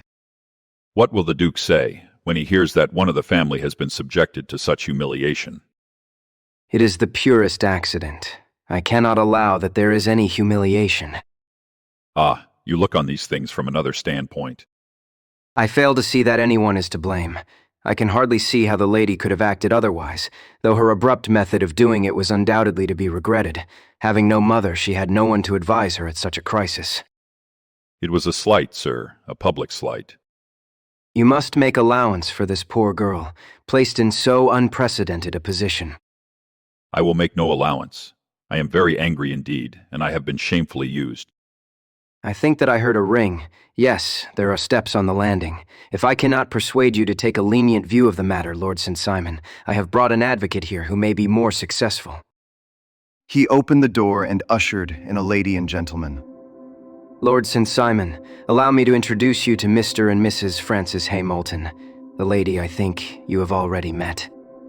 At the sight of these newcomers, our client had sprung from his seat and stood very erect, with his eyes cast down and his hand thrust into the breast of his frock coat, a picture of offended dignity. The lady had taken a quick step forward and had held out her hand to him, but he still refused to raise his eyes. It was as well for his resolution, perhaps, for her pleading face was one which it was hard to resist. You are angry, Robert. Well, I guess you have every cause to be. Pray, make no apology to me. Oh yes, I know that I have treated you real bad, and that I should have spoken to you before I went, but I was kind of rattled, and from the time when I saw Frank here again, I just didn't know what I was doing or saying. I only wonder I didn't fall down and do a faint right there before the altar. Perhaps, Mrs. Moulton, you would like my friend and me to leave the room while you explain this matter. If I may give an opinion, remarked the strange gentleman, we've had just a little too much secrecy over this business already. For my part, I should like all Europe and America to hear the rights of it. He was a small, wiry, sunburnt man, clean-shaven, with a sharp face and alert manner. Then I'll tell our story right away. Frank here and I met in '84 in McQuire's camp, near the Rockies, where Pa was working a claim. We were engaged to each other, Frank and I. But then one day, Father struck a rich pocket and made a pile, while poor Frank here had a claim that petered out and came to nothing. The richer Pa grew, the poorer was Frank, so at last Pa wouldn't hear of our engagement lasting any longer, and he took me away to Frisco. Frank wouldn't throw up his hand, though, so he followed me there, and he saw me without Pa knowing anything about it. It would only have made him mad to know, so we just fixed it all up for ourselves. Frank said that he would go and make his pile too, and never come back to claim me until he had as much as Pa. So then I promised to wait for him to the end of time, and pledged myself not to marry anyone else while he lived. Why shouldn't we be married right away? Then, said he, and then I will feel sure of you, and I won't claim to be your husband until I come back. Well, we talked it over, and he had fixed it all up so nicely, with a clergyman all ready and waiting, that we just did it right there, and then Frank went off to seek his fortune, and I went back to Pa. The next I heard of Frank was that he was in Montana, and then he went prospecting in Arizona, and then I heard of him from New Mexico. After that came a long newspaper story about how a miners' camp had been attacked by Apache Indians, and there was my Frank's name among the killed. I fainted dead away, and I was very sick for months after. Pa thought I had a decline and took me to half the doctors in Frisco. Not a word of news came for a year and more, so that I never doubted that Frank was really dead. Then Lord St. Simon came to Frisco, and we came to London, and a marriage was arranged, and Pa was very pleased. But I felt all the time that no man on this earth would ever take the place in my heart that had been given to my poor Frank. Still, if I had married Lord St. Simon, of course I'd have done my duty by him. We can't command our love, but we can our actions. I went to the altar with him with the intention to make him just as good a wife as it was in me to be. But you may imagine what I felt when, just as I came to the altar rails, I glanced back and saw Frank standing and looking at me out of the first pew. I thought it was his ghost at first, but when I looked again, there he was still, with a kind of question in his eyes as if to ask me whether I were glad or sorry to see him. I wonder I didn't drop. I know that everything was turning round, and the words of the clergyman were just like the buzz of a bee in my ear. I didn't know what to do. Should I stop the service and make a scene in the church? I glanced at him again, and he seemed to know what I was thinking, for he raised his finger to his lips to tell me to be still. Then I saw him scribble on a piece of paper, and I knew that he was writing me a note. As I passed his pew on the way out, I dropped my bouquet over to him, and he slipped the note into my hand when he returned me the flowers. It was only a line asking me to join him when he made the sign to me to do so. Of course, I never doubted for a moment that my first duty was now to him, and I determined to do just whatever he might direct. When I got back, I told my maid, who had known him in California and had always been his friend. I ordered her to say nothing, but to get a few things packed and my ulster ready. I know I ought to have spoken to Lord St. Simon, but it was dreadful hard before his mother and all those great people. I just made up my mind to run away and explain afterwards. I hadn't been at the table 10 minutes before I saw Frank out of the window at the other side of the road. He beckoned to me and then began walking into the park. I slipped out, put on my things, and followed him. Some woman came talking something or other about Lord St. Simon to me.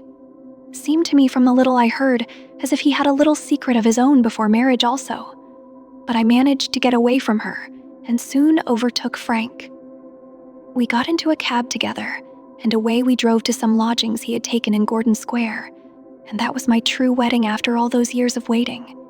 Frank had been a prisoner among the Apaches, had escaped, came on to Frisco, found that I had given him up for dead and had gone to England, followed me there, and had come upon me at last, on the very morning of my second wedding. I saw it in a paper explained the American. It gave the name and the church, but not where the lady lived. Then we had a talk as to what we should do, and Frank was all for openness, but I was so ashamed of it all that I felt as if I should like to vanish away and never see any of them again. Just sending a line to Pa, perhaps, to show him that I was alive. It was awful to me to think of all those lords and ladies sitting round that breakfast table and waiting for me to come back.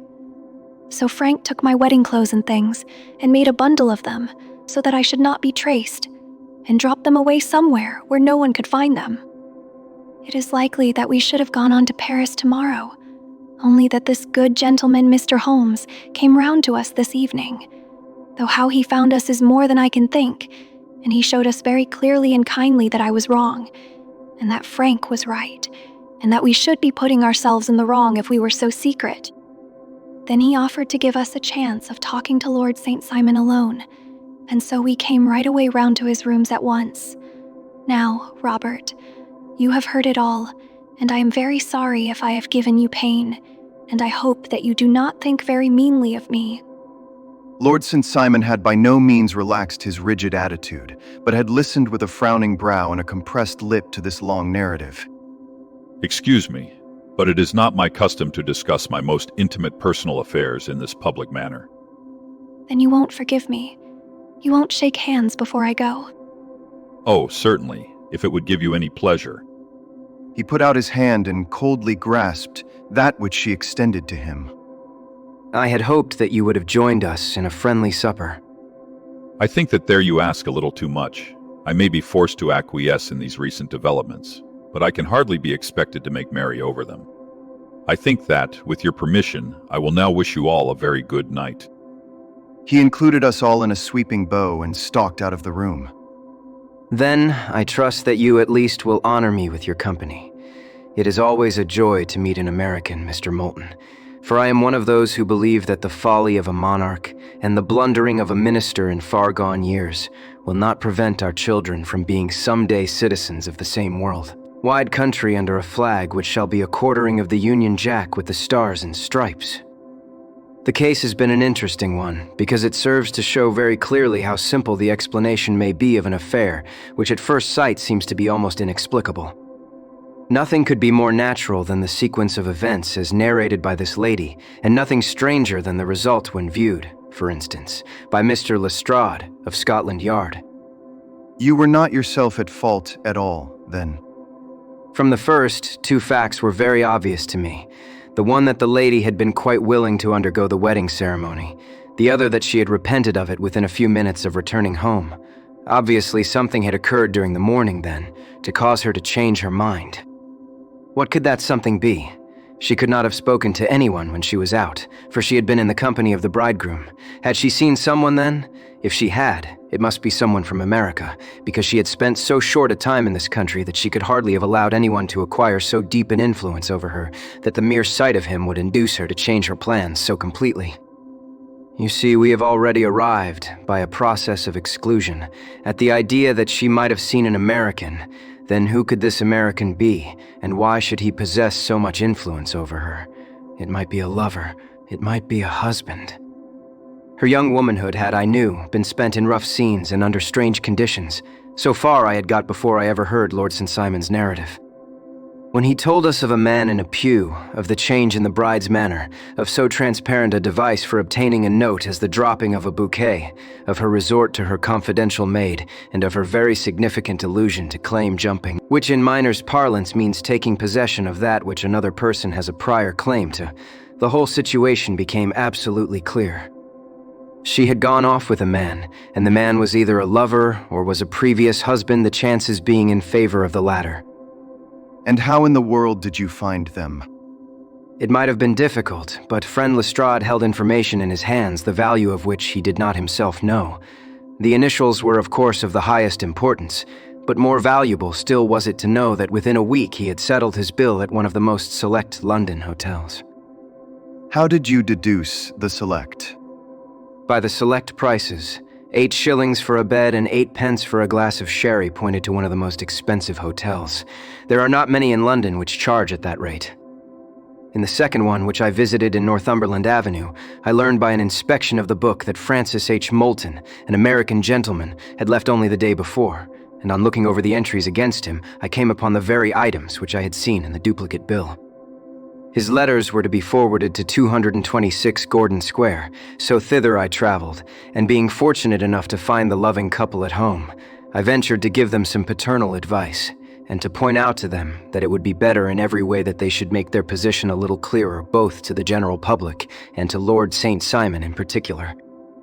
I invited them to meet him here, and as you see, I made him keep the appointment. But with no very good result. His conduct was certainly not very gracious.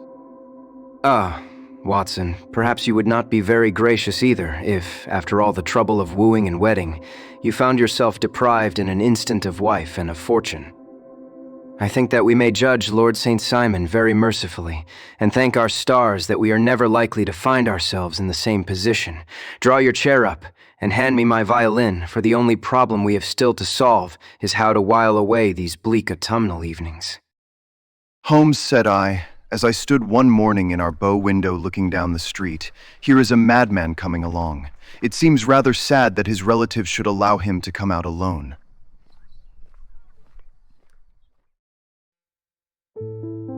The Adventure of the Beryl Coronet.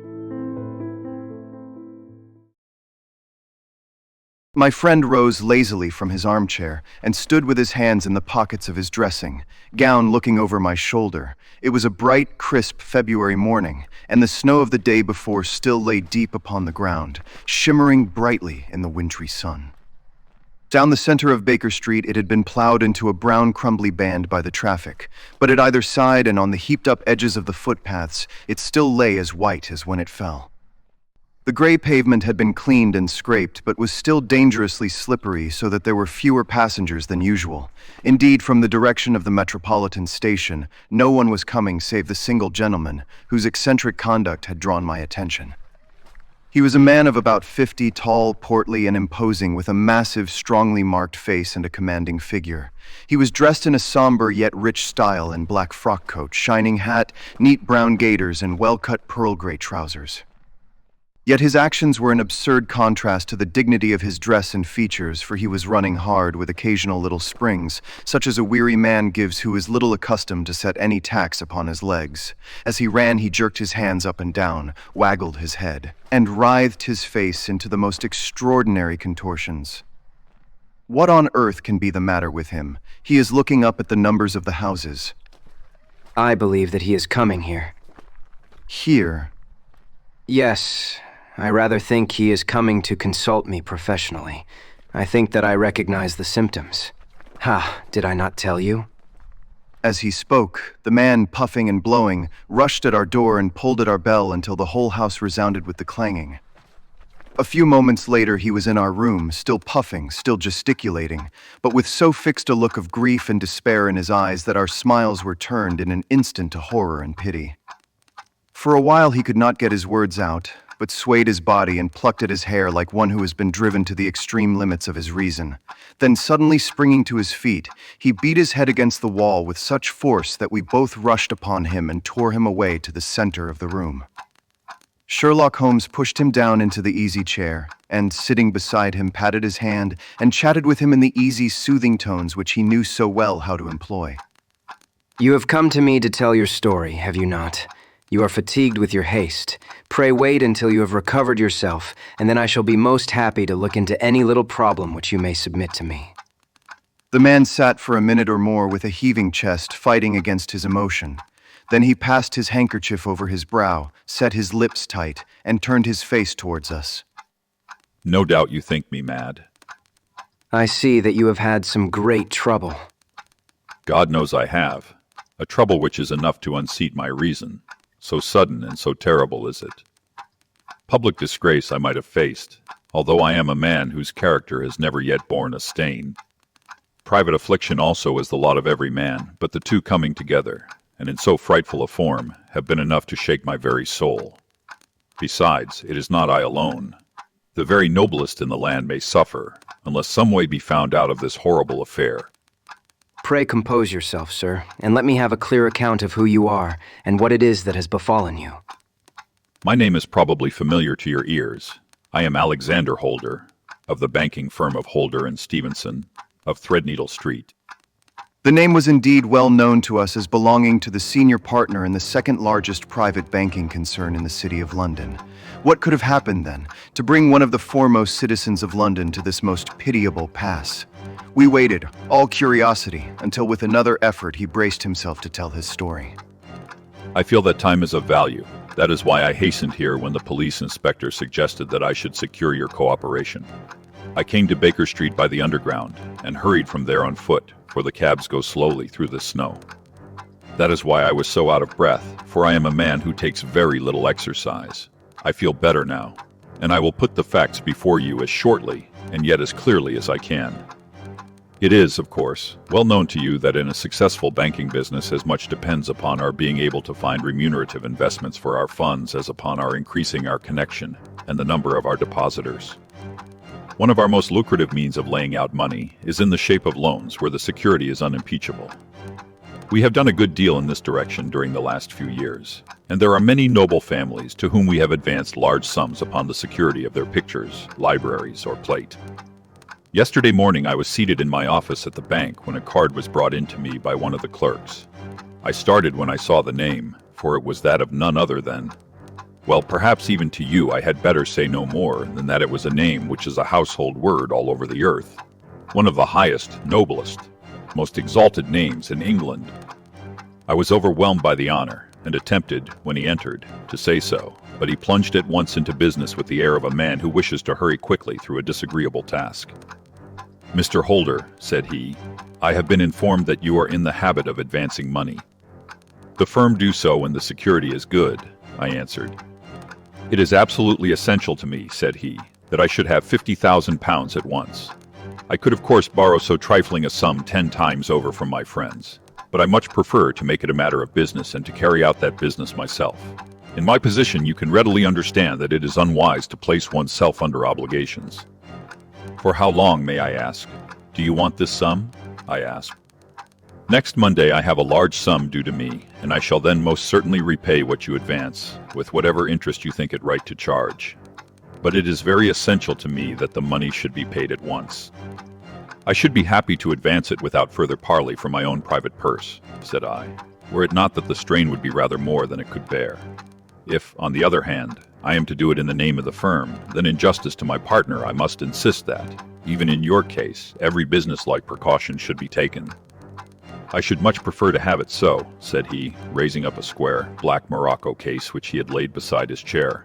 "You have doubtless heard of the beryl coronet." "One of the most precious public possessions of the empire," said I. "Precisely." He opened the case, and there, embedded in soft flesh-colored velvet, lay the magnificent piece of jewelry which he had named. "There are 39 enormous beryls," said he, "and the price of the gold chasing is incalculable. The lowest estimate would put the worth of the coronet at double the sum which I have asked. I am prepared to leave it with you as my security."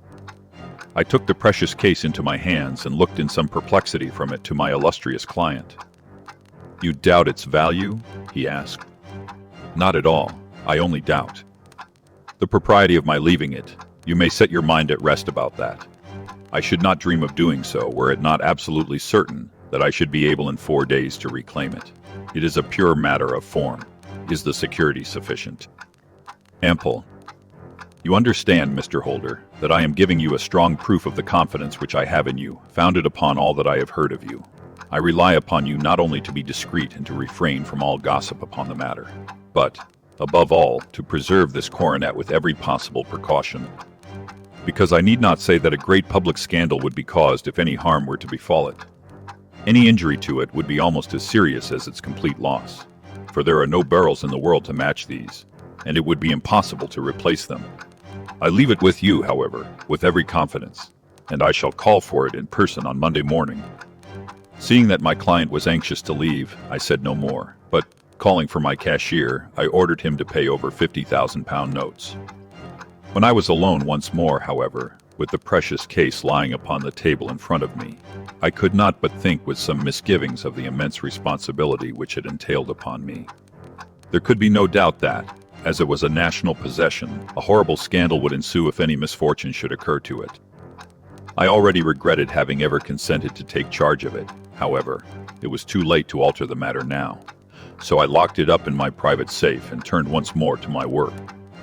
When evening came, I felt that it would be an imprudence to leave so precious a thing in the office behind me. Bankers' safes had been forced before now, and why should not mine be? If so, how terrible would be the position in which I should find myself. I determined, therefore, that for the next few days I would always carry the case backward and forward with me, so that it might never be really out of my reach.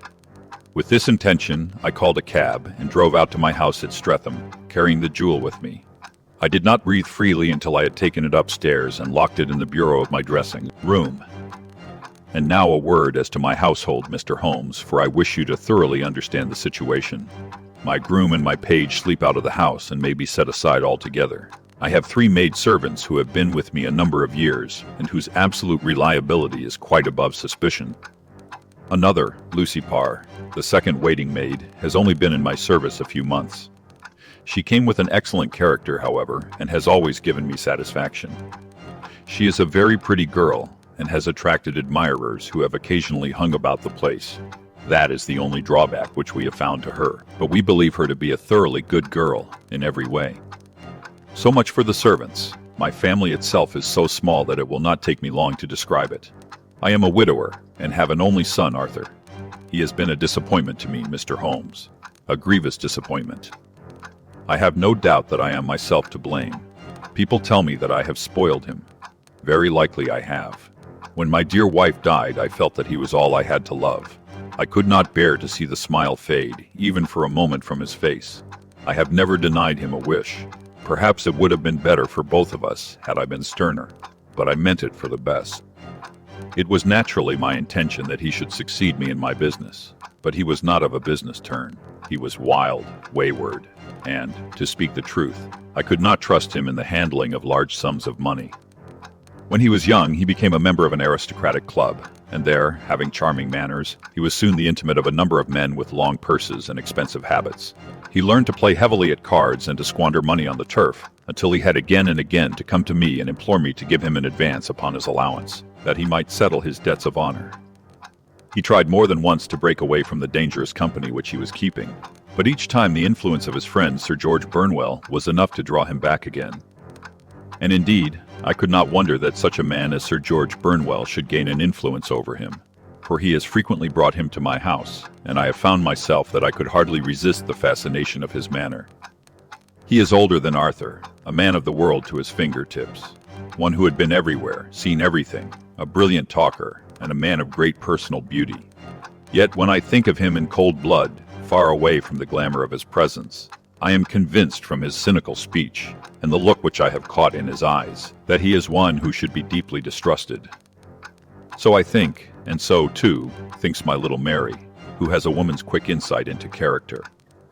And now there is only she to be described. She is my niece, but when my brother died 5 years ago and left her alone in the world, I adopted her.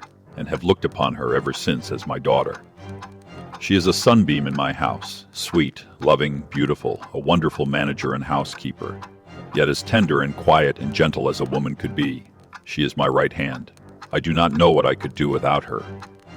In only one matter has she ever gone against my wishes. Twice my boy has asked her to marry him, for he loves her devotedly, but each time she has refused him. I think that if anyone could have drawn him into the right path, it would have been she, and that his marriage might have changed his whole life. But now, alas, it is too late, forever too late. Now, Mr. Holmes, you know the people who live under my roof, and I shall continue with my miserable story. When we were taking coffee in the drawing room that night, after dinner, I told Arthur and Mary my experience, and of the precious treasure which we had under our roof, suppressing only the name of my client. Lucy Parr, who had brought in the coffee, had, I am sure, left the room, but I cannot swear that the door was closed. Mary and Arthur were much interested and wished to see the famous coronet, but I thought it better not to disturb it. "Where have you put it?" asked Arthur. "In my own bureau." "Well, I hope to goodness the house won't be burgled during the night," said he. "It is locked up," I answered. "Oh, any old key will fit that bureau. When I was a youngster, I have opened it myself with the key of the box-room cupboard." He often had a wild way of talking, so that I thought little of what he said. He followed me to my room, however, that night with a very grave face. "Look here, Dad," said he, with his eyes cast down. "Can you let me have £200? "No, I cannot," I answered sharply. "I have been far too generous with you in money matters." "You have been very kind," said he, "but I must have this money, or else I can never show my face inside the club again." "And a very good thing, too," I cried. "Yes, but you would not have me leave it a dishonored man," said he. "I could not bear the disgrace. I must raise the money in some way, and if you will not let me have it, then I must try other means." I was very angry, for this was the third demand during the month. "You shall not have a farthing from me," I cried, on which he bowed and left the room without another word. When he was gone, I unlocked my bureau, made sure that my treasure was safe, and locked it again. Then I started to go round the house to see that all was secure, a duty which I usually leave to Mary, but which I thought it well to perform myself that night. As I came down the stairs, I saw Mary herself at the side window of the hall, which she closed and fastened as I approached. "Tell me, Dad," said she, looking, I thought, a little disturbed, "did you give Lucy, the maid, leave to go out to night?" "Certainly not. She came in just now by the back door. I have no doubt that she has only been to the side gate to see someone, but I think that it is hardly safe, and should be stopped. You must speak to her in the morning, or I will, if you prefer it. Are you sure that everything is fastened?" "Quite sure, Dad." "Then, good night." I kissed her, and went up to my bedroom again, where I was soon asleep. I am endeavoring to tell you everything, Mr. Holmes, which may have any bearing upon the case, but I beg that you will question me upon any point which I do not make clear. On the contrary, your statement is singularly lucid. I come to a part of my story now in which I should wish to be particularly so. I am not a very heavy sleeper, and the anxiety in my mind tended, no doubt, to make me even less so than usual. About 2 in the morning, then, I was awakened by some sound in the house. It had ceased ere I was wide awake, but it had left an impression behind it as though a window had gently closed somewhere. I lay listening with all my ears. Suddenly, to my horror, there was a distinct sound of footsteps moving softly in the next room. I slipped out of bed, all palpitating with fear, and peeped round the corner of my dressing-room door. "Arthur," I screamed, "you villain, you thief, how dare you touch that coronet?" The gas was half up, as I had left it, and my unhappy boy, dressed only in his shirt and trousers, was standing beside the light, holding the coronet in his hands. He appeared to be wrenching at it, or bending it with all his strength. At my cry, he dropped it from his grasp and turned as pale as death. I snatched it up and examined it. One of the gold corners, with 3 of the barrels in it, was missing. "You blackguard," I shouted, beside myself with rage. "You have destroyed it. You have dishonored me forever. Where are the jewels which you have stolen?" "Stolen!" he cried. "Yes, you thief," I roared, shaking him by the shoulder. "There are none missing. There cannot be any missing," said he. "There are 3 missing, and you know where they are. Must I call you a liar as well as a thief? Did I not see you trying to tear off another piece? "You have called me names enough," said he. "I will not stand it any longer. I shall not say another word about this business since you have chosen to insult me. I will leave your house in the morning and make my own way in the world." "You shall leave it in the hands of the police," I cried, half mad with grief and rage. "I shall have this matter probed to the bottom." "You shall learn nothing from me," said he, with a passion, such as I should not have thought was in his nature. "If you choose to call the police, let the police find what they can." By this time the whole house was astir, for I had raised my voice in my anger. Mary was the first to rush into my room, and at the sight of the coronet and of Arthur's face, she read the whole story, and, with a scream, fell down senseless on the ground. I sent the house, made for the police, and put the investigation into their hands at once. When the inspector and a constable entered the house, Arthur, who had stood sullenly with his arms folded, asked me whether it was my intention to charge him with theft. I answered that it had ceased to be a private matter, but had become a public one, since the ruined coronet was national property. I was determined that the law should have its way in everything. "At least," said he, "you will not have me arrested at once. It would be to your advantage as well as mine if I might leave the house for 5 minutes. That you may get away, or perhaps that you may conceal what you have stolen," said I. And then, realizing the dreadful position in which I was placed, I implored him to remember that not only my honor, but that of one who was far greater than I was at stake, and that he threatened to raise a scandal which would convulse the nation. He might avert it all if he would but tell me what he had done with the 3 missing stones. "You may as well face the matter," said I. "You have been caught in the act, and no confession could make your guilt more heinous. If you but make such reparation as is in your power, by telling us where the barrels are, all shall be forgiven and forgotten." "Keep your forgiveness for those who ask for it," he answered, turning away from me with a sneer. I saw that he was too hardened for any words of mine to influence him. There was but one way for it. I called in the inspector and gave him into custody. A search was made at once, not only of his person, but of his room, and of every portion of the house where he could possibly have concealed the gems, but no trace of them could be found, nor would the wretched boy open his mouth for all our persuasions and our threats. This morning he was removed to a cell, and I, after going through all the police formalities, have hurried round to you, to implore you to use your skill in unraveling the matter. The police have openly confessed that they can at present make nothing of it. You may go to any expense which you think necessary. I have already offered a reward of £1,000. My God, what shall I do? I have lost my honor, my gems, and my son in one night. Oh, what shall I do? He put a hand on either side of his head and rocked himself to and fro, droning to himself like a child whose grief has got beyond words. Sherlock Holmes sat silent for some few minutes, with his brows knitted and his eyes fixed upon the fire. Do you receive much company?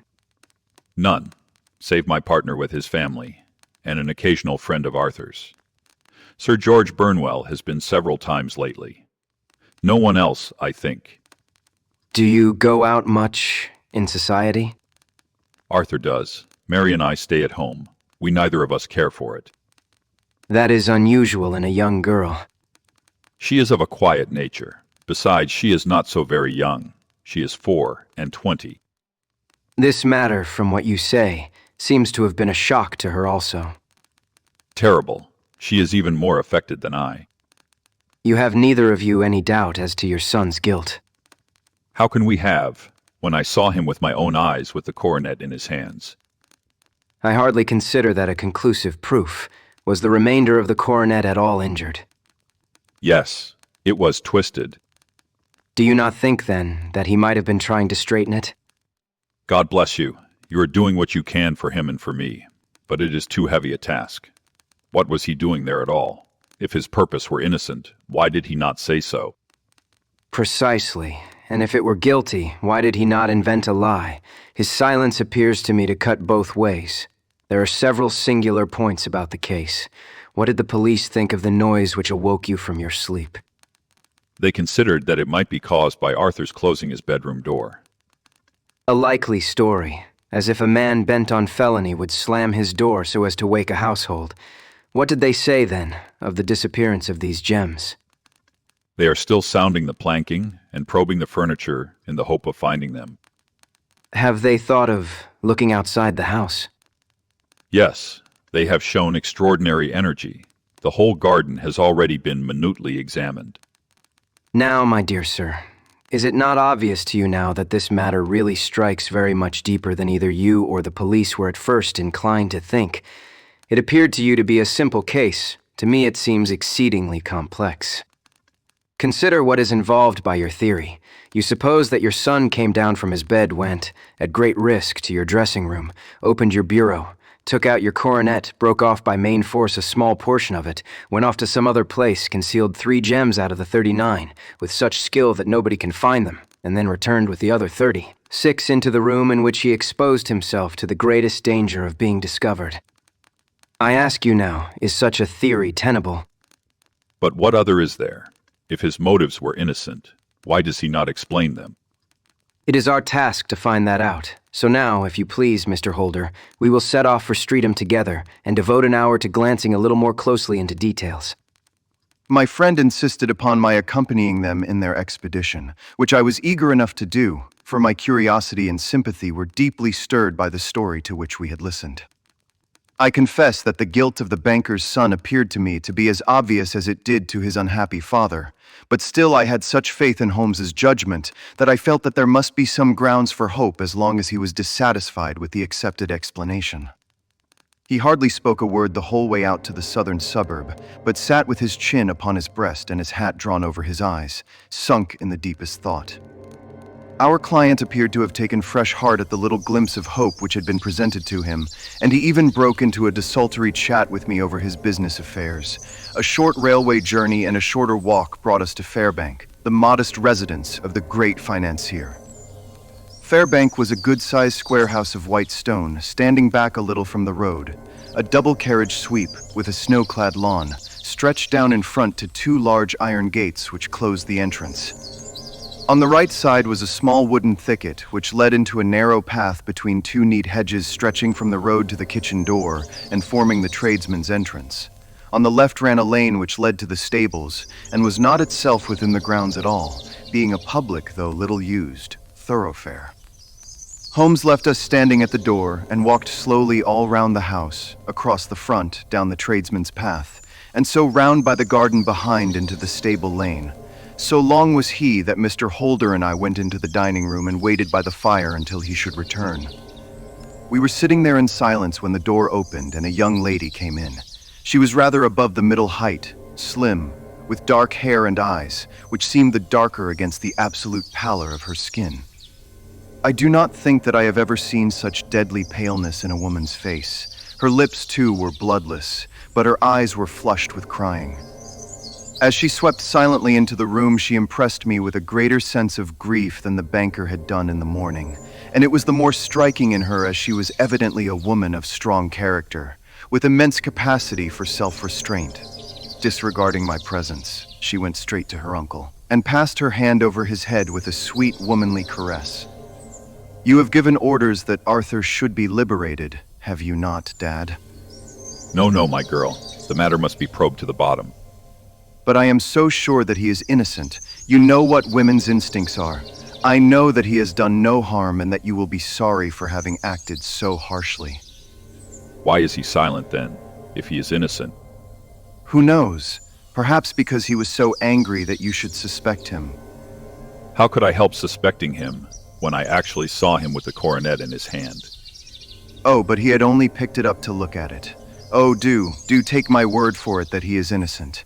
Let the matter drop and say no more. It is so dreadful to think of our dear Arthur in prison." I shall never let it drop until the gems are found. Never, Mary. Your affection for Arthur blinds you as to the awful consequences to me. Far from hushing the thing up, I have brought a gentleman down from London to inquire more deeply into it. "This gentleman," she asked, facing round to me. No, his friend. He wished us to leave him alone. He is round in the stable lane now." "The stable lane." She raised her dark eyebrows. "What can he hope to find there?" "Ah, this I suppose is he. I trust, sir, that you will succeed in proving what I feel sure is the truth, that my cousin Arthur is innocent of this crime." I fully share your opinion, and I trust, with you, that we may prove it. Holmes went back to the mat to knock the snow from his shoes. "I believe I have the honor of addressing Miss Mary Holder. Might I ask you a question or two? Pray do, sir, if it may help to clear this horrible affair up. You heard nothing yourself last night. Nothing, until my uncle here began to speak loudly. I heard that, and I came down. You shut up the windows and doors the night before. Did you fasten all the windows? Yes. Were they all fastened this morning? Yes. You have a maid who has a sweetheart. I think that you remarked to your uncle last night that she had been out to see him. Yes, and she was the girl who waited in the drawing room, and who may have heard Uncle's remarks about the coronet. I see. You infer that she may have gone out to tell her sweetheart, and that the two may have planned the robbery. But what is the good of all these vague theories, when I have told you that I saw Arthur with the coronet in his hands? Wait a little, Mr. Holder. We must come back to that. About this girl, Miss Holder. You saw her return by the kitchen door, I presume. Yes. When I went to see if the door was fastened for the night, I met her slipping in. I saw the man too, in the gloom. Do you know him? Oh yes, he is the greengrocer who brings our vegetables round. His name is Francis Prosper. He stood to the left of the door, that is to say, farther up the path than is necessary to reach the door. Yes, he did. And he is a man with a wooden leg. Something like fear sprang up in the young lady's expressive black eyes. Why, you are like a magician. How do you know that? She smiled, but there was no answering smile in Holmes's thin, eager face. I should be very glad now to go upstairs. I shall probably wish to go over the outside of the house again. Perhaps I had better take a look at the lower windows before I go up. He walked swiftly round from one to the other, pausing only at the large one which looked from the hall onto the stable lane. This he opened, and made a very careful examination of the sill with his powerful magnifying lens. Now we shall go upstairs. The banker's dressing room was a plainly furnished little chamber with a gray carpet, a large bureau, and a long mirror. Holmes went to the bureau first and looked hard at the lock. Which key was used to open it? That which my son himself indicated, that of the cupboard of the lumber room. Have you it here? That is it, on the dressing table. Sherlock Holmes took it up and opened the bureau. It is a noiseless lock. It is no wonder that it did not wake you. This case, I presume, contains the coronet. We must have a look at it. He opened the case and, taking out the diadem, he laid it upon the table. It was a magnificent specimen of the jeweler's art, and the 36 stones were the finest that I have ever seen. At one side of the coronet was a cracked edge, where a corner holding 3 gems had been torn away.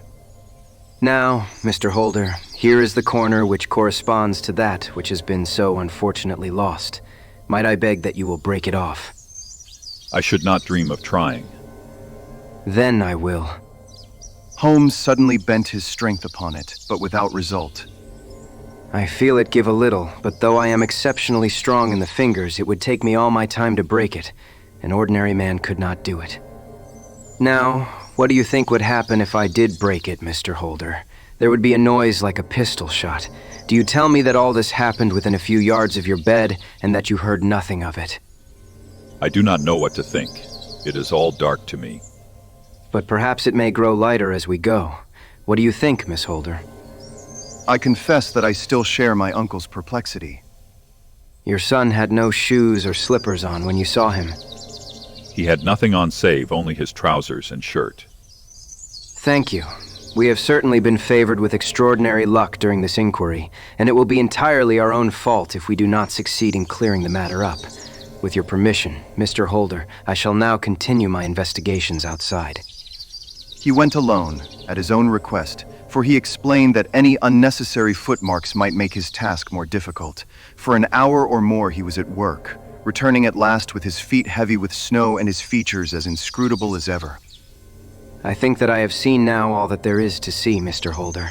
I can serve you best by returning to my rooms. But the gems, Mr. Holmes, where are they? I cannot tell. I shall never see them again, and my son, you give me hopes. My opinion is in no way altered. Then, for God's sake, what was this dark business which was acted in my house last night? If you can call upon me at my Baker Street rooms tomorrow morning between 9 and 10, I shall be happy to do what I can to make it clearer. I understand that you give me carte blanche to act for you, provided only that I get back the gems, and that you place no limit on the sum I may draw. I would give my fortune to have them back. Very good. I shall look into the matter between this and then. Goodbye. It is just possible that I may have to come over here again before evening. It was obvious to me that my companion's mind was now made up about the case, although what his conclusions were was more than I could even dimly imagine. Several times during our homeward journey I endeavored to sound him upon the point, but he always glided away to some other topic, until at last I gave it over in despair. It was not yet 3 when we found ourselves in our room once more. He hurried to his chamber and was down again in a few minutes dressed as a common loafer. With his collar turned up, his shiny seedy coat, his red cravat, and his worn boots, he was a perfect sample of the class. I think that this should do. I only wish that you could come with me, Watson, but I fear that it won't do. I may be on the trail in this matter, or I may be following a will-o'-the-wisp, but I shall soon know which it is. I hope that I may be back in a few hours. He cut a slice of beef from the joint upon the sideboard, sandwiched it between 2 rounds of bread, and thrusting this rude meal into his pocket, he started off upon his expedition. I had just finished my tea when he returned, evidently in excellent spirits, swinging an old elastic-sided boot in his hand. He chucked it down into a corner and helped himself to a cup of tea. I only looked in as I passed. I am going right on. Where to? Oh, to the other side of the West End. It may be some time before I get back. Don't wait up for me in case I should be late. How are you getting on? Oh, so. Nothing to complain of. I have been out to Streatham since I saw you last, but I did not call at the house. It is a very sweet little problem, and I would not have missed it for a good deal. However, I must not sit gossiping here, but must get these disreputable clothes off and return to my highly respectable self. I could see by his manner that he had stronger reasons for satisfaction than his words alone would imply. His eyes twinkled, and there was even a touch of color upon his sallow cheeks. He hastened upstairs, and a few minutes later I heard the slam of the hall door, which told me that he was off once more upon his congenial hunt. I waited until midnight, but there was no sign of his return, so I retired to my room. It was no uncommon thing for him to be away for days and nights on end when he was hot upon a scent, so that his lateness caused me no surprise. I do not know at what hour he came in, but when I came down to breakfast in the morning, there he was with a cup of coffee in one hand and the paper in the other, as fresh and trim as possible. You will excuse my beginning without you, Watson, but you remember that our client has rather an early appointment this morning. Why, it is after 9 now. I should not be surprised if that were he. I thought I heard a ring. It was indeed our friend the financier. I was shocked by the change which had come over him, for his face, which was naturally of a broad and massive mold, was now pinched and fallen in, while his hair seemed to me at least a shade whiter. He entered with a weariness and lethargy, which was even more painful than his violence of the morning before, and he dropped heavily into the armchair which I pushed forward for him. I do not know what I have done to be so severely tried. Only 2 days ago I was a happy and prosperous man, without a care in the world. Now I am left to a lonely and dishonored age. One sorrow comes close upon the heels of another. My niece, Mary, has deserted me. Deserted you? Yes, her bed this morning had not been slept in. Her room was empty, and a note for me lay upon the hall table. I had said to her last night, in sorrow and not in anger, that if she had married my boy all might have been well with him. Perhaps it was thoughtless of me to say so. It is to that remark that she refers in this note. My dearest uncle, I feel that I have brought trouble upon you, and that if I had acted differently this terrible misfortune might never have occurred. I cannot, with this thought in my mind, ever again be happy under your roof, and I feel that I must leave you forever. Do not worry about my future, for that is provided for, and above all, do not search for me, for it will be fruitless labor and an ill service to me. In life or in death, I am ever your loving Mary. What could she mean by that note, Mr. Holmes? Do you think it points to suicide? No, nothing of the kind. It is perhaps the best possible solution. I trust, Mr. Holder, that you are nearing the end of your troubles. You say so. You have heard something, Mr. Holmes. You have learned something. Where are the gems? You would not think £1,000 apiece an excessive sum for them. I would pay 10. That would be unnecessary. 3,000 will cover the matter, and there is a little reward, I fancy. Have you your checkbook? Here is a pen. Better make it out for £4,000. With a dazed face, the banker made out the required check. Holmes walked over to his desk, took out a little triangular piece of gold with 3 gems in it, and threw it down upon the table. With a shriek of joy, our client clutched it up. You have it. I am saved. I am saved. The reaction of joy was as passionate as his grief had been, and he hugged his recovered gems to his bosom. There is one other thing you owe, Mr. Holder. Oh, name the sum, and I will pay it. No, the debt is not to me. You owe a very humble apology to that noble lad, your son who has carried himself in this matter as I should be proud to see my own son do, should I ever chance to have one. Then, it was not Arthur who took them. I told you yesterday, and I repeat today that it was not. You are sure of it? Then let us hurry to him at once to let him know that the truth is known. He knows it already. When I had cleared it all up, I had an interview with him, and finding that he would not tell me the story, I told it to him, on which he had to confess that I was right, and to add the very few details which were not yet quite clear to me. Your news of this morning, however, may open his lips. For heaven's sake, tell me then, what is this extraordinary mystery? I will do so, and I will show you the steps by which I reached it.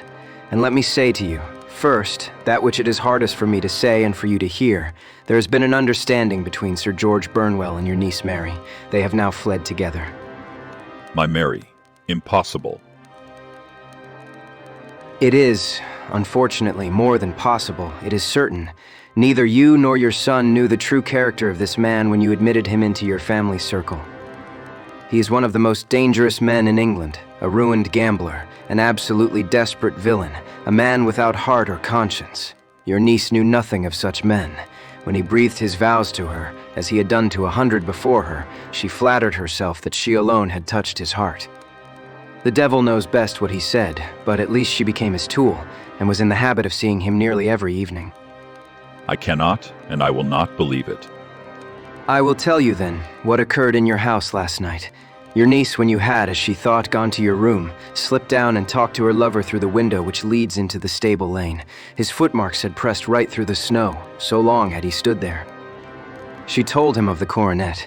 His wicked lust for gold kindled at the news, and he bent her to his will. I have no doubt that she loved you, but there are women in whom the love of a lover extinguishes all other loves, and I think that she must have been one. She had hardly listened to his instructions when she saw you coming downstairs, on which she closed the window rapidly, and told you about one of the servants' escapade with her wooden-legged lover, which was all perfectly true. Your boy Arthur went to bed after his interview with you, but he slept badly on account of his uneasiness about his club debts. In the middle of the night, he heard a soft tread pass his door, so he rose, and looking out, was surprised to see his cousin walking very stealthily along the passage, until she disappeared into your dressing room. Petrified with astonishment, the lad slipped on some clothes and waited there in the dark to see what would come of this strange affair.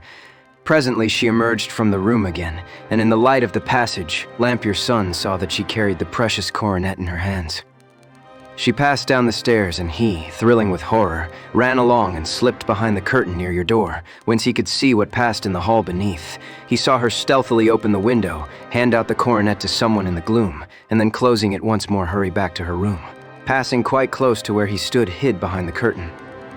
As long as she was on the scene, he could not take any action without a horrible exposure of the woman whom he loved. But the instant that she was gone, he realized how crushing a misfortune this would be for you, and how all-important it was to set it right. He rushed down, just as he was, in his bare feet, opened the window, sprang out into the snow, and ran down the lane where he could see a dark figure in the moonlight. Sir George Burnwell tried to get away, but Arthur caught him, and there was a struggle between them, your lad tugging at one side of the coronet, and his opponent at the other. In the scuffle, your son struck Sir George and cut him over the eye. Then something suddenly snapped, and your son, finding that he had the coronet in his hands, rushed back, closed the window, ascended to your room, and had just observed that the coronet had been twisted in the struggle, and was endeavoring to straighten it when you appeared upon the scene. Is it possible? You then roused his anger by calling him names at a moment when he felt that he had deserved your warmest thanks. He could not explain the true state of affairs without betraying one who certainly deserved little enough consideration at his hands. He took the more chivalrous view, however, and preserved her secret. And that was why she shrieked and fainted when she saw the coronet. Oh my God, what a blind fool I have been. And his asking to be allowed to go out for 5 minutes. The dear fellow wanted to see if the missing piece were at the scene of the struggle. How cruelly I have misjudged him. When I arrived at the house, I at once went very carefully round it to observe if there were any traces in the snow which might help me. I knew that none had fallen since the evening before, and also that there had been a strong frost to preserve impressions. I passed along the tradesman's path, but found it all trampled down and indistinguishable. Just beyond it, however, at the far side of the kitchen door, a woman had stood and talked with a man, whose round impressions on one side showed that he had a wooden leg. I could even tell that they had been disturbed, for the woman had run back swiftly to the door, as was shown by the deep toe and light heel marks, while wooden leg had waited a little, and then had gone away. I thought at the time that this might be the maid and her sweetheart of whom you had already spoken to me, and inquiry showed it was so. I passed round the garden without seeing anything more than random tracks, which I took to be the police, but when I got into the stable lane, a very long and complex story was written in the snow in front of me. There was a double line of tracks of a booted man, and a second double line which I saw with delight belonged to a man with naked feet. I was at once convinced from what you had told me that the latter was your son. The first had walked both ways, but the other had run swiftly, and as his tread was marked in places over the depression of the boot, it was obvious that he had passed after the other. I followed them up and found that they led to the hall window, where Boots had worn all the snow away while waiting. Then I walked to the other end, which was 100 yards or more down the lane. I saw where Boots had faced round, where the snow was cut up as though there had been a struggle, and finally where a few drops of blood had fallen to show me that I was not mistaken. Boots had then run down the lane, and another little smudge of blood showed that it was he who had been hurt. When he came to the high road at the other end, I found that the pavement had been cleared, so there was an end to that clue. On entering the house, however, I examined, as you remember, the sill and framework of the hall window with my lens, and I could at once see that someone had passed out. I could distinguish the outline of an instep where the wet foot had been placed in coming in. I was then beginning to be able to form an opinion as to what had occurred. A man had waited outside the window, someone had brought the gems. The deed had been overseen by your son. He had pursued the thief, had struggled with him. They had each tugged at the coronet, their united strength causing injuries which neither alone could have effected. He had returned with the prize, but had left a fragment in the grasp of his opponent. So far I was clear. The question now was, who was the man, and who was it brought him the coronet? It is an old maxim of mine that when you have excluded the impossible, whatever remains, however improbable, must be the truth. Now, I knew that it was not you who had brought it down, so there only remained your niece and the maids. But if it were the maids, why should your son allow himself to be accused in their place? There could be no possible reason. As he loved his cousin, however, there was an excellent explanation why he should retain her secret. The more so, as the secret was a disgraceful one. When I remembered that you had seen her at that window and how she had fainted on seeing the coronet again, my conjecture became a certainty. And who could it be who was her confederate? A lover, evidently, for who else could outweigh the love and gratitude which she must feel to you? I knew that you went out little and that your circle of friends was a very limited one, but among them was Sir George Burnwell. I had heard of him before as being a man of evil reputation among women. It must have been he who wore those boots and retained the missing gems. Even though he knew that Arthur had discovered him, he might still flatter himself that he was safe, for the lad could not say a word without compromising his own family. Well, your own good sense will suggest what measures I took next.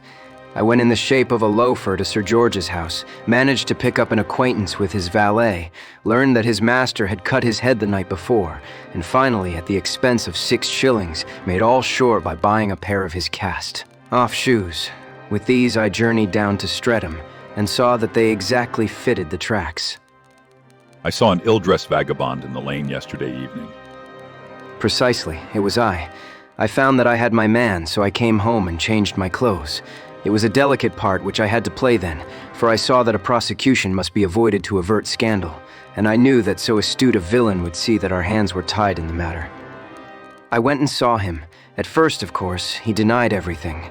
But when I gave him every particular that had occurred, he tried to bluster and took down a life preserver from the wall. I knew my man, however, and I clapped a pistol to his head before he could strike. Then he became a little more reasonable. I told him that we would give him a price for the stones he held, £1,000 apiece. That brought out the first signs of grief that he had shown. "Why, dash it all," said he. "I've let them go at 600 for the 3. I soon managed to get the address of the receiver who had them, on promising him that there would be no prosecution. Off I set to him, and after much chaffering I got our stones at £1,000 apiece. Then I looked in upon your son, told him that all was right, and eventually got to my bed about 2 o'clock, after what I may call a really hard day's work." A day which has saved England from a great public scandal, sir. I cannot find words to thank you, but you shall not find me ungrateful for what you have done. Your skill has indeed exceeded all that I have heard of it.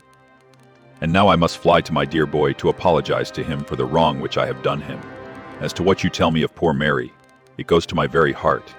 Not even your skill can inform me where she is now. I think that we may safely say that she is wherever Sir George Burnwell is.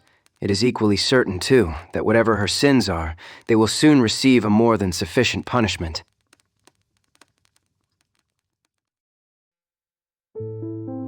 The Adventure of the Copper Beeches.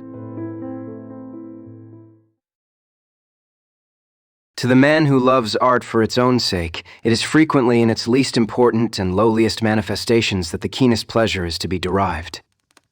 It is pleasant to me to observe, Watson, that you have so far grasped this truth, that in these little records of our cases which you have been good enough to draw up, and I am bound to say occasionally to embellish, you have given prominence, not so much to the many causes célèbres and sensational trials in which I have figured, but rather to those incidents which may have been trivial in themselves, but which have given room for those faculties of deduction and of logical synthesis which I have made my special province.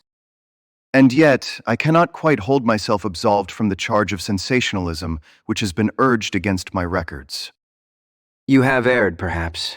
You have erred perhaps in attempting to put color and life into each of your statements, instead of confining yourself to the task of placing upon record that severe reasoning from cause to effect which is really the only notable feature about the thing. It seems to me that I have done you full justice in the matter, I remarked with some coldness, for I was repelled by the egotism which I had more than once observed to be a strong factor in my friend's singular character. No, it is not selfishness or conceit. If I claim full justice for my art, it is because it is an impersonal thing, a thing beyond myself. Crime is common, logic is rare. Therefore, it is upon the logic rather than upon the crime that you should dwell. You have degraded what should have been a course of lectures into a series of tales. It was a cold morning of the early spring, and we sat after breakfast on either side of a cheery fire in the old room at Baker Street. A thick fog rolled down between the lines of dun-colored houses, and the opposing windows loomed like dark, shapeless blurs through the heavy yellow wreaths. Our gas was lit and shone on the white cloth and glimmer of china and metal, for the table had not been cleared yet. Sherlock Holmes had been silent all the morning, dipping continuously into the advertisement columns of a succession of papers, until at last, having apparently given up his search, he had emerged in no very sweet temper to lecture me upon my literary shortcomings. At the same time, you can hardly be open to a charge of sensationalism, for out of these cases which you have been so kind as to interest yourself in, a fair proportion do not treat of crime, in its legal sense at all. The small matter in which I endeavored to help the King of Bohemia, the singular experience of Miss Mary Sutherland, the problem connected with the man with the twisted lip, and the incident of the noble bachelor were all matters which are outside the pale of the law, but in avoiding the sensational, I fear that you may have bordered on the trivial. The end may have been so, but the methods I hold to have been novel and of interest. Pshaw, my dear fellow.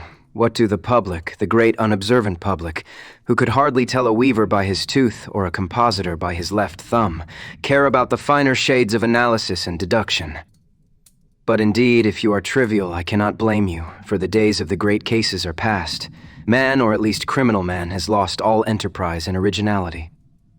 As to my own little practice, it seems to be degenerating into an agency for recovering lost lead pencils and giving advice to young ladies from boarding schools. I think that I have touched bottom at last, however. This note I had this morning marks my 0 point. I fancy read it. He tossed a crumpled letter across to me. It was dated from Montague Place upon the preceding evening, and ran thus. Dear Mr. Holmes, I am very anxious to consult you as to whether I should or should not accept a situation which has been offered to me as governess. I shall call at 10:30 tomorrow, if I do not inconvenience you. Yours faithfully, Violet Hunter. Do you know the young lady? Not I. It is 10:30 now.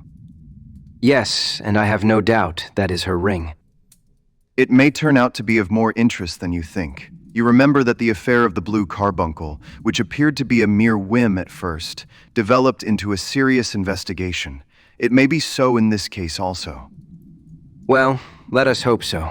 But our doubts will very soon be solved, for here, unless I am much mistaken, is the person in question. As he spoke, the door opened and a young lady entered the room. She was plainly but neatly dressed, with a bright, quick face, freckled like a plover's egg, and with the brisk manner of a woman who has had her own way to make in the world. You will excuse my troubling you, I am sure, but I have had a very strange experience, and as I have no parents or relations of any sort from whom I could ask advice, I thought that perhaps you would be kind enough to tell me what I should do. Pray take a seat, Miss Hunter. I shall be happy to do anything that I can to serve you. I could see that Holmes was favorably impressed by the manner and speech of his new client. He looked her over in his searching fashion, and then composed himself, with his lids drooping and his fingertips together, to listen to her story. I have been a governess for 5 years, in the family of Colonel Spence Monroe. But 2 months ago, the Colonel received an appointment at Halifax, in Nova Scotia, and took his children over to America with him, so that I found myself without a situation. I advertised, and I answered advertisements, but without success. At last, the little money which I had saved began to run short, and I was at my wits' end as to what I should do. There is a well-known agency for governesses in the West End called Westaways, and there I used to call about once a week in order to see whether anything had turned up which might suit me. Westaway was the name of the founder of the business, but it is really managed by Miss Stopper.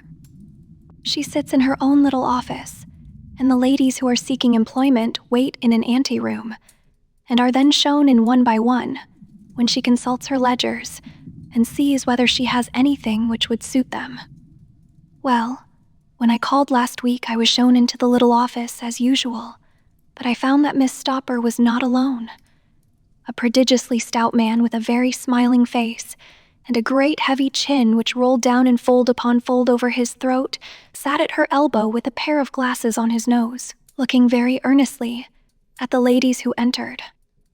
As I came in, he gave quite a jump in his chair and turned quickly to Miss Stopper. That will do. I could not ask for anything better. Capital, capital. He seemed quite enthusiastic and rubbed his hands together in the most genial fashion. He was such a comfortable-looking man that it was quite a pleasure to look at him. You are looking for a situation, miss. Yes, sir. As governess. Yes, sir. And what salary do you ask? I had £4 a month. In my last place with Colonel Spence Monroe. Oh, tut, tut, sweating. Rank sweating. How could anyone offer so pitiful a sum to a lady with such attractions and accomplishments? My accomplishments, sir, may be less than you imagine. A little French, a little German, music, and drawing. Tut, tut. This is all quite beside the question. The point is, have you or have you not the bearing and deportment of a lady?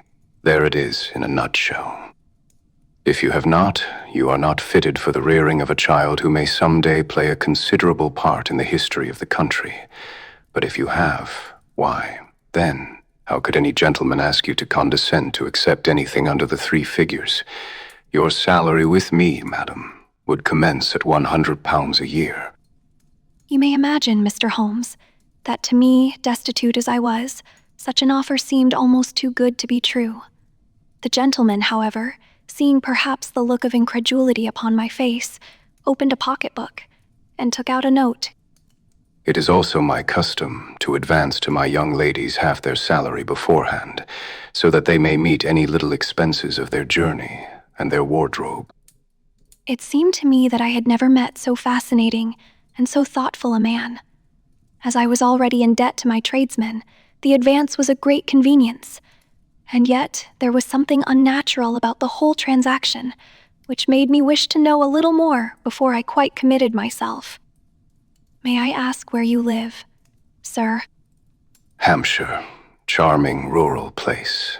The Copper Beeches, 5 miles on the far side of Winchester. It is the most lovely country, my dear young lady, and the dearest old country house. And my duties, sir. I should be glad to know what they would be. One child, one dear little romper, just 6 years old. Oh, if you could see him killing cockroaches with a slipper, smack, smack, smack, smack, 3 gone before you could wink. I was a little startled at the nature of the child's amusement, but the father's laughter made me think that perhaps he was joking. My sole duties, then, are to take charge of a single child. No, not the soul, not the soul, my dear young lady.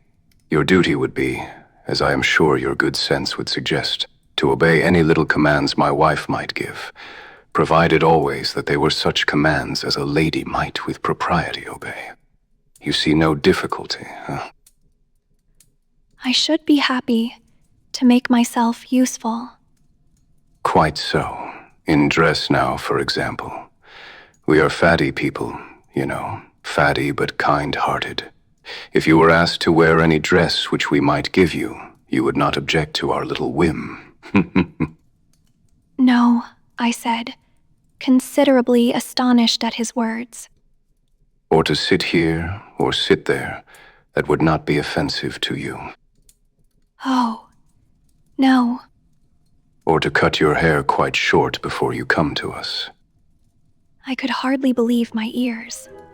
As you may observe, Mr. Holmes, my hair is somewhat luxuriant and of a rather peculiar tint of chestnut. It has been considered artistic. I could not dream of sacrificing it in this offhand fashion. I am afraid that that is quite impossible. He had been watching me eagerly out of his small eyes, and I could see a shadow pass over his face as I spoke. I am afraid that it is quite essential. It is a little fancy of my wife's. And ladies' fancies, you know, madam. Ladies' fancies must be consulted, and so you won't cut your hair. No, sir.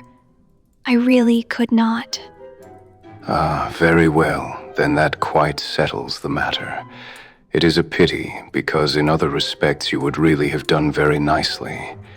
In that case, Miss Stoper, I had best inspect a few more of your young ladies.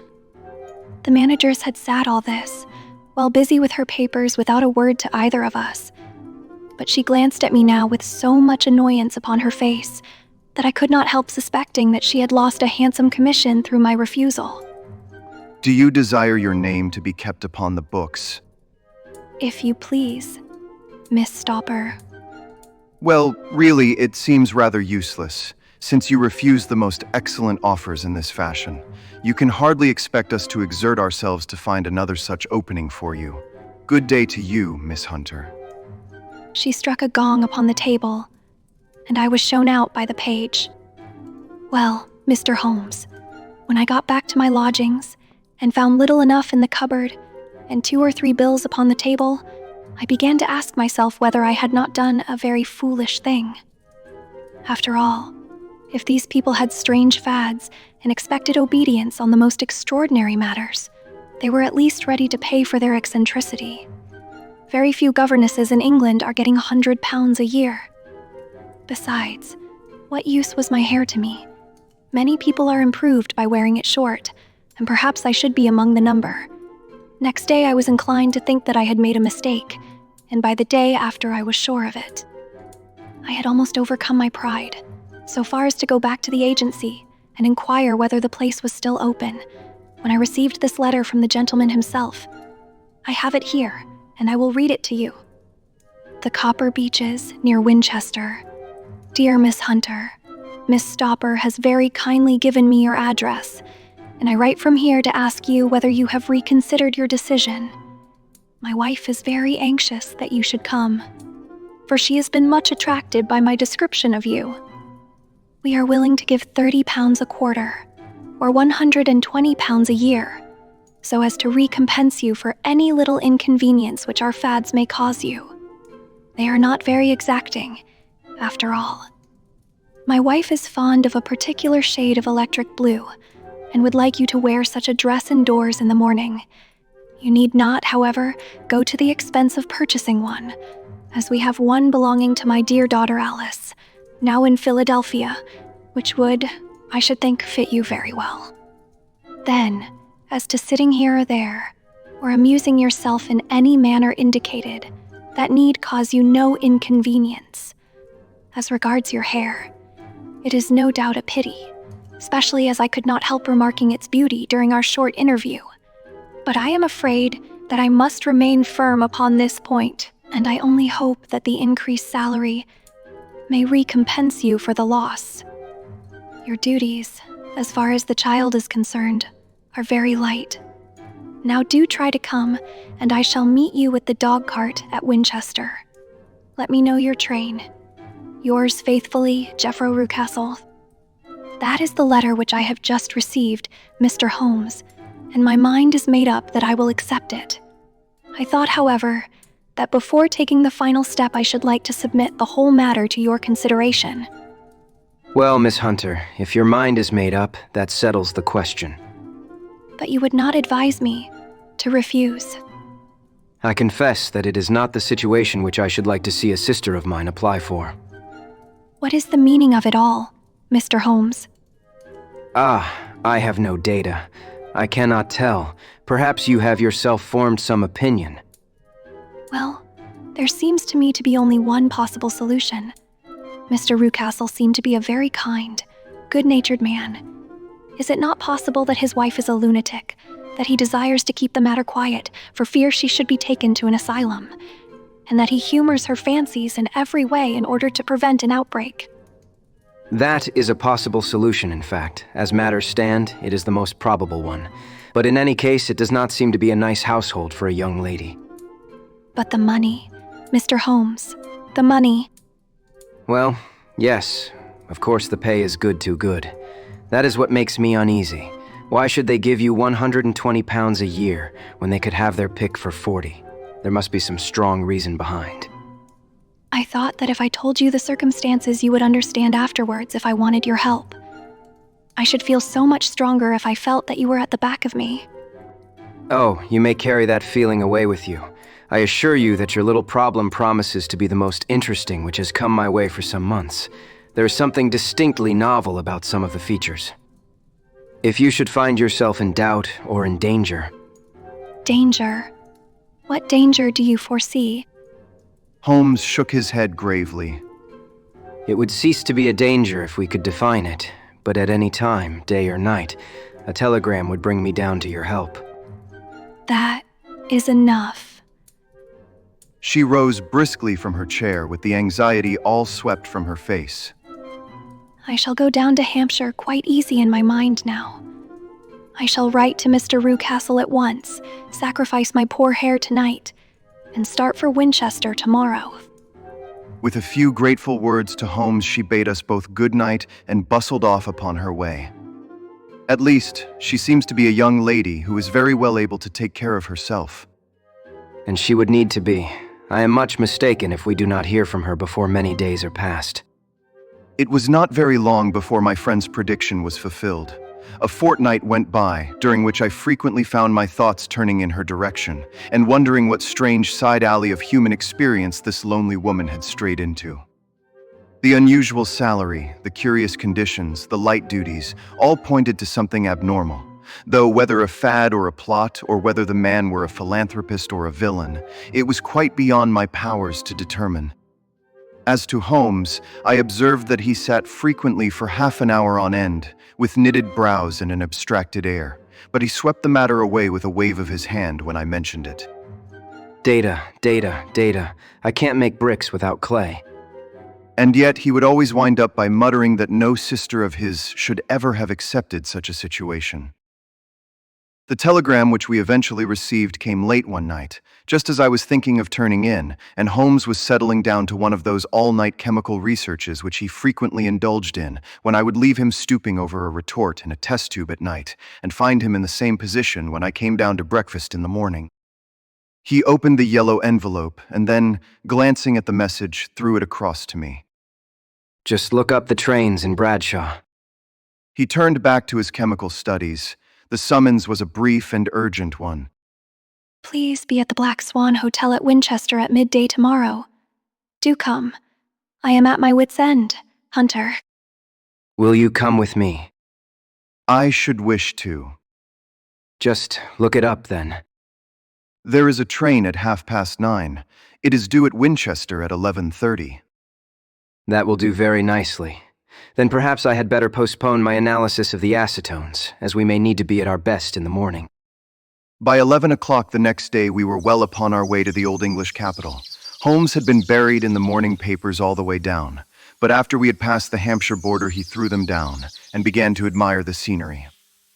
It was an ideal spring day, a light blue sky, flecked with little fleecy white clouds drifting across from west to east. The sun was shining very brightly, and yet there was an exhilarating nip in the air, which set an edge to a man's energy. All over the countryside, away to the rolling hills around Aldershot, the little red and gray roofs of the farmsteadings peeped out from amid the light green of the new foliage. "Are they not fresh and beautiful?" I cried, with all the enthusiasm of a man fresh from the fogs of Baker Street. But Holmes shook his head gravely. Do you know, Watson, that it is one of the curses of a mind with a turn like mine that I must look at everything with reference to my own special subject? You look at these scattered houses, and you are impressed by their beauty. I look at them, and the only thought which comes to me is a feeling of their isolation and of the impunity with which crime may be committed there. Good heavens, who would associate crime with these dear old homesteads? They always fill me with a certain horror. It is my belief, Watson, founded upon my experience, that the lowest and vilest alleys in London do not present a more dreadful record of sin than does the smiling and beautiful countryside. You horrify me. But the reason is very obvious. The pressure of public opinion can do in the town what the law cannot accomplish. There is no lane so vile that the scream of a tortured child, or the thud of a drunkard's blow, does not beget sympathy and indignation among the neighbors. And then the whole machinery of justice is ever so close that a word of complaint can set it going. And there is but a step between the crime and the dock. But look at these lonely houses, each in its own fields, filled for the most part with poor ignorant folk who know little of the law.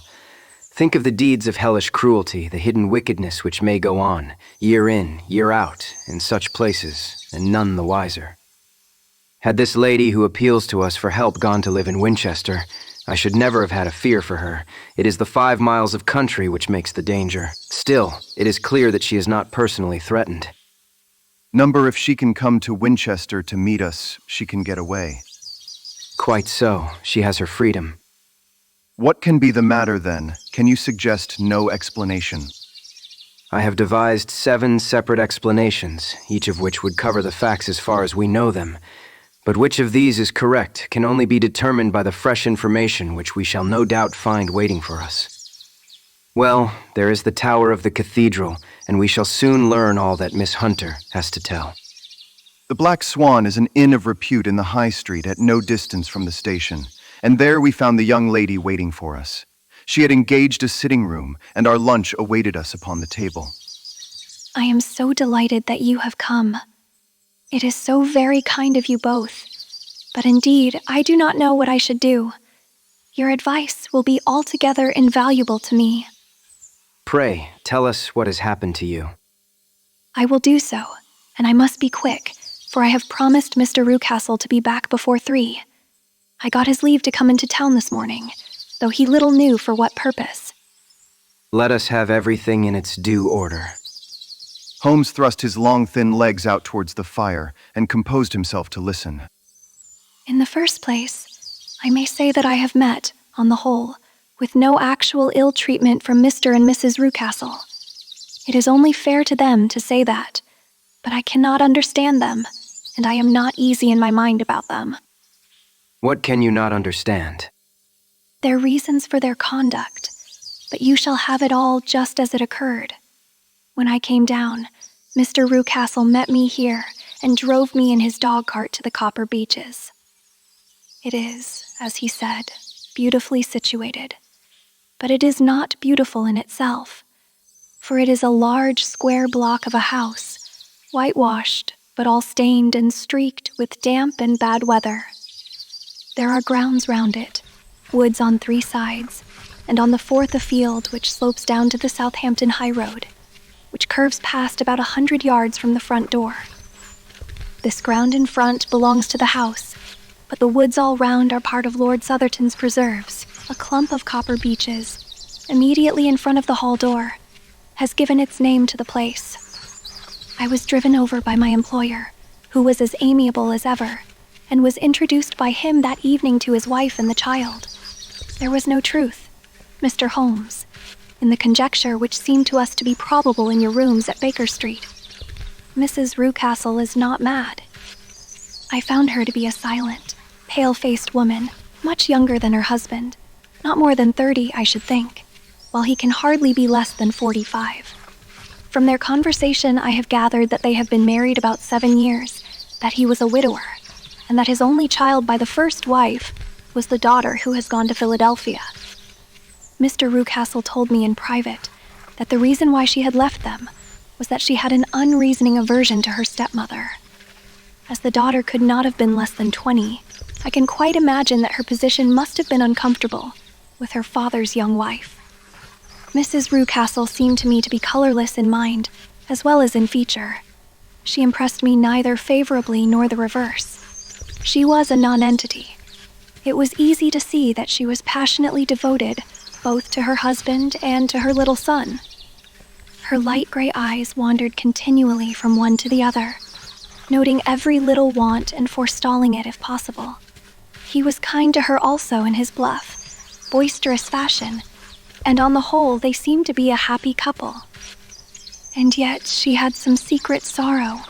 This woman, she would often be lost in deep thought, with the saddest look upon her face.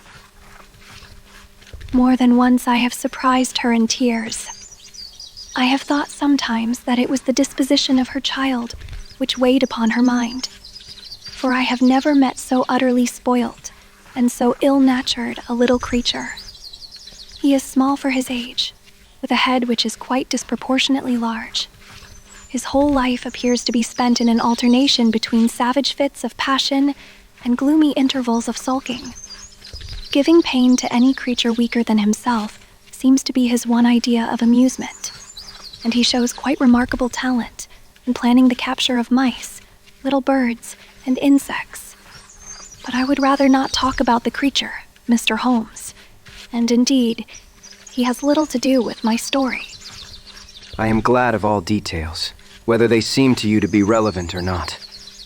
I shall try not to miss anything of importance. The one unpleasant thing about the house, which struck me at once, was the appearance and conduct of the servants. There are only 2, a man and his wife. Taller, for that is his name, is a rough, uncouth man, with grizzled hair and whiskers and a perpetual smell of drink. Twice since I have been with them he has been quite drunk, and yet Mr. Rucastle seemed to take no notice of it. His wife is a very tall and strong woman with a sour face, as silent as Mrs. Rucastle, and much less amiable. They are a most unpleasant couple, but fortunately, I spend most of my time in the nursery and my own room, which are next to each other in one corner of the building. For 2 days after my arrival at the Copper Beeches, my life was very quiet. On the 3rd, Mrs. Rucastle came down just after breakfast and whispered something to her husband. Oh yes, we are very much obliged to you, Miss Hunter, for falling in with our whims so far as to cut your hair. I assure you that it has not detracted in the tiniest iota from your appearance. We shall now see how the electric blue dress will become you. You will find it laid out upon the bed in your room, and if you would be so good as to put it on, we should both be extremely obliged. The dress which I found waiting for me was of a peculiar shade of blue. It was of excellent material, a sort of beige, but it bore unmistakable signs of having been worn before. It could not have been a better fit if I had been measured for it. Both Mr. and Mrs. Rucastle expressed a delight at the look of it, which seemed quite exaggerated in its vehemence. They were waiting for me in the drawing room, which is a very large room, stretching along the entire front of the house, with 3 long windows reaching down to the floor. A chair had been placed close to the central window, with its back turned towards it. In this I was asked to sit, and then Mr. Rucastle, walking up and down on the other side of the room, began to tell me a series of the funniest stories that I have ever listened to. You cannot imagine how comical he was, and I laughed until I was quite weary. Mrs. Rucastle, however, who has evidently no sense of humor, never so much as smiled, but sat with her hands in her lap and a sad, anxious look upon her face. After an hour or so, Mr. Rucastle suddenly remarked that it was time to commence the duties of the day, and that I might change my dress and go to little Edward in the nursery. 2 days later, this same performance was gone through under exactly similar circumstances. Again I changed my dress. Again I sat in the window, and again I laughed very heartily at the funny stories of which my employer had an immense repertoire, and which he told inimitably. Then he handed me a yellow-backed novel, and, moving my chair a little sideways, that my own shadow might not fall upon the page, he begged me to read aloud to him. I read for about 10 minutes, beginning in the heart of a chapter, and then suddenly, in the middle of a sentence, he ordered me to cease and to change my dress. You can easily imagine, Mr. Holmes, how curious I became as to what the meaning of this extraordinary performance could possibly be. They were always very careful, I observed, to turn my face away from the window, so that I became consumed with the desire to see what was going on behind my back. At first, it seemed to be impossible, but I soon devised a means. My hand mirror had been broken, so a happy thought seized me, and I concealed a piece of the glass in my handkerchief. On the next occasion, in the midst of my laughter, I put my handkerchief up to my eyes, and was able with a little management to see all that there was behind me. I confess that I was disappointed. There was nothing. At least that was my first impression. At the second glance, however, I perceived that there was a man standing in the Southampton Road, a small bearded man in a gray suit, who seemed to be looking in my direction. The road is an important highway, and there are usually people there. This man, however, was leaning against the railings which bordered our field, and was looking earnestly up. I lowered my handkerchief and glanced at Mrs. Rucastle, to find her eyes fixed upon me with a most searching gaze. She said nothing, but I am convinced that she had divined that I had a mirror in my hand, and had seen what was behind me. She rose at once. Jeffro, there is an impertinent fellow upon the road there who stares up at Miss Hunter. No friend of yours, Miss Hunter. No, I know no one in these parts. Dear me, how very impertinent. Kindly turn round and motion to him to go away. Surely, it would be better to take no notice. No, we should have him loitering here always. Kindly turn round and wave him away like that. I did as I was told, and at the same instant Mrs. Rucastle drew down the blind. That was a week ago, and from that time I have not sat again in the window, nor have I worn the blue dress, nor seen the man in the road. Pray continue. Your narrative promises to be a most interesting one. You will find it rather disconnected, I fear, and there may prove to be little relation between the different incidents of which I speak. On the very first day that I was at the Copper Beeches, Mr. Rucastle took me to a small outhouse, which stands near the kitchen door.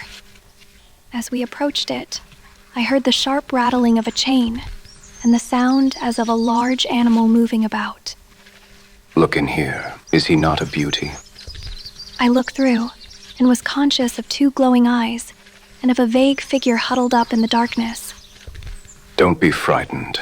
It is only Carlo, my mastiff. I call him mine, but really old Toller, my groom, is the only man who can do anything with him. We feed him once a day, and not too much then, so that he is always as keen as mustard. Toller lets him loose every night, and God help the trespasser whom he lays his fangs upon. For goodness sake, don't you ever on any pretext set your foot over the threshold at night, for it is as much as your life is worth. The warning was no idle one, for 2 nights later, I happened to look out of my bedroom window about 2 o'clock in the morning. It was a beautiful moonlight night, and the lawn in front of the house was silvered over, and almost as bright as day. I was standing, wrapped in the peaceful beauty of the scene, when I was aware that something was moving under the shadow of the copper beeches. As it emerged into the moonshine, I saw what it was. It was a giant dog, as large as a calf, tawny tinted, with hanging jowl, black muzzle, and huge projecting bones. It walked slowly across the lawn and vanished into the shadow upon the other side. That dreadful silent sentinel sent a chill to my heart, which I do not think that any burglar could have done. And now I have a very strange experience to tell you. I had, as you know, cut off my hair in London, and I had placed it in a great coil at the bottom of my trunk. One evening, after the child was in bed, I began to amuse myself by examining the furniture of my room and by rearranging my own little things. There was an old chest of drawers in the room, the 2 upper ones empty and open. I had filled the first 2 with my linen, and, as I had still much to pack away, I was naturally annoyed at not having the use of the 3rd drawer. It struck me that it might have been fastened by a mere oversight, so I took out my bunch of keys and tried to open it. The very first key fitted to perfection, and I drew the drawer open. There was only one thing in it, but I am sure that you would never guess what it was. It was my coil of hair. I took it up and examined it. It was of the same peculiar tint and the same thickness. But then the impossibility of the thing obtruded itself upon me. How could my hair have been locked in the drawer?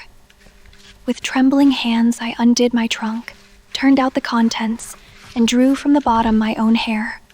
I laid the 2 tresses together, and I assure you that they were identical. Was it not extraordinary? Puzzle as I would, I could make nothing at all of what it meant. I returned the strange hair to the drawer, and I said nothing of the matter to the Rucastles, as I felt that I had put myself in the wrong by opening a drawer which they had locked. I am naturally observant, as you may have remarked, Mr. Holmes, and I soon had a pretty good plan of the whole house in my head. There was one wing, however, which appeared not to be inhabited at all.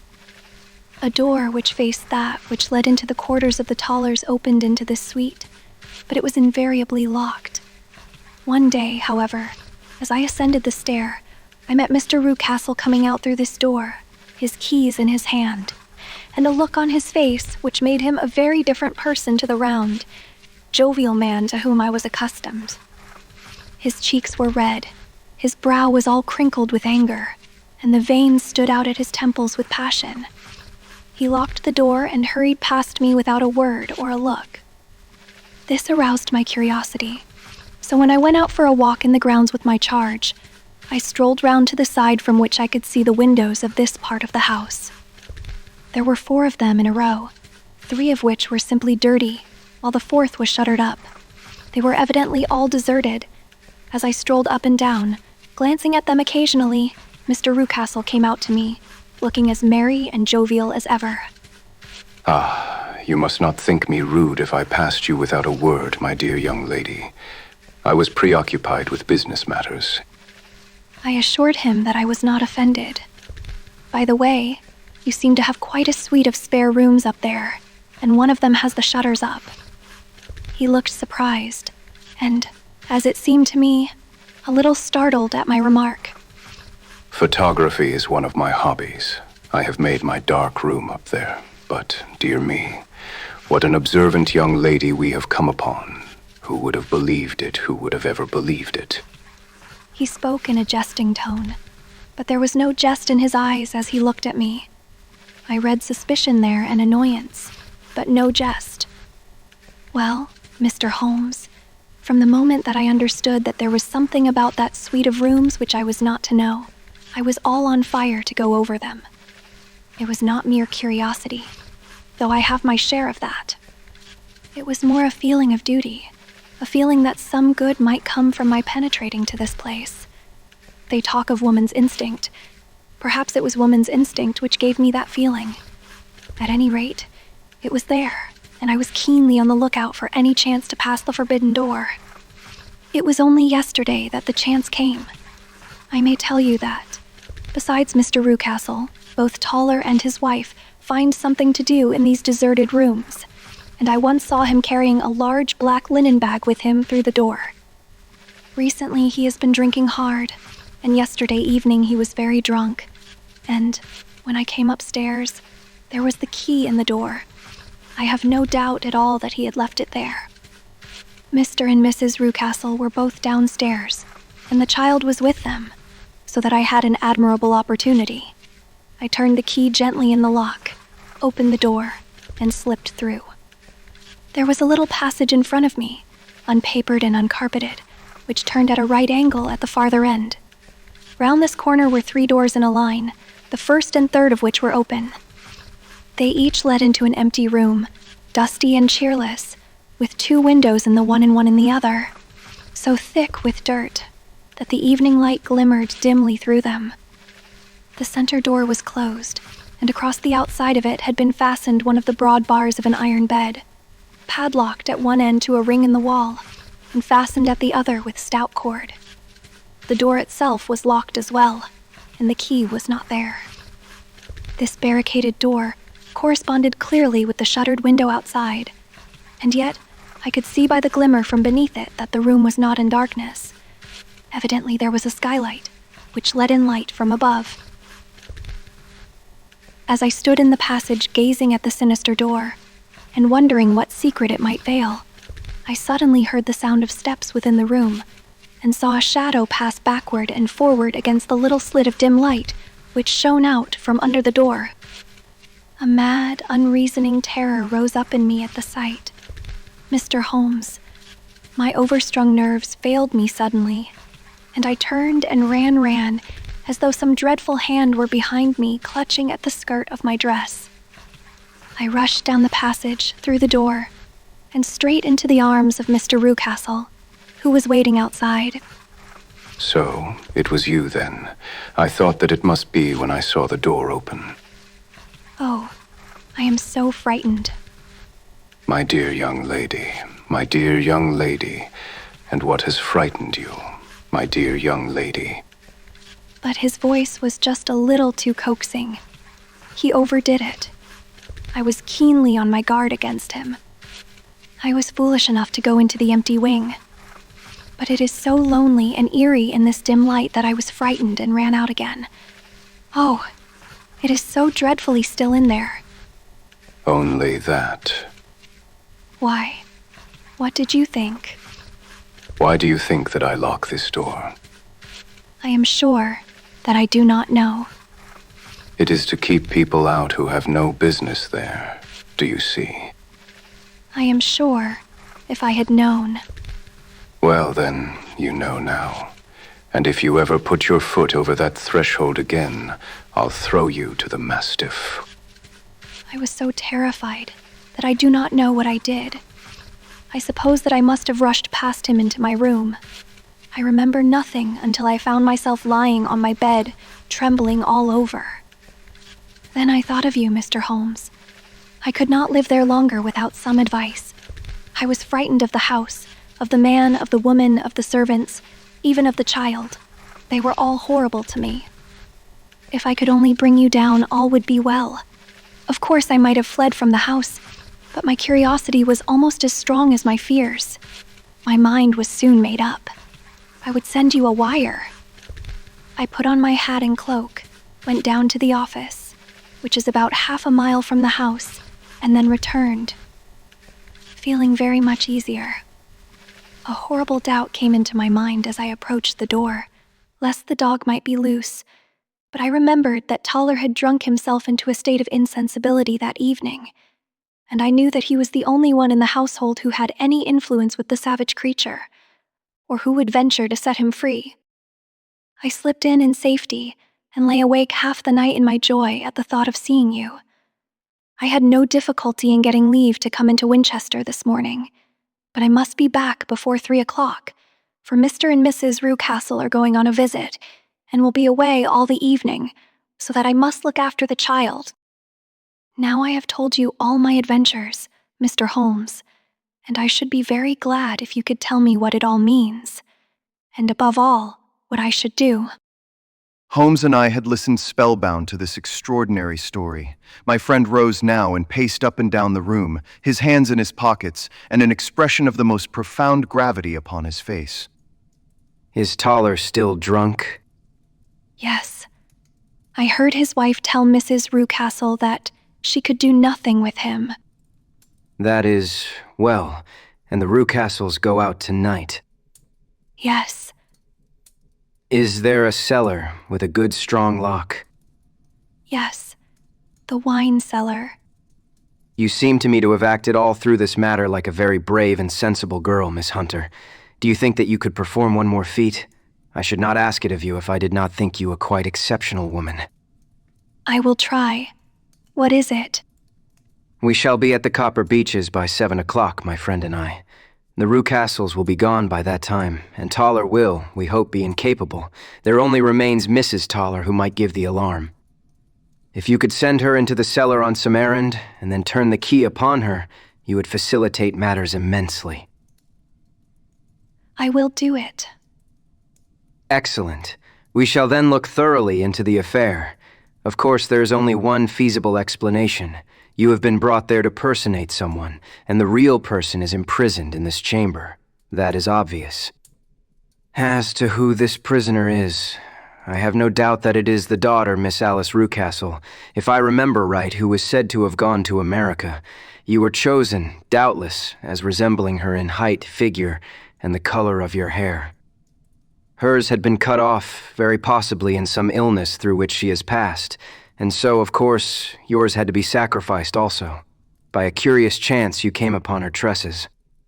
The man in the road was, undoubtedly, some friend of hers, possibly her fiancé, and no doubt, as you wore the girl's dress and were so like her, he was convinced from your laughter whenever he saw you, and afterwards from your gesture, that Miss Rucastle was perfectly happy, and that she no longer desired his attentions. The dog is let loose at night to prevent him from endeavoring to communicate with her. So much is fairly clear. The most serious point in the case is the disposition of the child. What on earth has that to do with it? My dear Watson, you as a medical man are continually gaining light as to the tendencies of a child by the study of the parents.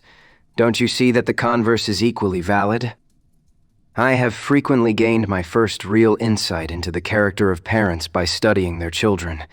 This child's disposition is abnormally cruel, merely for cruelty's sake, and whether he derives this from his smiling father, as I should suspect, or from his mother, it bodes evil for the poor girl who is in their power. I am sure that you are right, Mr. Holmes. 1,000 things come back to me which make me certain that you have hit it. Oh, let us lose not an instant in bringing help to this poor creature. We must be circumspect, for we are dealing with a very cunning man. We can do nothing until 7 o'clock. At that hour we shall be with you, and it will not be long before we solve the mystery. We were as good as our word, for it was just 7 when we reached the Copper Beeches, having put up our trap at a wayside public house. The group of trees, with their dark leaves shining like burnished metal in the light of the setting sun, were sufficient to mark the house even had Miss Hunter not been standing smiling on the doorstep. Have you managed it? A loud thudding noise came from somewhere downstairs. That is Mrs. Toller in the cellar. Her husband lies snoring on the kitchen rug. Here are his keys, which are the duplicates of Mr. Rucastle's. You have done well indeed. Now lead the way, and we shall soon see the end of this black business. We passed up the stair, unlocked the door, followed on down a passage, and found ourselves in front of the barricade which Miss Hunter had described. Holmes cut the cord and removed the transverse bar. Then he tried the various keys in the lock, but without success. No sound came from within, and at the silence Holmes's face clouded over. I trust that we are not too late. I think, Miss Hunter, that we had better go in without you. Now, Watson, put your shoulder to it, and we shall see whether we cannot make our way in. It was an old rickety door, and gave it once before our united strength. Together we rushed into the room. It was empty. There was no furniture save a little pallet bed, a small table, and a basket full of linen. The skylight above was open, and the prisoner gone. There has been some villainy here. This beauty has guessed Miss Hunter's intentions and has carried his victim off. But how? Through the skylight. We shall soon see how he managed it. He swung himself up onto the roof. Ah, yes, here is the end of a long, light ladder against the eaves. That is how he did it. But it is impossible. The ladder was not there when the Rucastles went away. He has come back and done it. I tell you that he is a clever and dangerous man. I should not be very much surprised if this were he whose step I hear now upon the stair. I think, Watson, that it would be as well for you to have your pistol ready. The words were hardly out of his mouth before a man appeared at the door of the room, a very fat and burly man with a heavy stick in his hand. Miss Hunter screamed and shrunk against the wall at the sight of him, but Sherlock Holmes sprang forward and confronted him. You villain, where is your daughter? The fat man cast his eyes round, and then up at the open skylight. It is for me to ask you that, you thieves, spies and thieves. I have caught you, have I? You are in my power. I'll serve you. He turned and clattered down the stairs as hard as he could go. He is gone. For the dog. I have my revolver. Better close the front door. And we all rushed down the stairs together. We had hardly reached the hall when we heard the baying of a hound, and then a scream of agony, with a horrible worrying sound which it was dreadful to listen to. An elderly man with a red face and shaking limbs came staggering out at a side door. My God, someone has loosed the dog. It has not been fed for 2 days. Quick, quick, or it'll be too late. Holmes and I rushed out and round the angle of the house, with Toller hurrying behind us. There was the huge famished brute, its black muzzle buried in Rucastle's throat, while he writhed and screamed upon the ground. Running up, I blew its brains out, and it fell over with its keen white teeth still meeting in the great creases of his neck. With much labor we separated them and carried him living but horribly mangled into the house. We laid him upon the drawing-room sofa, and having dispatched the sobered Toller to bear the news to his wife, I did what I could to relieve his pain. We were all assembled round him when the door opened, and a tall, gaunt woman entered the room. Mrs. Toller. Yes, Miss, Mr. Rucastle let me out when he came back before he went up to you. Ah, miss, it is a pity you didn't let me know what you were planning, for I would have told you that your pains were wasted. It is clear that Mrs. Toller knows more about this matter than anyone else. Yes, sir, I do, and I am ready enough to tell what I know. Then, pray, sit down and let us hear it, for there are several points on which I must confess that I am still in the dark. I will soon make it clear to you, and I'd have done so before now if I could got out from the cellar. If there is police court business over this, you'll remember that I was the one that stood your friend, and that I was Miss Alice's friend too. She was never happy at home. Miss Alice wasn't from the time that her father married again. She was slighted like, and had no say in anything. But it never really became bad for her, until after she met Mr. Fowler at a friend's house. As well as I could learn, Miss Alice had rights of her own by will, but she was so quiet and patient, that she never said a word about them, but just left everything in Mr. Rucastle's hands. He knew he was safe with her, but when there was a chance of a husband coming forward who would ask for all that the law would give him, then her father thought it time to put a stop on it. He wanted her to sign a paper so that whether she married or not, he could use her money. When she wouldn't do it, he kept on worrying her until she got brain fever and for 6 weeks was at death's door. Then she got better at last, all worn to a shadow and with her beautiful hair cut off, but that didn't make no change in her young man, and he stuck to her as true as man could be. I think that what you have been good enough to tell us makes the matter fairly clear, and that I can deduce all that remains. Mr. Rucastle then, I presume, took to this system of imprisonment. Yes, sir. And brought Miss Hunter down from London in order to get rid of the disagreeable persistence of Mr. Fowler. That was it, sir. But Mr. Fowler, being a persevering man, as a good seaman should be, blockaded the house and, having met you, succeeded by certain arguments, metallic or otherwise, in convincing you that your interests were the same as his. Mr. Fowler was a very kind-spoken, free-handed gentleman. And in this way he managed that your good man should have no want of drink, and that a ladder should be ready at the moment when your master had gone out. You have it, sir, just as it happened. I am sure we owe you an apology, Mrs. Toller, for you have certainly cleared up everything which puzzled us, and here comes the country surgeon and Mrs. Rucastle. So I think, Watson, that we had best escort Miss Hunter back to Winchester, as it seems to me that our locus standi now is rather a questionable one. And thus was solved the mystery of the sinister house with the copper beeches in front of the door. Mr. Rucastle survived, but was always a broken man, kept alive solely through the care of his devoted wife. They still live with their old servants, who probably know so much of Rucastle's past life that he finds it difficult to part from them. Mr. Fowler and Miss Rucastle were married by special license in Southampton the day after their flight, and he is now the holder of a government appointment in the island of Mauritius. As to Miss Violet Hunter, my friend Holmes, rather to my disappointment, manifested no further interest in her when once she had ceased to be the center of one of his problems. And she is now the head of a private school at Walsall, where I believe that she has met with considerable success.